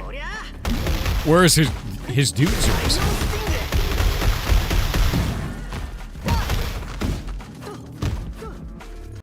We got ads. His dudes were missing that time. Yeah, Lion's Heart. That's what I used on the boss there, and he just melted. I love when an ability uses HP. That's a trading bonus for some risk. Yeah, I didn't realize it was doing that. It's great. Feels really good, actually. No, I super dig that. It uses stamina, it doesn't? So is chat wrong? We're going to try it again. It uses HP if you don't have yellow bar buildup, you think. We'll test it out. We'll test it out and see. It uses up some of the special gauge, which is yellow. Okay. Yeah, health is the red thing above that. Yeah. I think the biggest thing is I kind of want to, you know, if we don't know how it works, that's good for the dev to know. Because if you know, if you're using this stuff and it's not apparent to you as a player what's going on, the dev would want to know about that so they can try and find a way around it, right? Health gets used if the yellow bar is empty, you think. I'm going to try it. We're going to try and find out.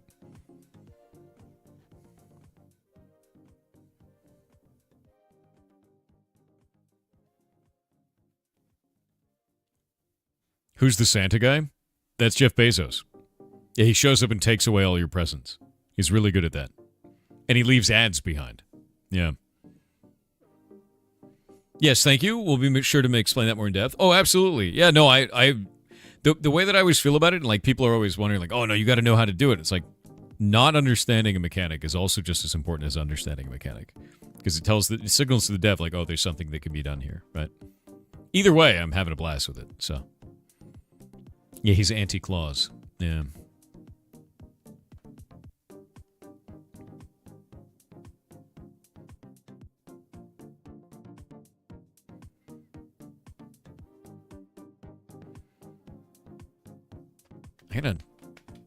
I didn't think I'd be playing a beat 'em up today. Today I thought it was other stuff. And I do actually wish I knew where the hell my Neo Geo pad was. Oh. All right.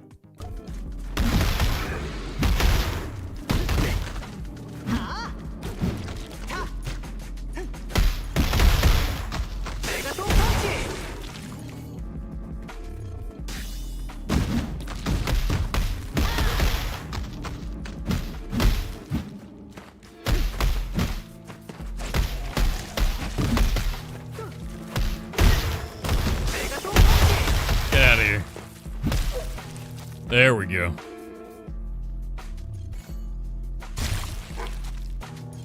Dog. Hell yeah.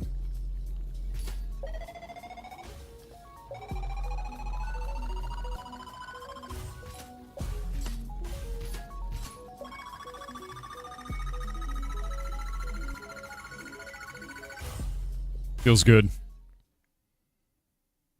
Yeah, Robo Dog Meat.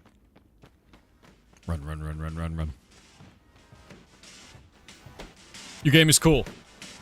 Your game is cool. I think this is quite fun. The animation is stellar. The combo's really good. Let's go and try out the training room and play around with that. Quite a big team, too. Yeah, I really dig this. I actually really did dig this, dude. It's rare to see a beat 'em up as well.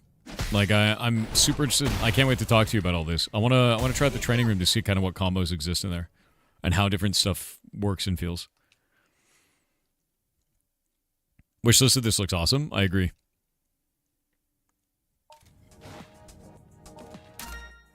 Alright, training room.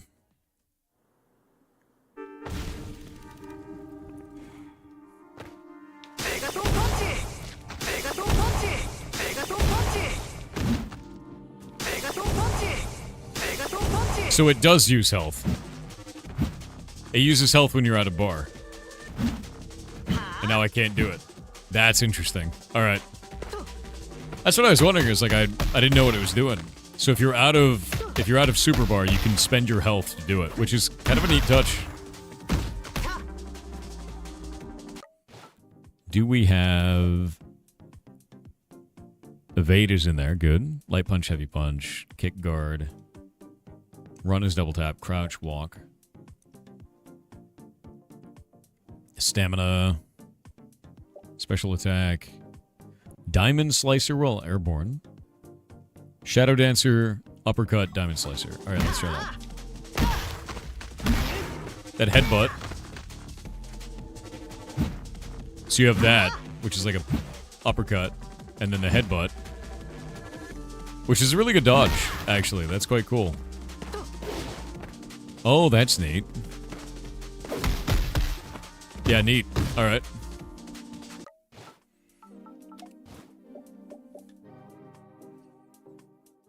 Special moves. Wait. Oh, okay. I was like... The Megaton Punch was quite funny. But, Because it looks like both left and right. But Megaton Punch is just your... I can't do it now, but it is a, the loop. The quarter circle. Easy peasy. No, that feels really good, man. That feels really good. Diamond Slicer is cool.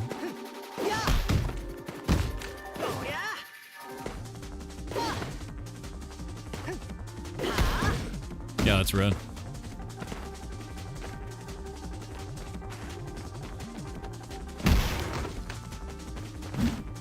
Yeah, that's really clears a long way.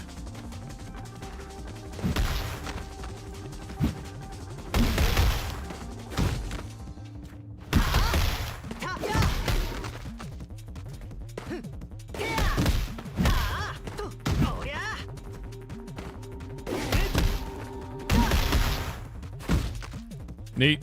Yeah, no, it's red. Diamond Slice uses stamina purple. Does it? Oh, it does. Yeah, you're right. And so does the uppercut.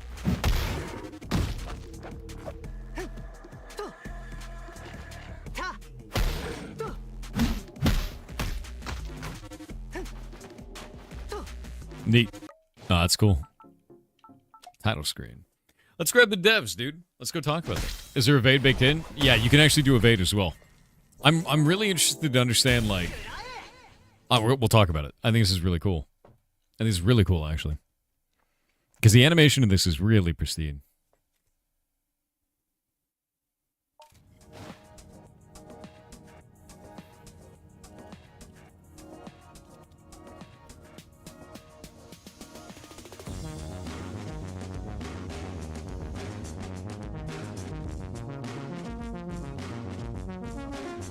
Oh, developer of Pizza Kid, I am in your channel.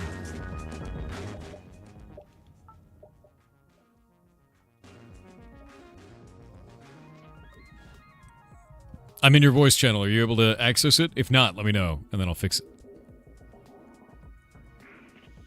Ah, you are. Sick. Can you hear me? Hello. How's it going? Hey, how's it going?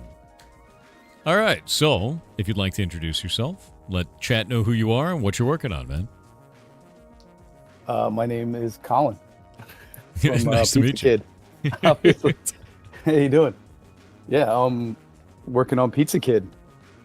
The 2D sci-fi beat 'em up. It's a work in progress, obviously. No, And, it's definitely the finished full game. Right? Several years in development, so. Hell yeah. How long have you been working on it? Yeah. We started post-COVID, so right after, I want to say, 2019 to 2020, somewhere around there, I started with a prototype. Nice. One of my old classmates from school, and we were in a UX UI class together, and had a few ideas for a game, and we just kind of like, you know, sketched some ideas out. It was pretty rough in its early development, so obviously, yeah, it's just been kind of off and on, I guess you could say, because the project is self-funded and sort of a collaborative effort between myself and a good friend. We started, you know, kind of funding it and working on it bit by bit, day by day. So that's awesome, yeah, man. Are you guys all full time on it now, or are you still doing day job stuff? No, actually not at all. So I'm like a dev dad, I guess you could say. Yeah, that's like 5 jobs right there. Jesus. Got kids. Yeah, we got kids, and you know, I work a full-time job as a designer and a print specialist. So I do wide format printing and signage and media printing and all that cool stuff. So, well, nice. That's cool. Yeah. So I work on the game when I have time. So we sort of do, you know, a few hours here, a few hours there, and mainly I am like the director, the orchestrator of this project, and the mastermind behind it all. So I mean, that's cool. There's many people that help us with it. A lot of freelancers, a lot of pixel artists from Twitter, people around the globe, and our developers. are based in California. Hmm. So there's some local guys in there, and yeah, our team spans across the globe, and we have people in Japan, Indonesia, in Colombia, and Brazil, and yeah, all over, Chile. So What would you say is the Pretty most cool. difficult aspect of developing a game in that way? Because having a massive global team like that, it's got to come with some difficulties of some kind. You know, like it does. Thankfully, we have Discord. Discord is a godsend because I can actually communicate with my team in real time, no matter where they are in the globe. Obviously, time is a factor, so we're sort of all over the place as far as, you know, I could talk to somebody in Japan at 12 in the afternoon, yeah, and luckily, fortunately for them, or for me actually, I'm a night owl, they're a night owl, so we kind of work morning, night, doesn't matter. You know, I try to be as available as possible. You know, so that helps. But yeah, I can communicate with them on my phone, which is nice, and just send assets through Discord or Google Drive, and man. make real-time updates and such. And then we've been building the demo for, I think, a year. I would say a little over a year and a half is the newer demo. If you research Pizza Kid, you could see the game in its earlier creation where it was very rough. Had a totally different aesthetic also. Let me see if I can find the images. Yeah, it was completely different. It was more, I guess you could say it was like high resolution pixel art. Yeah. So, yeah, so I went through my team, I guess I think I've got a picture here. Let me know if this is this actually game art? Let me grab that. Is that? Yeah. Let me see. It's a bunch of stream. I'll actually jump back on there. You'll want to mute it or you'll hear yourself, and then it's weird. Yeah, well, I gotta mute this. That's why. Okay. There you go. Yeah. Okay, yeah. So that art that you're seeing there is the older art, obviously. Okay. So, That looks, I mean, it looks sick then and it looks sick now. it's still so cool, like, yeah. Yeah. So I still work with some of the artists from the original prototype. And then now I work with new artists. What's crazy is we worked in a much higher resolution originally. So now we work in 640 by 360 pixel by pixel resolution. I can understand in why order for to that. Yeah, so we wanted to make the game compatible with Nintendo Switch. However, And it's also 1 to 2 and 1 to 3 with 1080. It's great. yeah, exactly. So I'll be honest, this is my first game. Okay. So, That's fair. so How have you very feeling, little by the way? experience. You feeling excited about it? You Oh terrified? yeah, I'm terrified, excited, lack of sleep, from last night from the we had family over. It's the holidays, I'm kind of wearing hell yeah. myself out here. So, but yeah, man, it's great. Dude, I Overall, want to be clear. exciting. I think your game looks cool as shit, and I thank you. miss playing beat 'em ups. There's like precious few of them out there right now. Yeah. And feels there's good, a- man. Thank you. Yeah. Yeah, it's a little rough around the edges in certain areas, and obviously that's why we have the play test. We're actually having a Kickstarter. The campaign looking at launches next Tuesday. Yeah, I've got it. So Up. January 6th, yeah. That's going to help us in a huge way. So if we can get the support of people who appreciate indies and Yeah. want to see something sort of unique in a very crowded space.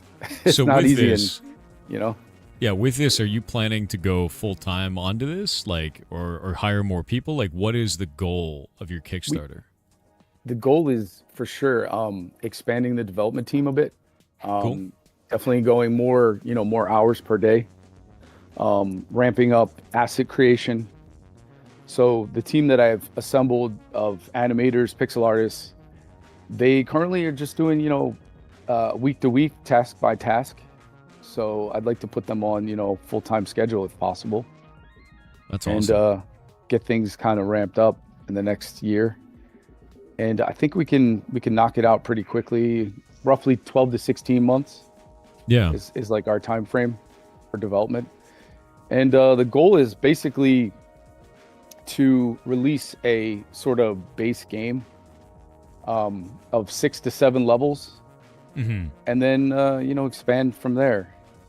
The nice thing is we have the core game done for the most part. The engine is built. We work in Unity, so we So you can got all continue to expand the game. Yeah, you got all your good buckets in place. I mean, it feels good. Yeah. That's the big thing. Yeah. That's always the toughest thing, especially in That a was team. huge for us. Yeah. Yeah. The combat engine. That's one of the hardest things, man, is making sure that combos feel right, doesn't feel sticky. Like it feels Right. like you can animation cancel out and move and stuff. And like I was just getting the hang of Exactly. it playing around in there, and I was like, oh, okay, cool. You got animation cancels, you got dives, Yeah. different Yeah, abilities, so- and it feels right. The cool thing is too, like the guys that are working with us are, experienced in fighting games. So Yeah. they've worked on Skullgirls and Cool. Slave Zero X, some other indies, and they're big fighting game guys. So with the combination of beat 'em up, 2D side scroll, fighting game sort of motion inputs, that kind of thing, I think we've kind of created an original combat engine. So I'd like to see how far we can take it, and we just have a number of influences in the game, as you can probably see. Yeah. Comic Zone is a big influence for us, which is an old Sega Genesis Mega Drive game. Final Fight, Street Fighter 2, Street Fighter 3. So with that amount of interest in fighting games on this, what made you want to build a beat 'em up instead of a traditional fighting game? I wanted a game that was fun for one player to just kind of go through, and just go one-on-one with like waves of enemies. Yeah. I always thought, like, how cool would it be if Street Fighter 3 had a beat 'em up mode? Not many games had that when I first started. There are a handful of games that are out there that are 2D. I know Arc System Works had a game for Guilty Gear, and I mean, I'm from the '90s era, so I used to collect Sega Saturn games. Hell yeah. PlayStation 1, PlayStation 2, Dreamcast. I grew up in the arcades, so I experienced a lot of that. Man Comic lost a lot books of are quarters. Oh yeah, oh yeah, big time. Quarter munchers. Yeah, dude. Yeah. So That's cool. yeah, we're just looking to expand on the genre. Yeah. See, No, I think see where it takes us. So with that in mind, what do you think that Pizza Kid does uniquely that does expand on the genre? I mean, for sure, the aesthetic was a big thing for us. Like a high quality, high animation quality, darker aesthetic, darker tone. My kids personally, they love science fiction and horror. Like Stranger Things is a big influence for us. Just that gritty, darker style. Yeah. Body horror. So you got like a lot Yeah. of lot of good body horror in it. I thought that Yeah, was we quite used- cool. Yeah. yeah, we used a lot of I mean, again, 90s anime is a big influence for me. I've said that before in other interviews. 90s anime is a huge inspiration for me, which is a much darker, aesthetic, a lot of deep black shadows, Yeah. which actually it kind of pushes the characters into the forefront. The stage design is pretty complex, so we have a lot of detail going on. There's no animation in the backgrounds yet. That's sort of that'll probably be the last 15% of the game development. We'll start to bring in some more animated backgrounds and such. And That sounds awesome, man. Because yeah. I do agree. The backgrounds are they're either muted or a lot darker, and it made it so that the characters pop. There was never a time where I felt like, oh, I didn't see that guy out of my peripheral vision or something ridiculous, right? Like, and I've had that in other games. You're like, oh, he kind of blends in. All right. But like this, none of that. They pop entirely. Yeah, cool. Thank you. So- we go for we push atmospheric perspective a lot. So there's that sort of muted background, like as you said, as you go deeper into the space. Yeah, it's really important to put the main characters on a stage, you know, I thought very much like a Broadway show, like how the stages are lit. Yeah. You know, that's super important. And the pixel artists that we work with are just super talented. I mean, everything you see is a result of their unbelievable skill and talent. It's wild, So dude. it's Like just I love yeah. I love the detailing and all of this stuff. It looks really, really Thanks. nice. Like just the grime Thank and you. the kind of greebles on everything too. Like you see all the Yeah. little bits and bobs all over all of this. It looks great. Yeah. It looks really, really good. Yeah. Like Thanks. I'm a sucker for that entirely. So like I love me some greebles, no matter what's going on. Yeah. You know? Yeah. And then just the like details. yeah, and you've got like all details the are important. little environmental storytelling here with this boss covered in blood, and then there's blood on the wall, and he's got the slashes there, and Absolutely. it matches up with his claws. Yeah, like- It's great, dude. Super Yeah, good. visual narrative is Mhm. like huge, like wondering what's going on. You know, I want to sort of pique people's curiosity with the characters, what's going on. Like there's a lot of story in this game that we Mhm. haven't really unveiled yet, just haven't had the ability to do so. Sure. So we're working on a comic book series also, which kind of helps to sell the game, but also tell the story of the characters in depth. So You doing it as a webcomic or a physical? we do have, I guess you could say it's on our Discord. So we do have a comic channel. I hired the same artist that works on some of our key art. She's a manga artist, so she is working on a 48-page comic or manga, which will basically be a reward tier in our Kickstarter. Dude, you're gonna print a book? Oh man. Yeah, That printed is- physical book. Yeah, That is absolutely. terrifying, dude. Like I've looked into that before because we wanted to do an art book and we're doing it as a PDF first, and then like Yeah. eventually printing it. And I was like, dude, printing it sucks. Yeah. Well, It's so luckily for scary. me, I'm a designer and I've made books before, believe it or not. That's wild. I've made man. some really, really wild art books, and I've designed, we actually printed books. We went to PAX East for the last few years, and we printed pitch books, like physical pitch books, and we handed them out to publishers to show them the game and explain the scope of the game, the development team and all that. So that was like physical, tangible things are very important for us as designers and creators. Like I want to be able to give people more than just a digital game. So Fair. we're going all the way. That's cool as hell, man. Like that's really cool as thank hell. I like to thanks. be real with you. A lot of times indies are like, I made the game. That's all we got, right? And Yeah. you've gone like, I Yeah. want to do physical stuff. I want to do a comic book. I want to do merch on Yeah. top of it. Like that's rad. And Yeah, I want it's- to build. I want to build it's off difficult. of it for sure. Yeah, it's difficult to do all that shit. So if you can Mm-hmm. pull that off, that's cool as hell. We hope Oh, so, you guys man. won some awards. Thank That's you. awesome. Yeah, dude, this Yeah. is sick.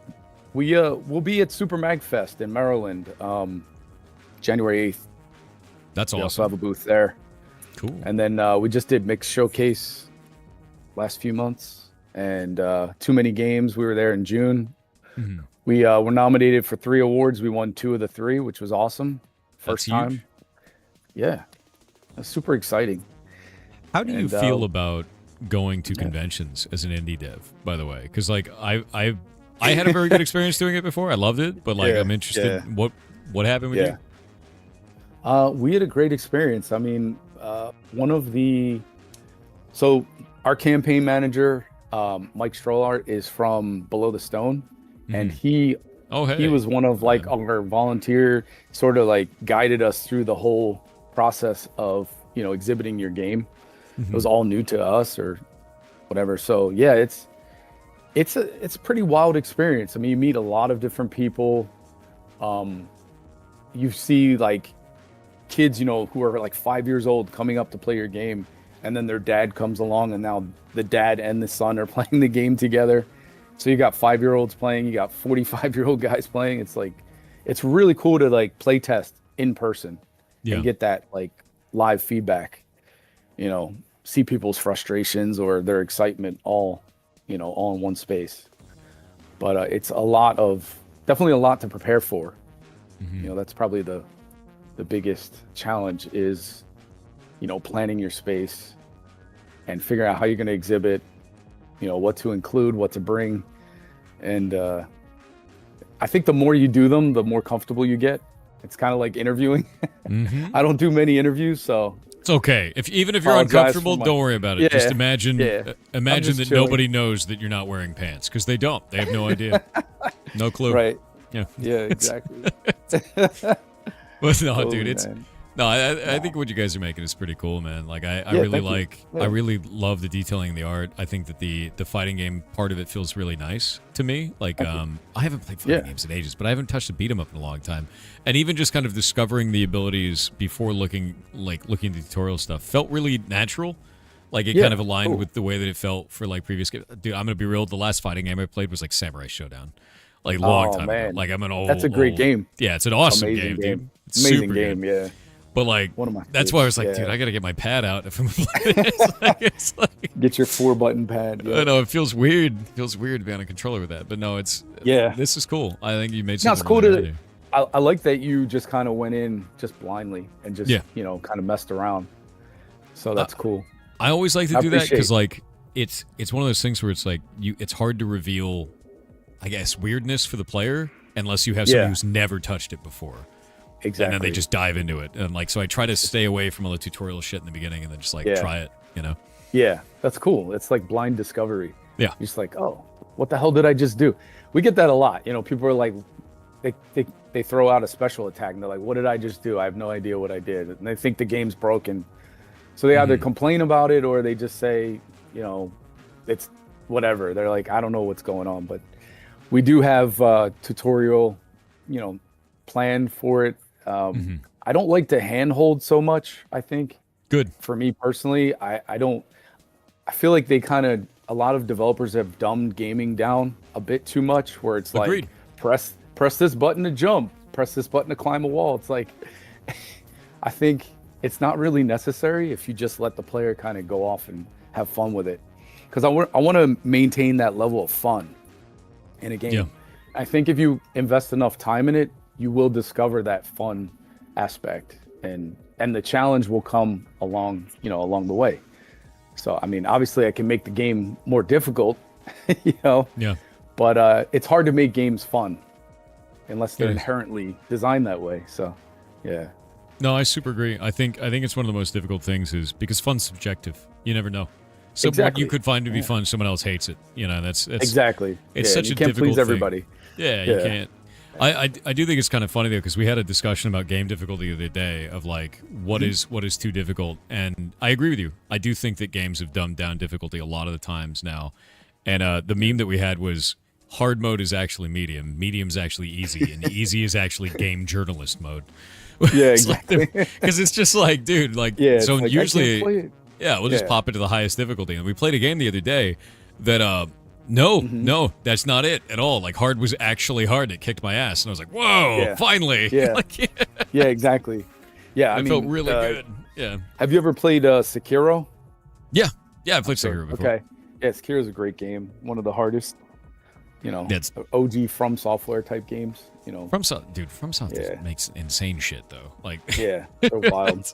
yeah. Yeah, they're nuts. Yeah, I don't know, man. I Yeah. am actually kind of interested, too. Like, you've got 10,000 wish lists now. I can see that. Is it still at 10,000? Like, what have you gotten to? Well, we've gotten to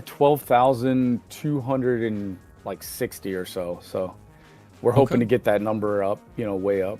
You doing Next Fest, or are you too far out from Next Fest?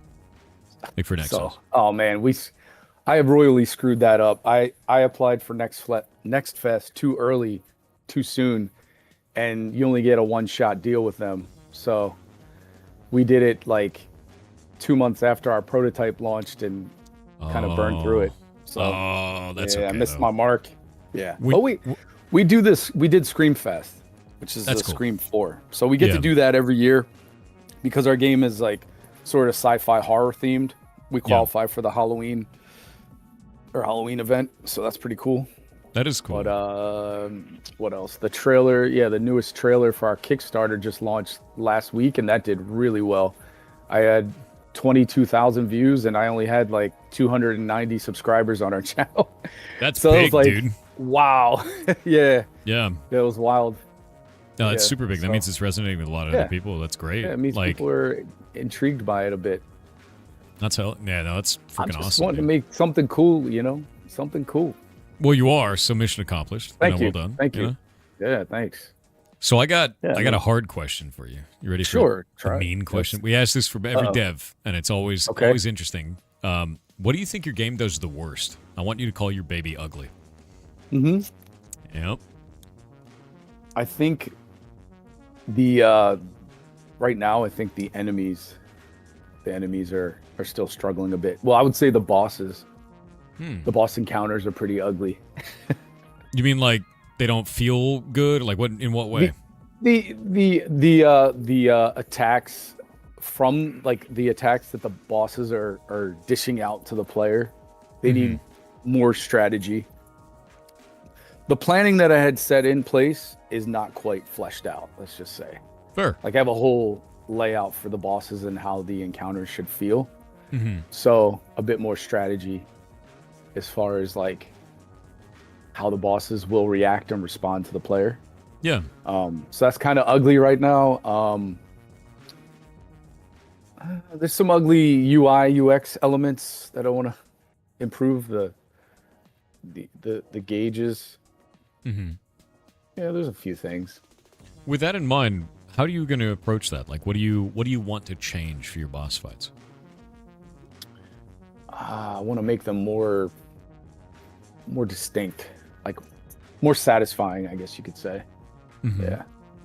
So like I want the player to feel like, oh, that was fun. You know, again, the fun factor. I want people to have fun fighting the bosses. So we're gonna go back in. You know, again, with limited funding, it's very difficult with a small team. Our team seems bigger than it actually is because I work with so many freelancers. But we're actually like the core team is really only like 3 or 4 people. Yep. And we all have full-time jobs, so we're all kind of going at it like bit by bit. So yeah, I just want to make more satisfying boss fights. So I guess what's that? You guys call it a boss rush game? Yeah, boss rushes like Fury, spelled F-U-R-I. Yeah, that's a exactly. great boss rush. That's a great one. So I'll just probably just focus on that. Yeah. That's kind of cool. Yeah, like I do feel the first boss felt really cool mechanically. Felt a little bit long, but that may also be because I don't know the controls very well at that point. Right. Yeah. So I wasn't doing combos very effectively. But that fight was cool because it was like there was a lot of moves that he had. He had a lot of mobility. It was very clear what he was doing. He had good animation tells for it. And like you can kind of play around with the fight and kind of learn stuff through it. And like I got through it and I felt good about it. Like I felt accomplished. Cool. It did feel a little long, but I felt accomplished, right? The second one with the like dog and the ooze and there was that crab man, I deleted him instantly, so I don't know how to feel about it. Because I used my ult and just like ran into him and he died and I was like, all right, well, bye. You know? So, yeah, his health, I think his health is probably set too low. Or we have to rebalance a lot of the super attacks. You know, there's a lot of balancing going on there. Yeah. I did think that the first boss was really cool, mostly because we had so much space to fight. Like he was dodging, he was blocking, he was like doing dive attacks and shit. I thought that was rad. So like I think you guys are doing a cool job. And if that's your kind of vision to add more of that, like more juice to the bosses, like that feels good. Feels really good. Yeah, we have a number of attacks that we haven't even put in the game for the bosses and animations and you know, there's like segue animation and stuff and entrance animations. It's the whole purpose of the Kickstarter, you know? When you see games like Teenage Mutant Ninja Turtles Shredder's Revenge or Absalom, which is a recent hit, I mean, those guys are dumping millions of dollars into these games, and we're just a small indie, so, you know, our you know, resources pale in comparison, so it's not easy, but somehow we're doing it. Yep, you're doing it. And we're doing it. I have a very focused, like detail-oriented mind, so I know exactly what I want to do and how to get the most out of everybody that I work with. Like I'm trying to pull the best out of everybody. So 100%. That is the goal. Yeah, thanks. I'm just glad to be on the show, man. No, dude, it's great. Yeah, hell yeah. No, this is really a last minute opportunity for us. I know, dude. Like we still had the other game. We still had the other game in the time slot on the sheet. And I was like, wait a minute. That's why we screwed up the game in the beginning. I was like, that's the wrong game. You know what's crazy is Shade Protocol, man. Those guys, Kendall, wow. Gotta give him a shout out. Thank you for you know, he kind of nudged us, was like, hey, you got to check this, you know, Indecember out. we reached out again. And Shade Protocol, all the guys, bitchin', dude. That's such a cool Shade game. Protocol is a great game. Yeah, we also follow them, check their progress and stuff. But Yeah, we'll be taking all these and turning them into videos too. We've got a whole bunch of them out, but like, it's a lot. Cool.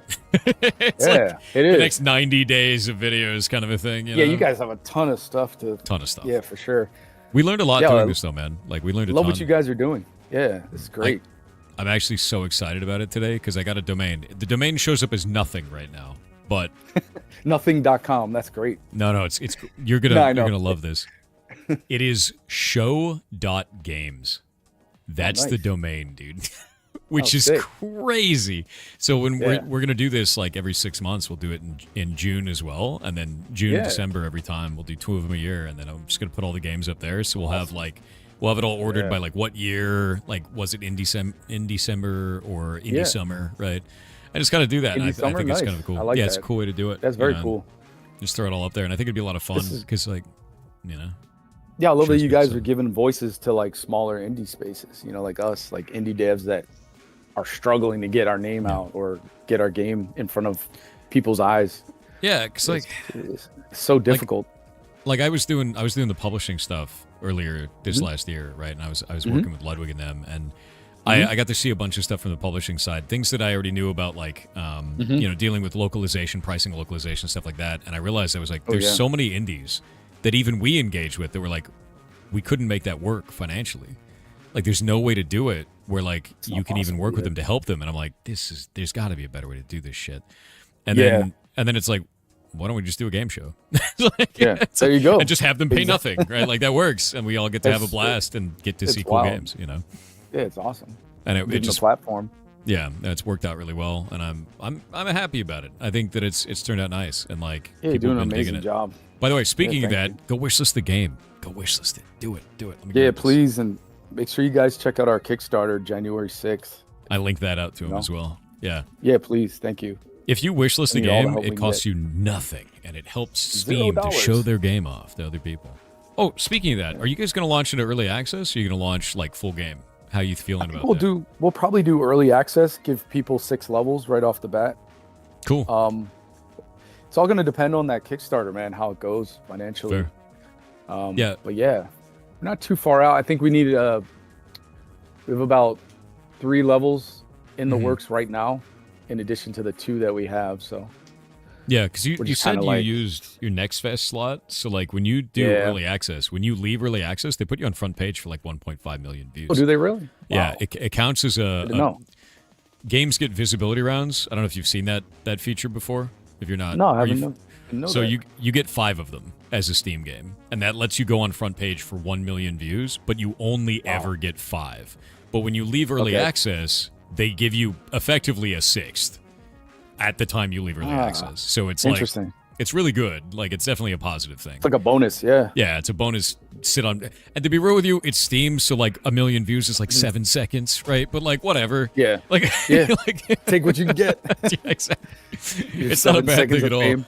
Yeah, you're like, wow, we did it, and it's gone. You know, like, but it's gone. It's definitely a beneficial thing. So like, yeah, I don't think you have to worry or anything where you're like, oh, we used our Next Fest, no one will see us again. Yeah. But like, there's a lot of tools on Steam to help out with that stuff. 100%. That's good to know. Thank you for the tip. Yeah, man. Sometimes 1 second is all you need to get someone hooked. Yeah, agreed. That's all you need. Yeah, I mean that was kind of the whole point that we're doing the Indecember stuff. Is all I see is ads, right? And it's like you watch a video and you're like, that looks cool, but does it feel cool? Who are the devs? Yeah. Are they cool? Yeah. You know, like that's the tough thing about all of it. But no, I think this is rad, man. I think you guys are making some cool. I do have a question about the game for like kind of the genre. Sure. Sometimes beat 'em ups will let you move upwards and downwards across the stage. Your guys is locked to a single plane. What was the design reason for that? Oh man, I hated in Streets of Rage 4 as much as I love the game. My kids and I would play it constantly, and we would play like verse mode, or we would attack each other. We would try to grab each other, and you couldn't grab, so it used to frustrate the hell out of me. And I was like, I hate Z-axis or that ability to move up and down. Yeah. And I just was like, I love Street Fighter motion inputs, and the easiest way to do that was to just basically work on a 2D plane. Yeah. I feel like you can get a little bit more, It's a weird preference, but it's something that I just enjoy personally. It's more like a personal preference. Nice. But yeah, I like 2D planes. I like combos, like motion inputs, all that stuff. And also wanted to create this like, this intensity of like hordes of enemies just kind of coming at you from either side of the screen, above, below, and you just have to like do the best to vanquish them. Use your special attacks, combos, whatever you got. Yeah, no, definitely. Yeah. I mean, it feels good for that because it kind of feels like that. And I was like, I was trying to think of all the games that I'd played that had that like move up and down. Mm-hmm. And like the only thing that popped in my head, as funny as it was the old Teenage Mutant Ninja Turtles game on Super Nintendo. Yeah. It was like, that's weird. But their range of movement was huge up and down. Like it was not a tiny amount; it was massive. Yeah, they're like belt scrollers. They call them, I believe. Is that what it was called? Yeah, I didn't even know that. Belt genre. scrollers. That's cool. No, I dig that. Yeah, this is. I think the most interesting thing to me is you guys have done.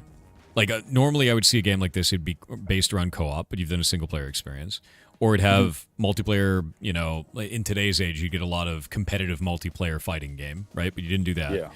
And you've made something that looks really good and feels really good, and it's just made with a very focused design, which is make a cool experience for one person, right? And so I'm very interested in that because it's kind of like a flare where you're like, hey guys, you can make games like this. Because you just don't see those, man. Like, you don't. Yeah. And I think that's rad. And I think you guys are doing something that's really cool because of that. Thanks it's so very, much. it's very, hey, the genre is here. Use the genre. Make the game like this. this. Exactly. So one of the things a way to stand out. Yeah, sure. It's just a way to stand out in a very crowded space. So, that's why I was like, hey, let's just be different. It's like, it's intentional by design, but it's also meant to be different and unique. And it's supposed to be fun, that's just key, man. So, yeah. Oh, you guys put out your gameplay trailer. That's the trailer you were talking about. Is that the one? There's Was this the one that's already been out? There's a different one. Yeah, there's a different one. Hold on. I'll grab it for you real quick. Is it up on the Kickstarter? Can I link it? Is that all right? Yeah, if you throw it in chat, I'll just grab it. Yeah. Wait, where's our... through the Discord chat, or...? Oh, you can throw it in actual Twitch chat. This is where you bait Twitch me chat. and send me Rickroll, by the way, as is tradition. Okay. Okay. Let's see it. I should. Totally getting Rickrolled. Oh, no, I didn't. Damn. Nah. Yeah, we could watch this real quick. I think it's kind of cool. Yeah. Runs about a minute. We've got about a minute and 30 for ads.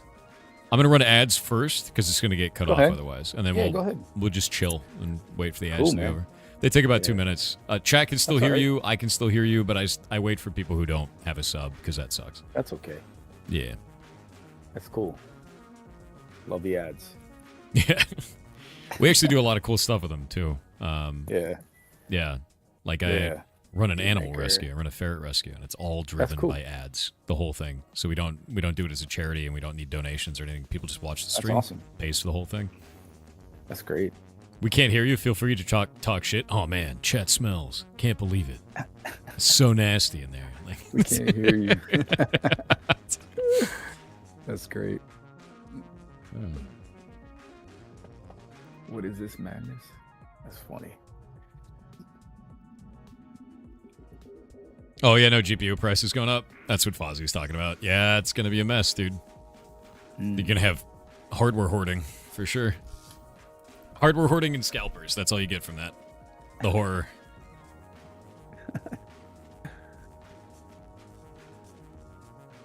Smell together strong odor. Oh god, Jesus! No, don't make it like a binding thing, dude. That's.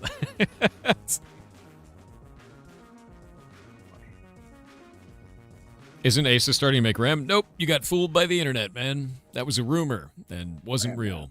And then it was run on every news station ever. It's great. Hate to see it.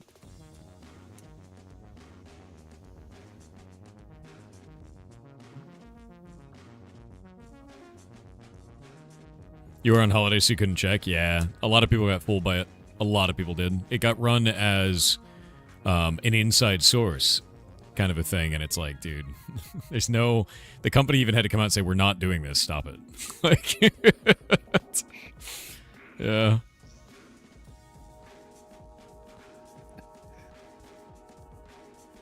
All right, ads are over, and we will watch this cool trailer. Grab that. Grab this. In a world on the brink of destruction, where the streets are crawling with terror, one unlikely hero steps forward as humanity's last hope. Hell yeah. Is Kid, a young martial artist as swift with punches and kicks as he is with delivering your pizza.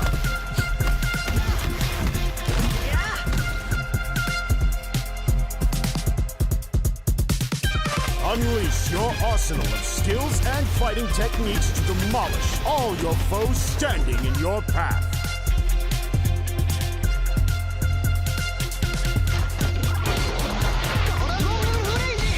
Love that.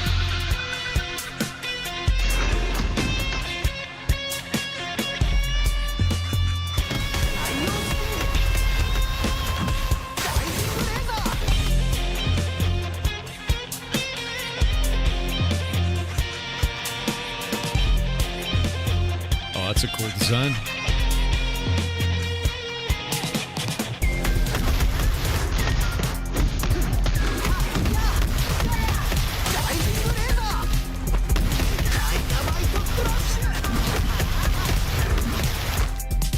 Delivering justice one punch and kick at a time. Hey.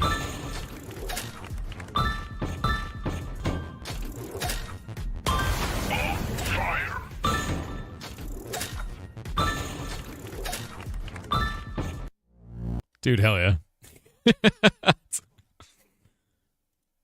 Hell yeah. Yeah, That looks really good. that was- Cool that trailer, was a man. Big trailer for us. Thank you. Yeah, Yeah, Yanni, no. our one of our lead composers, helped put that together. There's some awesome music for the game too. I think Yeah. like a nice mix. Yeah, and that's all of, made that's all made custom for you guys too then, yeah? Like all Yeah. from your Oh, yeah. contractors. That's rad. Yeah, we use local musicians, composers from all over, and then my good friend Calvin, he's got some good names that'll be composing music for the game. Mhm. So yeah, Hold I'm up. excited to see how it turns out. What is this? Newgrounds. You guys have this on Yeah. Newgrounds, dude? No, tell me about this. I grew We up did- on we Newgrounds, did. man. Yeah. So same, Flash era. Yeah. Back when Flash actually existed. Yeah. Yeah, we get ripped on for the FNF crew, man. They say our character looks like a boyfriend from FNF, so not much I could do about that. I'd never played that game before, so I had no idea. I was like, oh, okay. There's some similarities because he has his hat turned backwards. I guess that's like That's a funny. thing. That's Yeah, really but- funny. I mean, No, people I are lo- always I going love to find Newgrounds. similarities to whatever they have. But no, Yeah. Newgrounds is sick. Newgrounds helped us, like, kind of gave us a boost early on. I put Really? one of the old WebGL games up there, and that helped us with a lot of like feedback and just like people kind of learning more about the game. That was where That's we really first cool. started. Yeah, That's it's really cool, actually. I think the Yeah. the one that ended up working the most for us was called Game Jolt, and that one's still around. But it's like Oh, wow. demos. It's all for demos. That's it. It's You just cool. you just throw Jolt. your demo up there, and then it was like amazing, to be honest. But like Newgrounds Yeah. is wild to me because like you never think about that as a place to show off your games a lot of the times. I guess when we were Yeah. kids it was, but like Yeah. I didn't think about it like that now. But if you guys did and it worked out, that's cool. That's actually It's really still, cool. Yeah, it's still like a nice vehicle That's to awesome. put your game out there. It's like, I think I watched Indie Games, the documentary, and I believe like Meat Boy, they put their game up there, or they had they their really? game originally. Yeah, I didn't even. a lot of look that big up. games were broken on Newgrounds. It was like super important for us to get out there. I think Meat Boy might have been. Yeah, Meat Boy was early. Newgrounds, Yeah, it was early, wasn't it? like Yeah. early prototype. Yeah, Mhm. the Flash prototype from Meat Boy was up on Newgrounds in 2008. Yeah, it's wild to think about. Ancient. Yeah, the old days, right?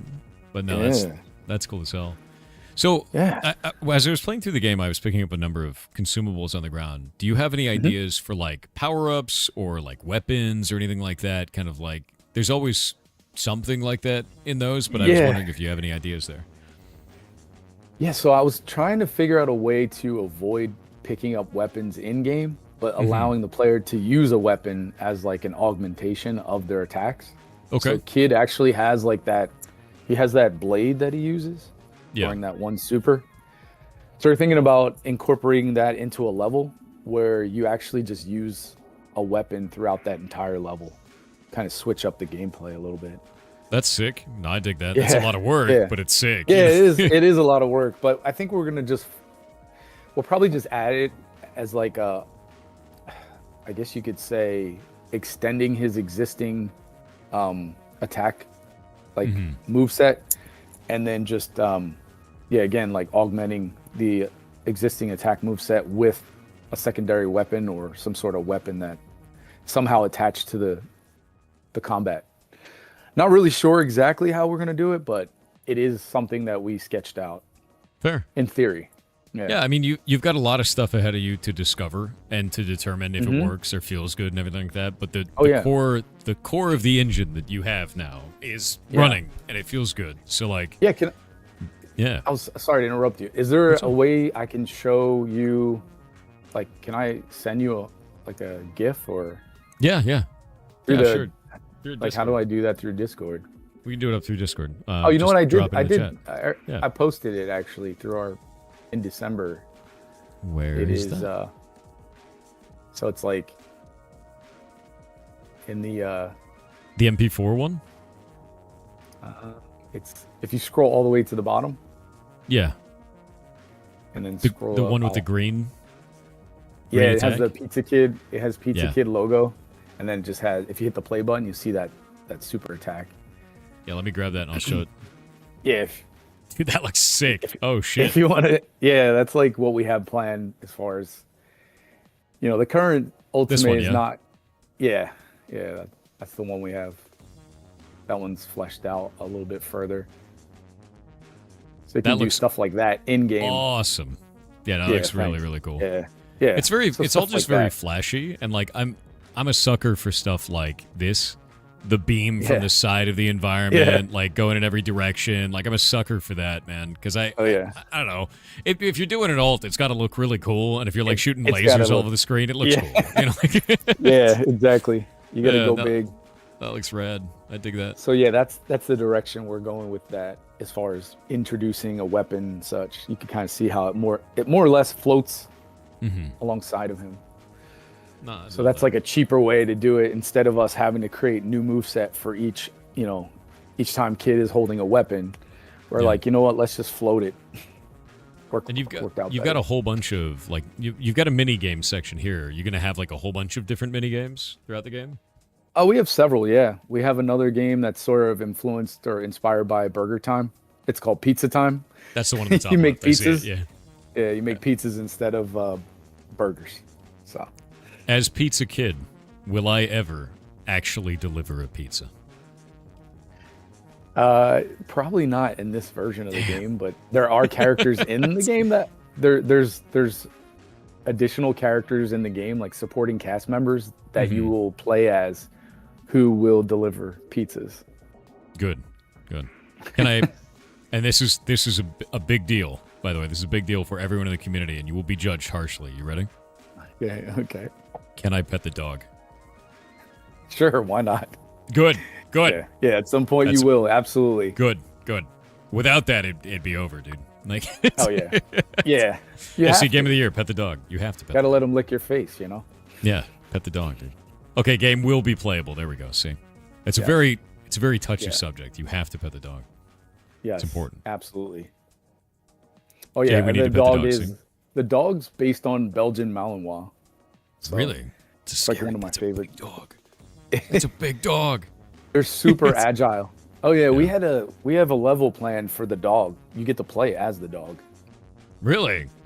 Mm-hmm. Okay, that's really neat. I like that. Like a running gun. Yeah. Yeah, Let we me have all show the chat. animations for the dog as well. Let me show chat these dogs cool. because they're big dogs. Big dog. If I could find an image that actually isn't blurry, thank you, Google. Sure. You Yeah, put the they're worst also- quality images right at the top. They're amazing dogs too. They can climb walls and They're all super kinds smart. of wild tricks. Yeah, Yeah, they're super smart. yeah, wild. This isn't going to show the dog's size, but they're They're a ball of energy. they're a super high energy animal. So based off of that, but having robot parts, Cyborg Malinois, which is kind of cool. Exactly. Yeah, big dog, dude. Yep.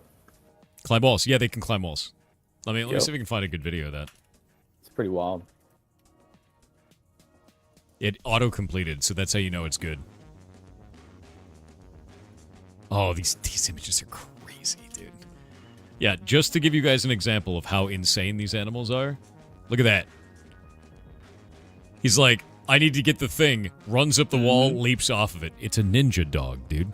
Yeah, exactly. The dog is a ninja. It's the most appropriate type of dog to use in a video game. Yeah, yeah, they're using parkour, exactly. Parkour. Parkour. That's exactly it. But no, they can climb all kinds of stuff, and they're very, very agile. Yeah. Yeah, they do. I've seen like training methods where they have with them, where they put them in a harness to try and get them to learn to like go up the wall as fast as possible. Yep. Let me see if we find one of those. Yeah, no, Insane. they're wild. It's super wild. And they can flip. They can jump off their trainers' backs. Yep. And like scale trees and stuff. It's insane. Yeah, it's super amazing. Cool dog. Yeah. Cool dog to put in there. What Very made you cool. choose that one? The Belgian Malinois. Yeah. I was at a park. This is when, art imitates life. So I was at a park with my kids in down Jersey Shore, and a woman had a dog, and it was doing all these wild tricks, and she was training it, and it was just jumping all over, doing flips and like crazy stuff. I was like, "What type of dog is this?" And she's like, "Oh, it's a Belgian Malinois." And I'm like, "Oh, that dog's incredible," and I liked its sleek design. It can like run fast, jump high. I was like, this is perfect for a supporting, character in the game. And one of my favorite movies of all time is I Am Legend. And Yeah. the saddest part is when his dog dies. Oh. So that kind of like, that kind of hit home with me. So I infused that into the story. Yeah, I'll show you guys this Interesting video stuff. so you can see Pretty this. sad. This is a Belgian Malinois. Yeah, they're just awesome looking dogs. They're just ninjas. They're 100% ninjas. Insane. Like It's this incredible. that's what they do. Jumping off the backs. They're incredibly insanely agile dogs. Yeah, we actually, where did I had them, find it. So like Right. early on, we designed some mechanics Mhm. early on. Let me see if I could find it. I'll share That's why I it just thought with that you was if cool, you dude. want. It's a neat choice. Because like Yeah, so- anytime someone adds a dog to a game, there's always like a dog breed behind it, and there's always like a reasoning behind Yeah. that. Like the Yeah. dog that we have in ours is because Shay grew up with a Rottweiler with the same name. So Yeah. we have a German Shepherd in the game that has markings like a Rottweiler, right? That's awesome. Yeah, So it's just like stuff like that, right? And there's always a Yeah. story there, and I always find that to be fascinating. yeah. I shared the concept art for the dog for Mud. His name's Mud, Mudd. So I shared it with you in the chat there. If you Yeah. want to take a look real quick. I will bring it up. See like what we did from a few years ago. I am getting the image. There we go. Yeah, check this out. And that's exactly what it was. Is this leap is exactly what you guys just saw in real There you life. go. So that's really cool. I think that's really neat. Yeah, we Cool had some concept other art. ideas. Yeah. Thanks. Dude, the bite pressure. Yeah. It's Yeah. terrifying. Full cyborg Yeah. dog. Don't say Edward. Oh my god. Making the dog meme. Oh, that's cool. Yeah. No, this is rad. I think that's really awesome. Yeah. Cool character design. Thanks. Yeah, So, thanks. we are almost at time, but Okay, with that great. in mind, I'm interested if you have any advice for someone who's just starting out, someone who just wants to make games. Maybe they've never done Okay. anything before.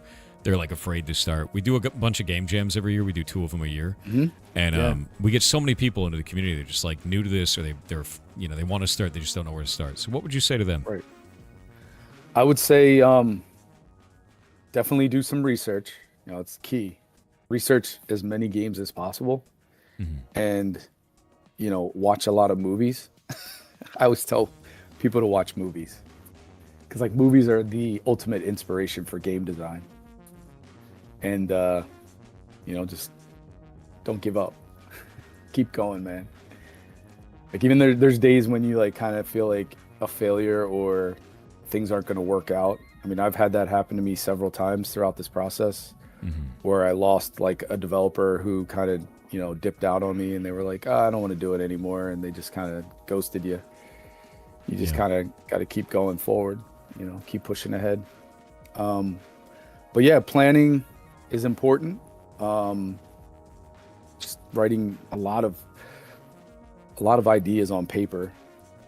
I mean, that's what's cool about game design is like I could be driving down the street and just have an idea pop into my head about like whatever, anything I saw or something I saw, and I'll just note it down in my phone or jot it down on a piece of paper. I actually draw a lot on Post-it notes because I like the small space to work with. Like it's just like this tiny little space that you have. Just keep creating, keep thinking about goals, and I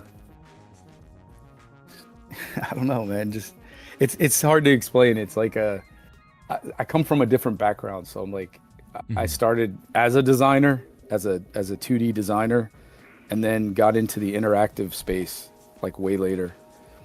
So for somebody who had zero experience, it was more or less just, I think surrounding yourself with people who know more than you do is really important, and making connections with people who know more than you do, and just try to be confident, and just start basic. Like this game was actually the version of Pizza Kid that you see today is nothing like what we started with. It's a constant evolution, and start with basics if you can. Because my son is a Roblox studio developer, and he's only 11 years old, and he tries to create the most complicated games. He wants to make Fortnite in Roblox. So I try to explain to him, like, you have to start very small, very basic. They all want to make Fortnite and Roblox, dude. Yeah. Yeah.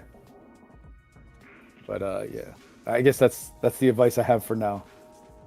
I'm too tired to think of anything else. No, I'm sorry. that's a totally fine amount of advice, man. Yeah, I'm kind of. And to be real with you, people are here to hear you ramble about stuff like that. So like, even if you felt like you were rambling, good. Oh, I'm big time rambler. Ramble it up, dude. Like that's the whole point of this. Is like, I think one of the things that misses from a lot of like game shows to me is you don't get to know the devs. And that means you're rambling about the thing you're passionate about. The thing you're most passionate about is the thing you're working on here. That matters a lot. Exactly. And I think it's cool to hear that. So I love that advice. I think it's great. I do have another difficult question. I forgot about to ask this earlier. I know you may not know the answer, right? And that's okay if you don't know the answer. And you can always ask the community what they think about it. What do you think you're going to sell the game for when you do? We have it set for $19.95. All right, cool. What do you guys think of chat? Somewhere around. How do you feel about the pricing for that? $20? Because I was trying to figure out a good price point. Solid, good price. Good price, perfect. Good, 20, more than fair. All right, cool. Yeah, because one of the things that we found a lot of is like some devs are like, I don't know what I would price my game at, and then they're like, oh, I didn't realize I could sell it for more than a corn chip. Like you're like, dude, you can. Like people really like what you're making. Yeah, because I figured the hardest thing is to sell the game, obviously, but to figure out the right price, that's a whole other, a whole other animal. If you guys need any advice for regional pricing, just hit me up. Like that's awesome. What I thought before. Thank you. Like that's a thing that I'm super into. I find that there's a lot of regions. Yeah, it is, and it's something that I'm really passionate about because like it unlocks so much. you know. We pay attention to our Steam results, like our wish list results, and we can see that Brazil is a huge supporter of Pizza Kid because they love beat 'em ups. So shout out to Brazil. Do anything for them. Like I'm not even gonna lie to you, dude. Let me see if I can find you. They're a huge gaming community. I've got a thing to show you, which is pretty funny. It's like Brazil is why this stream exists. That's not even a joke. That's wild. That's like awesome. when I was just starting out doing dev work and like showing off our games, Brazil is how we blew up. And it was because we put the game into Brazilian Portuguese and then like localized the price for Brazil. I think it's like 10 BRL in Brazil or something like that. Something really cheap. And like that was the idea. It was like you should localize your games for Brazil. It ended up being 25% of our overall income on the game, even though it's like 60% less than it is in the US. Like it's crazy. Brazil will support the shit out of you if you if you support them. Oh, it's 20 BRL. That's what it is. But yeah, no, do it. Do 100% do it. Like Brazil rocks, dude. They're fantastic and very passionate. Awesome. Yes, very passionate gamers. Yeah. That's cool to hear. If you guys have a good Brazilian community, man, like you're in a good spot because Brazil rocks. So yeah, 100%. Yeah, we'll have to do localization for PK and Portuguese. Yep. Yeah, Brazilian Portuguese. I think the only other regions that really have like serious monetizing problems is that you can fix on Steam anyway. It's going to be New Zealand, Canada, Australia, and Poland because the Polish zloty is like it's always overpriced, like just an insane amount. And then outside of that, it's like you can't do anything because it's all based on the euro. Yeah, and you're just screwed. You're just screwed. And you can't change it with that. It's like, all right, well, dollar changes constantly. It's like the yen. Yeah. Well, the euro, the problem is like you've got Germany and you've got Greece. How do you find a price that makes sense for both of those countries with such different, different, forms of income and different levels of income for the same game, and it's the same currency? You can't. There's nothing you could do. Yeah. So it's just like a mess for that one. That's a challenge. It is. Yeah. Yeah. The yen is crazy. Yeah, it is. It bounces around quite a lot. Yeah, it is. Oh, I know. Yeah, So real quick, also I wanted to just mention that the game currently wouldn't be possible in the state that it's in visually without the help of Pico from Japan. He's an amazing sprite designer and artist. Hell yeah. And I suggest you guys check out his game. It's Shinobi Nangrata. Let me look this up. And he's working on the Scramble Vice. So definitely check his game out. Mike from Below the Stone, as I mentioned, amazing game. And a couple others. Oh, this one's like old school Yeah, feeling. he's very. That's very rad, 8-bit. dude. Yeah, wild game. So check out Shinobi Nangrata. I recommend you guys support that game as well. This is the kind of game that I would get mad at as a kid, man. Oh yeah, you're breaking controllers on that one. Like I could feel it. I could feel the blood burning, dude. Like it's a challenging game. Oh, let's send this out to chat. It's key, man. But yeah, Pico is huge. He helped us recreate all of the sprites for Pizza Kid, and he redrew them all. Wow. Every frame he redrew for us. So that's a lot of effort. Awesome, though. Yeah. Cool game, cool dev. Yeah. He's a great person. And it runs on a potato. Nice. Exactly. Runs on a TI-80 calculator. It needs 2 gigabytes of RAM. Just enough for us to all afford it. Yay. Oh. Yeah. Oh, that's cool, though. Yeah, like, honestly. Definitely check out our Kickstarter, January 6th, please. Help support us. Yeah, 100%. But yeah, I guess that's about it, man. Is there anything else you'd like to say to the community before we head out? And I will link your Kickstarter now. Thank you. Yeah, thank you. I just want to thank everybody who's supporting us for the project, and hopefully they enjoy the game when it's done. And if not, oh well, I can't help you. But no, I want to thank all the people that have helped us. Yeah, no, absolutely. Amazing people. Yeah, the indie community is just incredible. I mean, once you find these little bits of like these games that exist, there's these little pockets in the community, and you guys kind of gravitate towards one another and you connect, and then it's wild. Like we all just kind of help each other, pay it forward, kind of like what you're doing. That's the whole idea. Man. Excuse me. And I'm glad that the indie community is like that Yeah. because that's something that's lost outside of it. And it's, Yes. I think what I've been talking about for the last 3 years is that we're entering the indie renaissance. We're there now. You know, like Absolutely. It's indie games wild. are able to take more risks. They're able to try things that haven't been tried before. It doesn't mean it's always going to work out. In fact, a lot of times they Right. fail.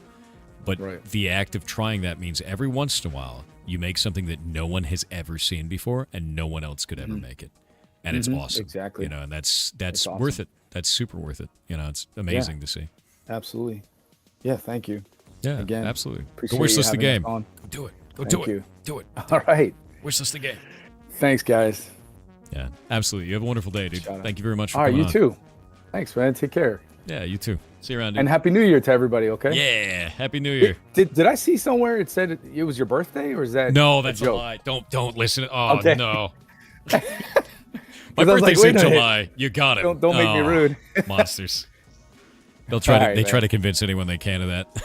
that is your birthday. Okay. Yeah. You're the ageless man. I have no birthday. I have no All right, birthday. man. I'll see you around, All dude. right.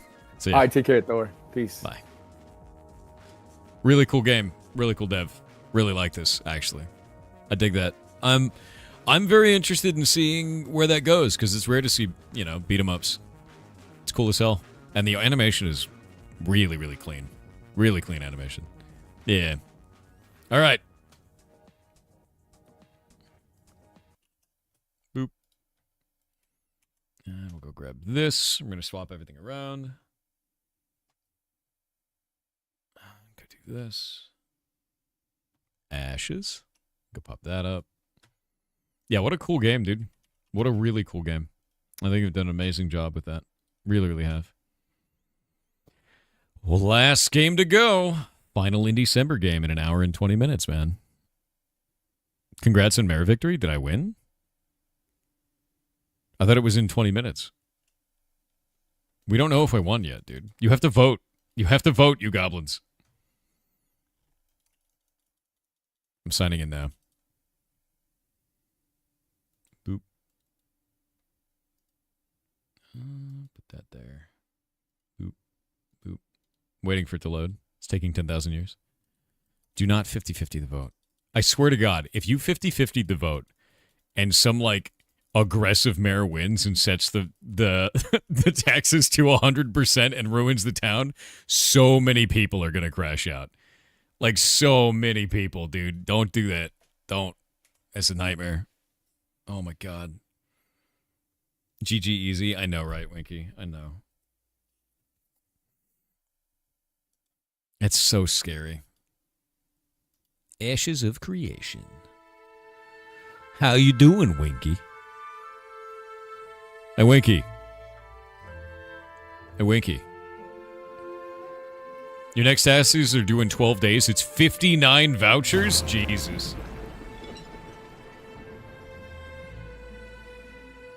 Coming off 14 days of migraines? Why do you have 14 days of migraines? Did you D&D too hard? Like, what happened, man?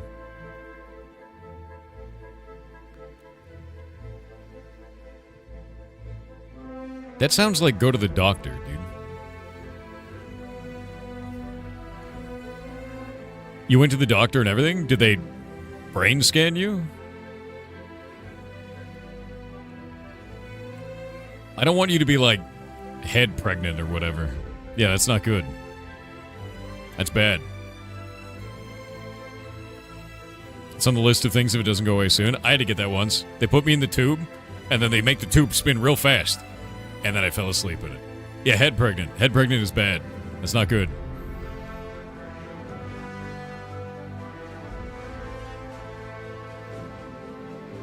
Have you been eating food and drinking water?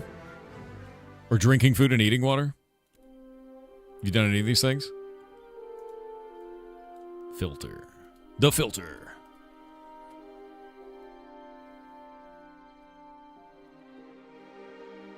Did you remember to steal nutrients for your brain? Cool sword. Thanks, man. It's pretty neat.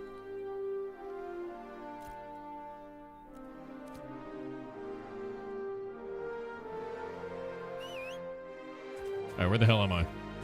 I need to head back home.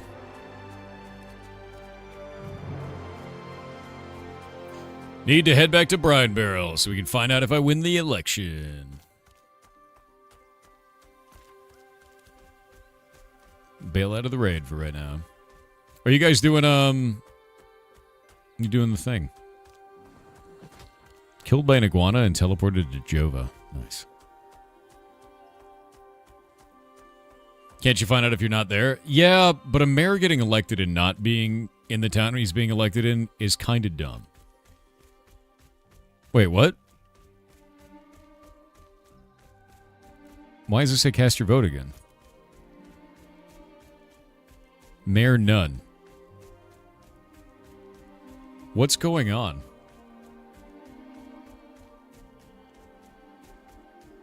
Do we have to vote again? Is something wrong? Yeah, mayor none.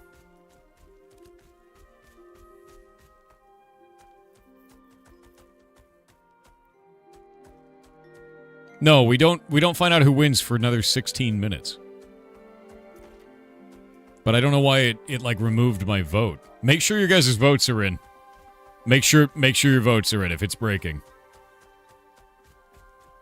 No, mine said I didn't have a vote. Your vote is still in place? Okay, 5 minutes.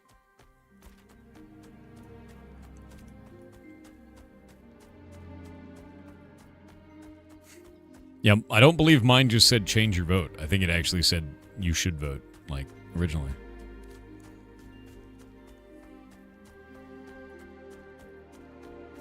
Yeah, yours says change your vote. I don't believe mine just did. I may be insane, but... Election fraud in this economy? Look, it's only election fraud in the video game if somebody catches. You know, we're not going to get caught, so it's not fraud. Obviously. You're insane. I believe it said change. It probably did. Did you vote for yourself? Of course I voted for myself. If I don't want me to be a leader, then why am I voting? Why am I running for mayor, right? Ridiculous. In the video game. Yeah, exactly. In the video game. Is it possible to develop an oligarchy? No. But it is possible to be a pope. So there's that. Or a war baron, right? It's a whole thing. Yeah, I don't think there's diplomacy, but I don't think there's anything outside of that. You can't really elect people for things. I'm glad we have 3 relic spots, but no relics. We ran relics before that were insane, so...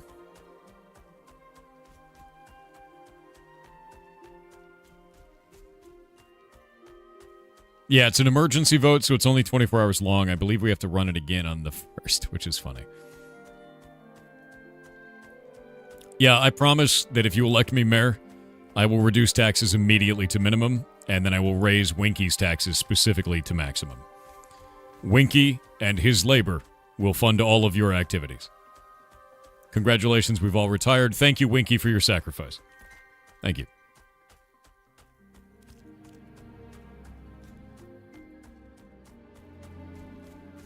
He'll never pay it. He will. We'll find a way.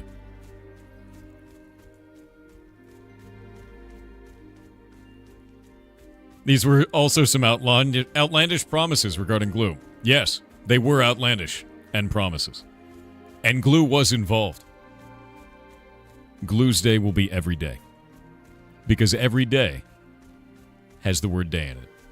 Glue's day.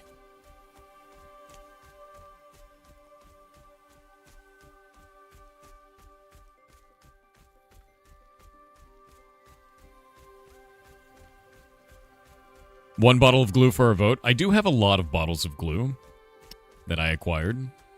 So technically I can do that. If you want to take your bottle of glue, I can actually provide that in game. Did you campaign for mayor? I did. We'll see if I win in 12 minutes. How many bottles of glue do you have? Don't worry about it. I have as many as I need. That's how many. How did you acquire that glue? Don't worry about it. It's fine. Some people in chat may be missing. Don't ask questions. It'll be alright. Gorilla Glue? No, that takes an entire gorilla. Per bottle. You think I have a gorilla on hand? No, that's ridiculous. Wait. What is it? Alpha gonna alpha.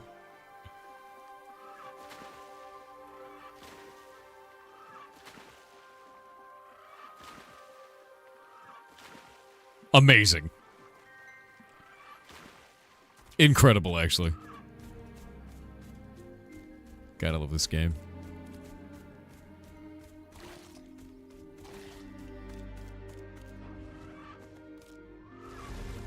Oh, anger. The election Brine Barrel has ended. Results will be delivered in 2 hours. God damn it!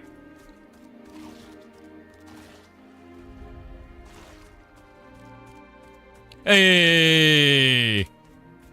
With 426 votes.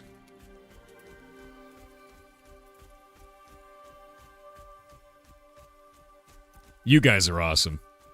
All right.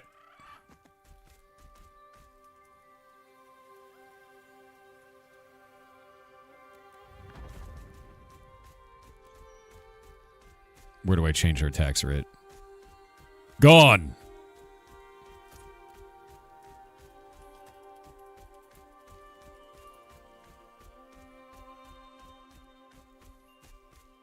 Death to taxes. Death to taxes. I need to head home. We gotta find out what the flying mount is. It's not 9%, it's 10%. It's actually 9 on the vendor, but says 10 in the UI. It's been like that for 2 years. Yeah. Yeah, it's weird. It better be a parrot. There likely is no flying mount? There better be. Every mare gets a flying mount. That doesn't make any sense.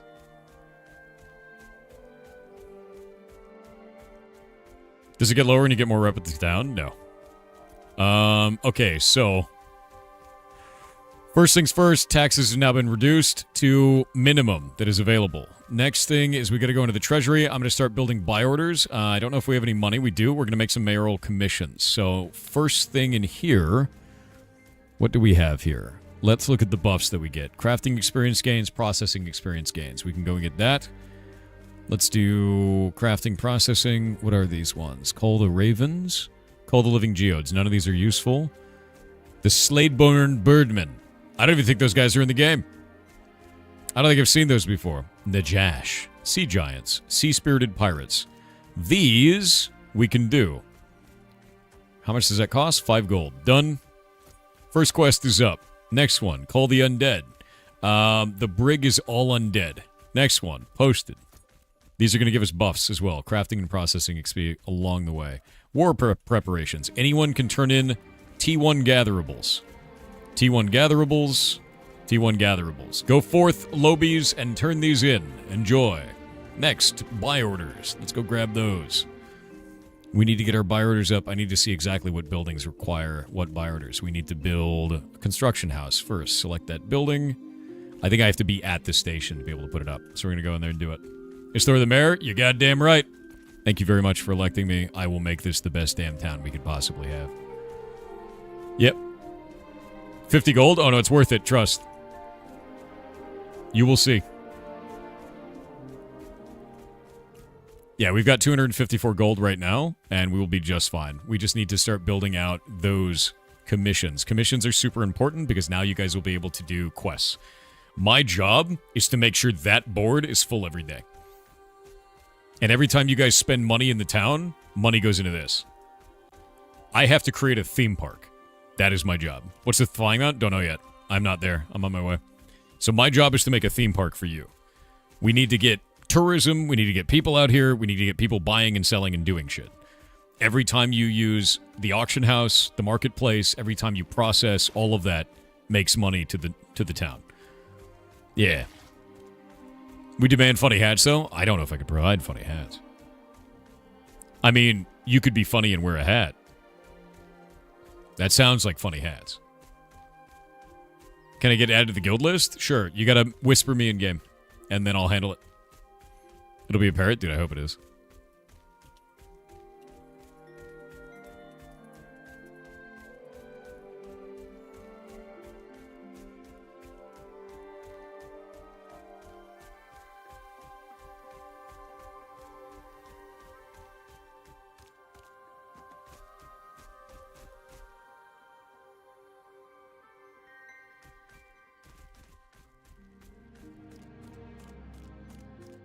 Start advertising that we have low taxes to get other people to come move into our city.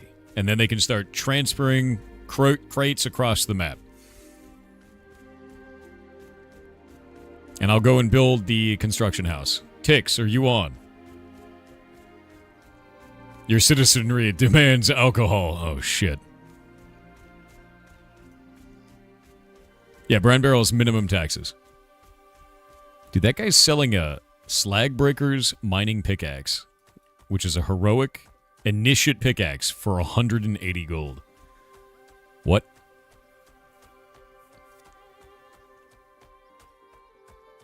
We need glue wine. We can make glue wine. Is Polar in your server? Not that I know of. 33 mining, 33 lumber, and 33 herbalism crates, if you want to announce. Okay, that's what we need. Let me make an announcement on the Discord. It's a lot of votes. I didn't expect that many. You guys are awesome. Thank you.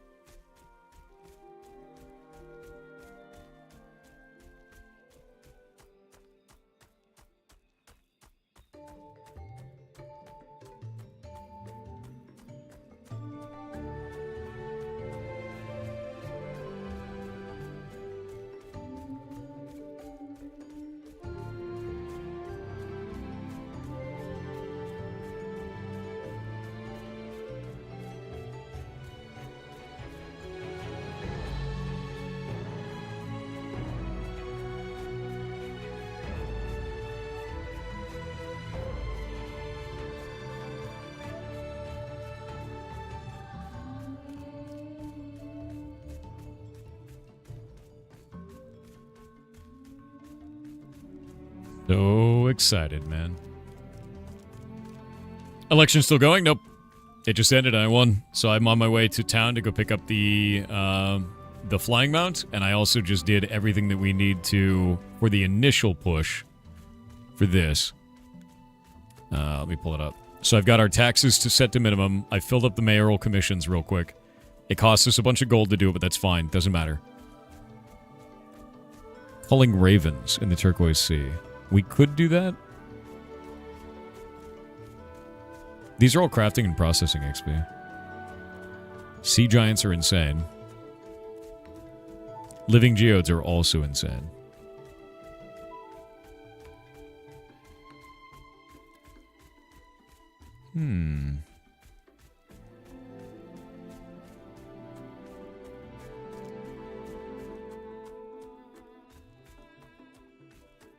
What's up, Nazelia? Oh, the mount. Mayor. What can the mayor do with tax revenue? I cannot embezzle it. What I can do with tax revenue is I can use it to provide services to the guild. Or to the town, rather. Not the guild. But, like, if we go and do this, so we go into N, pull up my nation board, I can make these mayoral commissions, which are, like, quests that are available. Somebody's already turned this one in once. Right there. Donate batches of 20 Tier 1 gatherable materials to fund the war effort. Turn in the commission chest in the node, and you actually get Dolglint for that, you get experience, and you also get some node reputation, which is a big deal. But yeah, that's the idea, is to do that. And then I'm also going to go to town and build some buildings. So we're going to get some buildings started up and do that.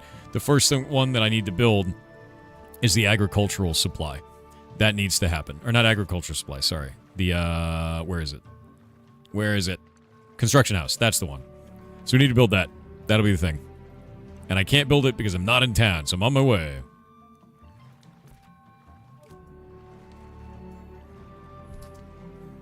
So let's see. I'm putting up a thing here. Let me write this announcement.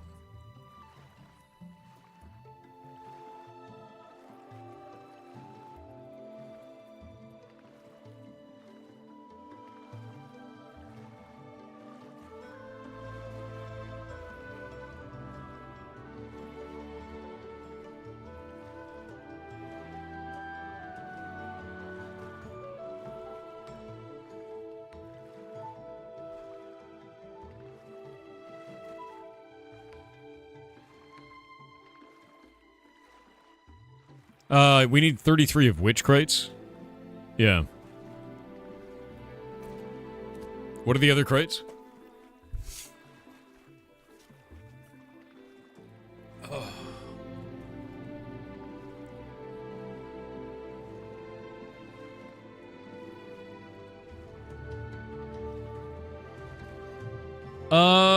Quick, get in the TARDIS. Great name, by the way. So you're worried about the kernel level anti-cheat. To be honest with you, that's a valid fear. There's nothing wrong with being afraid of that or disliking it entirely. I am also not a big fan of this, which is why I have a secondary machine to run mini games that have kernel level anti-cheat on them, because I don't trust it either. I don't trust it whatsoever. What do you need from me? I need to get a number. I need a list of all of the crates that we need in order to build our construction house. That way I can let people know and they can hit the ground running. Oh, glorious ticks. We just need mining, lumberjack, and herbalism. We need 33 of each. Is that the case? We don't need any other ones?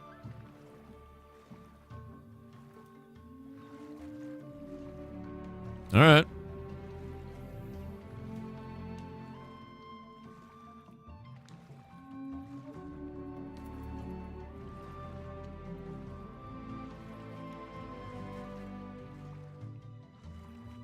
Ticks. I'm going to tell people to organize with you. Is that a manatee? I'm pretty sure it's... I mean, it's Jamie from the Mythbusters, really, to be honest. So...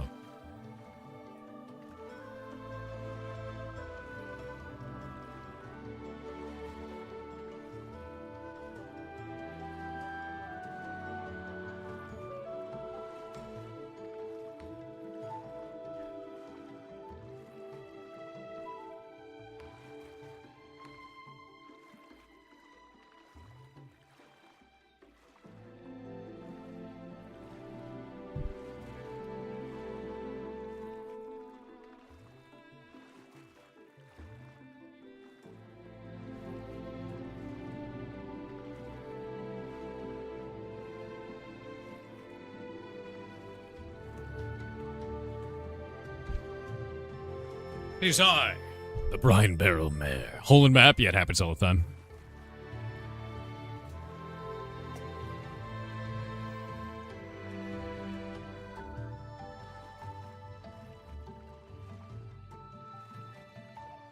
What is this?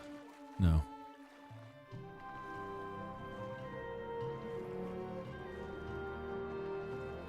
Nice. Nice. Dude, we're almost there. Yeah, it is I, the briniest barrel, dude.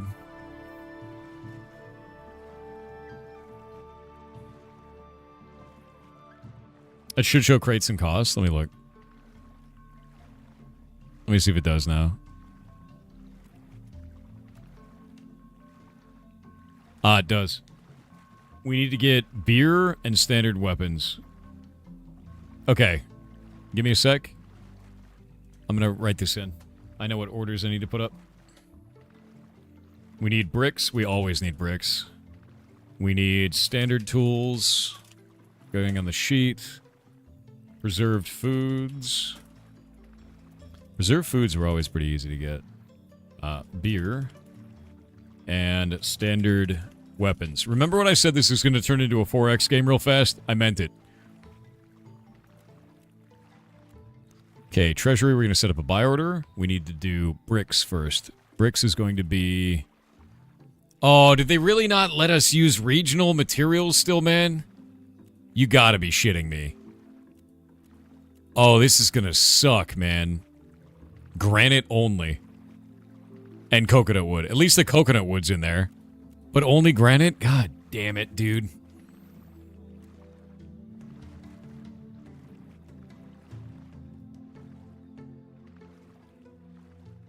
Sucks.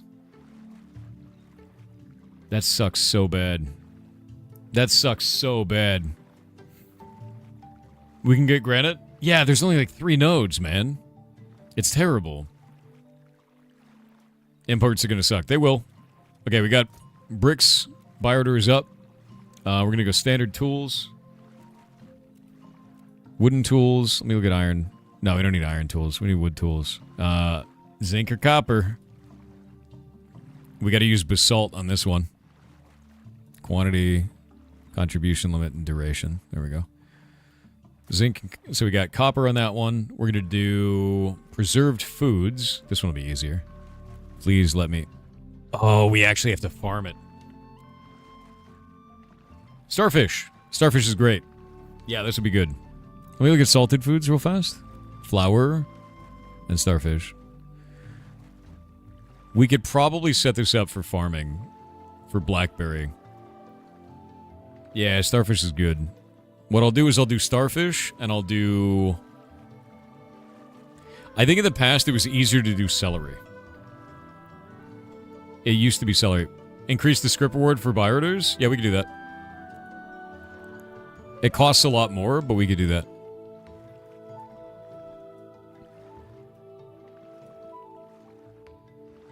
Yeah, just put it all to max. I will probably do celery and spider carcass for this one. That'll be fine. I will probably be fine with it. And then we'll do another one with the other side. Confirm that. Create a buy order. Preserve foods. We'll go dried foods, salted foods. We'll do fish and flour for the other one because we can't. You can't use the same material twice. We'll set that up.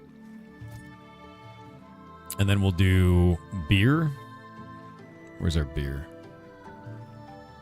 Where's our beer? Beer! And we can do our... Oh, we used to do celery beer all the time, but we can't do celery beer this time. We will do daffodils. No, we'll do snowdrops for this one and blackberries. Barrels of beer. Done. And then we'll do standard weapons. Yeah, we made celery beer for months. Don't worry about my celery beer, dude. It was great. Standard weapons, standard weapons, standard weapons. Where are you? Luxuries, war materials. Standard weapons. There we go. And this will be zinc and plumeria wood. That'll be fine. Done. And then we can do bricks again and see if there's any other combos. We can't do any other combos. So that's fine. Nice. Yeah, we got to clear these buy orders first. It'll be fine, but we've got a shitload of buy orders up, like a shitload of them. I don't know if they allow us to change those. They still haven't added that. God damn it. That's fine. That's fine. We'll have two of them that are kind of low. I'm sorry about that, but just turn them in anyway, and then we'll put them back up after they get fulfilled. How do the buy orders even work? You bring these materials directly to a requisition officer in town, and you just turn in the materials. You get a shitload of stuff. It's great. Are we there yet? Almost. We're really close, actually. We're almost home.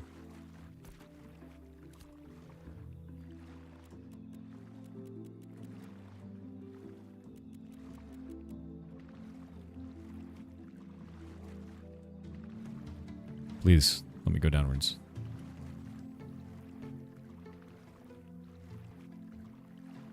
As mayor, can you burger the town? Yes. Yeah, I have to get to the town or I can't start flying.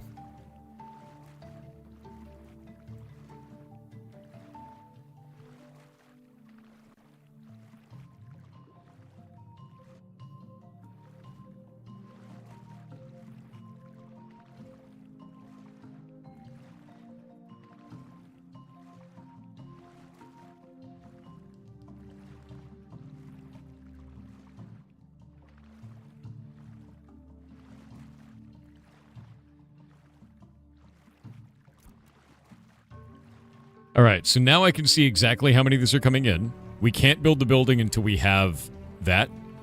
The most important ones that we have right now is if we go to construction house and look at this.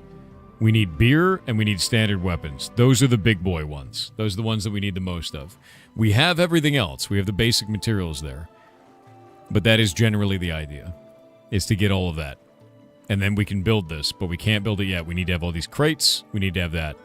So, ticks. The first thing that we need to organize is actually not the crates. The first thing we need to organize is beer and standard weapons up to 225. We have to brew beer and we have to make standard weapons. And that is obtained by fulfilling these buy orders in the treasury at the town. So we need zinc and plumeria wood, and we need blackberries and snowdrop. And we need a lot of it. We need about 2,250 of each material. With this, we need less. Half as much. Yeah.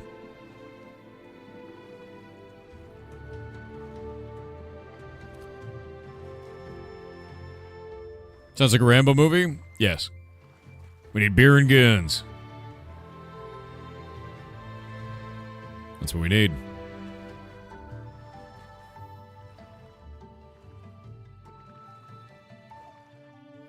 War preparations won't turn to the coconut tip or anything? Okay, so if it's not taking those materials, Mad Bovine, bug report.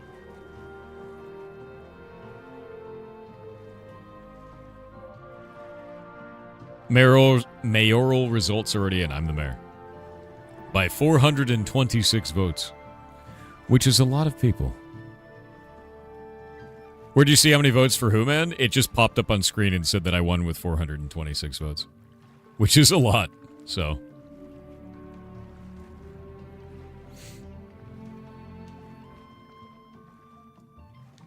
It seems you need Riverland's materials to turn in. I'm kind of upset about that. Like... Why? That should be implemented. That's silly. You know? Yeah, that was a problem. That was a bug. That was a bug over a year ago.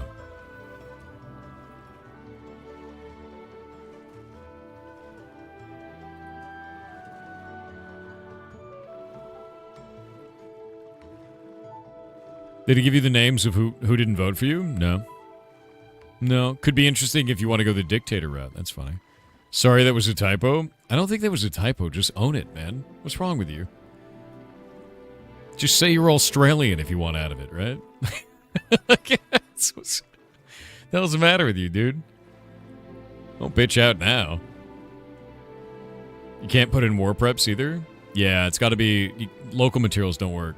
Yeah. Which sucks.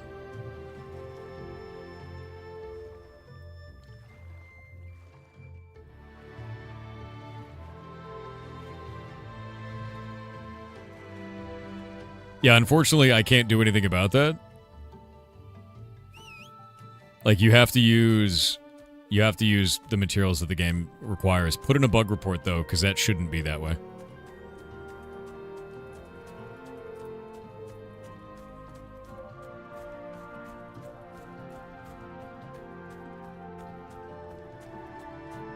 One second.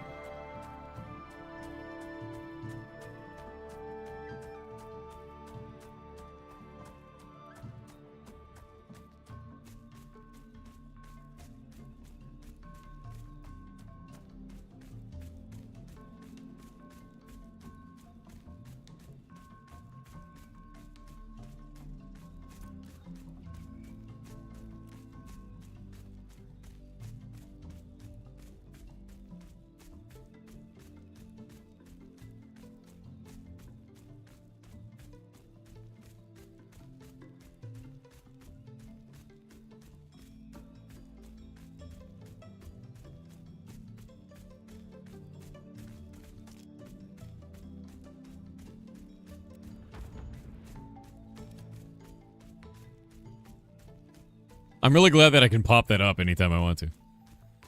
Does mat quality matter in buy orders? No, it does not. No. All common. Just spam it with common. There it is. There's home. You get elected? I did. I'm going back to get my flying mount.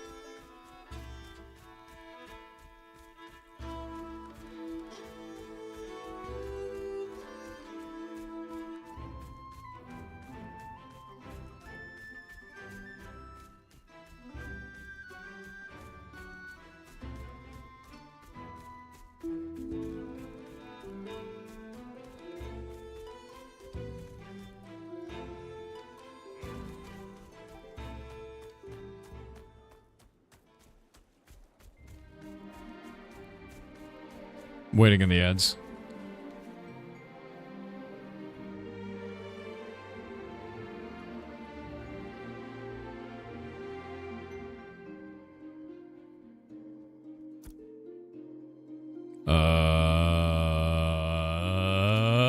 There's no... This better not be broken, dude. Uh-oh. Uh-oh. Uh-oh. We'll find out.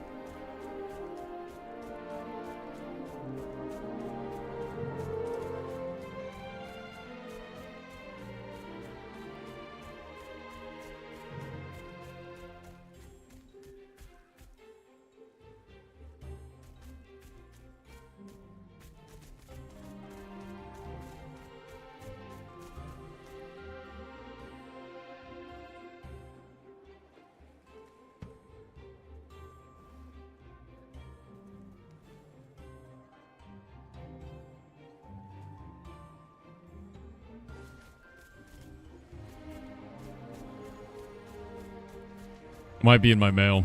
It could be. We'll find out.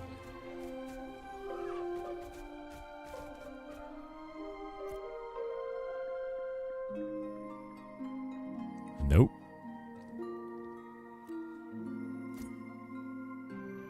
Nope.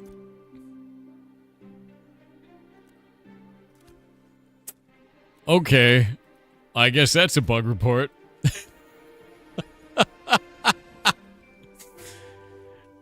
Oh dear. Yeah, I'll hit them up. I'm gonna let them know.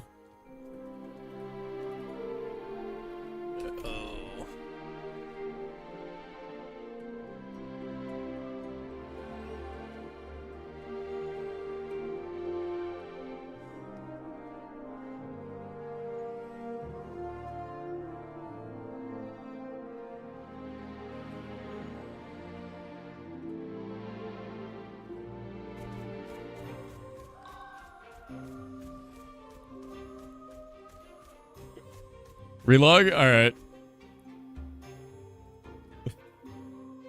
The mayor vendor at the town hall has nothing in it, dude. It's empty.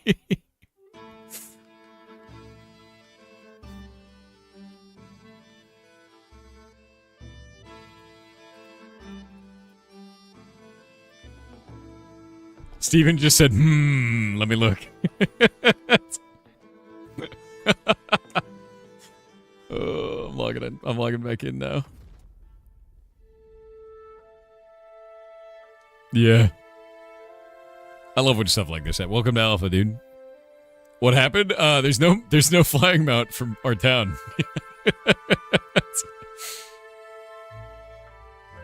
It means it's missing. It's just missing off the vendor. That's all it is. You're grounded. I was got grounded for piracy. Oh. Best mount would be a flying ferret, so it seems. I agree.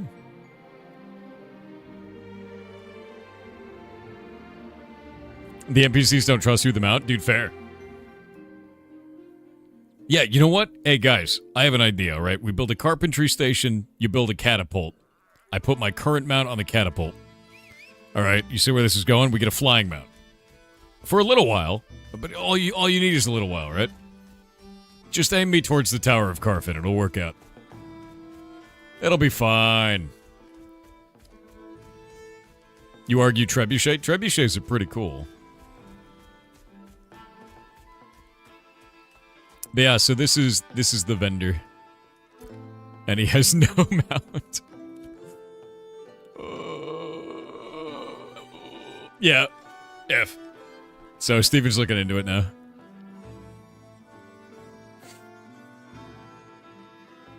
That's not a flying mount, it's a falling mount. Also, this is bugged. I need to bug report that. Mail just keeps going up. Yeah, sold out, dude. Damn. Should have gotten Mare faster. Came up to get an item and it's all out of stuff.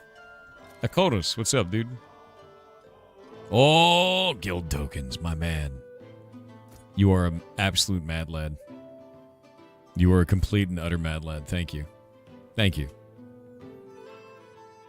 Oh, no, cancel. I don't want to sell those to the vendor. Cool game. Eat them.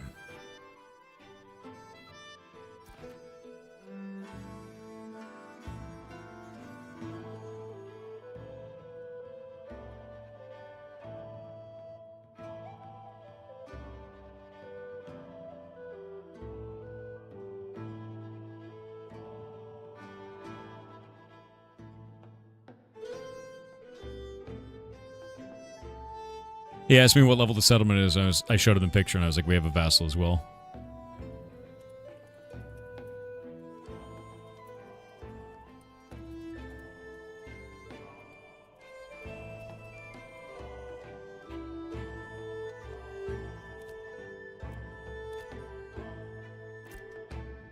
One sec.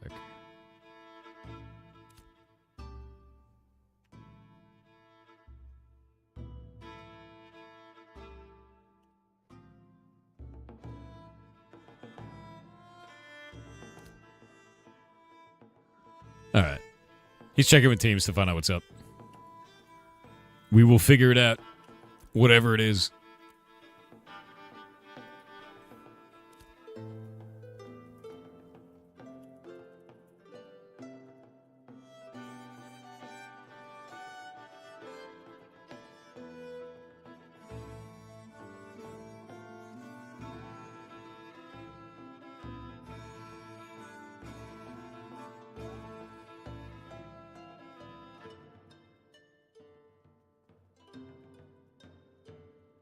Alright. You can't understand how to make tier 1 res for commission? What do you mean tier 1 res? What does that mean? I don't understand. Resources? You don't know how to make the resources. Okay, so if we go up here, right, there's a couple of different things that you have. The mayoral commission board is this one.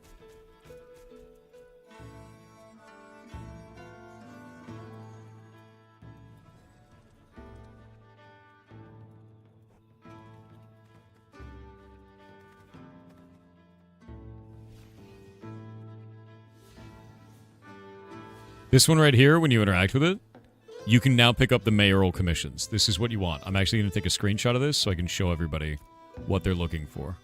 I might do this kind of like that. So then people have a better view of the town hall, right? Can we do this? Yeah, we'll grab that. There we go. And then we'll remove this and put it back up there. And now I'm going to go put this in Actual Pirates Discord.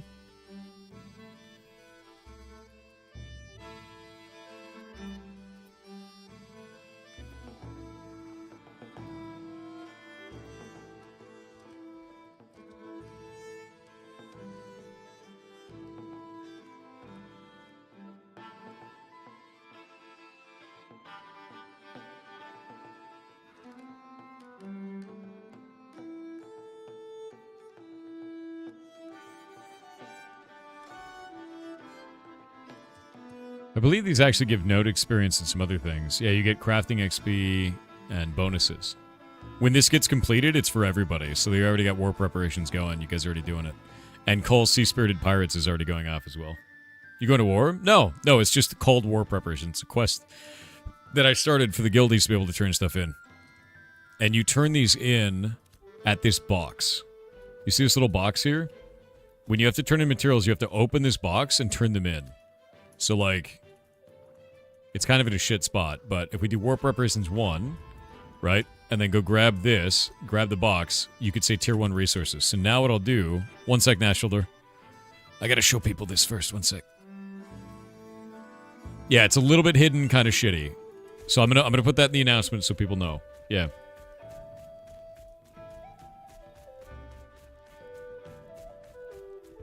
Do we make those mats at the respective crafting places? No, it's from gathering, dude. You just gather them. You don't have to make anything. These are gatherables. Yeah, not crafted. So we'll go grab some items here. I'm just gonna get that, right? Let's have that. I'll get another one of that. We'll go grab it. You can't add wood? Put in a bug report. Yeah, if you cannot add a certain material, put in a bug report, because that is supposed to be addable. If it is a tier 1 material, it should be addable. Has to be outside of Brine Barrel area mats, that is a bug. So bug report that. Yeah. Red Dwarf is awesome. Can you promote artisan skills in Brine Barrel? I already have. That is what is going on here. When this gets completed, the whole town is going to get, the whole zone is going to get a buff. Yeah, we can't add this.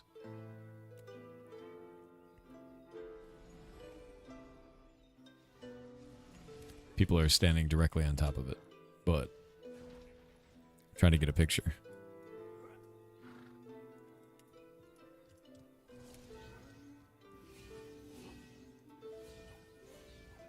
There we go. Let me see what that quest provides. What is it called? Should give glint and experience, and I believe it gives node reputation. It gives settlement reputation, I believe.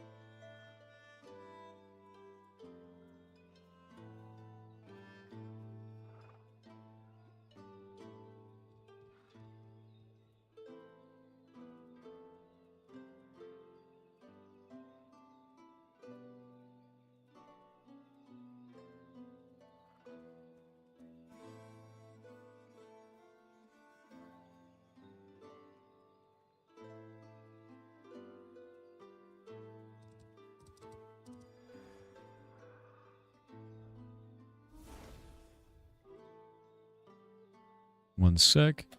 You need to turn in resources for a quest like war preparations, then do so at the crate next to the board. If local materials are not working, please put in a bug report with /bug. There we go. So that's the commission board is now set up. Hell yeah.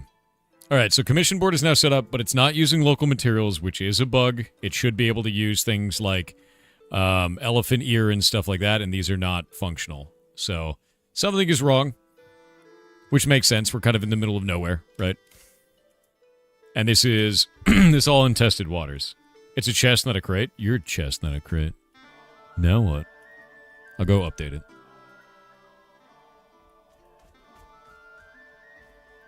Chest. Next to the board. They're updated. Alright, so with that in mind... Yeah, Mondiler, you don't need to tell me all the materials you can't put in the crate. Just they're in the chest, rather. Just bug report it, man. Just do it. Yeah, just bug report it all. Because you're like the 30th person who's messaged me. It's okay. It's okay. Yeah, just bug report it. They'll get to it. That's kind of like a lower end issue. And it's good, because it needs to get fixed. But... trying to think of what else. We can't build the building yet.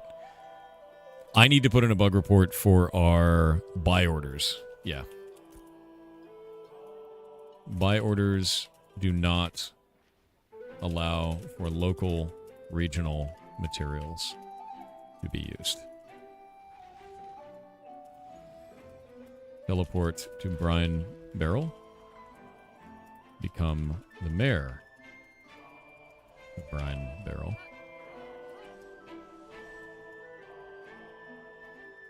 Create a buy order.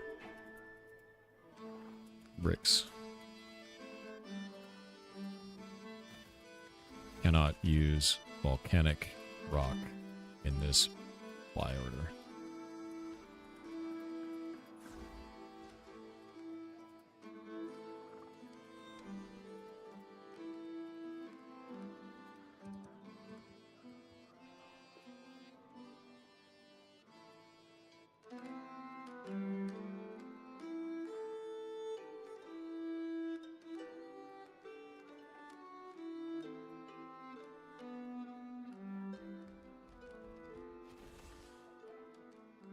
There we go. We're going to go to settlements, and it's not vendors, citizenship, siege, storage, taxes, vendors. It's none of these. It's mayor tools, and that's not under this. They need to have another section for that. That's weird. Huh. It's not a storage problem. No, it's not a storage problem. It's like a mayor... I guess citizenship would be it. I mean, it's not really a problem with the citizenship system. It's not a marketplace system. It's like the auction house. I don't know what to put this under. There's nothing in here that works. Yeah, there's nothing in there. It's going to be settlements and nothing, I guess. Siege, storage, taxes, vendors, reputation. Yeah, there's no quest there. Report. Right. The closest thing is going to be quests at that point. That'd be the closest thing. We do quests, and then there's no buy order into this. Dislog. Dislogway. Oh, mayor, fix problems now. One moment. I'm just going to put settlements, and I'm going to put it under... I'm going to put it under vendors. There's nothing we can really do with this. I wish there was a category that fit what I was doing. I'm also going to put in the one for Brine Barrel does not have a flying mount.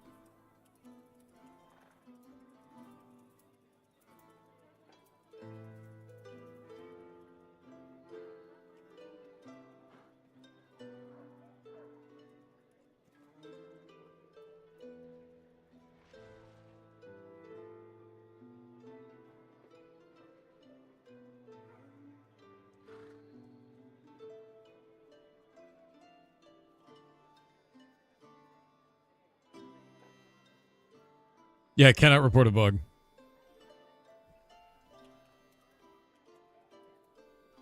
All right. And we'll do settlements. And we'll do... I guess that one would be elections? Nah, it's going to be vendors. That one will actually be vendors. So get that one reported in.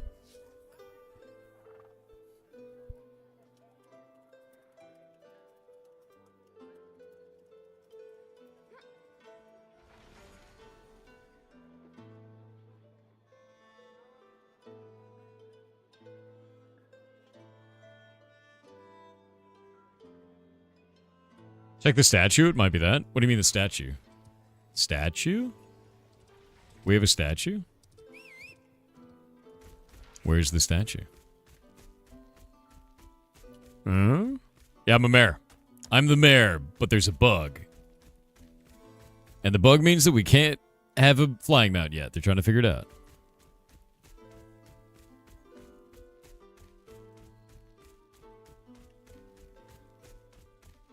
Happy New Year from Germany. Happy New Year to you. Hope you're having a wonderful day.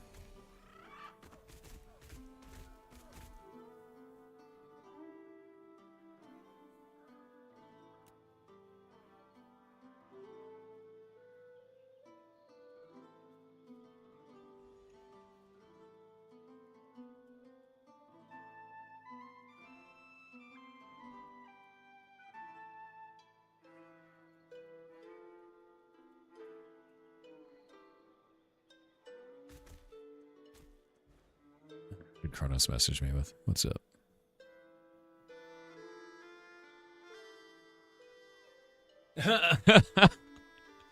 $15 ago. All right. One sec. Oh. All right. I got it set up. That is now installed for Indecember. Will this game outdo WoW? They're very different, dude. Yeah. Logistics by Tix. Tix is very good, yes.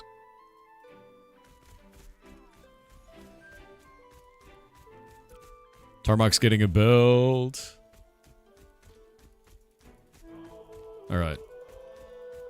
Thank you for the 10 gifted subs, and thank you. Yeah, no, Mayor Davius, dude. I need to set up some... I'm putting out some knowledge for the players so they can learn how to do stuff. Like how do they do buy orders and things like that. So I'm taking pictures for everything. Here's our requisition agent. This is the guy you'll talk to, and you go fulfill the buy orders here. And that's it.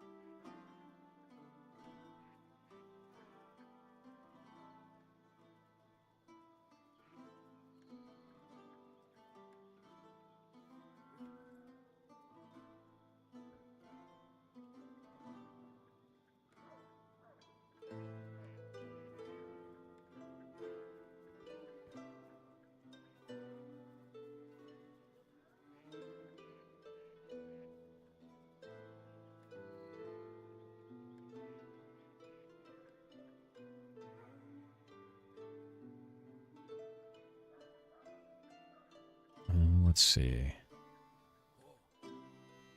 We need beer and standard weapons. These are the big ones right now.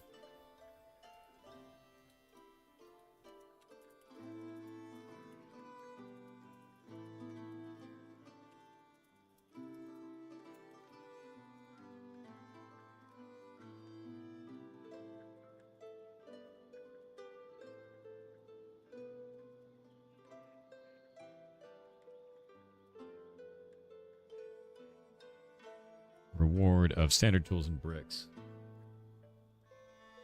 One sec.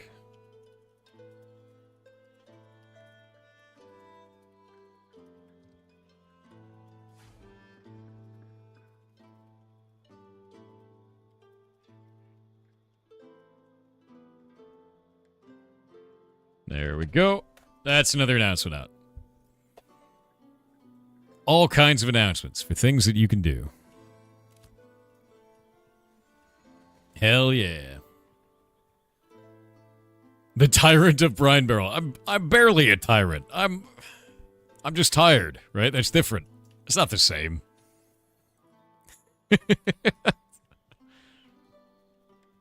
Ghost Vanguard hit 25k wishlist. Did it really? That's good news. Hell yeah.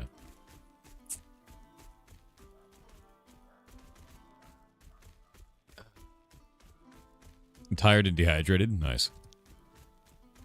All right. I'm going to go get a snack real quick. I think I have all my mayoral stuff set up. Everything is good to go.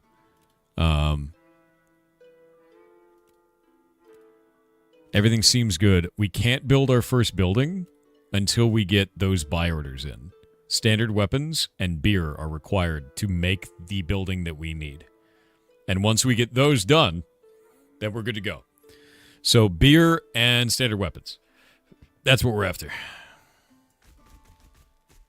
Please don't have me beheaded, oh powerful mayor. It's too late. I'm going to have you beheaded and then reheaded, dude. That's right. You're not even going to know if it's yours by the end. It could be somebody else's. You'll always wonder. He's eating all our glue? I might be. We've got construction crates for this, but we can't do those yet. Yeah, that's not a thing yet.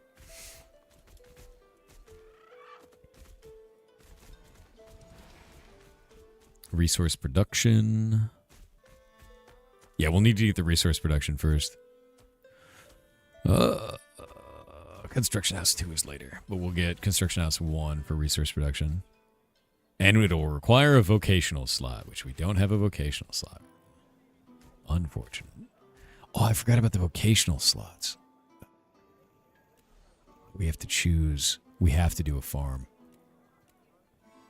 I forgot we need to have a vocational slot to do the upgrades. I have things to plan. I have things to plan and build. There's going to be so much bullshit that I have to do now. I remember it was a farm that gives vocational. That does +1 vocational slot. Yeah, +1 vocational expansion point.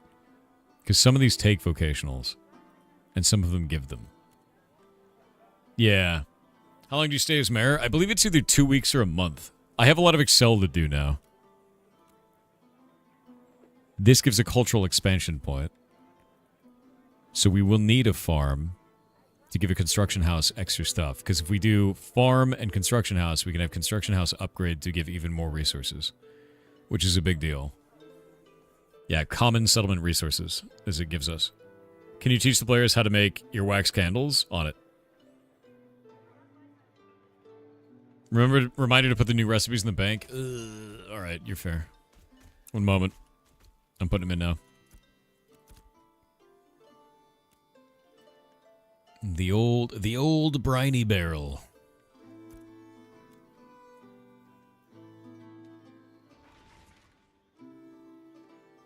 Guardian's Honor. Thornstride Longbow. Cadet's Poignard. The Glory-Bound Scepter. Wave-Tossed Ring. Halo-Bound Aegis Bracers. And the Howling Wolf Cloak. Enjoy. Oh, that's a nice shield. Shit. Where is Brine Barrel? Well, let me explain. First, you leave the center of the map. You go to the northwest, right? All the way up in the northwest. You will find an island that looks like a head, mostly Chainsaw Man's head. It also looks like he's shooting a spitwad. That's home. You live there now. Yeah. Oh, you were expecting an actual barrel of brine? It's customary that we put you in one and leave you there for at least 30 days. So, come show up. It'll be fine. Don't worry about it. We're just pickling you. It's fine. Oh, Skinwalker. Skinwalkers are super sick. Look at that thing. It's got like glowing eyes and shit. Look at all the... It's like a witch's kit on the saddle. Oh yeah, we've road swiftness now too. Actually, how do we build new roads?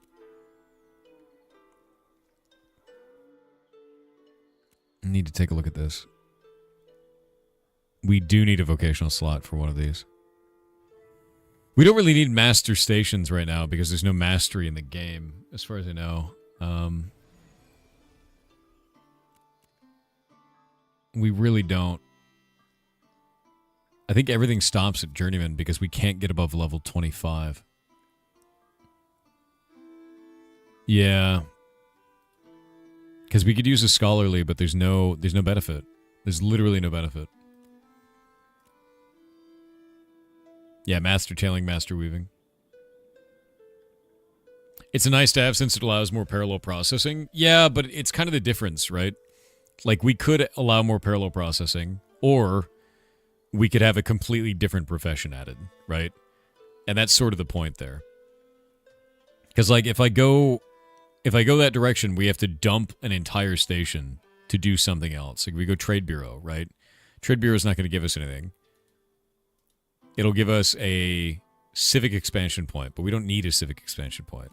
If we go this way, we get a scholarly expansion, so we get School of Construction, so we would miss out on a whole building to be able to do School of Construction, to do that. Yeah, more journeyman level is just better. So, like, my choice, at least my intention behind this, let me go grab this, is for us to do this, which is to have a construction house to make construction crates, and then do cookhouse, agricultural supply, wood shop, textile mill, and laboratory. Then we dump the construction house, and we put a farm in place. Then we use the point from the farm to go and upgrade other stuff. Because the construction house eventually doesn't matter anymore. And we can take that and just get rid of it. I guess it gives Cryonic Purifier now. That's new. Maybe it does matter now. Because this didn't have that before. That may actually be worth it now. It used to be that you dump it. Yeah, it used to be that you dump it. Now it has a Cryonic Purifier, so it does matter. It's like endgame materials. Yeah, we'll keep it then. Yeah. So for the mayor, the game is now closer to Civilization than an RPG. Correct. It is now a 4X game for me. My job is to now provide content. You basically become a dungeon master. That's what you do. Do we get more slots if we upgrade the island again? We do. I believe so. But that also means that it comes with more cost associated. So we need more people here using systems to generate value. We're at 238 gold right now. And we can sit here and watch this go up throughout the day. With that in mind, I'm going to go get a snack. I'll be right back.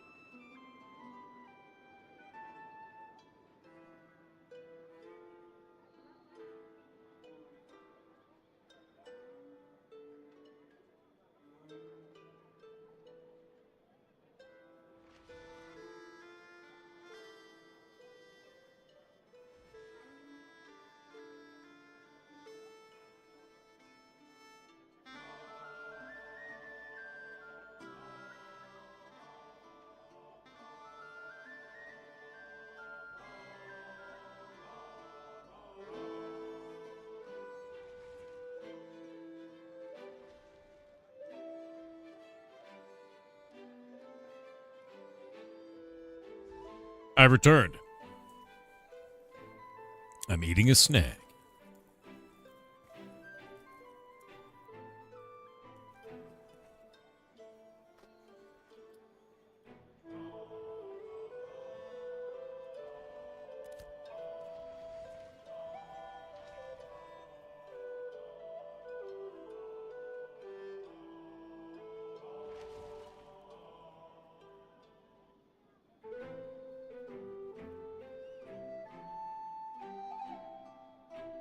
What kind of snack? Secret.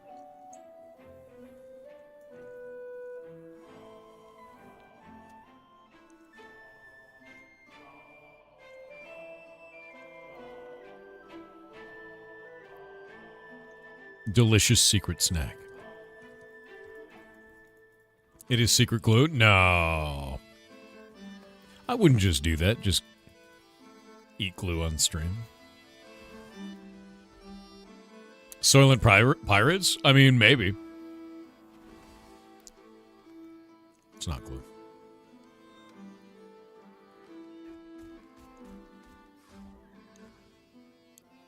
No, I'm eating a snack. That's why the camera's off. It's very tasty, though.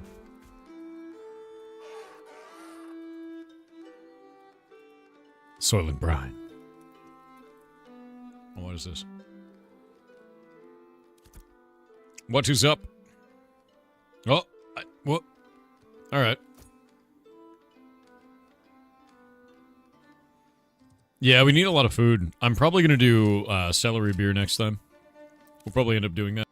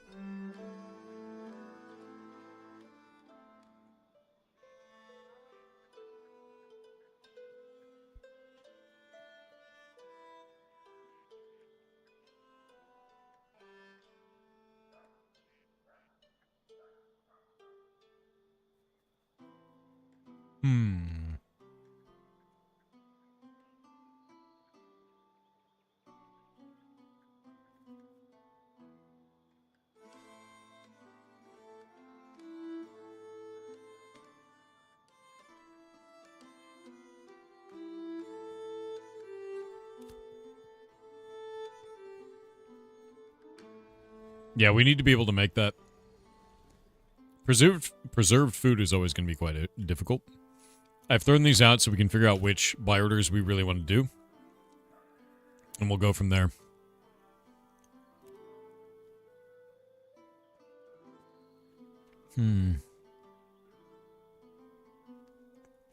Let us know when you're forging with us. What do you mean forging? You mean foraging? Or crafting something? Because right now I'm looking through this to see what people are able to turn in.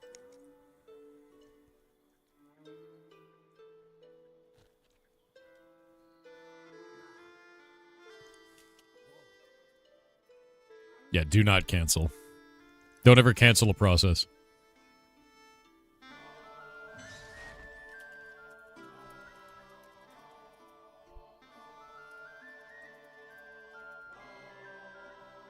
You lose all of the money. Yeah, no, what I'm looking at is I'm taking a look at, it looks like people are able to turn in standard weapons, so plumeria wood and zinc is good. The problem is the granite and coconut wood is kind of annoying. Comparatively. We do need beer, and that means creating blackberries with farming, and that's going to be a huge bitch. That's like a huge, huge bitch. Like, getting any type of farming is so annoying.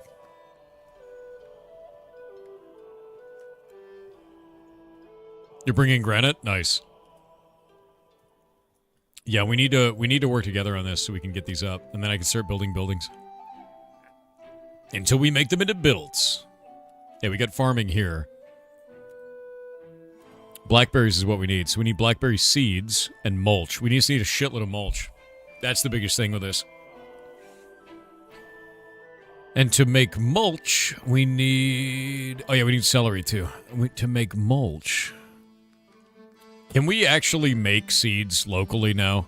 It used to be such a bitch. You had to go back to the beginning of the game and get all the seeds and then bring them back. We can turn elephant ears into mulch? Good. Oh, good. That used to be so annoying. That was such an annoying thing. Okay, cool. Now this is accessible. We can do this. Where's the vendor? Yeah, it used to be you had to go back to the New Alien Gate, buy seeds, and then bring them all the way back out here. Where's the seed man? Seed man? You need an herbal vendor for seeds? Do we still need that? Oh, no. The Brine Barrel times. Hell yeah. Hell yeah. Just the equipment vendor? The equipment vendor actually has the seeds now? It didn't used to, so that's good. That's really big. Seed. Yes! Oh, that's so good. I'm gonna become a farmer.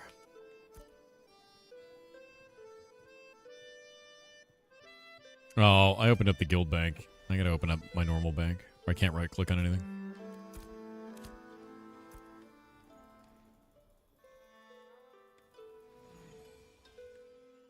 Time for me to farm a couple hundred snowdrop? Dude, exactly. I think I have a bunch of plants in my guild bank. Or in my bank. I think I have a lot of these. Oh, I don't have that many. I guess I have 44 of them. There's got to be a better way. There's got to be a better way.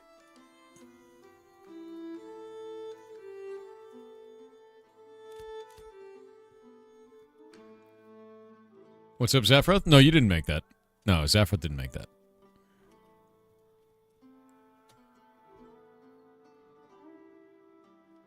Alright. I'm going to start generating that. Because that's the thing, is if we can start getting the beer going, that's a big one. Because it's really annoying. I need rot root pulp and wood chips. Where do we get wood chips? So now I gotta use lumber milling. How do we make lumber milling chips? That's not lumber mill. Oh, what is this? What is that? Alright. Jeweler. Alchemy. It's a byproduct for lumber? Oh, it's byproducts now. Alright. If you bring wood chips, we have people making berries, and then we can sell them to the thing, right? Yeah. That's the statue? The statue doesn't appear yet, it seems. Yeah, the magic stone circle.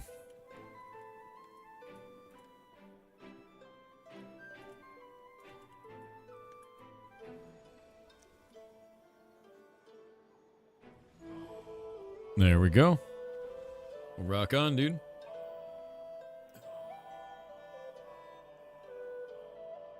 Beer for the mods? No. No beer for the mods. Gotta build it up, dude. Alright. Why is my tax going up?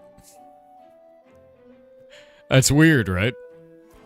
The cost of my taxes has slowly been increasing. A deep fear. We've already made half a gold, by the way. Commissions are looking good. We have war preparations at level 2. Our level 2 is now at 33 of 100. When this hits maximum, people are going to get a whole bunch of stuff. That's going to buff everybody. Really quite well, actually. Call the Undead is not going off. That kind of sucks. Killing Ravens has not gone off. Living Geodes. I don't know where the Sladeborn Birdmen are, dude. And I know the Sea Giants are like badass enemies. Like completely badasses.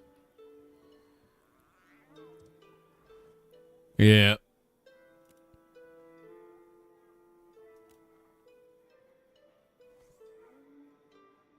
What are the ravens? Well, yeah, I don't know where the ravens are on our map, right? Cave southeast on Brine Barrel? What do you mean? Like, there's a cave over here? Near the chin, right? No, not in the anvils. It's got to be in this zone. I didn't know we had ravens, man. Are they in here? I've never seen that. I didn't even know we had caves over there. I've been there. I've never seen a cave. Is a cave?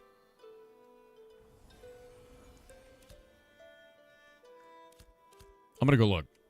That sounds like bullshit, but I believe it.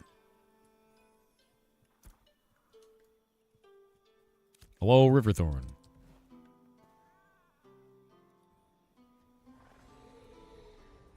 Yeah, that sounds like bullshit. What's up? Oh, no, don't give me the mulch. Don't give me the mulch. You go make berries. Go make berries. Go do it. Go do your farming. Yeah. I have to swap out because we have an indie game to show. So, give me just a minute. No cave, it was a mistel. F. I was hoping that it was a cave in there. I was like, dude, is there actually a cave there? All right, one moment. The final game for Indecember, dude. The final game. The final game for Indecember.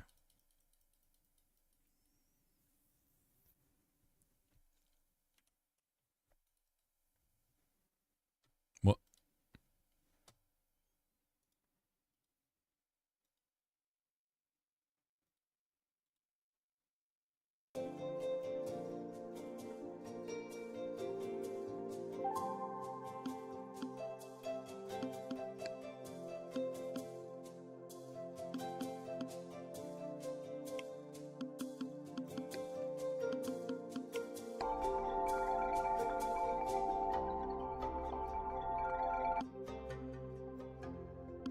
Okay, everything's set up correctly. You guys ready? Is there time for a paste break? Pretty much. One moment.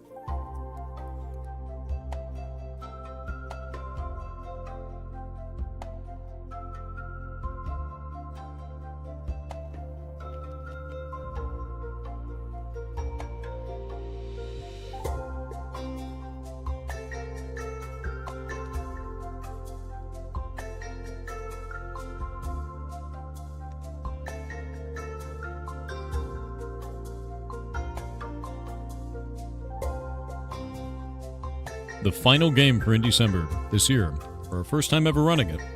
It's called Tethergeist. And it looks real pretty, man. Really pretty. Look at that animation style, man. That awesome looking.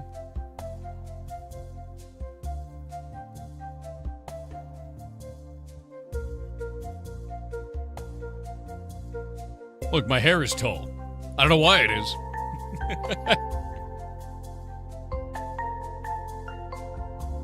Just gonna let it do whatever it's doing.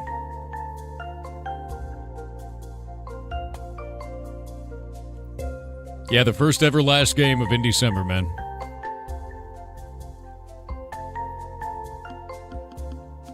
Really nice feeling UI. Ooh. Ooh. The music is very pretty, yes.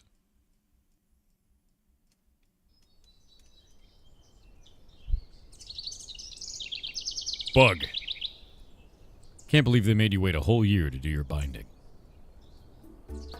It's not that dangerous for you, is it? Meg? I like how that was like a beetle and a bee. It was a beetle. Makes me happy. It is, it's an axolotl. Oh well, my mom says that our ancestors did the binding on foot. If they could travel all the way to the Fount of Souls without spirit flight, then I should be able to do it on my tether, with my tether. Yeah, but doesn't your tether, you know, hurt? Not all the time. It's really not as big a deal as everyone makes it out to be. It'll be fine. I guess we'll find out tomorrow. Well, we should head back home. We've got a big day ahead of us. Love that. Want us to wait up for you, Meg? No, that's okay. I can make it back on my own. Okay then, see you in town. What? What? Sure you're good? Yeah, I'm sure. Now get out of here.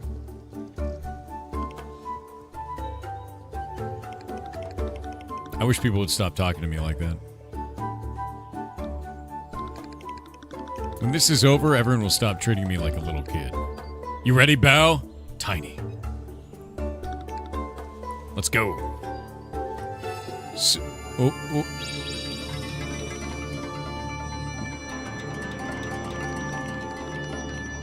What? What's going on there, man? Okay, so we have a problem, and everyone else astrally projects, but we're not doing that.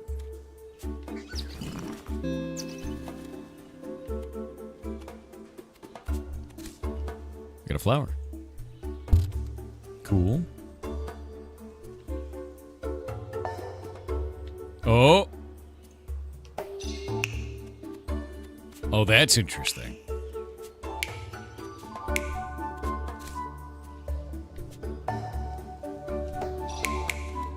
Okay.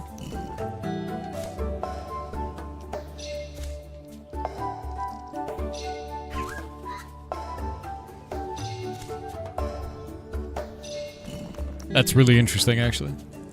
But we have to get a flower to do it.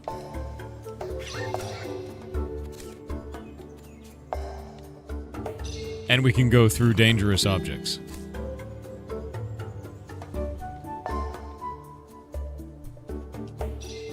Okay. That's very interesting.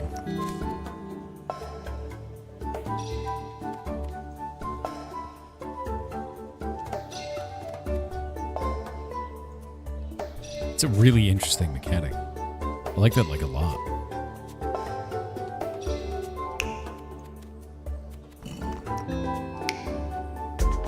Oh.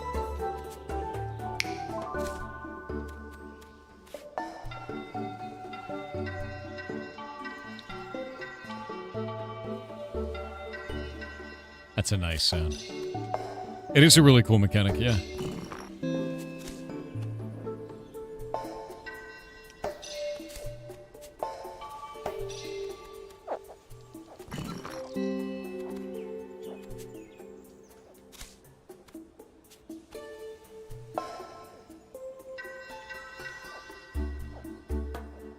It's just a nice sound, you know?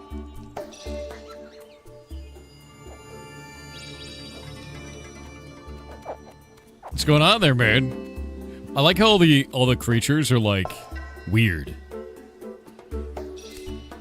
Like every one of them is like a strange little guy.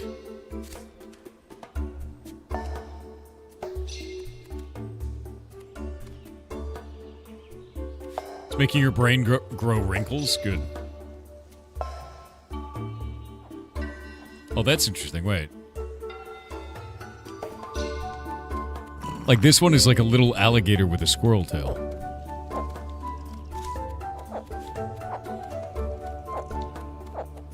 Right?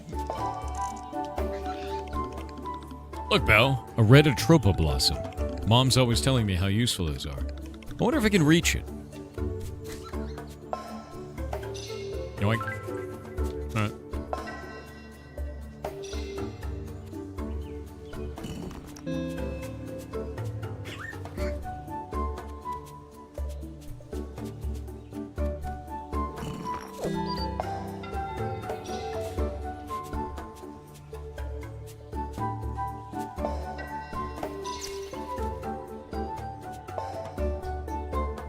What a cool system!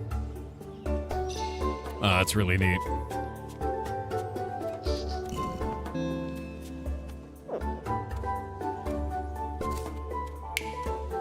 Okay, so we can't use the flower in there, but we can use it on the outside, so it's like a field of negative energy or something. Interesting.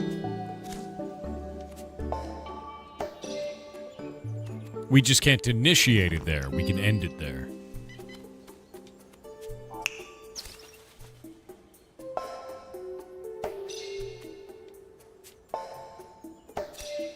No!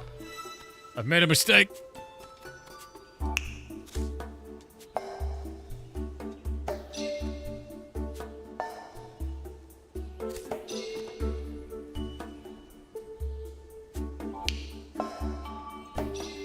There we go.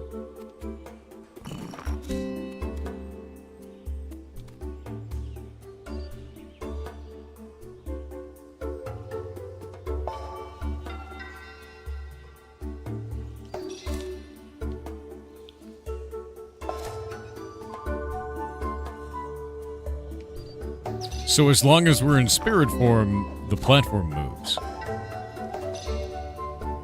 Now that's interesting.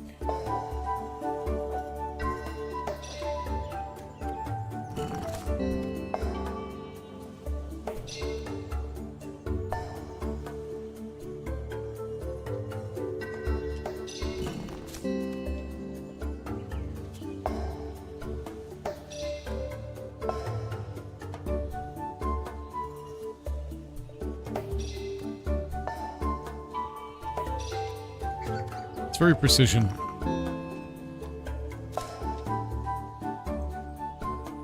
Oh. Ah! Oh! That jumps off way farther than I thought it was going to.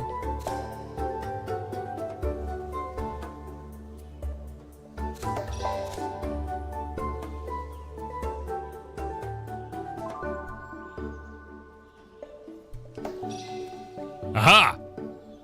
I'm screwed.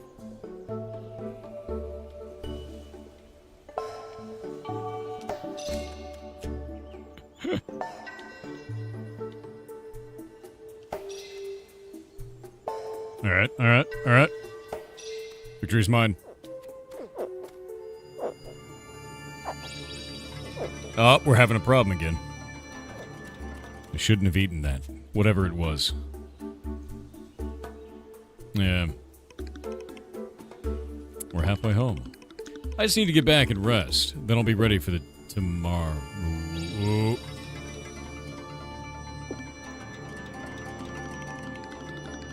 It hasn't been this painful for a while. We can't let the elders know about this. So, they kept talking about her tether.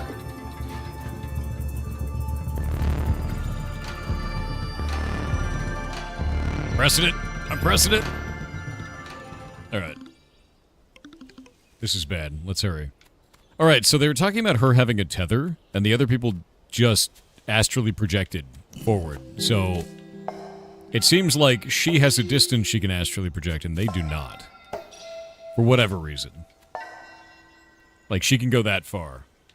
That's kind of what it is. Right? Nope. I missed it. Go on.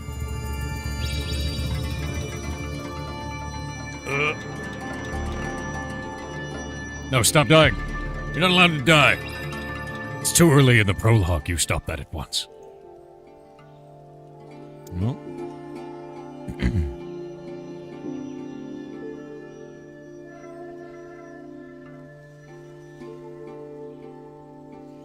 Stolen. And then we were thefted. Yep, stolen. The protagonists are free, Chet. If you find them, you can just take them.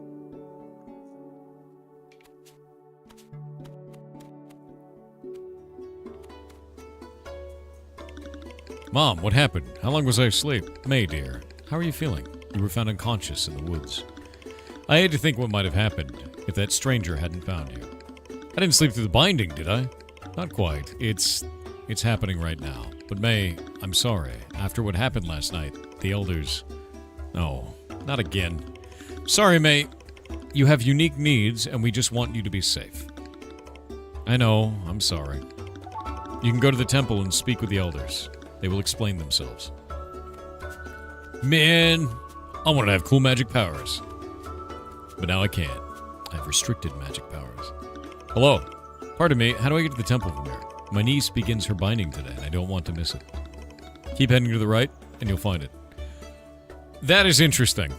That's a really good way to do that. That was a reverse, hey, listen. I like that a lot. Most games will be like, hey, it's over there. Did you notice the sign? And this one's like, hey, do you know where to go? And your character's a local, so they should know. So they give that guy advice. That's a really good way to do that. Yeah. I like that a lot. We got ads.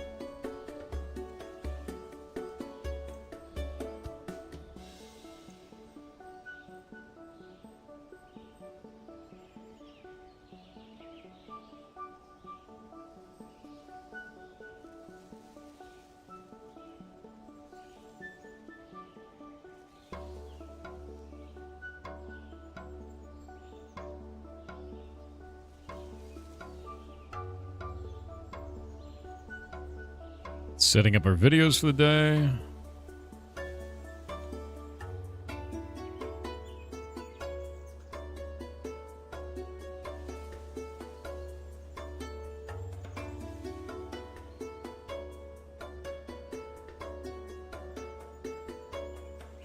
The music is quite nice in this.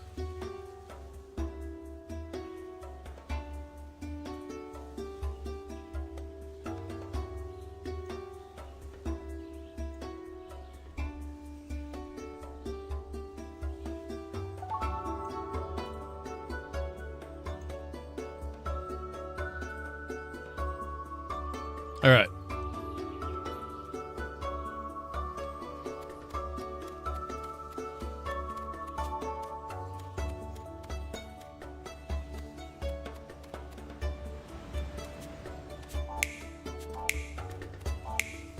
I like that you can do like a, not even a double jump, but like a gravity delay by doing that.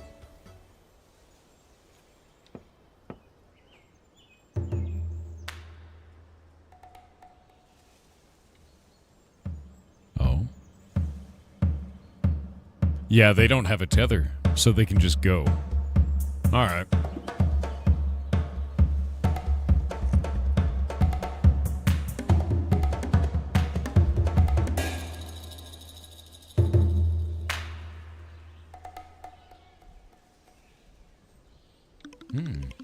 Thank you all for attending the start of this year's binding.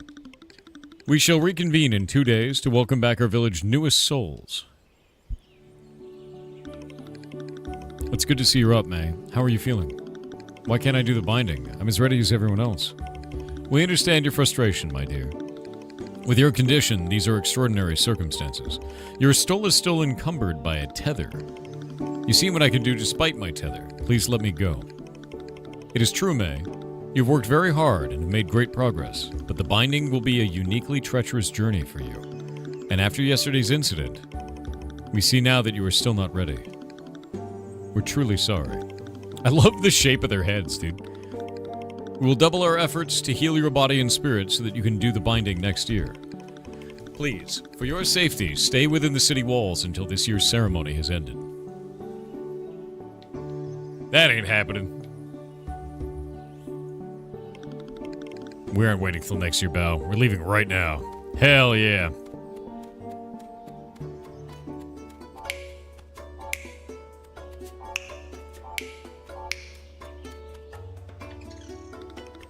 Oh there, May. I heard about what happened. Tough break, kid. You're one of the toughest people I know. I'm sure they'll let you go next year. Not if I still have a tether. They'll come around. Everyone just wants you to be safe. Just because others make the journey by spirit flight doesn't mean it can't be done on foot. That lady that found you outside of town is also on her way to the Fount of Souls. Don't know. Nice lady, but seemed to be in a rush. Well, if she's going, then so am I. Oh, there. Personal feelings aside, the elders have asked us not to let you out of town for a few days. Come on, Poe. Do this for me. Sorry, May. I'm a man of my word. However, you know as well as I do, the city gates are very loosely watched at night. I've taken plenty of midnight walks through the forest myself. Right. Thanks, Poe. Midnight walk sounds nice. It's time. It's time. All in all, did you enjoy your 2025? I did. You guys made it one of the best years of my life. So thank you. Let's go, Bao. We need to sneak out of here without being seen. Oh.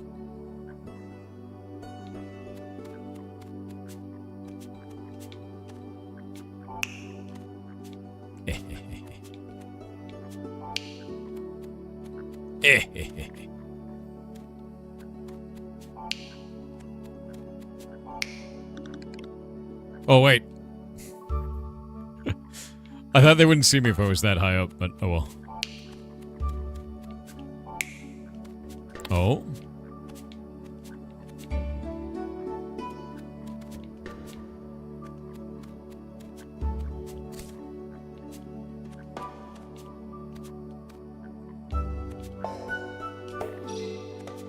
Can't catch me. Too sneaky.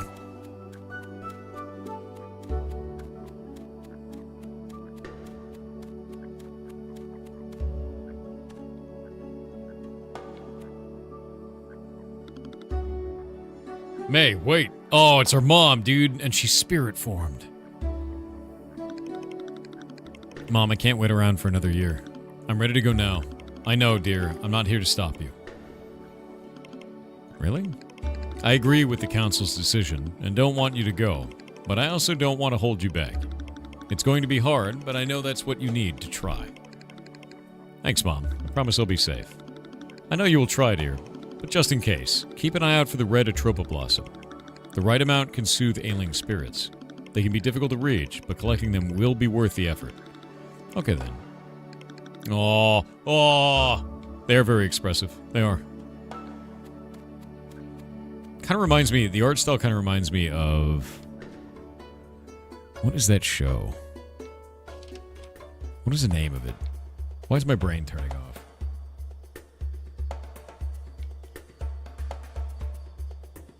No, not Adventure Time. It's one about that kid who's a gem. Their earrings are hands. That's true. Steven Universe. Yeah, it's Steven Universe style art for the character portraits. That's what it reminds me of. Very much so. Oh, I screwed it up.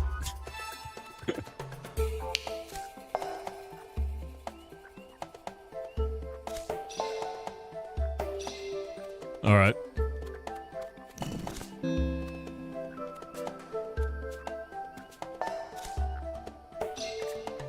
Oh, how am I supposed to get that, actually? Okay.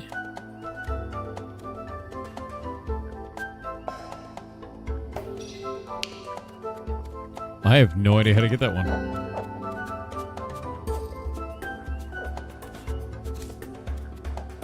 Oh.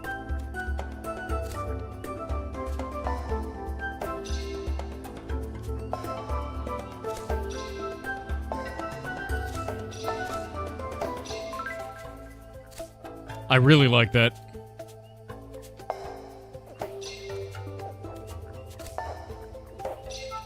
Yeah. Gator squirrels? Yeah.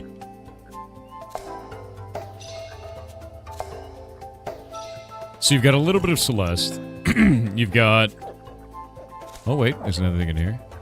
Maybe? Yeah, it kind of feels like Celeste in some ways. Very much so. And then it's got... some other feelings in here. I'm trying to think of the name of it.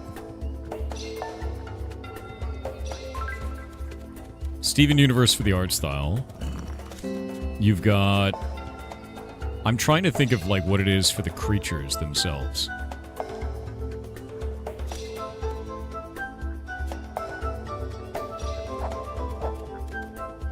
I guess the creatures remind me of Impossible Creatures, right? No, not Avatar. It's more like Impossible Creatures to me. Because they're all, like, combined, right? You know what I mean? Because that's a gator squirrel. It's great, too. Like, it's really cool. Yeesh. I screwed that up. All right.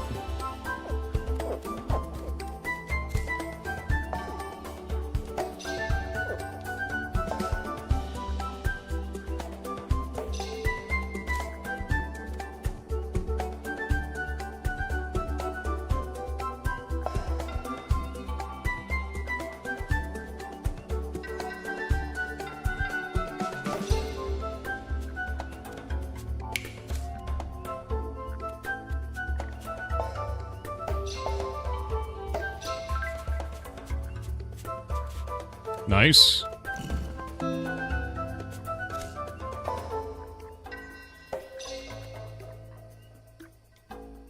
How would I...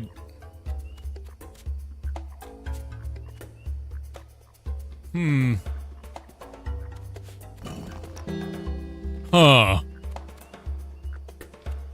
Huh.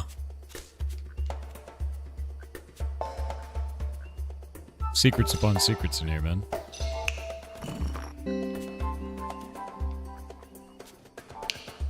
Oh! Ah! It's very slippery. There we go. The slipperiness. It got me. Alright, here we go.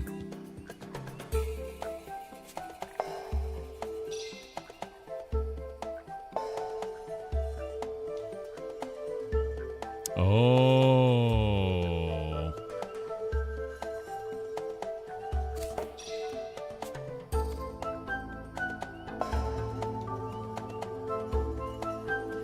That is not going to work, because if I land on that, I won't be able to get back.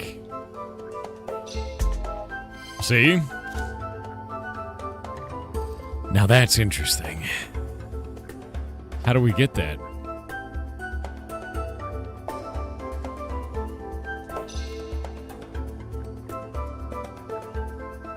I have no idea. I have no idea. Mid-jump? We don't have a double jump if I have a flower. You can't jump, you can't go into spirit form when you're inside of a purple zone. Like, I can't use it there. Oh, but I can do the normal jump there. Okay, idea.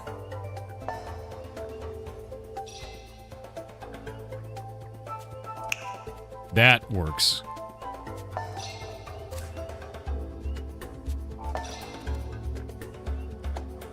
Shit. Okay. We gotta put this in the right spot. I have an idea.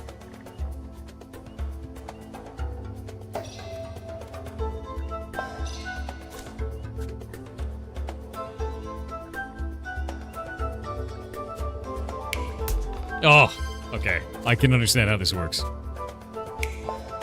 Oh, come on.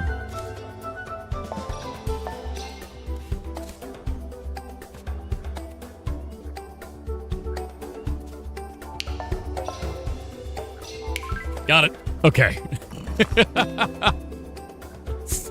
Oh, that's a fun one, actually. I really liked that. Yeah.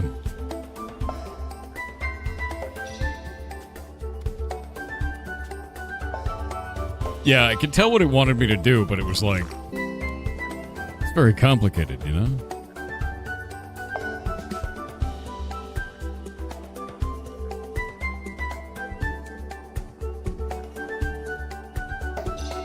Oh! I'm an idiot.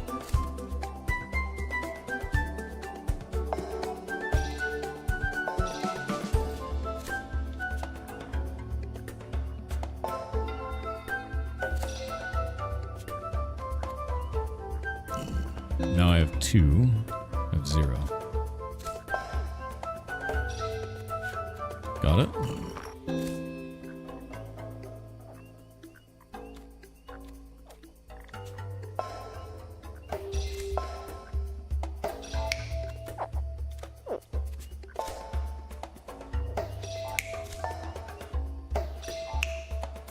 Got it?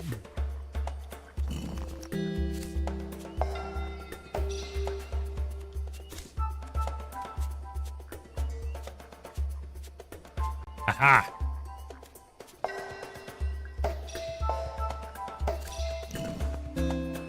Alright, so I can actually travel through the binding to get that. Which is pretty useful. What is that over there? Whoa-ho!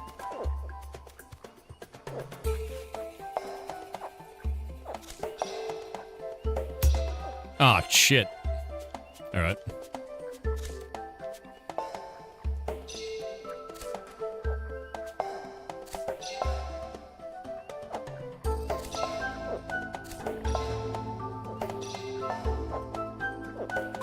Made it.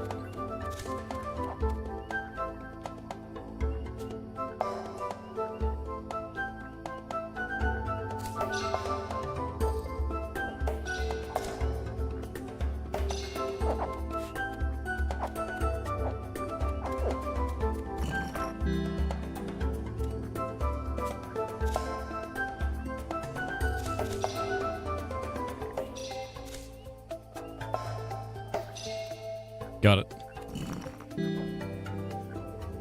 Okay.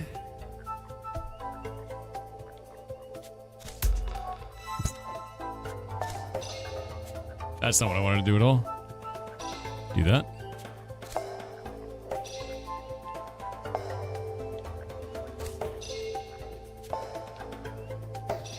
There we go.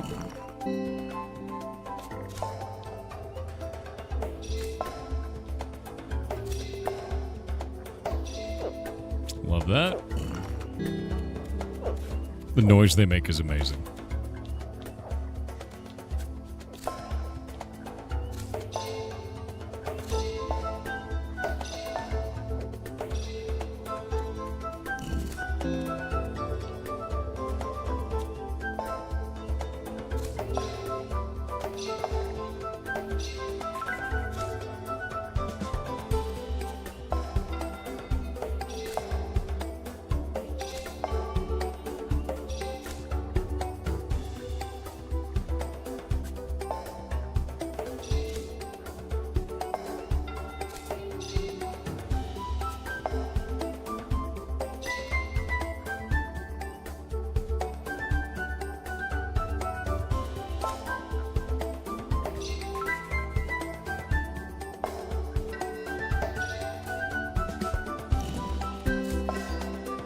What?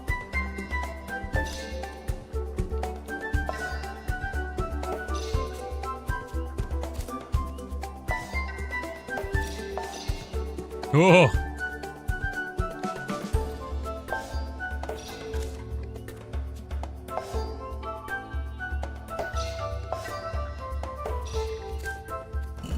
All right.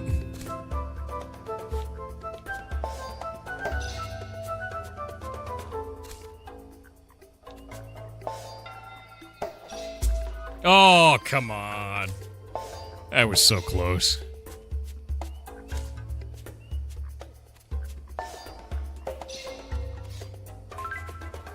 No, I'm glad I died. There we go.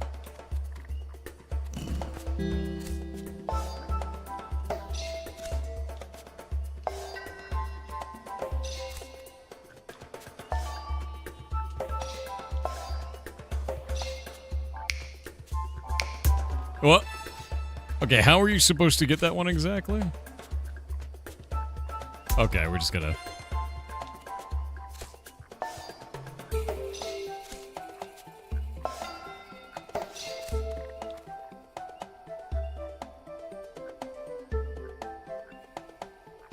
I have to go forward first. That's the only way that this would work. Maybe backtrack with them? Because I wouldn't have enough Yeah, I have to grab and come back.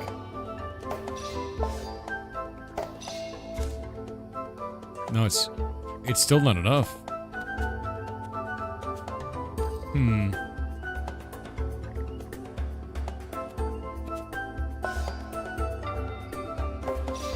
There we go, I get 3.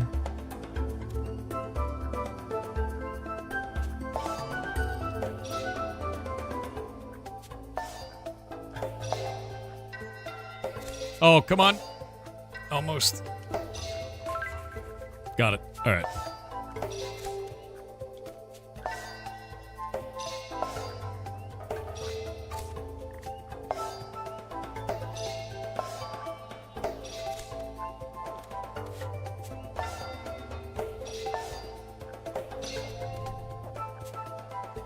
Nice.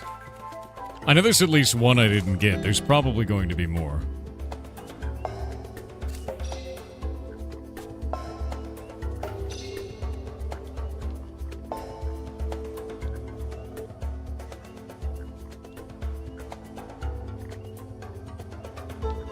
Oh. Well, now I'm dead.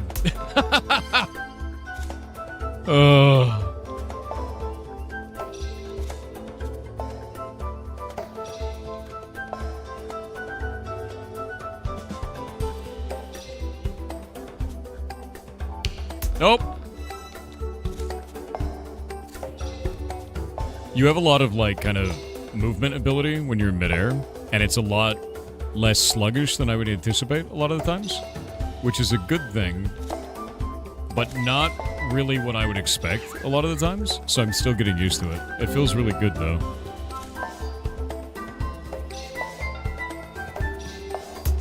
Oh, shit.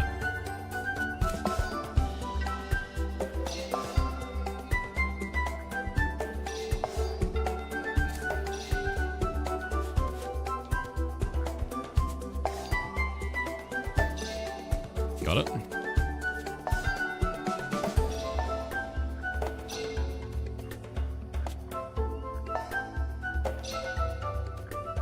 There we go.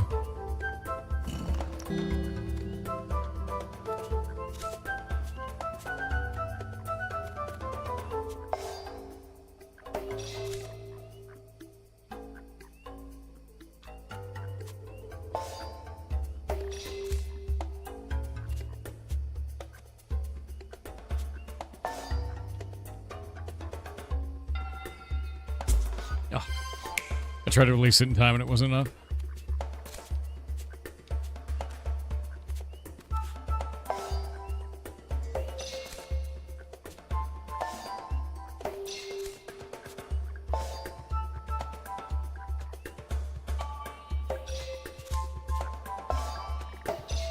There we go. Alrighty. Well, how about that? You're the last person I expected to come see, or to see out here tonight. Do I know you? No, but we've met. I'm Foil.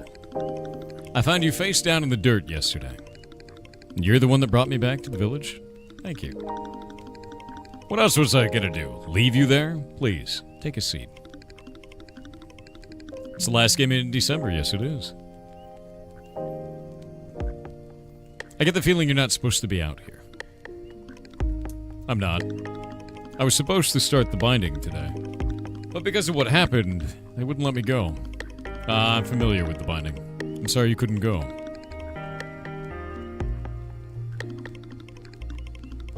I didn't run away. Started the binding. I'll return home when I'm done, just like everyone else. Oh, I'm sorry. I was under the impression that the journey was made through spirit flight. It is, but my spirit has a tether. It's not normal. So I can't travel to the fount like the others. Oh, well then, I'm impressed. Really? Of course, it's very devout of you. My journey to the Fount of Souls is not half as noble as yours. Why are you going there? I'm a historian of sorts. Oh, wait. That's Indiana Jones. She's stealing. She's definitely stealing. So you can put it in a museum, dude. It's gonna happen. No. It's said to be the dwelling of the place of the mountain god, and that the surrounding shaman tribes travel there to commune with it and are granted all manner of blessings, including miraculous healings. I intend to see it for myself. Oh, well, the binding is a ceremony that's all about healing. But I think it's more metaphorical than literal. Well, that may be. Which is why I intend to see for myself. But first, I need to get there. And that's proving to be harder than I thought. I'm going to get some rest before continuing my journey. I'm glad to have properly met you, May. I'm sure our paths will cross again. Sleep well. Nice animation getting into the tent there. That actually looks really good. Yeah.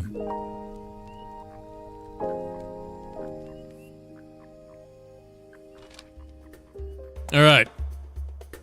17 deaths. Only 11 of the flowers, huh? Okay. Huh.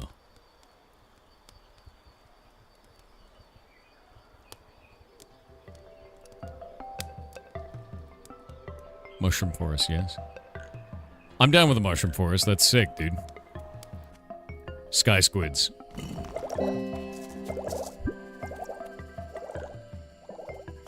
I feel like the orange mushrooms are probably bad.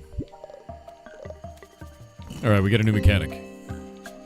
And now we can use mushrooms to shoot through these? Oh, that's neat. Alright. So we can't float on our own here. We have to use that to launch ourselves. That's a cool way to do this mechanic. Ah! My bones!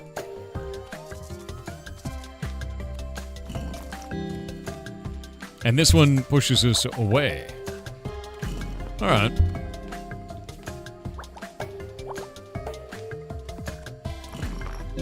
It's a cool mechanic. I like that a lot. I like that the game has completely changed the way that you move already. It really sets it apart in this genre. Like just immediately. You're not getting used to the same kit every time, you're getting used to a completely different kit. Yeah, it's push and pull. And now you have different kinds of resources. One flower that lets us go through and choose, the other one a mushroom that lets us launch.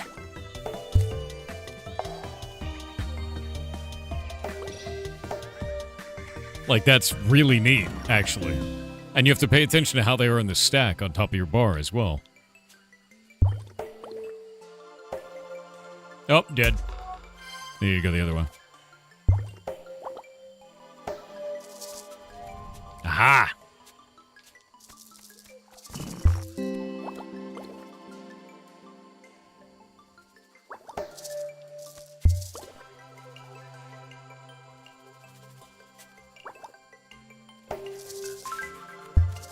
That's cool. It's just an awesome system. The music is great, too. Yeah, super interesting and very polished mechanics, exactly. Ah!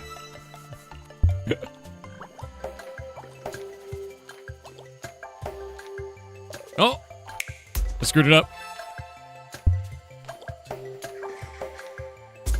Oh, God.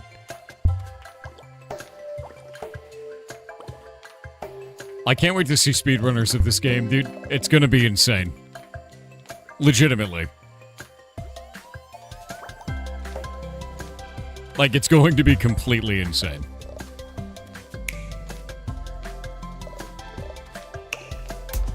Oh.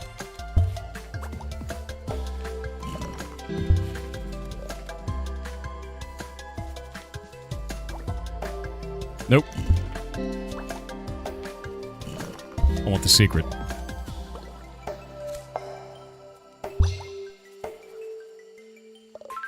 Got it. No! Made a huge mistake. Alright, there we go. Oh, what's down there? Oh, it's death. Alright, fair. Nice. Fantastic.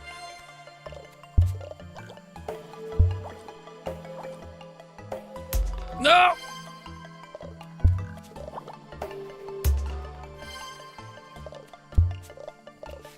The fail fast is very good. And I'm doing a lot of failing. And I'm not very fast. There we go. Nope. Gotta be in a better spot. Oh, I thought it was in. Oh no, wait, I gotta go back. There's a flower there. We got ads. What a sick game. Yeah. Steam says you require a third-party account? For what?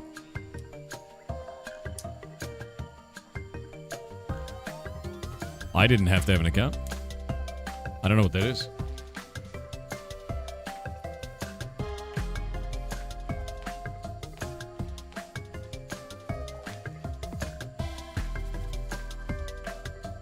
With some service or feature? It might be their speedrunning system. UT, I believe, is Utah in the United States.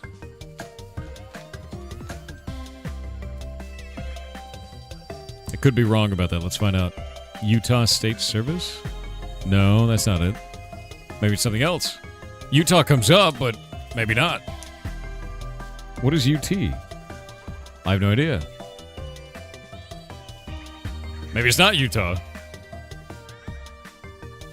Requires third-party account. No, I don't want an AI synopsis. The only thing that shows up for this is this game.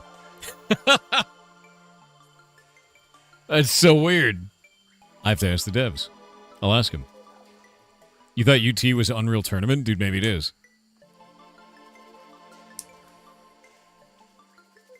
I'll ask them, because I have no idea. I didn't have to have a third-party account. No hype music? It starts at level 10. And to be honest with you, I would definitely turn it off for this, because it's to show off their game. So...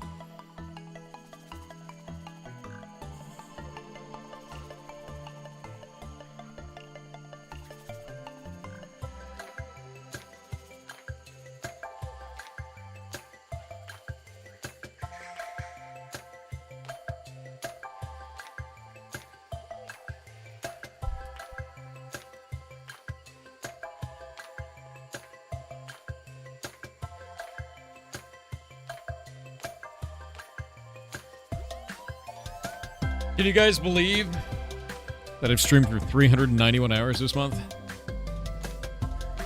Most amount of time I've ever streamed before. Got it.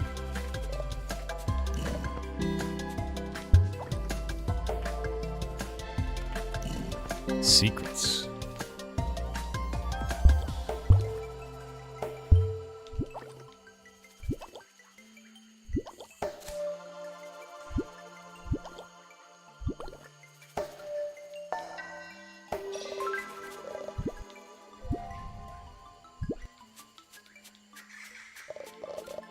Nice.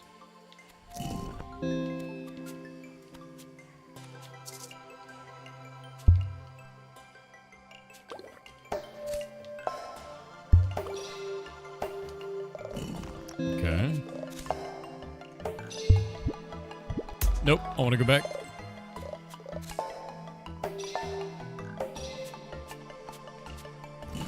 All right.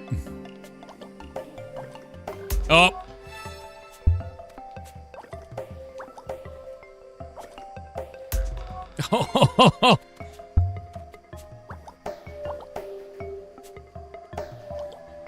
No. Okay. Oh.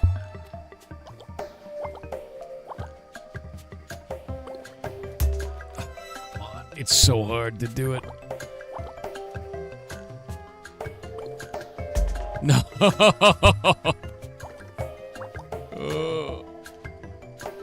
Oh, god damn it, dude. You can't control your character very well when you're doing this, so you have to, like... You have to get it right perfectly. Both paths. Got it! Insane, actually. Oh, missed it.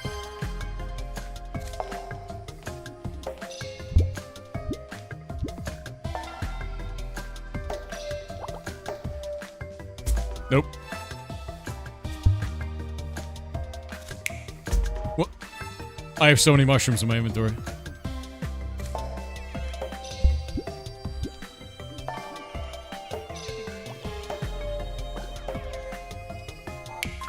Got it.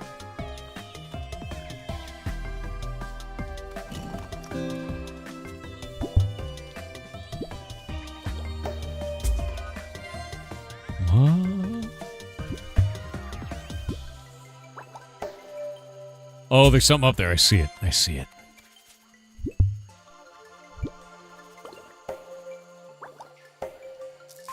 Yoink.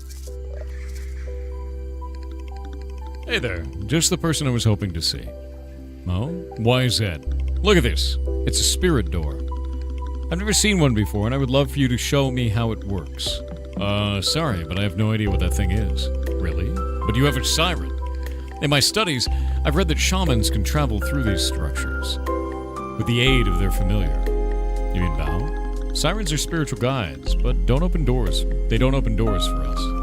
Huh. I'd ask if you're serious, but you seem like the earnest sort. Perhaps you're right, and I'm mistaken. However, knowledge can be lost to time, and I've found that your village is unfamiliar with several of the concepts I've read about in ancient texts.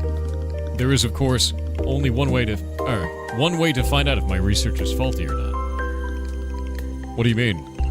Well, in my line of work, when we have a theory, we gather evidence to support or refute the claim. You're a shaman, and you have your siren. Try opening the door. But I don't know how. Ah, right. Well, I'm less help in that regard. I know very little about spiritual powers you possess. But according to my research, the siren is what activates the pathway to the spirit world. What do you think, Bao? Do you know what to do? Oh, he's doing it. Oh. Nice. Incredible. You were right. It's beautiful. Amazing, isn't it? And just think, if this knowledge was forgotten, imagine what other secrets may have been lost to time. We were always taught that sirens help our people to draw closer to the spiritual plane. I never thought to take it literally. Well, May, thank you for granting me the privilege of experiencing this with you. But I must be off. I'm in a hurry to get to the Fount of Souls. Do you want to go inside? Gods, I would love to. But with no understanding of the spiritual plane, nor a siren to guide me, I'm afraid the risks outweigh the reward. But for you, should be perfectly safe. Go on in and tell me what you find next time we meet. Alright, here we go. Oh, she's definitely evil. Yeah, no, there's no way. She's like super evil. Gotta be. What? Is that a chicken? And an alligator? Well, I'll be. Is that a human? How long has it been since we've seen one of their kind on this side of the veil? A few weeks, I reckon. Say, old chap. You've lost your sense of time entirely? It has been at least a century. Is that more than a few weeks? Forgive my friend, small human. Time is a bit wobbly around here. But where are my manners?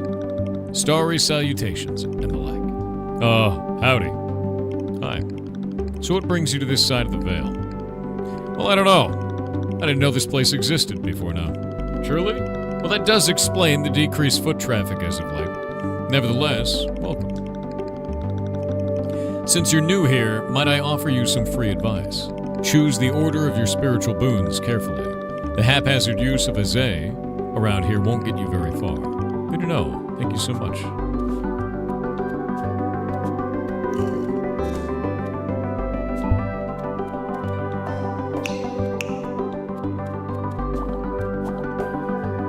I like that this is a lesson for that, immediately.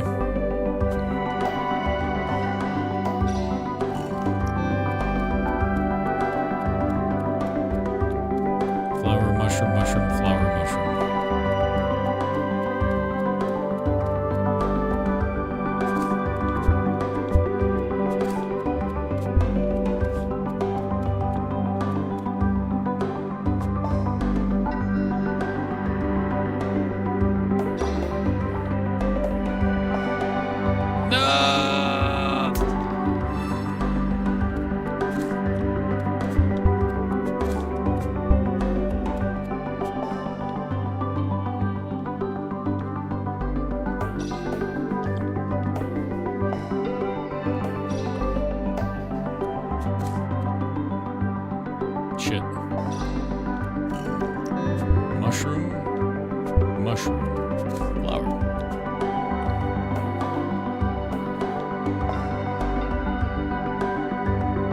Wait.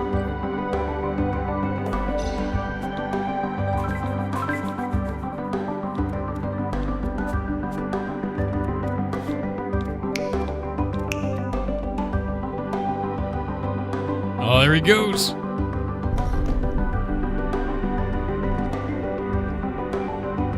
Speedrun technique, I guess, yeah.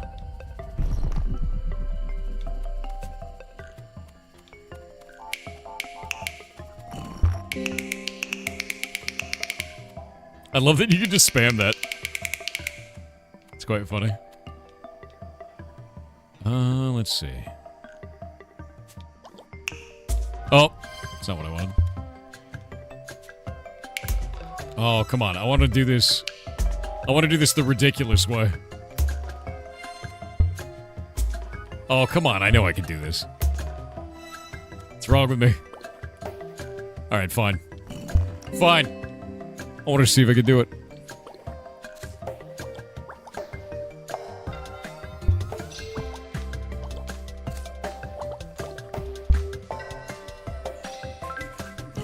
Nice. Yeah, 500 deaths later, exactly. That's my life now.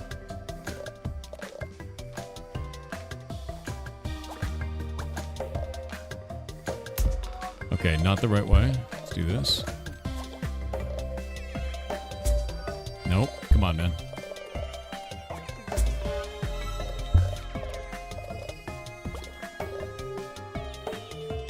Nope. I know I can do this.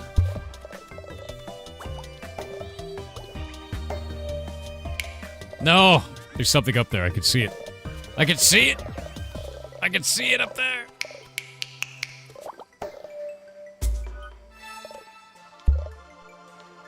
I wonder if I can catch it there, actually. I wonder if I'm dumb. Hold up. Oh, come on. Alright. No!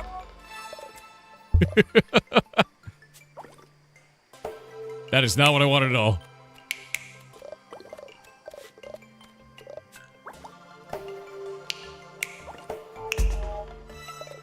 Sadness. No! Oh.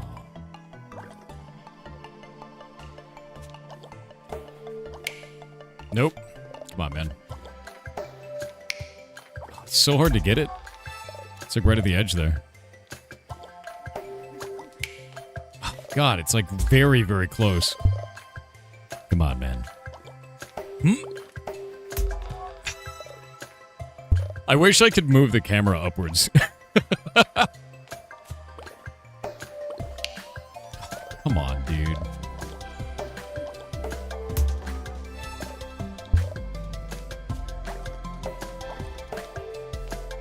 No. Got it. Holy shit, dude.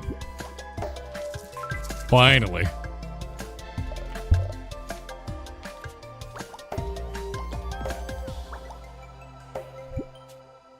Got it.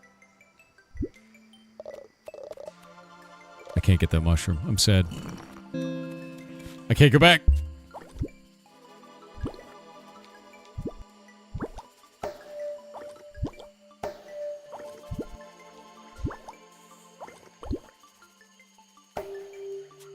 No! Barely.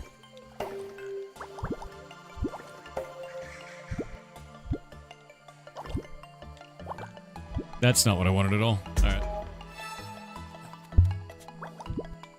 Come on.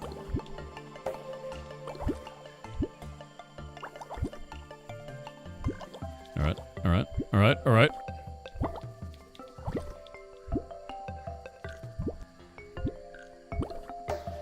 Got it. Yoink.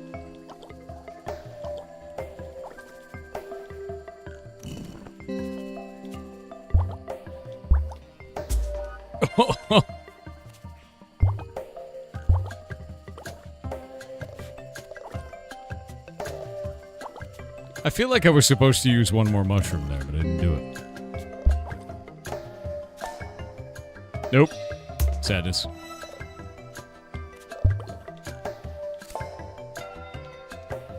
Got it.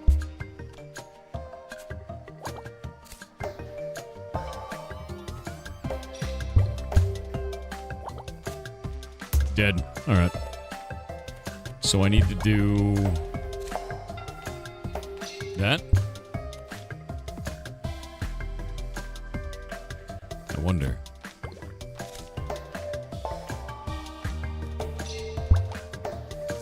Got it?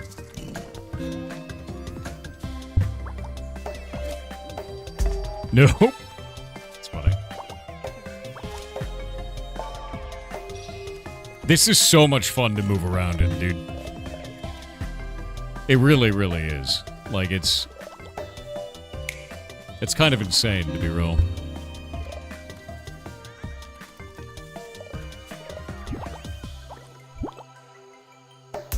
Nope. Have you played Ori? Yes. I've played Ori and the Blind Forest, and I've also played all through Celeste and the B-sides and everything. And this feels really good because it's unique. The approach is completely different. It feels nice, yeah.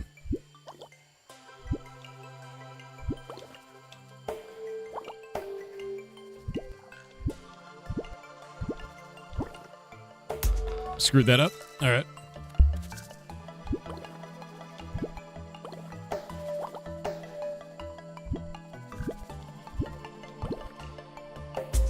Oh, come on. I know there's a secret in there. Just give me the secret. Did.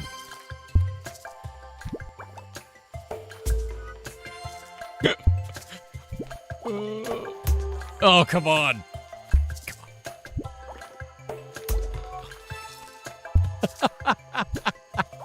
To the interview, I have to get the secret. 50 hours later.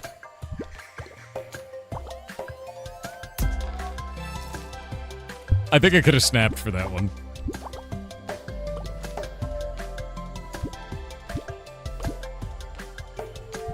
Aha! Victory. Not the best way to get a haircut? Look, alright. Super secret cool death mushroom is definitely a good way to get a haircut. You know, I would know about getting haircuts, obviously. Alright, let's get the devs on.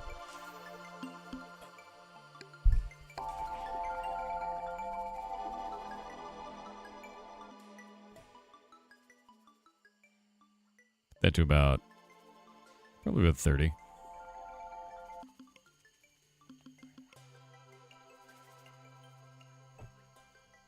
Okay.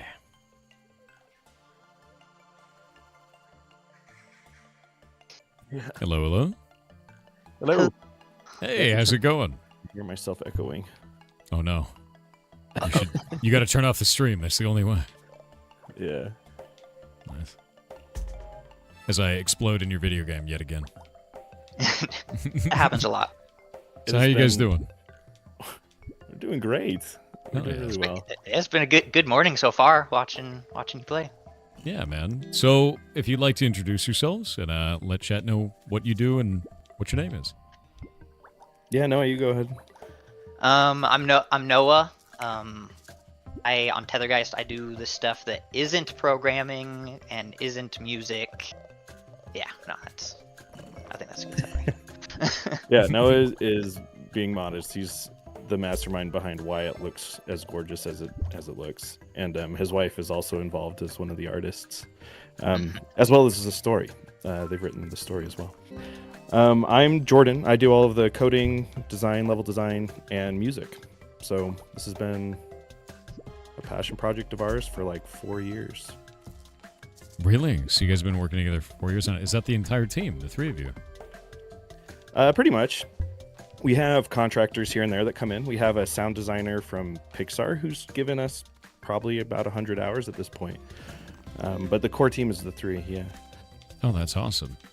Oh, heck yeah. Like, I've actually been having a blast with this, and the thing is like I was talking about earlier, I've played all through Celeste. Like, I super enjoy these types of, like, platformer games. They're very, very fun, and Ori and the Blind Forest. But you guys have done something really unique with the movement that I haven't really seen before, which is not just a new movement style, you know, where you kind of gain it and it's part of your kit now, but a movement style that's defined entirely by the environment, and you have to manage resources and the order of said resources to do it. And that's new and very interesting, and I quite like that. So if you talk a little bit about the inspiration for that, because I find that really fascinating. Yeah. Do you want me to take that, Noah? Yeah. The initial inspiration for all of it was just the GMTK Jam. This was originally a Game Jam game back in 2021. The GMTK Jam at the time, the theme was joined together. And so it was literally just like an early morning thought. I saw the theme announced. I'm like, well, what if you're stuck to your spirit? The resource management aspect of it just kind of all evolved from there as we came up with this idea for the jam. It was like a really short jam. We had 48 hours to come up with an idea. The original one is nowhere near as polished, but that was the original idea, right? And I guess kind of maybe as a stream special, I could give you some of the behind the scenes. I've got a daughter with a motor disability, and so we wanted to explore themes related to motor disabilities as well. So it's kind of veiled in the story. We're not explicitly telling you that, hey, you can't walk like normal people walk, but in her world, people can fly wherever they want. She can't quite do that. And so we wanted this story to kind of explore themes in that way, as well as like kind of just some of the social things that you face when maybe you don't walk the same as other people do, or in this case, you don't fly the same way as other people do. Just to kind of, I don't know, tell that story a little bit. So that's kind of our inspiration for it. I think that's really cool. I really do. It I could tell very quickly that it was, it's a story about ability, right? Whether it's ability or disability being granted or removed, because it's and it was coming through, and I think that's a really positive message. Honestly, I really, really do. Thank you. That means a Gotta lot. see where my character is. Oh, nope, I screwed it up. Oh. So it's fun hearing it and then seeing it 2 seconds later. That's true. With that in mind, do you what have you guys done in terms of accessibility? Because it is a pretty physically demanding game, I find. So how do you resolve that? It's a great question that we have wrestled a lot with. Are you talking about accessibility in the game itself? Yes. Yeah. Some of the things that we've tried to implement, and I'm gonna put a disclaimer that we are nowhere near perfect, and we've got so much work to do for accessibility. One of the big things is contrast. So you'll notice that all of the power-ups you get are not only different colors, but they're different shapes. So we're trying to address some of the visual aspects of accessibility there. The game can be played one-handed, believe it or not. You can rebind your buttons and play with just that's cool. Just the left hand. So I guess we need to work on it for just right-handed. But there's a few things that we've kept in mind. But so I work in UX as a day job, and I'm aware of like WCAG requirements and all sorts of accessibility things. And I see so many places that we just aren't up to snuff yet. In relation to that, so it's definitely something we want to work on more. But that said, we've included those things just as a core part of the game, and we do have a lot of settings that kind of scratch the surface of accessibility. Like there's ways to change the speed of your spirit. There's things you can do with haptics, like turning them on or off. You can dial down some of the more fancy kind of flashy things that are happening in the game. So that's kind of our approach. Given enough time is really what it boils down to. We wish we had just more time, but we got to ship this thing. So, I don't know if there's anything else you wanted to add, Noah, but that's kind of my take. No, I mean, just from a very op view level design thing, we believe in frequent checkpoints and instant respawns, which in and of itself is supposed to, ease the pain of a difficult game like this. Yeah. So even just that generally is supposed to be an accessibility feature. Yep. No, I super agree with that, and I think that's one of the most important things is your guys' fail fast methodology here is perfect. And for those who don't understand, it's this. Instantly, you get to try again, and that's awesome. That's exactly fantastic. It makes it so that the game doesn't kind of stress you out, too. When you're doing that, you're like, oh, whatever. I died. Who cares? Yeah. Feels really quite nice. Oh, secrets again. Secrets everywhere, dude. A lot of people don't catch that one. I noticed it last second. Awesome. The quick reset, I've been seeing a lot in the comments, and we get this a lot. There's a lot of inspiration from Celeste. We really like the game loop of Celeste, that it's forgiving because it helps you do challenging things. And we like that theme of persistence, right? That's one thing that is really valuable with video games, is it teaches you to try and fail, and I don't know, it's something that we wanted to emulate in this game too. Oh, that's good. I think it's a really, really nice message, honestly. What would you say is the hardest thing that you guys have had to implement with this so far? Oh man. Yeah, I don't know. Games are hard to make. Kinda Yes. a long list. Yeah, we've tried to estimate how many hours we've put into this. What would be your estimate for how many hours? All of them. Yeah, And Noah, I how's don't, the I better don't, gauge? I don't have a calculator right now. The hardest thing to implement. That's a really tough question. One of the hardest things to do is just be patient with stuff not working. I mean, you know this. You worked on games a lot as well. It's like sometimes I'll fix a bug and it will resurface like months later. Regressions. My favorite. Yeah, so maybe that. I mean, one thing that our community would love me talking about is the astronaut bug. It's still in there. I'm not going to tell you how to do it unless you really want to learn it, but it's a speedrun technique at this point, and I'm not sure I'm even going to remove it, but... That's the best. We just don't remove those. Just let them have it. You know? Just let them have it. Yeah, that's just let them super have it. Texture groups have been the hardest thing. If I'm going to answer the question... Okay. Honestly, Yeah, like optimization. What did you guys build this in, actually? If this is Game Maker. So it's done in Game Maker. Okay. And I can understand why you'd have problems with texture groups now. Yeah, no, fair. What was the weirdest bug you guys had with that? Because I've got one as well, and I could tell you mine after you tell me yours. No, for sure. The biggest problem with that, and the reason this was so hard, was that we weren't flushing texture groups because everything's pixels. So we were like, oh, it's probably fine, right? It takes like 6 to 7 hours of gameplay before it really starts hurting performance. And so the issue was just that we weren't flushing textures. We have a partner that's helping us port to Switch, and they were like, the game like slows down big time when you get to like chapter 6. And so that was just a pain trying to figure out like, okay, where do we optimize this? Which textures can we offload? And then when we offload textures, then you get the stuttering effect. And so how do we make sure that like the right sprites are being loaded before the room loads? And there's just kind of this big mess of stuff that we were like, hopefully textures will be easy. And then like 40 work hours later, we're like still working on it.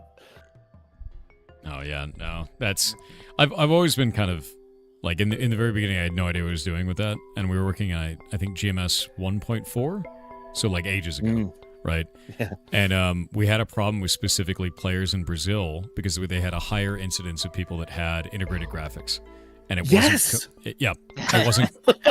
wasn't compiling shaders correctly, like because it couldn't, right? And what it would happen is the whole texture page, like the whole texture page, the whole game would just dump over the screen everywhere. It's just like you could just see the character, like every time it would try to type anything, all the text, everything was like my main character's face everywhere. And I was like, what is going on?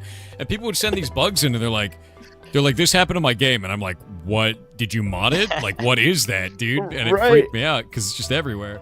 And it just turned out to be that, and we changed some stuff up, fixed up the texture page, and like changed some things to be more like on the CPU instead of on shaders, and it just fixed it, and I never had a problem again. And I was like, I don't want to touch this. Nice. Very nice. That's super weird. Game Maker's got some weird quirks with that. Yeah, it does, and it's always our Brazilian players. I feel for them. They're awesome, dude. You guys actually have this in Brazilian Portuguese as well. We will. Yeah, that's like we are getting the translation for it within I think a week, so it'll be implemented in. Yeah, almost done. Yeah, it's tough. Localization is always really tough. Yeah, it's kind of like the last big hurdle we have. Game's done. Yeah, especially because you have so much narrative in this. You know, like that ends up being just really tough. Yeah. What are the languages you guys are targeting? Actually, let me go check the Steam page. Oh, it's only in English on here. Which ones do you want to do, even if you can't do them yet? We got Portuguese, Japanese because we're gonna sim ship on Switch, German, simplified Chinese. Right now, is that the one that we? Yeah. Got? And Spanish. That's awesome. Heck yeah. Yeah, we did some research. We were like, what? Where are the countries that are playing a lot of Celeste? Which language do we focus on first? Yeah, fair. No, it's super fair. Like, I think we ended up using Google Analytics for everything. I was like, where do they live? Smart, That they're looking at it, right? And then it was like Italian, and I was like, I don't have anyone that can translate into Italian, and then we never did. Like maybe one day, you know, like. Well, Yeah, we've had to like outsource a lot of stuff. We've got a porting or a translation partner that has been super cool to work with. They've got all sorts of like professional translators across the world, so we've been really lucky there. What has that been like? Because you know, I've heard so many different routes of going through that, of either going with like a third party studio or finding individuals. Like, what made you want to go with that direction with going with them? I think it's our funding partner, really. Really? So we got funded through Almost Ready Games Fund. Okay. They've been incredible to work with. They're based out of Sweden. They have worked on a lot of really cool titles, and they've got deep pockets and are ready to like help indies. So they gave us a chunk of cash at the beginning when we first signed on with them, and said, okay, we're going to go find a translation group. We're going to find a porting studio if we need to. We're going to find a marketing partner. So basically, they find what they believe are indie gems, and they're like, if you just had a few extra dollars to get this over the finish line, what would you need? And so that was where we decided on a localization group. And they had a few in mind. They've got connections, and they've got people they've worked with in the past that have done a really good job in the past. So they found people with a good track record, and that's how we found our localization partner. They're called QLock, and they do a lot of things, not just translations. But working with them has been fabulous. It's a contract. You sign it with them, and then they work with your code and integrate directly. So like for all of the dialogue in this, we have just a bunch of arrays that we created in a Google sheet. And we just sent them the Google sheet, and we were like, all right, the brackets, don't touch those, just translate the stuff in quotes. And they were like, cool, on it. And so far they've just been super smooth. Like, they gave us Spanish. It took me like 15 minutes to implement the stuff they translated. So Did you guys do individual like script files with all of your text in it and arrays for that for GameMaker? Is that how you how did you end up implementing your string tables for that for GameMaker on your end? Yeah, it's all a script. Yep. It just runs once in a create event. So you have one script for all of it. Yeah. Oh my god. The Big horror. ol' list. Yep. With a switch statement, it's like, all right, which language is the game in? Fair. I'm Yeah, sure no, there's that's- more optimal ways to do it. No, that's but I'm totally like, fair. Toby Fox does switch. I was mostly wondering because of the way that I do it as well. It's like it's cool to talk to other people who are working in GameMaker. Like, there's not very many. There's literally dozens of us, right? Like, There's not that many. there's not many of us. There should be more. It's so good for 2D, but like, no, it just makes me laugh. Like, it's not. so good. I don't think there's any wrong way to do that, honestly, because like these games are like they're not. You're not putting like 80 billion, text files in there. It doesn't really matter. But like, it's always interesting to find out what somebody else's method is for that, And like, that's it. It's funny too, because like, I was doing exactly that in the beginning, and then it got too big, and it got scary. So I ended up doing. I have multiple files, like one for each room, and then I do the English one and then the language one, because every once in a while I'm dumb and I forget text in one of those like array slots. So it loads the English one first, and then loads the language over the top of it. And then they go, this is in English. And I go, yes, fixed. Because I know exactly where it is. I had this bug like way early on where they were sending me pictures of like just missing text. They're like, here's a blank box. And I was like, I don't know where that is. That could be anything. It's like, great, dude. The worst. Yep. Fantastic. What are some of the weirdest bugs you guys have run into so far dealing with this? Hard mode, weirdest bugs that don't rely on physics. Don't rely on physics. I was gonna go to the astronaut bug. Yeah. So It's hard to I got find one. fun bugs. Oh yeah, if you got a fun one, then yeah. yes, they're mostly not fun. Yeah, they're mostly lame and boring, but There is a bug, leaves. I love that comment on the stream. I got a camera bug. I mean, that's sort of physics though. So No, do it up. Yeah, let's hear it. And I kind of want to know the astronaut one now. Yeah, you got I'll me tell you hanging. the astronaut bug. Yeah. So the camera one was one that had plagued me for like 2 years. You'll notice there's camera snapping, right? Like it'll jump from one scene to another. And since you know GameMaker, you can probably tell that's within the self-same room where that's happening. And we had a bug where if you stood right between two snap points, it would just like jump back and forth frame by frame between the like scenes. jitter between the two? Is that Yeah. Oh yeah, like 60 FPS. You've got 2 screens flashing on every other frame. That bug drove me nuts, and it turned out it was something stupid. I was managing the camera snap on an object, referencing a separate object, and it was like referencing it twice. Oh, we're in ads. Should I like wait to keep talking? I was gonna let you finish, and then I was gonna pause for ads. But yeah, we could pause for just a moment, then we'll talk about it. I don't like people missing stuff because they didn't pay me money. Like that just sucks. So I just wait. It's such a weird thing because like Twitch they'll run pre-rolls on your stream, which is like you just enter the stream, you get 8 minutes of ads, and there's nothing you can do about it. Or you run ads like this, and then they don't do that anymore. So it's like, nice, yeah. Rather do it this way and just wait. The lesser of two evils. I'm mostly just excited that somebody else is working in Game Maker. Yeah. When we were at now, the guy from Katana Zero found us, and he's a Game Maker guy too. Really? And I didn't know the that. same thing. Yeah, he was like, "We gotta stick together, man. There's so few of us. There's so few of us. Literally dozens of us. We exist." Yeah, I've been in it since GMS 1.4, and I had to go through the whole porting process on both of our games, and it was a nightmare at first. Because to go from 1.4 to 2.0, it basically made every single room. I used to be able to change, like, I guess in the old I don't know if you guys, did you work in 1.4? Did you work in 2? I started on 2. Yeah. Okay, so in 1.4, you could change the background color of your room, and, like, that was normal. And in Game Maker 2, it updated all of that to, like, a compatibility object layer. And, like, everything just turned into this compatibility layer and a compatibility object and all this kind of stuff, and it was just a nightmare, dude. Like, yeah, I had to change, I think I had to update every single object in the game. Everything. And there's like 35,000 just about, and it was all manual. So every layer, every room had completely wrong sorting for every object. Everything would go in front of and behind my character wrong after the port, and I had to manually fix every single one of them. It took about a month. Yeah, it was a month of like 12 hours to 16 hours a day. It's a nightmare. Jeez. And it's mundane, boring stuff. It's super mundane and boring. Anyway, what were you talking about? We were talking about your favorite bugs that you found. So the camera glitching thing, I was just going into some of the details of it. The camera glitching, I was just referencing an object from a separate object, which is a big no-no. Like, you should do everything within the self-same object if you can. So it was a simple, you won't see this in the game, but there's a singular pixel that follows May perfectly for the camera snaps specifically. So that was one. And then the astronaut bug. So that one's a little more fun. It only works with NPCs. And honestly, I haven't done it in a while, but our community would know how to do it. You start a split. The basic mechanics of it is you start a spirit while talking to an NPC. And if there's some sort of button or timing you can push where you try to rejoin while the conversation is happening. And since the NPC is active, the game doesn't look for a collision with the spirit, and your body just flies infinitely in the direction. Passes where the spirit was, and it flies across the entire room.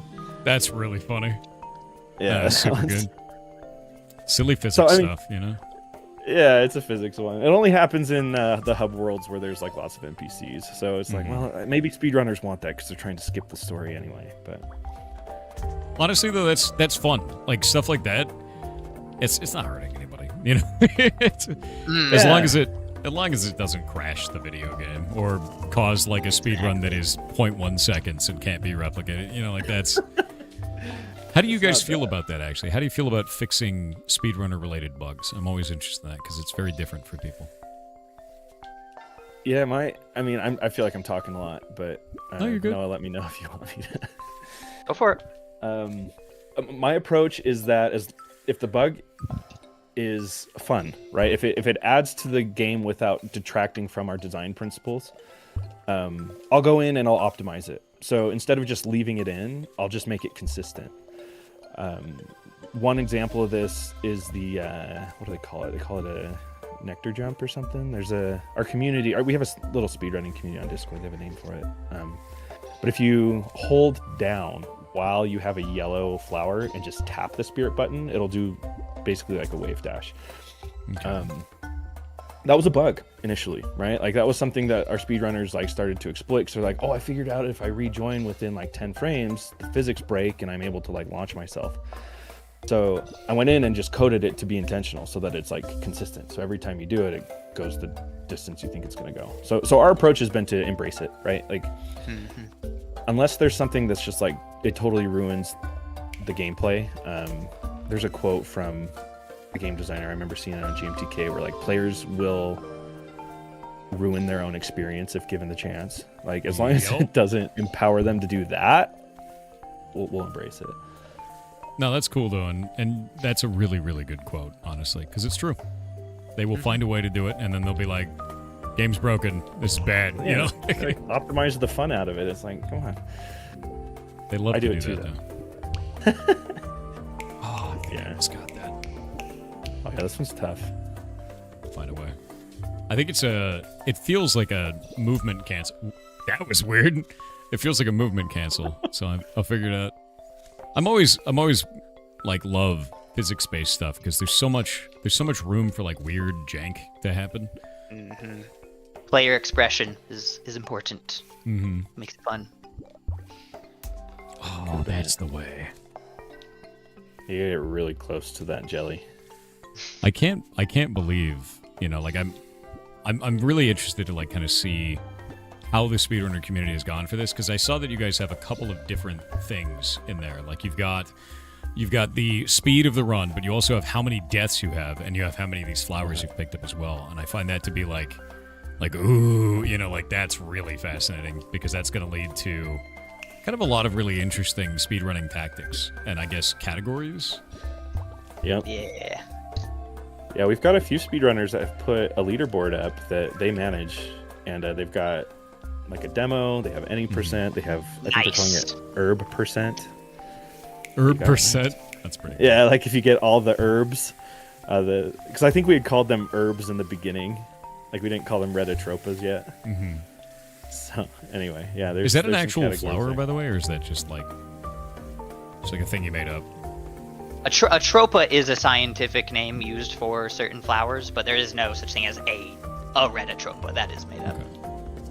That's cool. I dig that. Whoop. Oh, that's fail. It's good to see the hitbox are working on.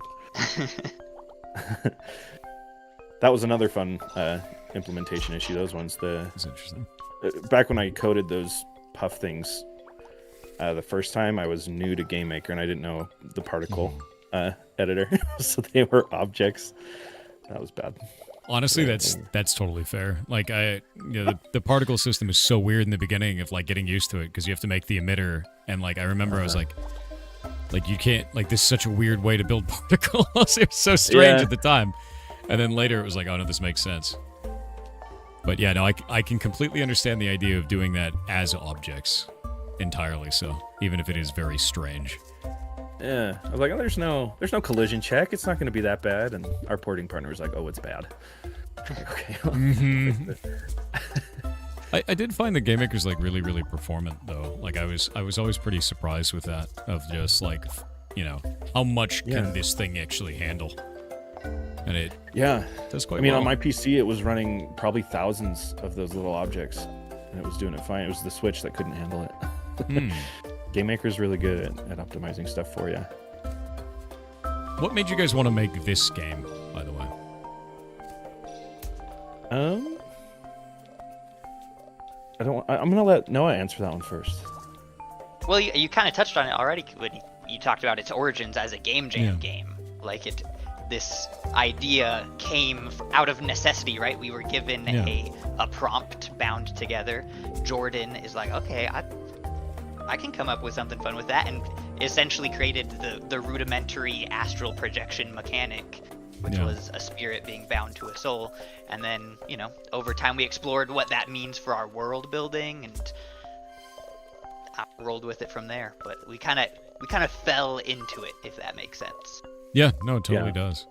I always think that's interesting, because like sometimes game jam games, people are like, oh, I just used it for learning. But you guys are like, no, this has got something special to it. And that secret sauce is the really interesting part of like, why this, you know? Yeah. This was I think this was the 8th game I had worked on as a game jam game. So as a like, just to clarify, I did a lot of game jam games as learning experience, and this one was originally going to be similar. So I've always been a fan of Game Maker's Toolkit, and I was like, okay, I've done enough jams that I kind of know how to manage my time with them. I'm gonna try to put together a team, right? Because originally it was just like I was solo dev stuff, and all of my pixel art was just like butt ugly. And I was like, I'm gonna put together a team. We're gonna do something like cool. And so I reached out to Ray, who is Noah's wife, who I knew from she and my wife were like childhood friends. And Ray was like, hey, Noah is a game developer. Like, let's put this team together. So we put together a small team of the 3 of us initially. I also had a buddy from work who programs and was interested in game development, so he jumped on for the jam. We also had like a musician from Australia that reached out, and he was way cool. That's cool. But anyway, we assembled this team, like really ragtag thing, and put it out there. And I was like, okay, we're just gonna try to do well on GMTK. And then my initial thought was that would be the end of Tethergeist. Like, we just hopefully, if we could make the top 100, so Mark would at least play it. And it ended up getting like 10th in the popular vote.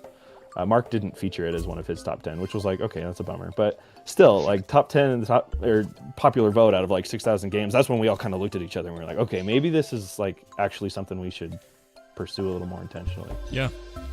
Yeah, no, that's 100% it. Like, that's always one of the craziest things. You're like, you have no idea what it's going to do until it does it. You know, like, that's... Yeah. The best thing you can do is just try. And it sounds like you guys kind of had that moment of like, wait, they really like it. Like, they really like it. You know, and that's cool as hell, man. That really is an awesome moment. Yeah, we've tried to follow the voice of the player. It's kind of one of the goals of our studios. You know, play testing, making sure that we're building something that resonates the way we want it to. Definitely. I might be able to get through this now. I think I understand what you guys are doing. Oh, nope. You're so close. I know. You've got the flow now. This one's hard. You'll notice there's no checkpoint down there. Yeah, there's no checkpoint. We do it on purpose so that if people give up, they're not stuck in a tropa room, you know? I need to practice this part. That's what I need. Okay. The timing's weird when you're coming underneath because it's backwards. And I have to kill myself off so I don't have the mushrooms on. Yeah, timing is super weird. It's the start of the timing that's the difficult part. Because you have to go from a yellow flower into it. Right. I feel like we gotta be quiet, let you do this. No! I was trying to get around the gas. It's so. I should have been quiet. It's like golf. You don't talk when somebody's about to make a putt, you know? No, that's when you're supposed to talk. You're supposed to be like really loud, dude. Just like start screaming. Is he golfing? You know. If I could afford golf, I would know. Dude, I would. I've never actually gone golfing. Oh, got it. Yes. Oh, it's so satisfying. Nice. Land it. There you go. Quiet on the green. And that's essentially the game loop of Tethergeist. Die, succeed. Die, succeed. Honestly, I love that though. Like, you guys have really done a good job with this, and as much as the physics are very tight, right? They feel really good. Like, it feels like it's, you know, not stealing my quarter, if that makes sense. And I think that's important. A great way to put it. It's like that a is super important, yeah. It's like a super important thing, and I think a lot of games don't do that as well as what you guys are doing here. And it feels good, so nice job. Really nice job, actually. I am also super interested in like how much did you guys have to iterate in these mechanics in a way that you know, like was sane. Did you settle immediately on like, we're gonna have mushrooms and the mushrooms are gonna turn, you know, they're gonna launch you? Or was this something like that was incredibly iterative? If you want to talk a little bit about that process. Yeah. I feel bad for talking over Noah so much, but this was, I guess, within my purview a little more. Noah, do you want to talk about that a little bit before I get into it? Well, I mean, again, kind of an overview game design thing, which is our secret sauce is playtesting. So yeah, each one of these started in a much more unfun, janky state, but after just putting it in front of just as many people as we can, playing it ourselves, like, you know, you whittle away all the rough edges until you're like, ooh, that feels really good to slingshot off of this jelly. That feels really good to, you know, do our chapter 5 mechanic. And so it's it's all about playtesting. We have a lot of ideas that we've scrapped too. Like if you go back in our source code, there's a lot of ideas that just never, we could never get them to work, or at least never get them to be fun, right? So yeah, and within that kind of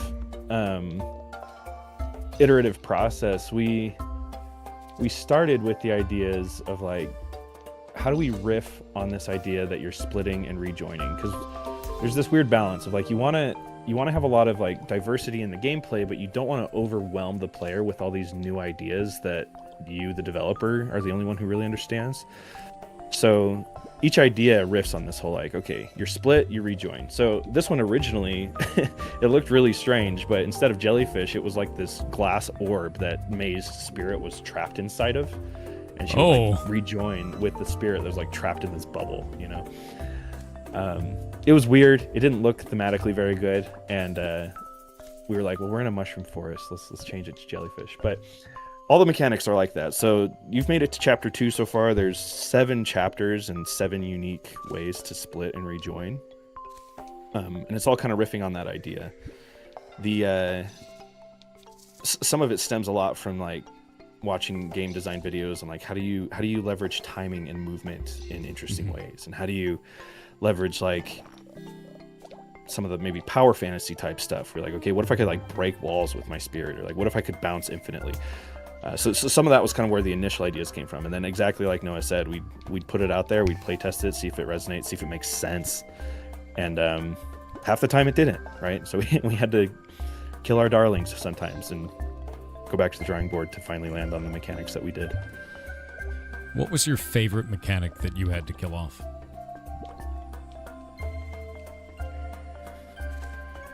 There was a charcoal power. So in chapter 3, which you're close to, when you rejoin with the spirit, it turns you into like this fireball that can plow through stuff. I was like, what if you could do it forever? And it's like the astronaut bug, basically, right?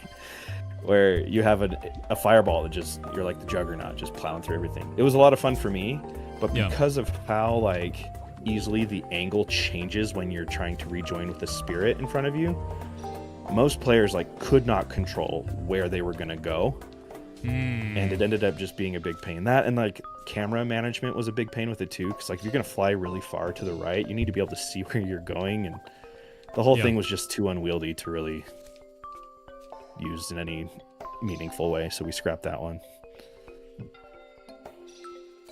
Oh, that sounds pretty cool though. Like overall, like it's interesting to see like what kind of hit the cutting room floor, because you're like, things that you like, things that you want to put in, and you just can't find a way to implement it right. And to be real with you, even though that feature dies off, the game's better for it, man. And I think you guys have done something, to me at least so far, feels incredibly compelling, and it feels fresh and unique inside of a space that for a while there was very, very common. You know, like we started getting all kinds of precision platformers and different ways of moving around, but you guys have done something unique here that feels really good. The way of splitting off like that feels really nice. Thank you. Yeah, that's high praise. Yeah, I love these kinds of games too, and it's neat to see. Oh God, no. This one's mean. This is one of the more mean Retotropas, because it's right there. It's just oh! Did you have to put so many stinky fart spike plants all over the place? Did you have to do that? It's just nature, man. They grew that way. That's true. yeah. Oh! Farting is nature. I'm really glad there's so many farts in this forest. You know, like I feel like it really adds. Yeah, these are inspired by my brother. They're so bad they kill. So.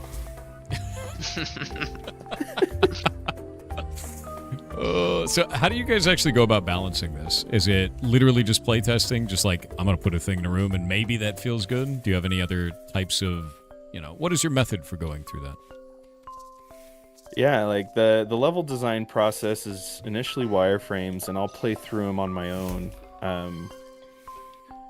And the first, yes, playtesting, to answer the question more concisely, playtesting is critical. But like the very first iteration through the level designs, I'll play through them, I'll find what feels fun and slightly challenging to me, and then I'll simplify it because I've spent thousands of hours playing my own game. And I'll try to create a room that's like relatively sight readable, so you can tell, okay, this is where I'm supposed to go. Now it's just a matter of execution, right? And so I'll design the levels with that in mind. That includes like choosing where the camera pans. So like the room you're on currently has you like 1/3. The character is only 1/3 through the screen. You can see that it's looking to the right. Sometimes the camera will pan down or up or things like that, just depending on the obstacle. So that's the first pass. And then we play test it. We've got a big list of beta testers from our Kickstarter that backed us on like the beta tier. We'll send out wireframe playtests to them, so they get to see this thing in all of its ugly glory. It's just like blue boxes and a black background. And what's fun about playtesting is generally within about 3 to 4 playtests, trends start to emerge. You can see, okay, like 100% of people misread this room, so it's not sight readable. I need to go change XYZ about it. Or like maybe 80% of people kept dying to the same thing.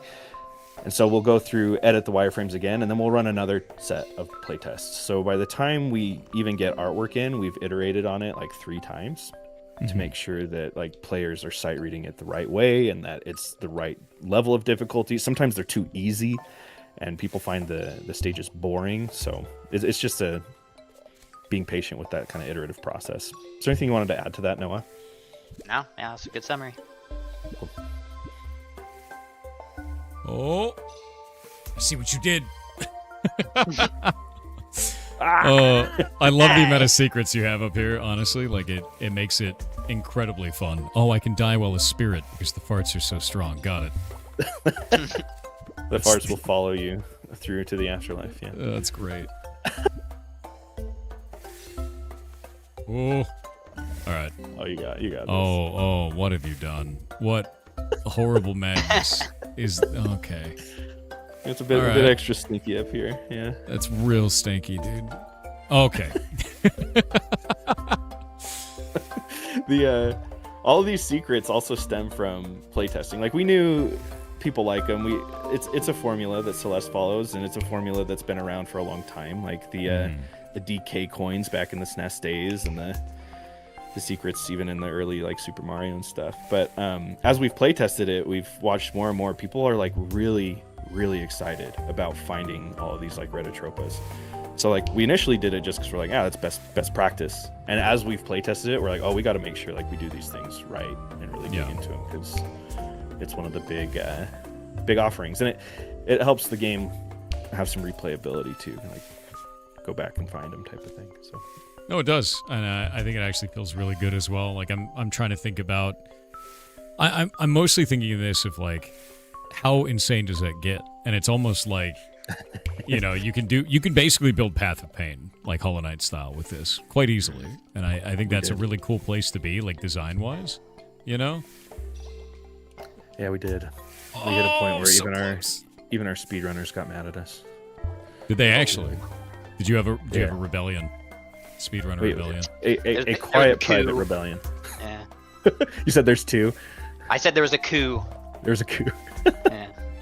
we had to dial it back a little bit. We've got you did the spirit world that was in the main path there. There's a lot more kind of hidden throughout the game, and some of them were just far too punishing for even our most talented players. So that's fair though. I mean, like, it's always hard to know what a player can do versus what you can do as the dev if you're playing the shit out of your own game. Yeah, I'm so disconnected from reality. It's you have to play test. There's no other way to really know. Far too punishing. The timing. It's all about the timing on this. Yeah. These ones have been harder to playtest as well because like we've hidden them, so You don't get as much feedback on them. yeah, it's like save actually rebuilding them somewhere so that the playtest just surfaces them without being hidden, which would be way too much work. We've just kind of counted on people finding them. Yeah. Which That has said, worked I out think- because, you know, they're off the main path. So the main path has been very well playtested, and then these challenge rooms have been less playtested, but like we've determined that's within acceptability because they're supposed to be hard at the end of the day. Yeah. Right? I mean, it kind of feels like B-sides to me, right? Like, you know what you're doing Absolutely. here. You found a secret. You know it's difficult, right? Like, that's... We know why we're here, right? You signed up for this. Yeah, exactly. Like, I don't need to be in this room trying to meticulously do this, but I want to, because the game is, you know, it's taunting me now. We right didn't there. make you come in this room.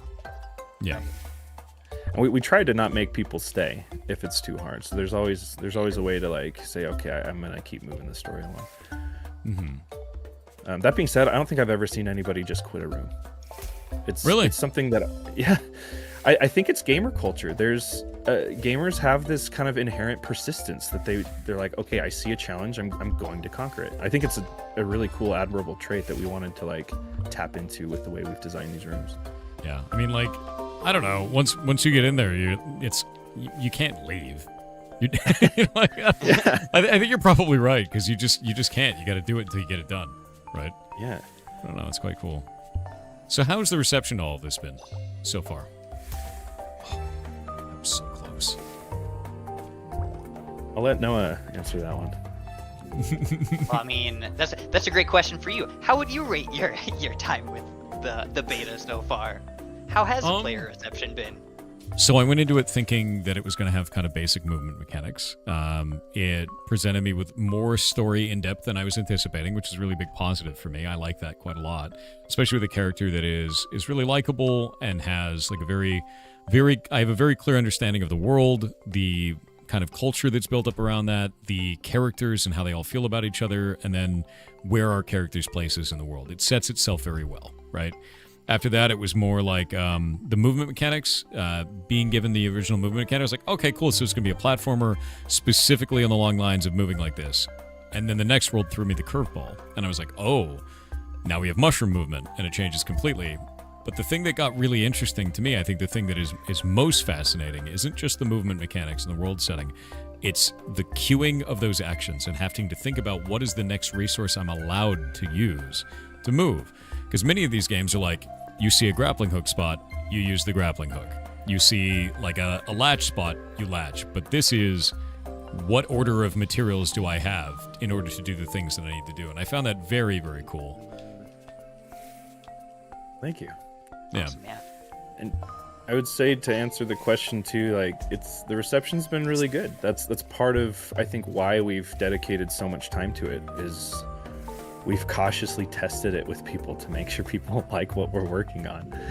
Mm-hmm. That said, it's a man. If I had a quarter for every time somebody said, "Oh, this looks like Celeste," I don't think it would need to make any money because we'd be millionaires. Yeah. I mean, It.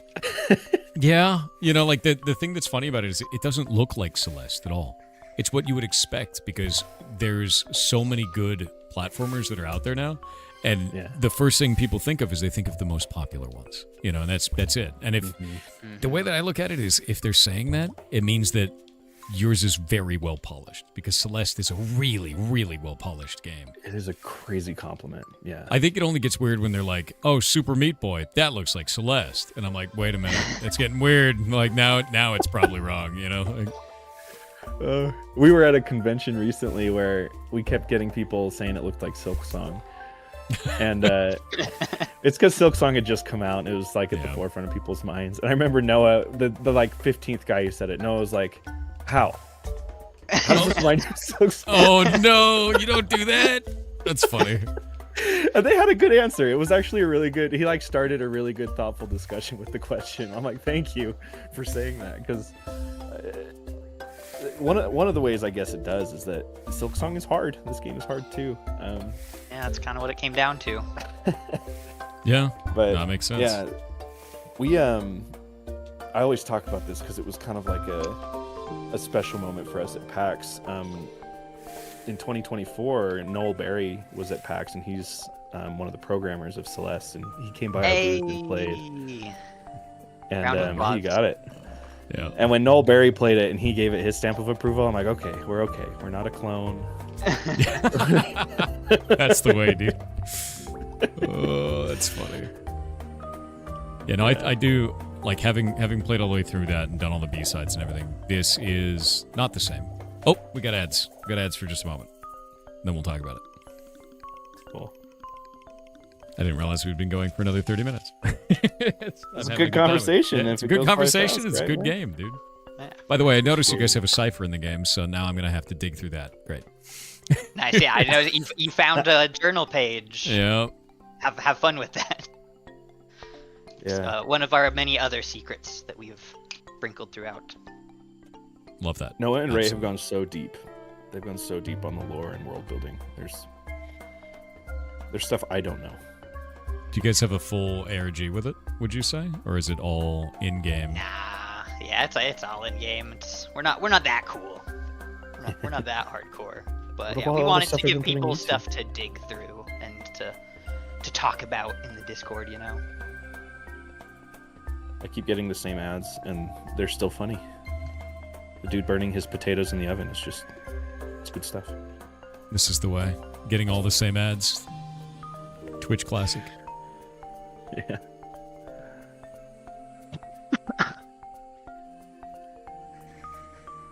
So it's a 1-to-1 transposition cipher, and you left the spaces in. Our spaces, yeah, it's Also. Yeah, no, I'm excited to see what people do with it because it's not as straightforward as you might initially think.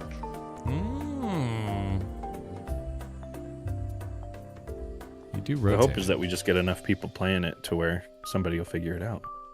Yeah, players are clever. It's hard to keep anything from players these days. It's true. They tend to collaborate. I've really liked seeing that with this game. Like, our community comes together, they make friends about the game, and then they kind of work together. There's something about it. I don't know, like...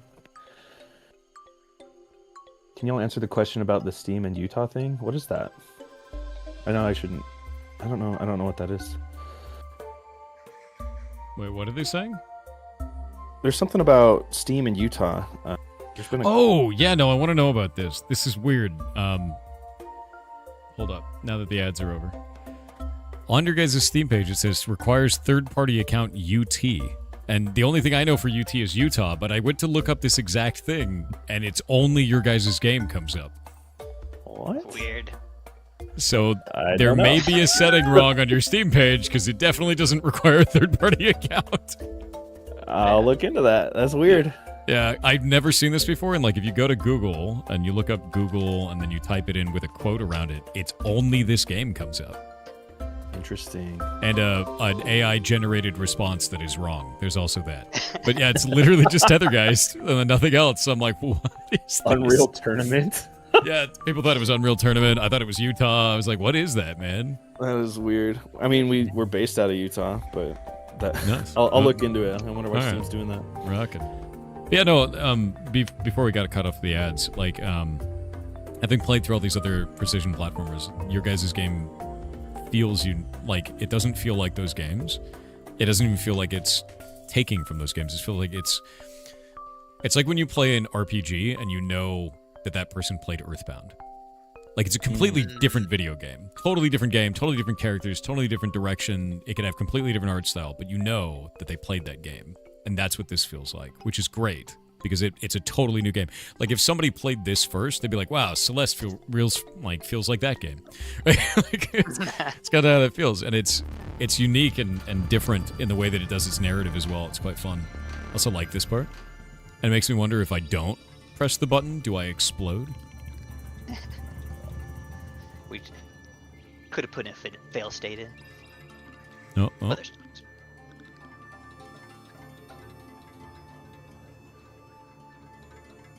I do like the axolotl, by the way. Yeah, we love our bow. It's funny, I know Bao is a streamer. A friend of mine.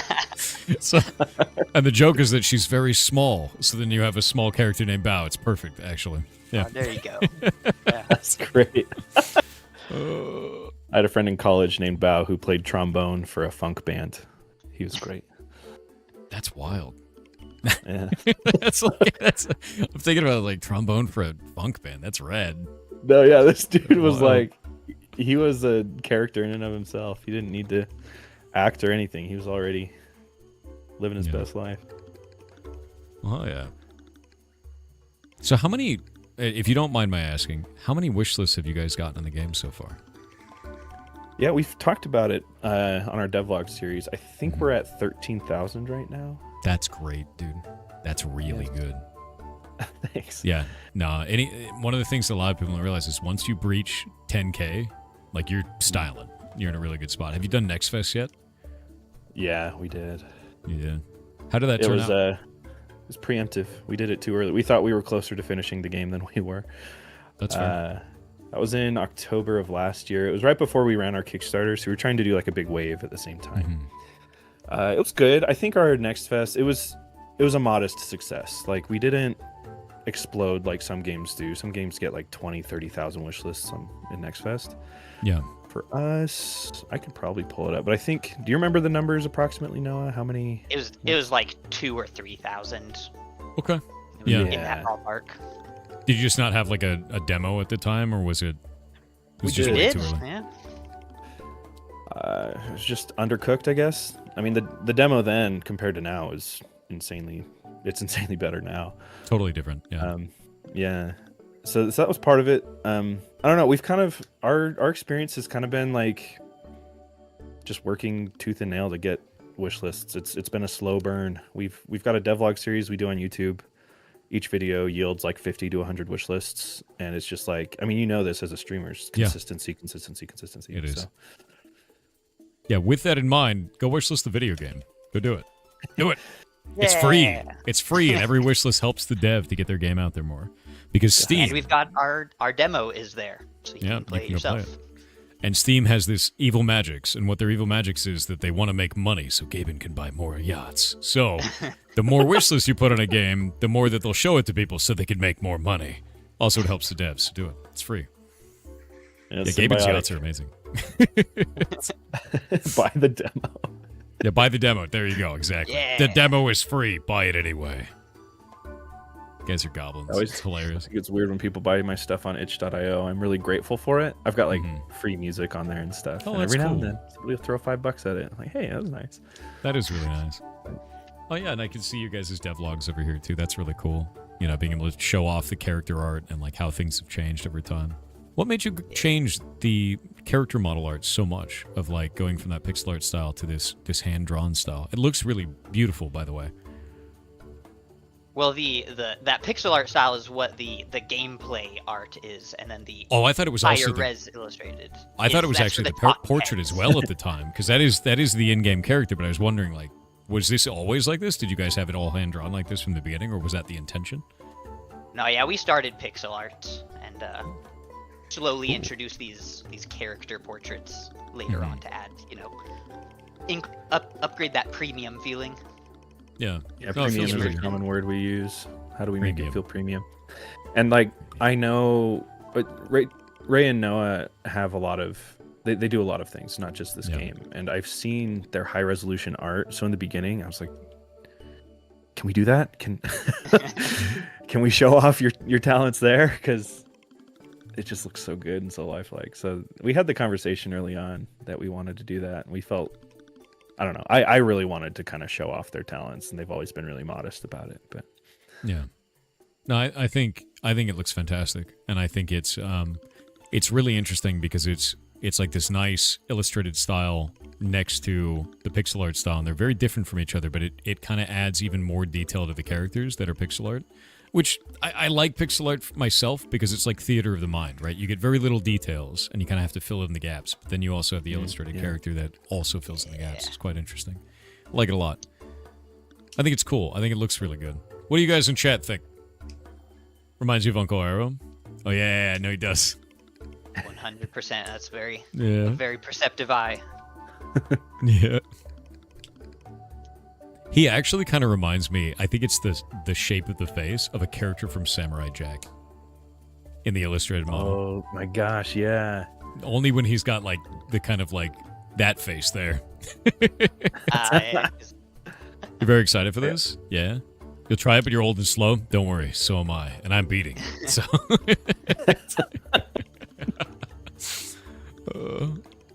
It's a good game, though, and I think you guys have done a fantastic job. Like, jokes and memes aside, this is a very enjoyable experience, and I think it's awesome. So Thanks. It is. We're honored. It's been a huge honor to be showcased and to be the last one. Like, wow, Yeah, the final one. for Indecember this year. yeah. Congrats on a whole month. Like that's crazy. Oh my god, dude! I streamed over 400 hours this month. I've never done that before in my life. I've never streamed that many hours. I always take like 1 or 2 days off a week, and 400 hours. It was 12 hours. It was more than 12 hours a day every day. It's like 12 to 14 hours. 12 to 16, I think is what it was this month. But the way that I felt about it was we were setting up for Indecember, and we had everybody apply, and there were 500 games that applied. It was an insane amount. Nice. And I was like, oh god, there's so many of them, and like I want to cover as many people as I can. So I was like, I'm just gonna stream Thursdays. I'm just gonna do it. I'm just gonna stream the whole week, like instead of like have that day off. And I was like, and the mods were like, don't do this. You're insane. Like, what's wrong with you? And I was like, no, we're doing it. And then we did it, and like that's been what it is. But the way that I felt about it is I'm gonna learn so much by doing this, and it's going to be like the next time we do this event, it's going to be amazing for it. And it really is. Like, it actually has been super, super worth it. We've learned a ton of shit by doing this, and I think that, you know, every event we do after this is going to be better as a result. Because this is actually my first event as a streamer before. I've never done a big event like that. It's just been game jams the whole time. I got to give you huge props for designing a showcase that is so like thoughtful towards the indies. Because we've applied to lots of showcases, and the fact that you take so much intentional time with each game and you take time to even talk to us. I remember seeing when you announced it, I was like, no way did we have a chance at this showcase, right? Because it's such a good one. So I'm excited to see where it goes. I really hope that it just continues to grow. I mean, Thanks, man. Like, I actually got a cool domain for it the other day, so I'm really excited about that. I got the sickest domain imaginable. It's show.games. That's the domain, which is crazy, dude. So I was like, all right. You know, I tried to get Showcase, and they wanted $15,000 for it. And I was like, nope. And then we found show.games was actually not taken, which blew me away. I was like, how is a 4-letter not taken? But okay, man. Like a 4-letter with a coherent name. Oh, I'm doing that one wrong. It's like, wait a minute, that's the bump one. I'm an idiot. But no, it's actually been pretty amazing, and like the way that I feel about it is I was watching some other showcases, and I'm into watching like game showcases and like learning, you know, what other developers are doing and having fun with that. But I realized through that was like I'm just watching ads. Like, I don't know anything about these devs. I don't know anything about the game. I can't touch the game. I can't learn anything about it. I can't have a conversation. I was like, what if we just did that, right? Like, what if that was the showcase, was to do that? And it has worked out so much better than anything I could have imagined. So, thank you both for wanting to be a part of it, because it's made it awesome. Ooh. Oh, no. Oh, no. And you've created deviously horrific puzzles to kill me live on stream while I interview, which is great. You'd probably have solved them in half the time if you weren't trying to talk at the same time. Doubtful. Oh, no, these are great though. Honestly, I love the agility aspect of this, while also being like, you are very generous with the kind of like save points, it feels. And I know that has only come from, you know, people giving feedback on that. You can tell that it has, because they feel just right in terms of distance, where it's like just about where you could get frustrated, you know? Yeah. And then it's perfect for that. It's the goal. God. That's so good to hear. Oh, God, we do they have just people get frustrated. It does happen sometimes. Well, yeah. Especially if they're not into platformers. It's hard to appease everybody. And that's the other thing with like playtesting and iterative design is it's kind of like, how do you get the highest percentage of people? I really do. Particularly in like your target audience. Yeah. Oh. I love when I like jump off to go do something, slightly do it wrong, and then just slide down into the mushroom death. It's great. Oh. But no, I'm really happy with Indecember, man, and because we got so many people applying, I'm actually going to do this twice a year now. So we're going to do it in June as well. So we'll do Indecember and we'll do Indecember at the same time.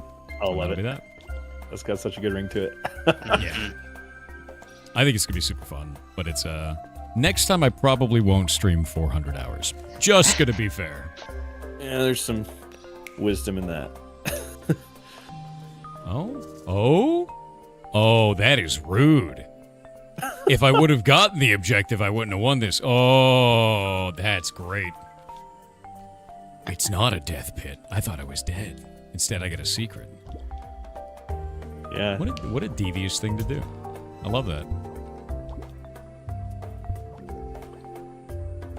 Funny, some of these rooms, going back to a previous question you talked about, like the design process. Sometimes they stem from an initial idea. That room you just did down there was inspired by a drum kit. Drum kit? Really? Yeah. I was just sometimes when because we like draw the ideas on note cards and stuff. I was just kind of looking around. I had a drum kit in my office at the time. I don't play drums, by the way. Mm-hmm. My friends. It was just storing it there. Okay. And I was like, what if I made a room that's like got a bunch of drums in it? And that was where that room came from. That's cool. So every now and then, like ones like that. I think it's actually really cool, man. Like, there's so many weird ways to gain inspiration for this kind of stuff, and I just think it's neat as hell. Like, I really do. And every dev has a very different outlook on what that inspiration means or where it's from. So that's rad. The idea of just making a drum kit into a room is very cool. Well, let's see. We are almost at time, so I have a couple of difficult questions for you. The tough ones. I don't remember. Chat, we talked about so many things. Did I talk about the ugly baby yet? Did I do that? I don't think I did. It's all blending together. No, okay. So, we're gonna do the ugly baby question. That's my favorite one. I want you to call your baby ugly. What do you think your game does the worst? That's an easy question. Ooh, that's the first time anyone said that. All right. We are our own worst critics. I said it's easy. I should probably answer first. So you want me to call my baby ugly? So there's a few things that still drive me nuts about this game. The biggest one for me is still wrangling the camera. I hate that there are still blind jumps. There's a lot of moments, like even right there, you can't really see what's up there until you get close to it. See, so now you can kind of see it, but there's still like blind jumps just drive me nuts. Yeah. And they're still in this game. Like they're inevitable. That bothers me. Noah, your turn. I'll come up with some other ugly traits. Other ugly, but we have so many ugly babies in this game. We're well acquainted with. It's actually a game about ugly babies. Yeah. I don't know if this counts as an ugly baby because I don't know if it's a failure of design necessarily. It's more a taste thing. But like, I do not care for the timing-based elements, and I want to like trim them down or make them more forgiving. But that's more a me thing. So like, that's a baby I think is ugly. Other people might, really enjoy the timing-based elements. No, this is maybe a cop-out ugly baby thing to say, but all of our beta testers have said the ending lands flat. Oh, so right now, really? It's not like a satisfying payout. And the ending, there's 3 endings to the game, to be fair. So the first ending is not supposed to necessarily be super satisfying because you didn't get the true ending. But like the pacing of it, right? And Noah talked about this early on, and I was like, let's just run with it. Noah was totally right at the beginning. The final chapter, I had this idea for like the last room to intentionally be boring. I don't want to spoil the story too much, but that's fair. Ultimately, I was trying to tell this story of like the challenge is worth it, and we're gonna give you a room where the challenge isn't there anymore, like you quote unquote thought the character wanted, and it's boring. And the idea was that like when I built it that way, my thought process was like, we're trying to be thematic and tell the story. All the beta testers were like, dude, this is dumb. This is boring. Like we need people to say like, wow, what a ride at the end. Like, oh my gosh, I was like so intense.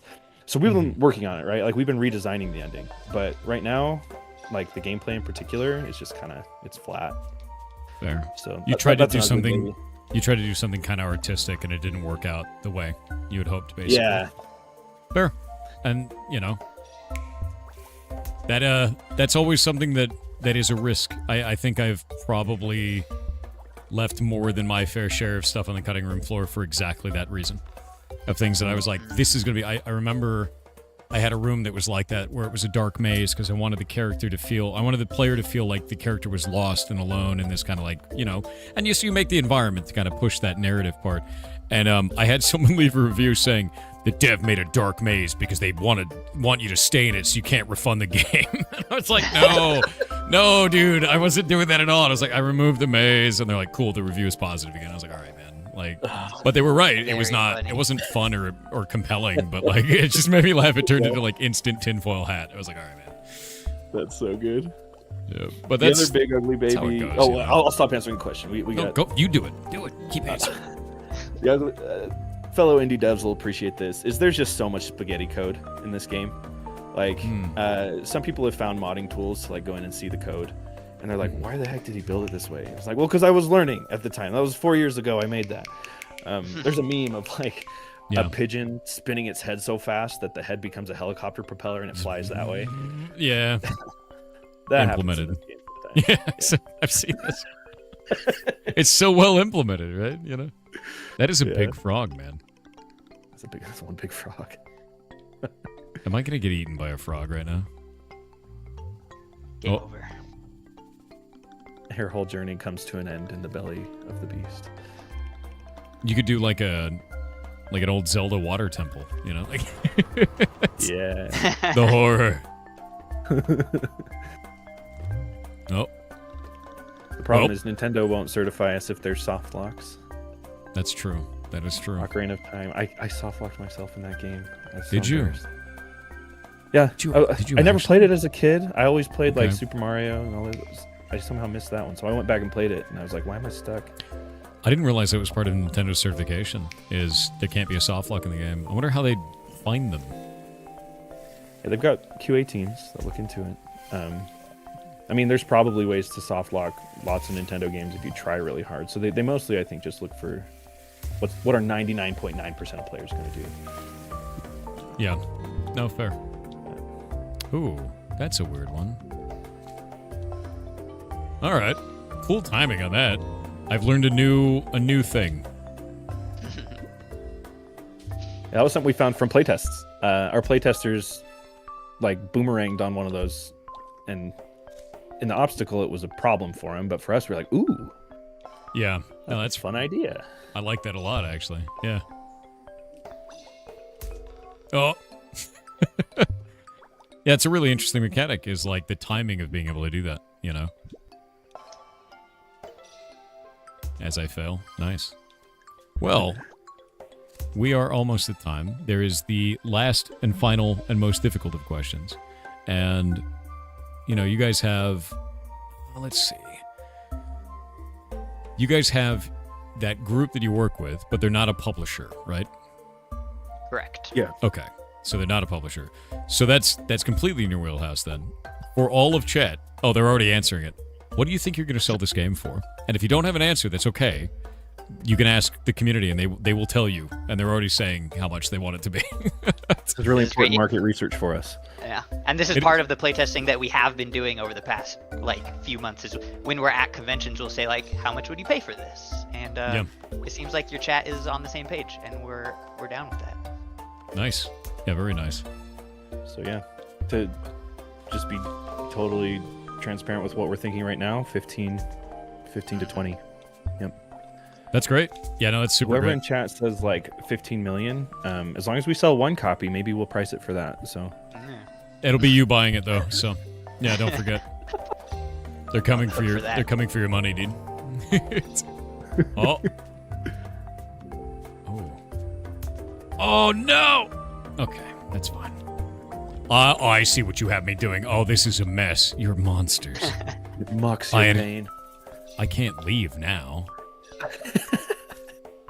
Oh, no, dude, I see exactly what you're doing. This is going to be so difficult because it has to be perfect. I love it. It's 50 million the demo only.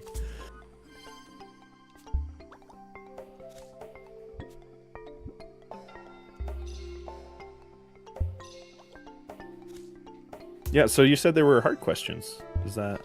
That is normally people's really hard question, man. Like those two, it's usually like really painful for people because people don't want to say when something's wrong with their game, or they don't want to say about the price, you know, and things like that. And they get worried that if they lock in a price, it's going to be permanent and it's not going to be positive, and then like, oh God, everything's going to go wrong. And for me, like I want to ask people that because it's important, but also at the same time, it shows them it's not that big a deal. Like it'll be okay, you know? Yeah. That's great. And I sit there joking that it's not a hard question. It has taken us 4 years to answer, so there's that. So you know, easy. We're just well prepared at this point to answer the hard questions. That's funny. Wait, how am I supposed to... Okay, so now I can get this, but how do I... Oh, now I'm dead. Alright, got it. Okay. So maybe... This is a perfect precision puzzle while also being very difficult, and I love that. As play testers, as people who sit there and watch quietly people struggle, we're hardwired not to give hints. Yeah, don't. It ruins it. Like, I could give you a hint, but I don't... I'm not built to do it. I'm not built to give hints.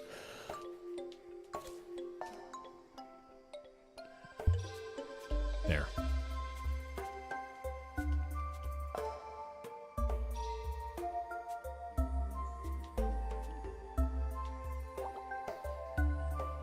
Wait, why did it... Uh-oh. Where was my flower? I wasn't using it. It should have come back. I should build them that way. That's a point of feedback that we've gotten enough to where I should probably do it. The mechanics of the yellows is they only respawn if your hopper is completely empty. Oh. People expect them to come back if there's no yellows left, so... That's exactly what I expected. I expected when I used the resource, it'd be gone. I didn't realize that. I might have to build them that way. I just have to test to make sure it doesn't create a lot of cheese. I think it will make a lot of cheese. We want healthy cheese. Oh, it's quite funny. I was get a kick out of it when our speedrunners find something that they're like, oh, look at this cheese I found, and I'm quietly going like, yes, they found it. Like, I built that on purpose. Oh. I think I almost had what I needed there. So we can't get the yellow back by doing this.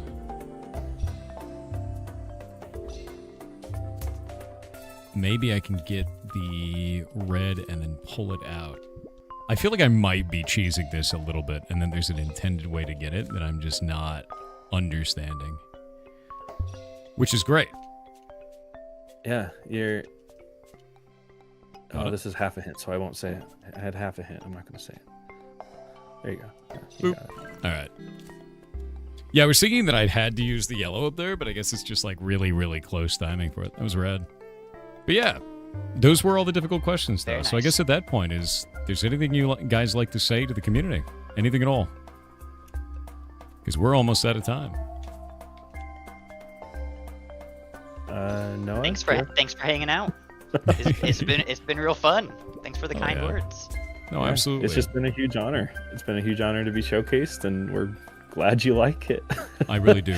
Like, I'm not just saying that either. I think what you guys are making is incredibly fun. And it was compelling enough to me that, like, I just kept going with it, you know, and I think you guys are doing a really good job. And I can't wait to see when you launch. And you're coming soon. Coming soon. Yeah. Soon. Early 2026. Yeah. Game is, like, nearly finished in development, but we've got administrative stuff trying to get it on the Nintendo eShop, and we're going to sim ship. So There's Okay, so timelines that are out of our control, but you're actually going to launch it on Nintendo at the same time as Steam? Is that the plan? yeah. Wow. Yep. That's That was that's our, cool. Yeah. Strategic decision with our funding partner. They were like, let's do it. Let's sim ship it. That is difficult, but I will tell you right now, and this is like a pretty common and understood thing, is everybody I've ever talked to that put their game up on Switch says that it absolutely gets customers that otherwise they never would. Like, people love it on Switch when you have, especially with platformers. Like, Yeah. I hope you guys do amazingly well on that, knowing that this is exactly the kind of game that does do well on Switch. So, Nice. I appreciate heck it. Yeah. yeah, absolutely. The meme that I heard from another dev was, it prints money. I was like, okay, man. Like, made me laugh. Cool. But I thought that was quite cool. It seems like there's quite a lot of people. I think it's mostly younger people. You know, like there's a lot of younger people that only play on Nintendo Switch, and they won't play on Steam, or they don't have Steam accounts. You know, so I think it's quite cool. And I wish you guys luck. I hope that you do really, really well. And you know, you guys are doing a cool game. You've got a cool studio, and you're cool people. So keep doing it, man. Yeah, we appreciate it. Right back at you. Yeah. Rock on. Well, Happy New Year. yeah, Happy New Year to you too. Yeah. And with that, I will talk to you guys later. Alrighty. Thank you so much. All right. Bye. See you around. My God, there's another game maker dev. Dozens of us. There's so few of us. All right. We did it. Indecember is complete. Go wishlist this video game. Do it. Wishlist it. You can actually talk to them later, though. My hope, and this is something that I want to do with Indecember, is when they launch, we talk to them again, see how it went. You know, that's kind of the whole idea. And it may be a year from now, but yeah, that's the idea. Is, I guess, if you were part of Indecember, what happened to you? Did it go well? Why did it go well? Did it go bad? Why did it go bad? Right? And see if they want to come back on again. You know. Yeah, I want to do a follow-up thing and just see. So we've got all the devs in one big channel on this. I'm going to be doing an announcement in it pretty soon.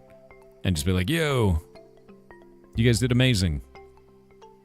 And then talk to everybody about that and kind of go from there, you know?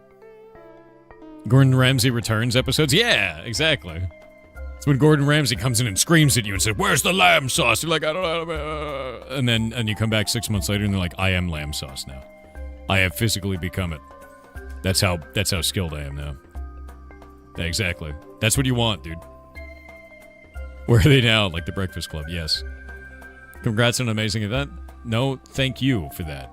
Like, this was as cool as it is because of you and because of all of them. I just showed up, honestly. And I'm gonna keep doing this. This is so damn fun, dude.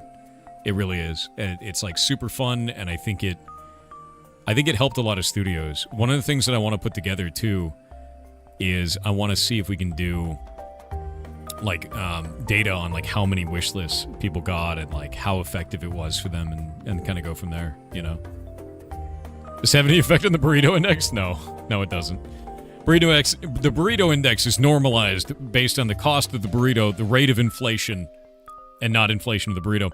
And also the amount of individual viewers. So it's normalized to the number of viewers that it is.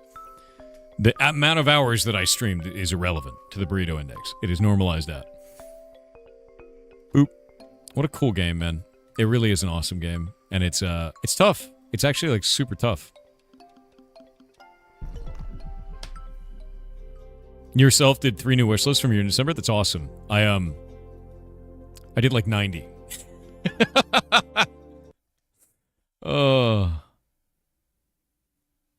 What's up? Shobek is online in AOC right now. If you have yet to talk to him about working together, I have not talked to him yet. Is he the mayor of that town?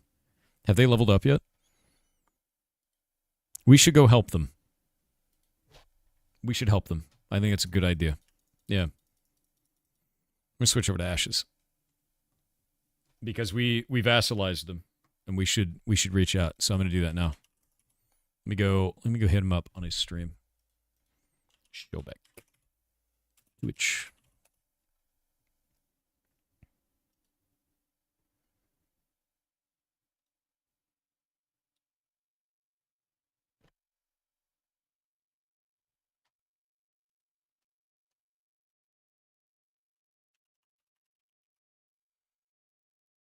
He's playing Ashes right now. Good.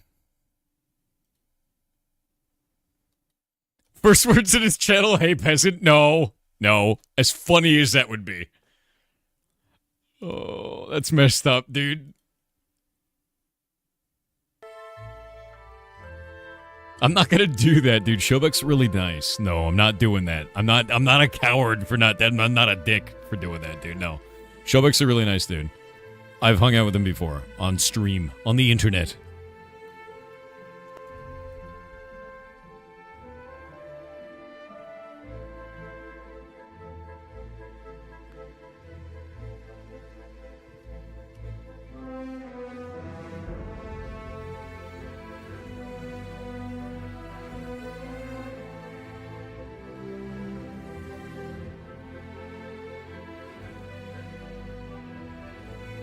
I'm asking him if he still lives in Shorefoot.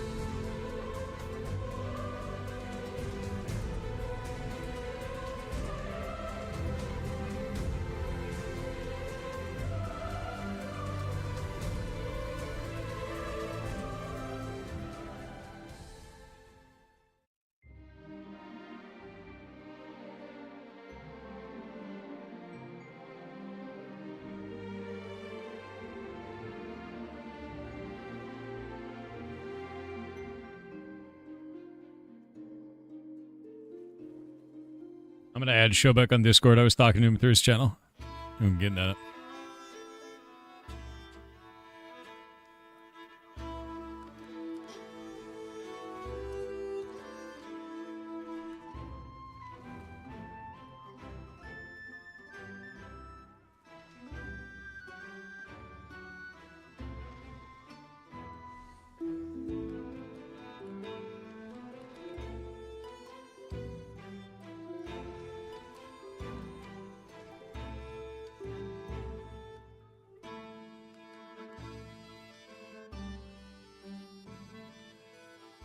I'm adding his Discord and we're gonna get it all synced up and everything.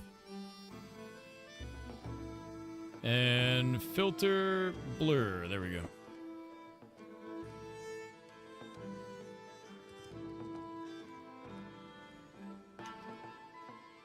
Yeah. I think he understands the point of this now. He didn't know that crates give more as we go through. Opening Discord. I'm gonna go join his.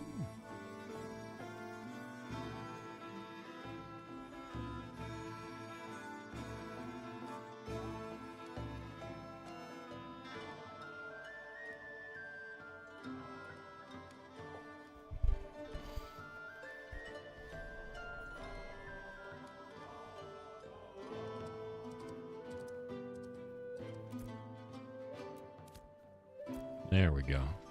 Let's see if Steven responded to me.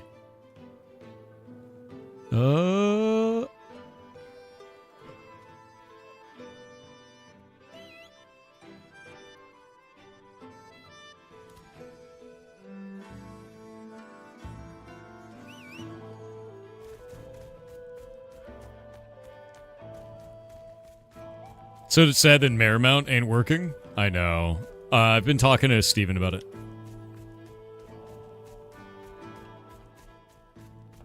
So is Shobek locked in? Is that them?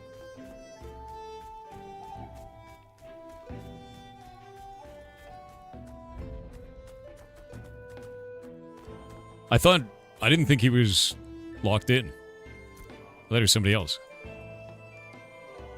Oh.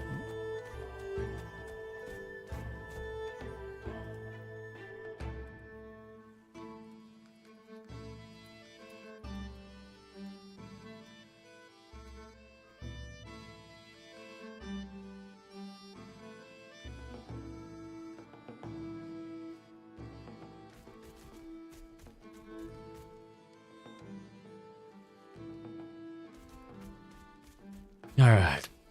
All right. He's moving to locked in. We fought them. They were really good. They were fun to fight. You gonna have him do Squall's End? I'm trying to find out what they're doing. Tiggs.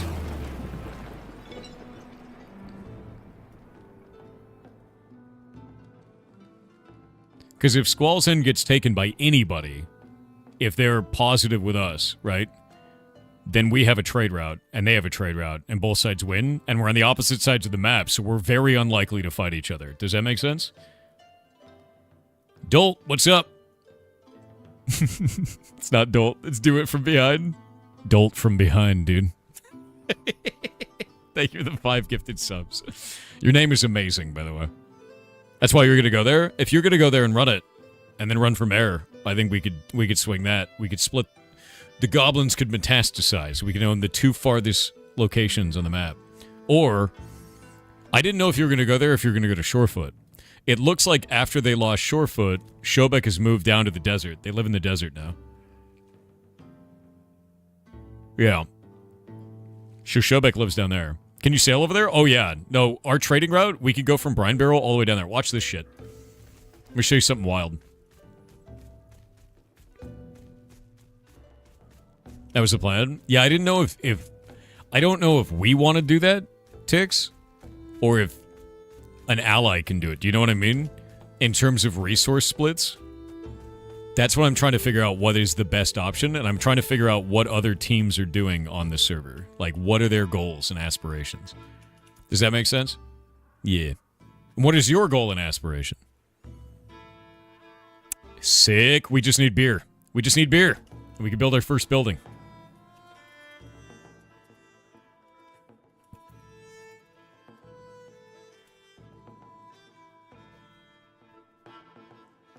Let me pull this up. So we go to the storage clerk, but no, not that one. This one.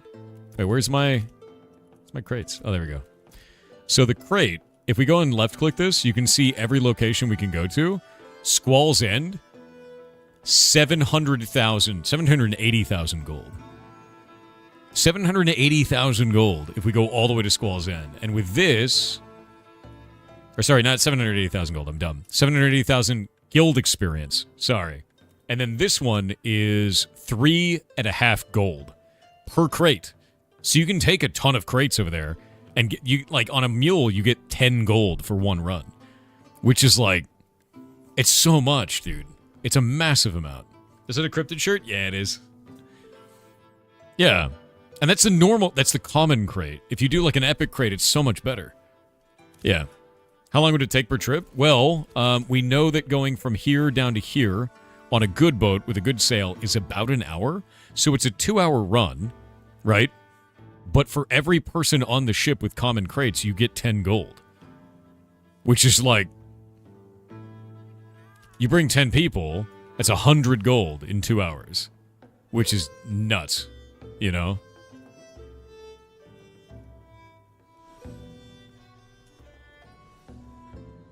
Yeah, I'm trying to find out what Shobek wants to do.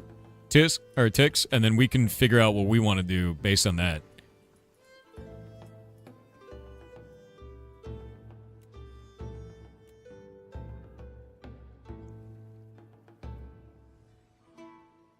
Oh, do you?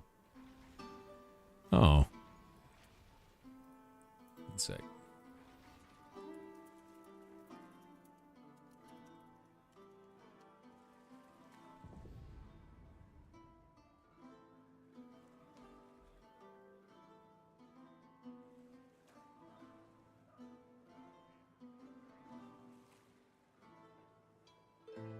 Oh, Tix, I will resolve that this week, now that all this is over.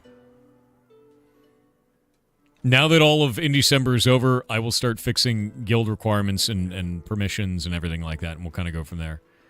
The thing is you naturally kind of fell into that role, and if you want to do things, let me know, and if you don't want to do things, let me know. Either way, you have been instrumental in setting all of this up. Tour run with 10 people for 100 gold, you could build 4 more boats. Exactly. One run in 2 hours makes 4 more boats. Yeah.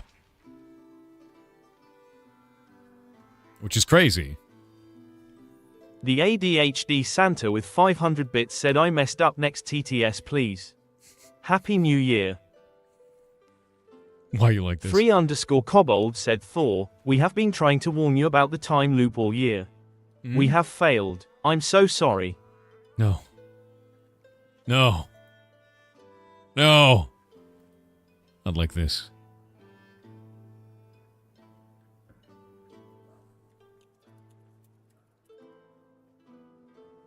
Not like this. Not like this. No. Kedabosh said chat and Thor, just FYI the game runs amazing on my Legion Go. I would think therefore it will work on Steam Deck. Looks amazing and plays so smooth.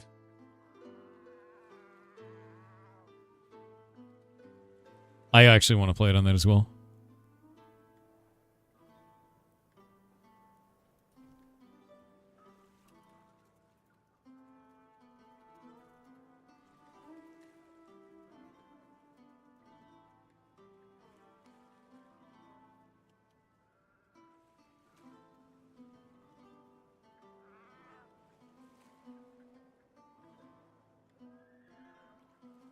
One second.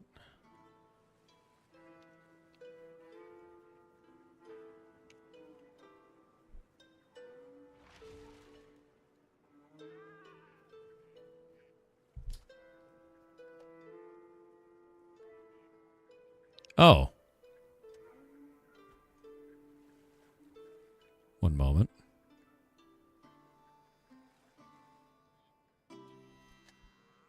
Give me just a minute. I need to find out what this is.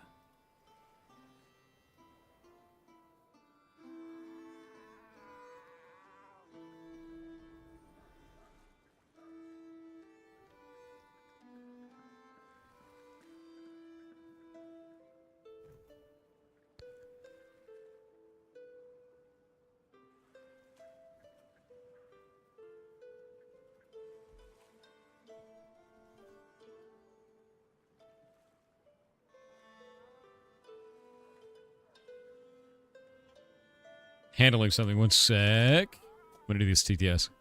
The _disco_option said Why same is it like procedure this? as last year, Mr. Soft Hair. What? What? What do you mean same procedure? What does that mean? What does it mean?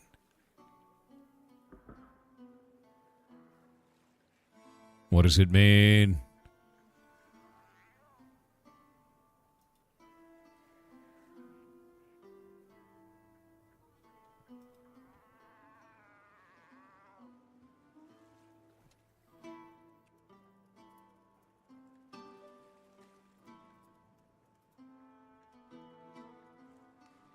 There we go. Well, I don't know what to do about this. I still don't have a flying mount. Steven and team have not responded yet.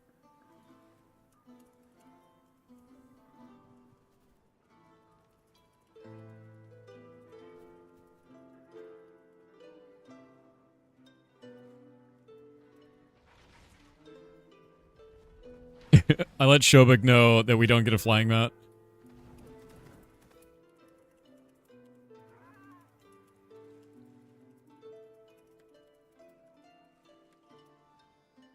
And he's like, what? I'm like, yeah, something's wrong.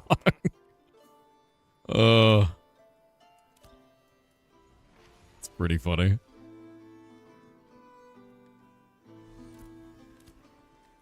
Minute, it's like a 3 hour and a half away, and you're farming snowdrops? Snowdrops? Nice. Yeah, do it up, dude.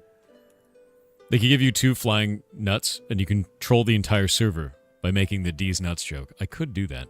I could. Well, my hope is what I was going to do is get a bunch of commissions that are like, go to this place and look at it, and then fly around in the flying mount and generate a whole bunch of node currency and then do stuff and like level it up. Thumbs is in Brine Barrel right now? Nice. Cool. Yeah, Thumbs is a good dude. Where's he at? Where you at, Thumbs? Where you at, Thumbs? There you are. See you. I see you, Thumbs.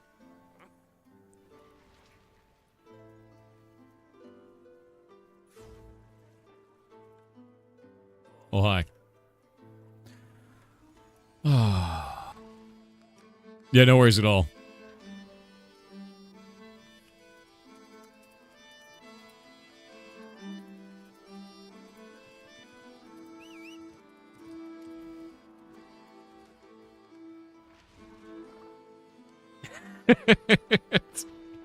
Everybody's like, wait, what? Like, every time I bring this up. Yep. Yeah, every time I bring it up, everyone's like, oh my god. Like, that's rough. It's like, yeah. That is a cool mount. That is a really cool mount. They get a Manticore for theirs. We are locked out of 4 buildings. Locked out? Oof.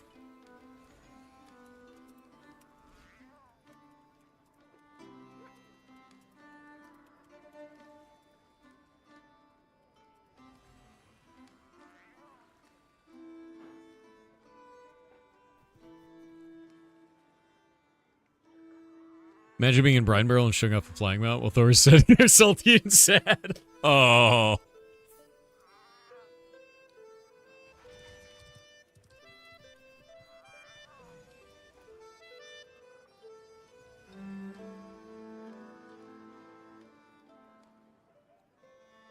Oh, that's very funny.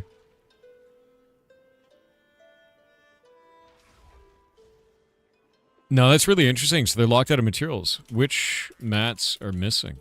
Like, I'm actually really interested in what mats they're missing. Because if they're locked out of buildings, that's really rough. Yeah. This is all stuff that comes up in Alpha, though. Belly Grit and Ruddy Rut. That is...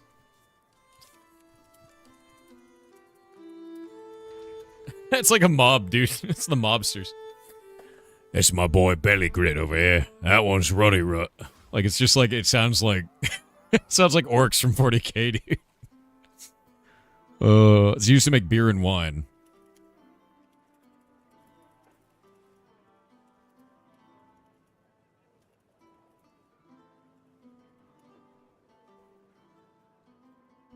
Oh my god.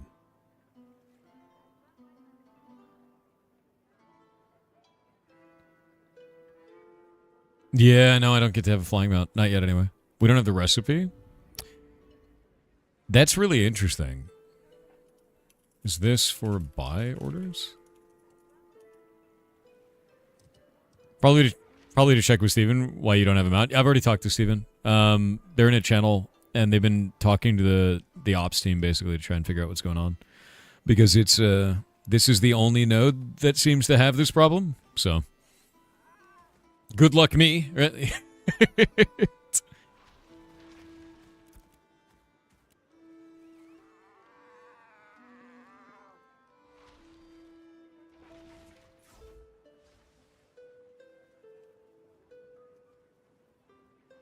I wish there was a way we could trade. Like, if there was a way to trade from the treasury, that would be really cool. Like crate it up and then send it, you know? That would be really, really cool, but there's nothing we can do with that. Yeah, Thor picking the funny node with the most bugs out of habit. Dude, it's not my fault it looked like Chainsaw Man. Like, why would I not choose the Chainsaw Man island, right? Like, of all the islands we could choose, look at it. Look at that head. Hilarious. Funniest damn thing around. Kedabosh said, shoot, I thought I put the game name but missed it. The game I was referring to was Super Adventure. Super Adventure is very good. That game is very, very good. I had a blast playing that. Incredible. Very focused development on that game. Loved it. SMD_27_ said, hey social, favorite fun fact is that US, Western bureaucracy is some of the fastest in the world due to a general lack of corruption. Hard to believe that we have fast and honest government over here. Just some perspective. Anyway, Happy New Year's chat. Can't believe Christmas is one shower away. Yar stinky. Wait, you shower? Gouger65 said, did they change crates? I just ran from Joeva to Vihalgadim and each of my crates are only worth 45 silver. Do you want to know why? Do you want to know why that's happening? as you keep running crates and as other people run crates, it reduces the value of the crates. If no one's buying it at that time at a good price, bank it when you're up there. Supply and demand shifts the cost and value of those crates over time, which is why the moment Squall's End opens, you better believe I'm going to go over there with a bunch of crates. Yeah, that guy unironically confirmed he believes in showers. It's kind of embarrassing, to be honest with you. Yeah, just a little bit. Gadana said, I did not know you were into shmups. Knowing that, I would like to point out one for the SNES called Axelay. Made by a Konami team who would later go on to start Treasure. It was genre-defining for its time and showed what the SNES was really capable of doing, and it had an incredible soundtrack. That is actually really cool. The SNES like chipset for music was really awesome as well. It makes me wonder, like, I want to know. That's why it's used for chiptunes even to today, man.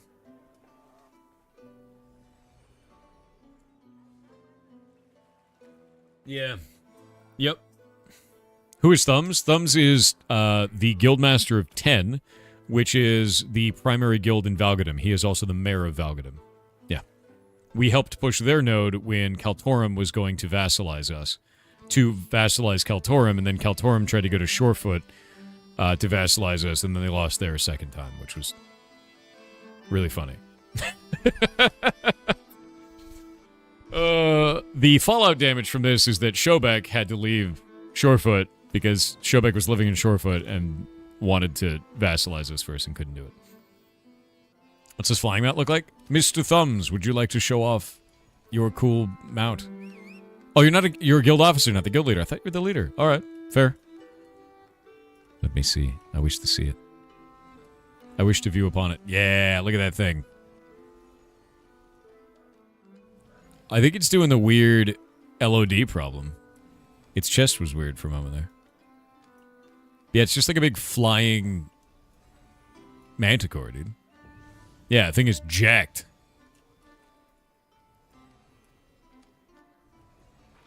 Its eyeballs are terrifying, actually. Something about the eyes kind of freaks me out. I feel like they should be glowing, you know what I mean? But they're just staring intently. Mothicore, yes. He likes his creatine. Alright. Hey, I want to let you know, Thumbs, just to be real, I'm a little bit concerned about your mount growth hormone that you've been giving this dude. It's, like, I'm worried about his health, man. Just gonna be honest. He's looking a little too jacked, you know, like, I don't think cats are supposed to have biceps. I'm just saying. It's like a kangaroo fair. I just realized how geeked his eyes look. They freak me out. Look at them. They like stare through you, kind of a thing. Oh, I just realized something. Wait. Hold up. Does he have another tooth in there? You should bug report your mount. Yeah, you have to bug report it. I don't know if this is intended or not, but his lower jaw is not connected right. It's off to the side. And I don't know if it's supposed to be showing fangs that way. No, it's not. The other tooth is inside the mouth. Look at him. I'm really glad you showed up so I could show you all the inconsistencies and weirdness about your mount. Now you can never unsee it. I hope that helps.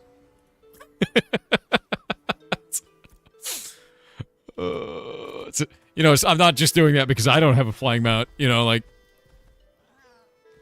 because our town doesn't have flying mounts for some reason. It's definitely not because of that. Couldn't be that. Nope. Nope. You called it the acid lion when you first saw it? I mean, fair. It's a giant, horrifying moth. Well, you know what I like about it, though? Honestly? Look at the coloring on it. It changes in the light. Like, it's actually really cool looking, like the moth wings are. I will say this, though. I do kind of wish it was just a moth. Like, having a mount that was just a moth would be freaking cool. Like, flying a big old fluffy moth around. That'd be rad. Yeah, it's got an iridescent sheen to it, and it's just really neat looking. Yeah, I want to fly Mothra, dude.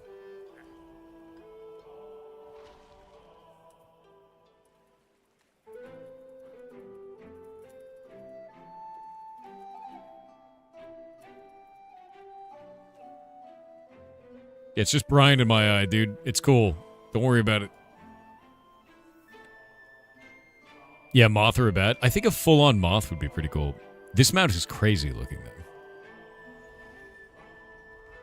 It looks like, I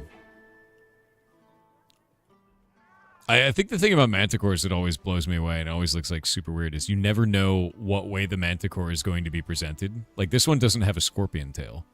But a lot of manticores will have, like, a scorpion tail, or they'll have, like, 3 heads, or all kinds of weird, interesting shit. And I think it's always cool to see, like, how an artist renders a manticore in, like, whatever way they do it. And it's always unique.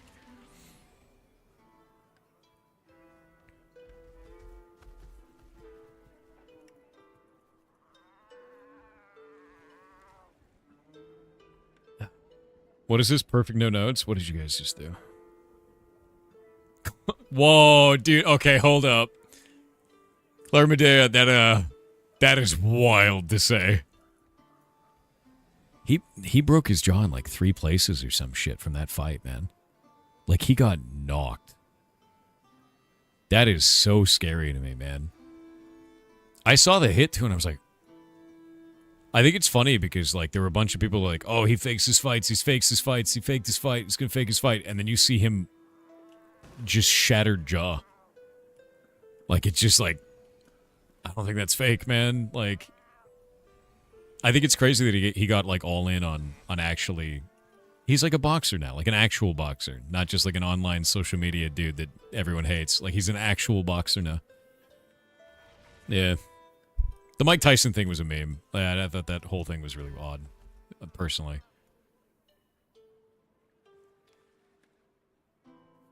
He's suing Anthony Joshua? What do you mean? What do you mean he's suing him? What? Why?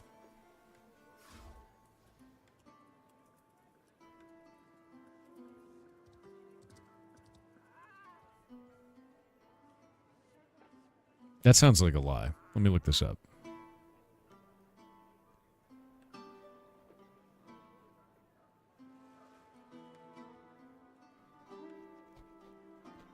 No? Sounds like you may have fallen for the internet churn of bullshit. There's no evidence of that. Oh, I know where this came from. It came from a bunch of news articles where it said some reports are suggesting he could be suing Anthony Joshua. And then the internet took that and said this is real. Okay. Yeah. I'm not seeing anything outside of some reports, guys. That's why it was all over TikTok. God damn it, dude. I hate the internet. It's so dumb now. It's just so dumb. Its sources say, an inside source, some reports, it has been said. It came to me in a goddamn dream, dude. You heard it from your bathroom? God damn. Dude, ask your bathroom the winning lotto numbers. And then, like, do them, you know? Yeah, inside source. My ass. Exactly.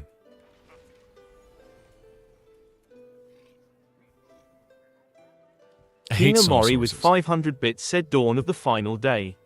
24 hours remain. We're almost there. Gouger65 said the community has told me the reason for the price difference is the amount of crates that have been run to Vhalgadim. That is correct. It feels super bad about the price difference of what I was told and what they were offering. Now for some facts, Oxford University is older than the Aztec Empire.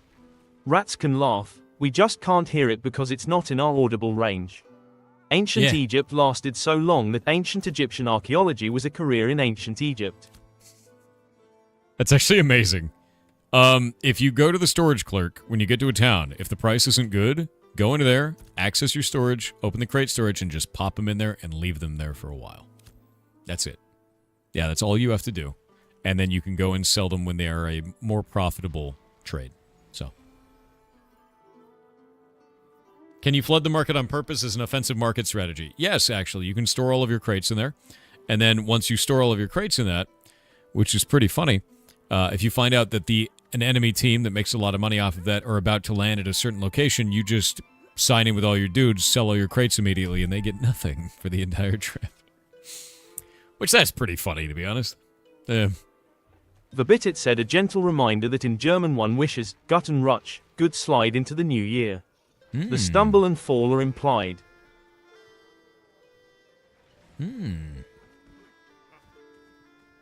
Was that a Brine Barrel flying mount? No. There is no Brine Barrel flying mount. The devs are working on it. They'll figure it out.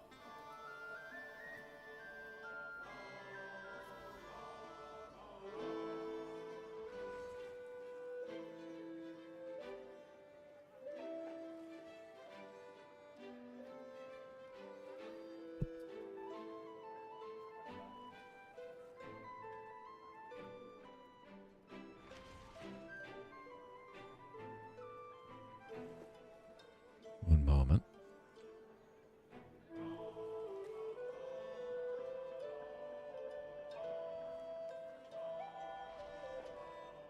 Where are my sections for this?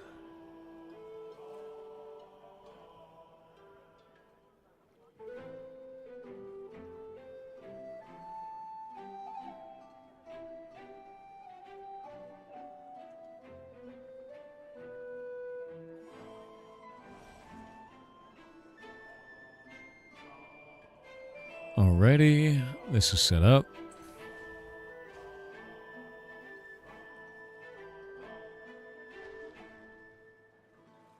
Diplomacy tickets. This is what I need to do.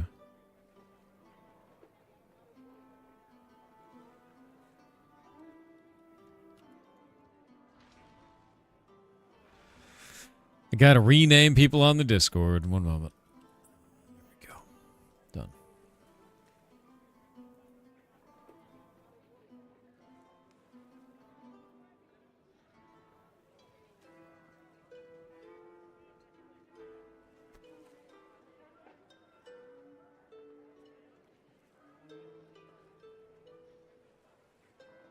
Nice. Where's the rum? Gone. Unfortunately, we used to have rum, but then we won the city, and now we don't have any. And it's mostly because I don't have a flying mount. That being said, my hope was that I could help transport materials all day, was the whole idea, was that I would have my flying mount, and then I'd transport materials, and then we'd have enough materials to go and do this. So I'd go over to Jova, get all the stuff that we need, bring it back, and start our construction plan. But I literally can't do that because there's no flying mount. Which is like, damn it. So now we have to find a way to transport all of that to make beer, even though we're surrounded by lawless zone waters. Why is the rum gone? Well, we drank it, number one. But number two, beer. We need beer. That's what we need right now. And it's like not great. It's all beer. Yeah. You have 700 wood in Jova? Yeah, I mean, I was just going to go over there and just get stuff and then bring it back. What we need is we need people to make mulch in here, over on this side. And if you make mulch, then we can do that. Also, we've gained 6 gold already in taxes, even at minimum. So that's great. Yeah, we need beer in the lawless zone. We need bootleggers, dude.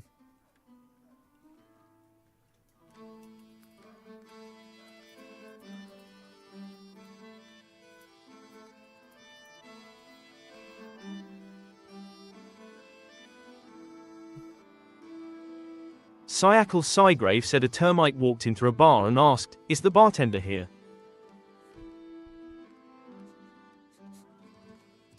Okay. Why you like this? SP_U_K said Happy New Year's to you all out there. Whenever your time zones allows you to get the new DLC of 2026 of Life. I heard some parts of the world have to pay as much as the demo for Heartbound to get it, compared to some parts of the world gets this DLC for free. No. I call this 777.7777.7777.7777.7777.7777.7777.7777.7777.7777.7777.7777. Oh my god, I'm gonna do it. I'm gonna skip. I'm gonna do it. 777. Let's hope Thor didn't skip this just to not get caught in the time loop.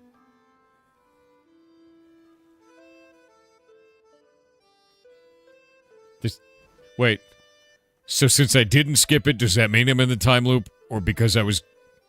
If I skipped it, would I not be in the time loop? I'm confused.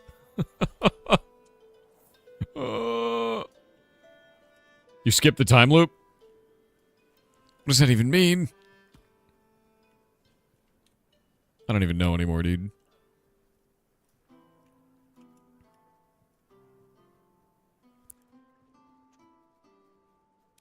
Alrighty. How are these doing? Let me check. Oh, hey! We need more mayoral commissions, dude. This is good. That's good. That means all the war preparation ones are done. Now we can do other ones. Do you guys want some crazy hard ones? I'm just going to post this one, not even knowing if it's possible. Because that's pretty cool.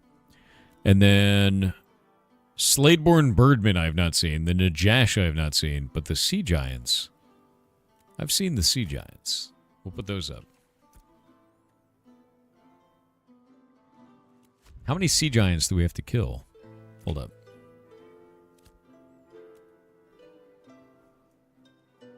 Oh, I have to go inform the settlement administrator. One sec.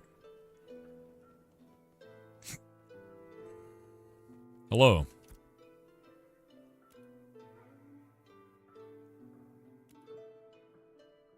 Wait. Oh, wait, what? Now I have a node. Oh, no, wait a minute.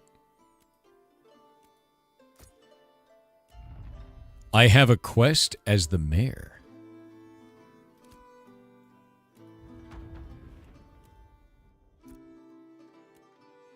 Open the node commission page. Okay. Open the node treasury page. Open the building management page.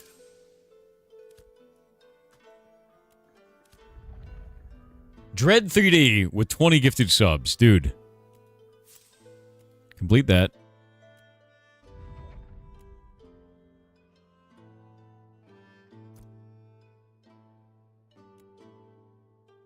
Initiate a buy order. Adjust the tax rate. Oh no, I have to readjust the tax rate. Hold up, hold up. They're gonna freak out. They're gonna freak out. Don't freak out. Oh, I have to actually do it. Service building construction.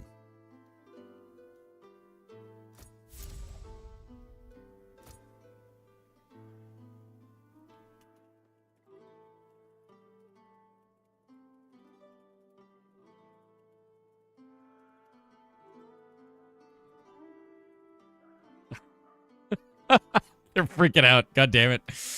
Why do they have to freak out? You don't have to freak out. We got to go to the treasury. I need to initiate another buy order, I think, of something. Actually, we could probably do barley. We've done this before. Oh, a striped barrelfish. We can actually do travel rations because we'll need those. Yeah, we're going to need those. And we will do wheat. Good old wheat. There we go. Make one of these. There we go. Boop. Confirm that up. And then I need to make another buy order as well. Which will be... Where are they? Magic Talisman? That's new.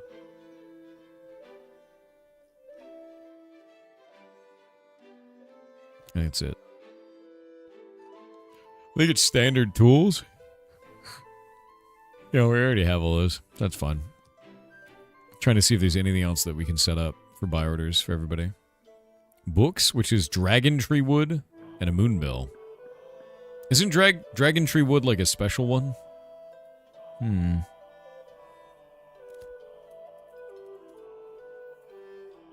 Initiate the mayoral commission. Okay, we'll do another mayoral commission then. Commissions. I'm gonna do that one. Boop. And now I have to initiate a service building construction. Great.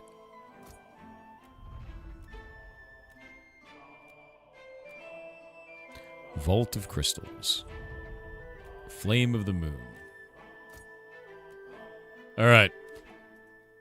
El Got Janush it. said, did you hear about the circus fire? It was intense. How do you catch a squirrel? Climb a tree and act like a nut. Did you hear about the guy who invented lifesavers? They say he made a mint.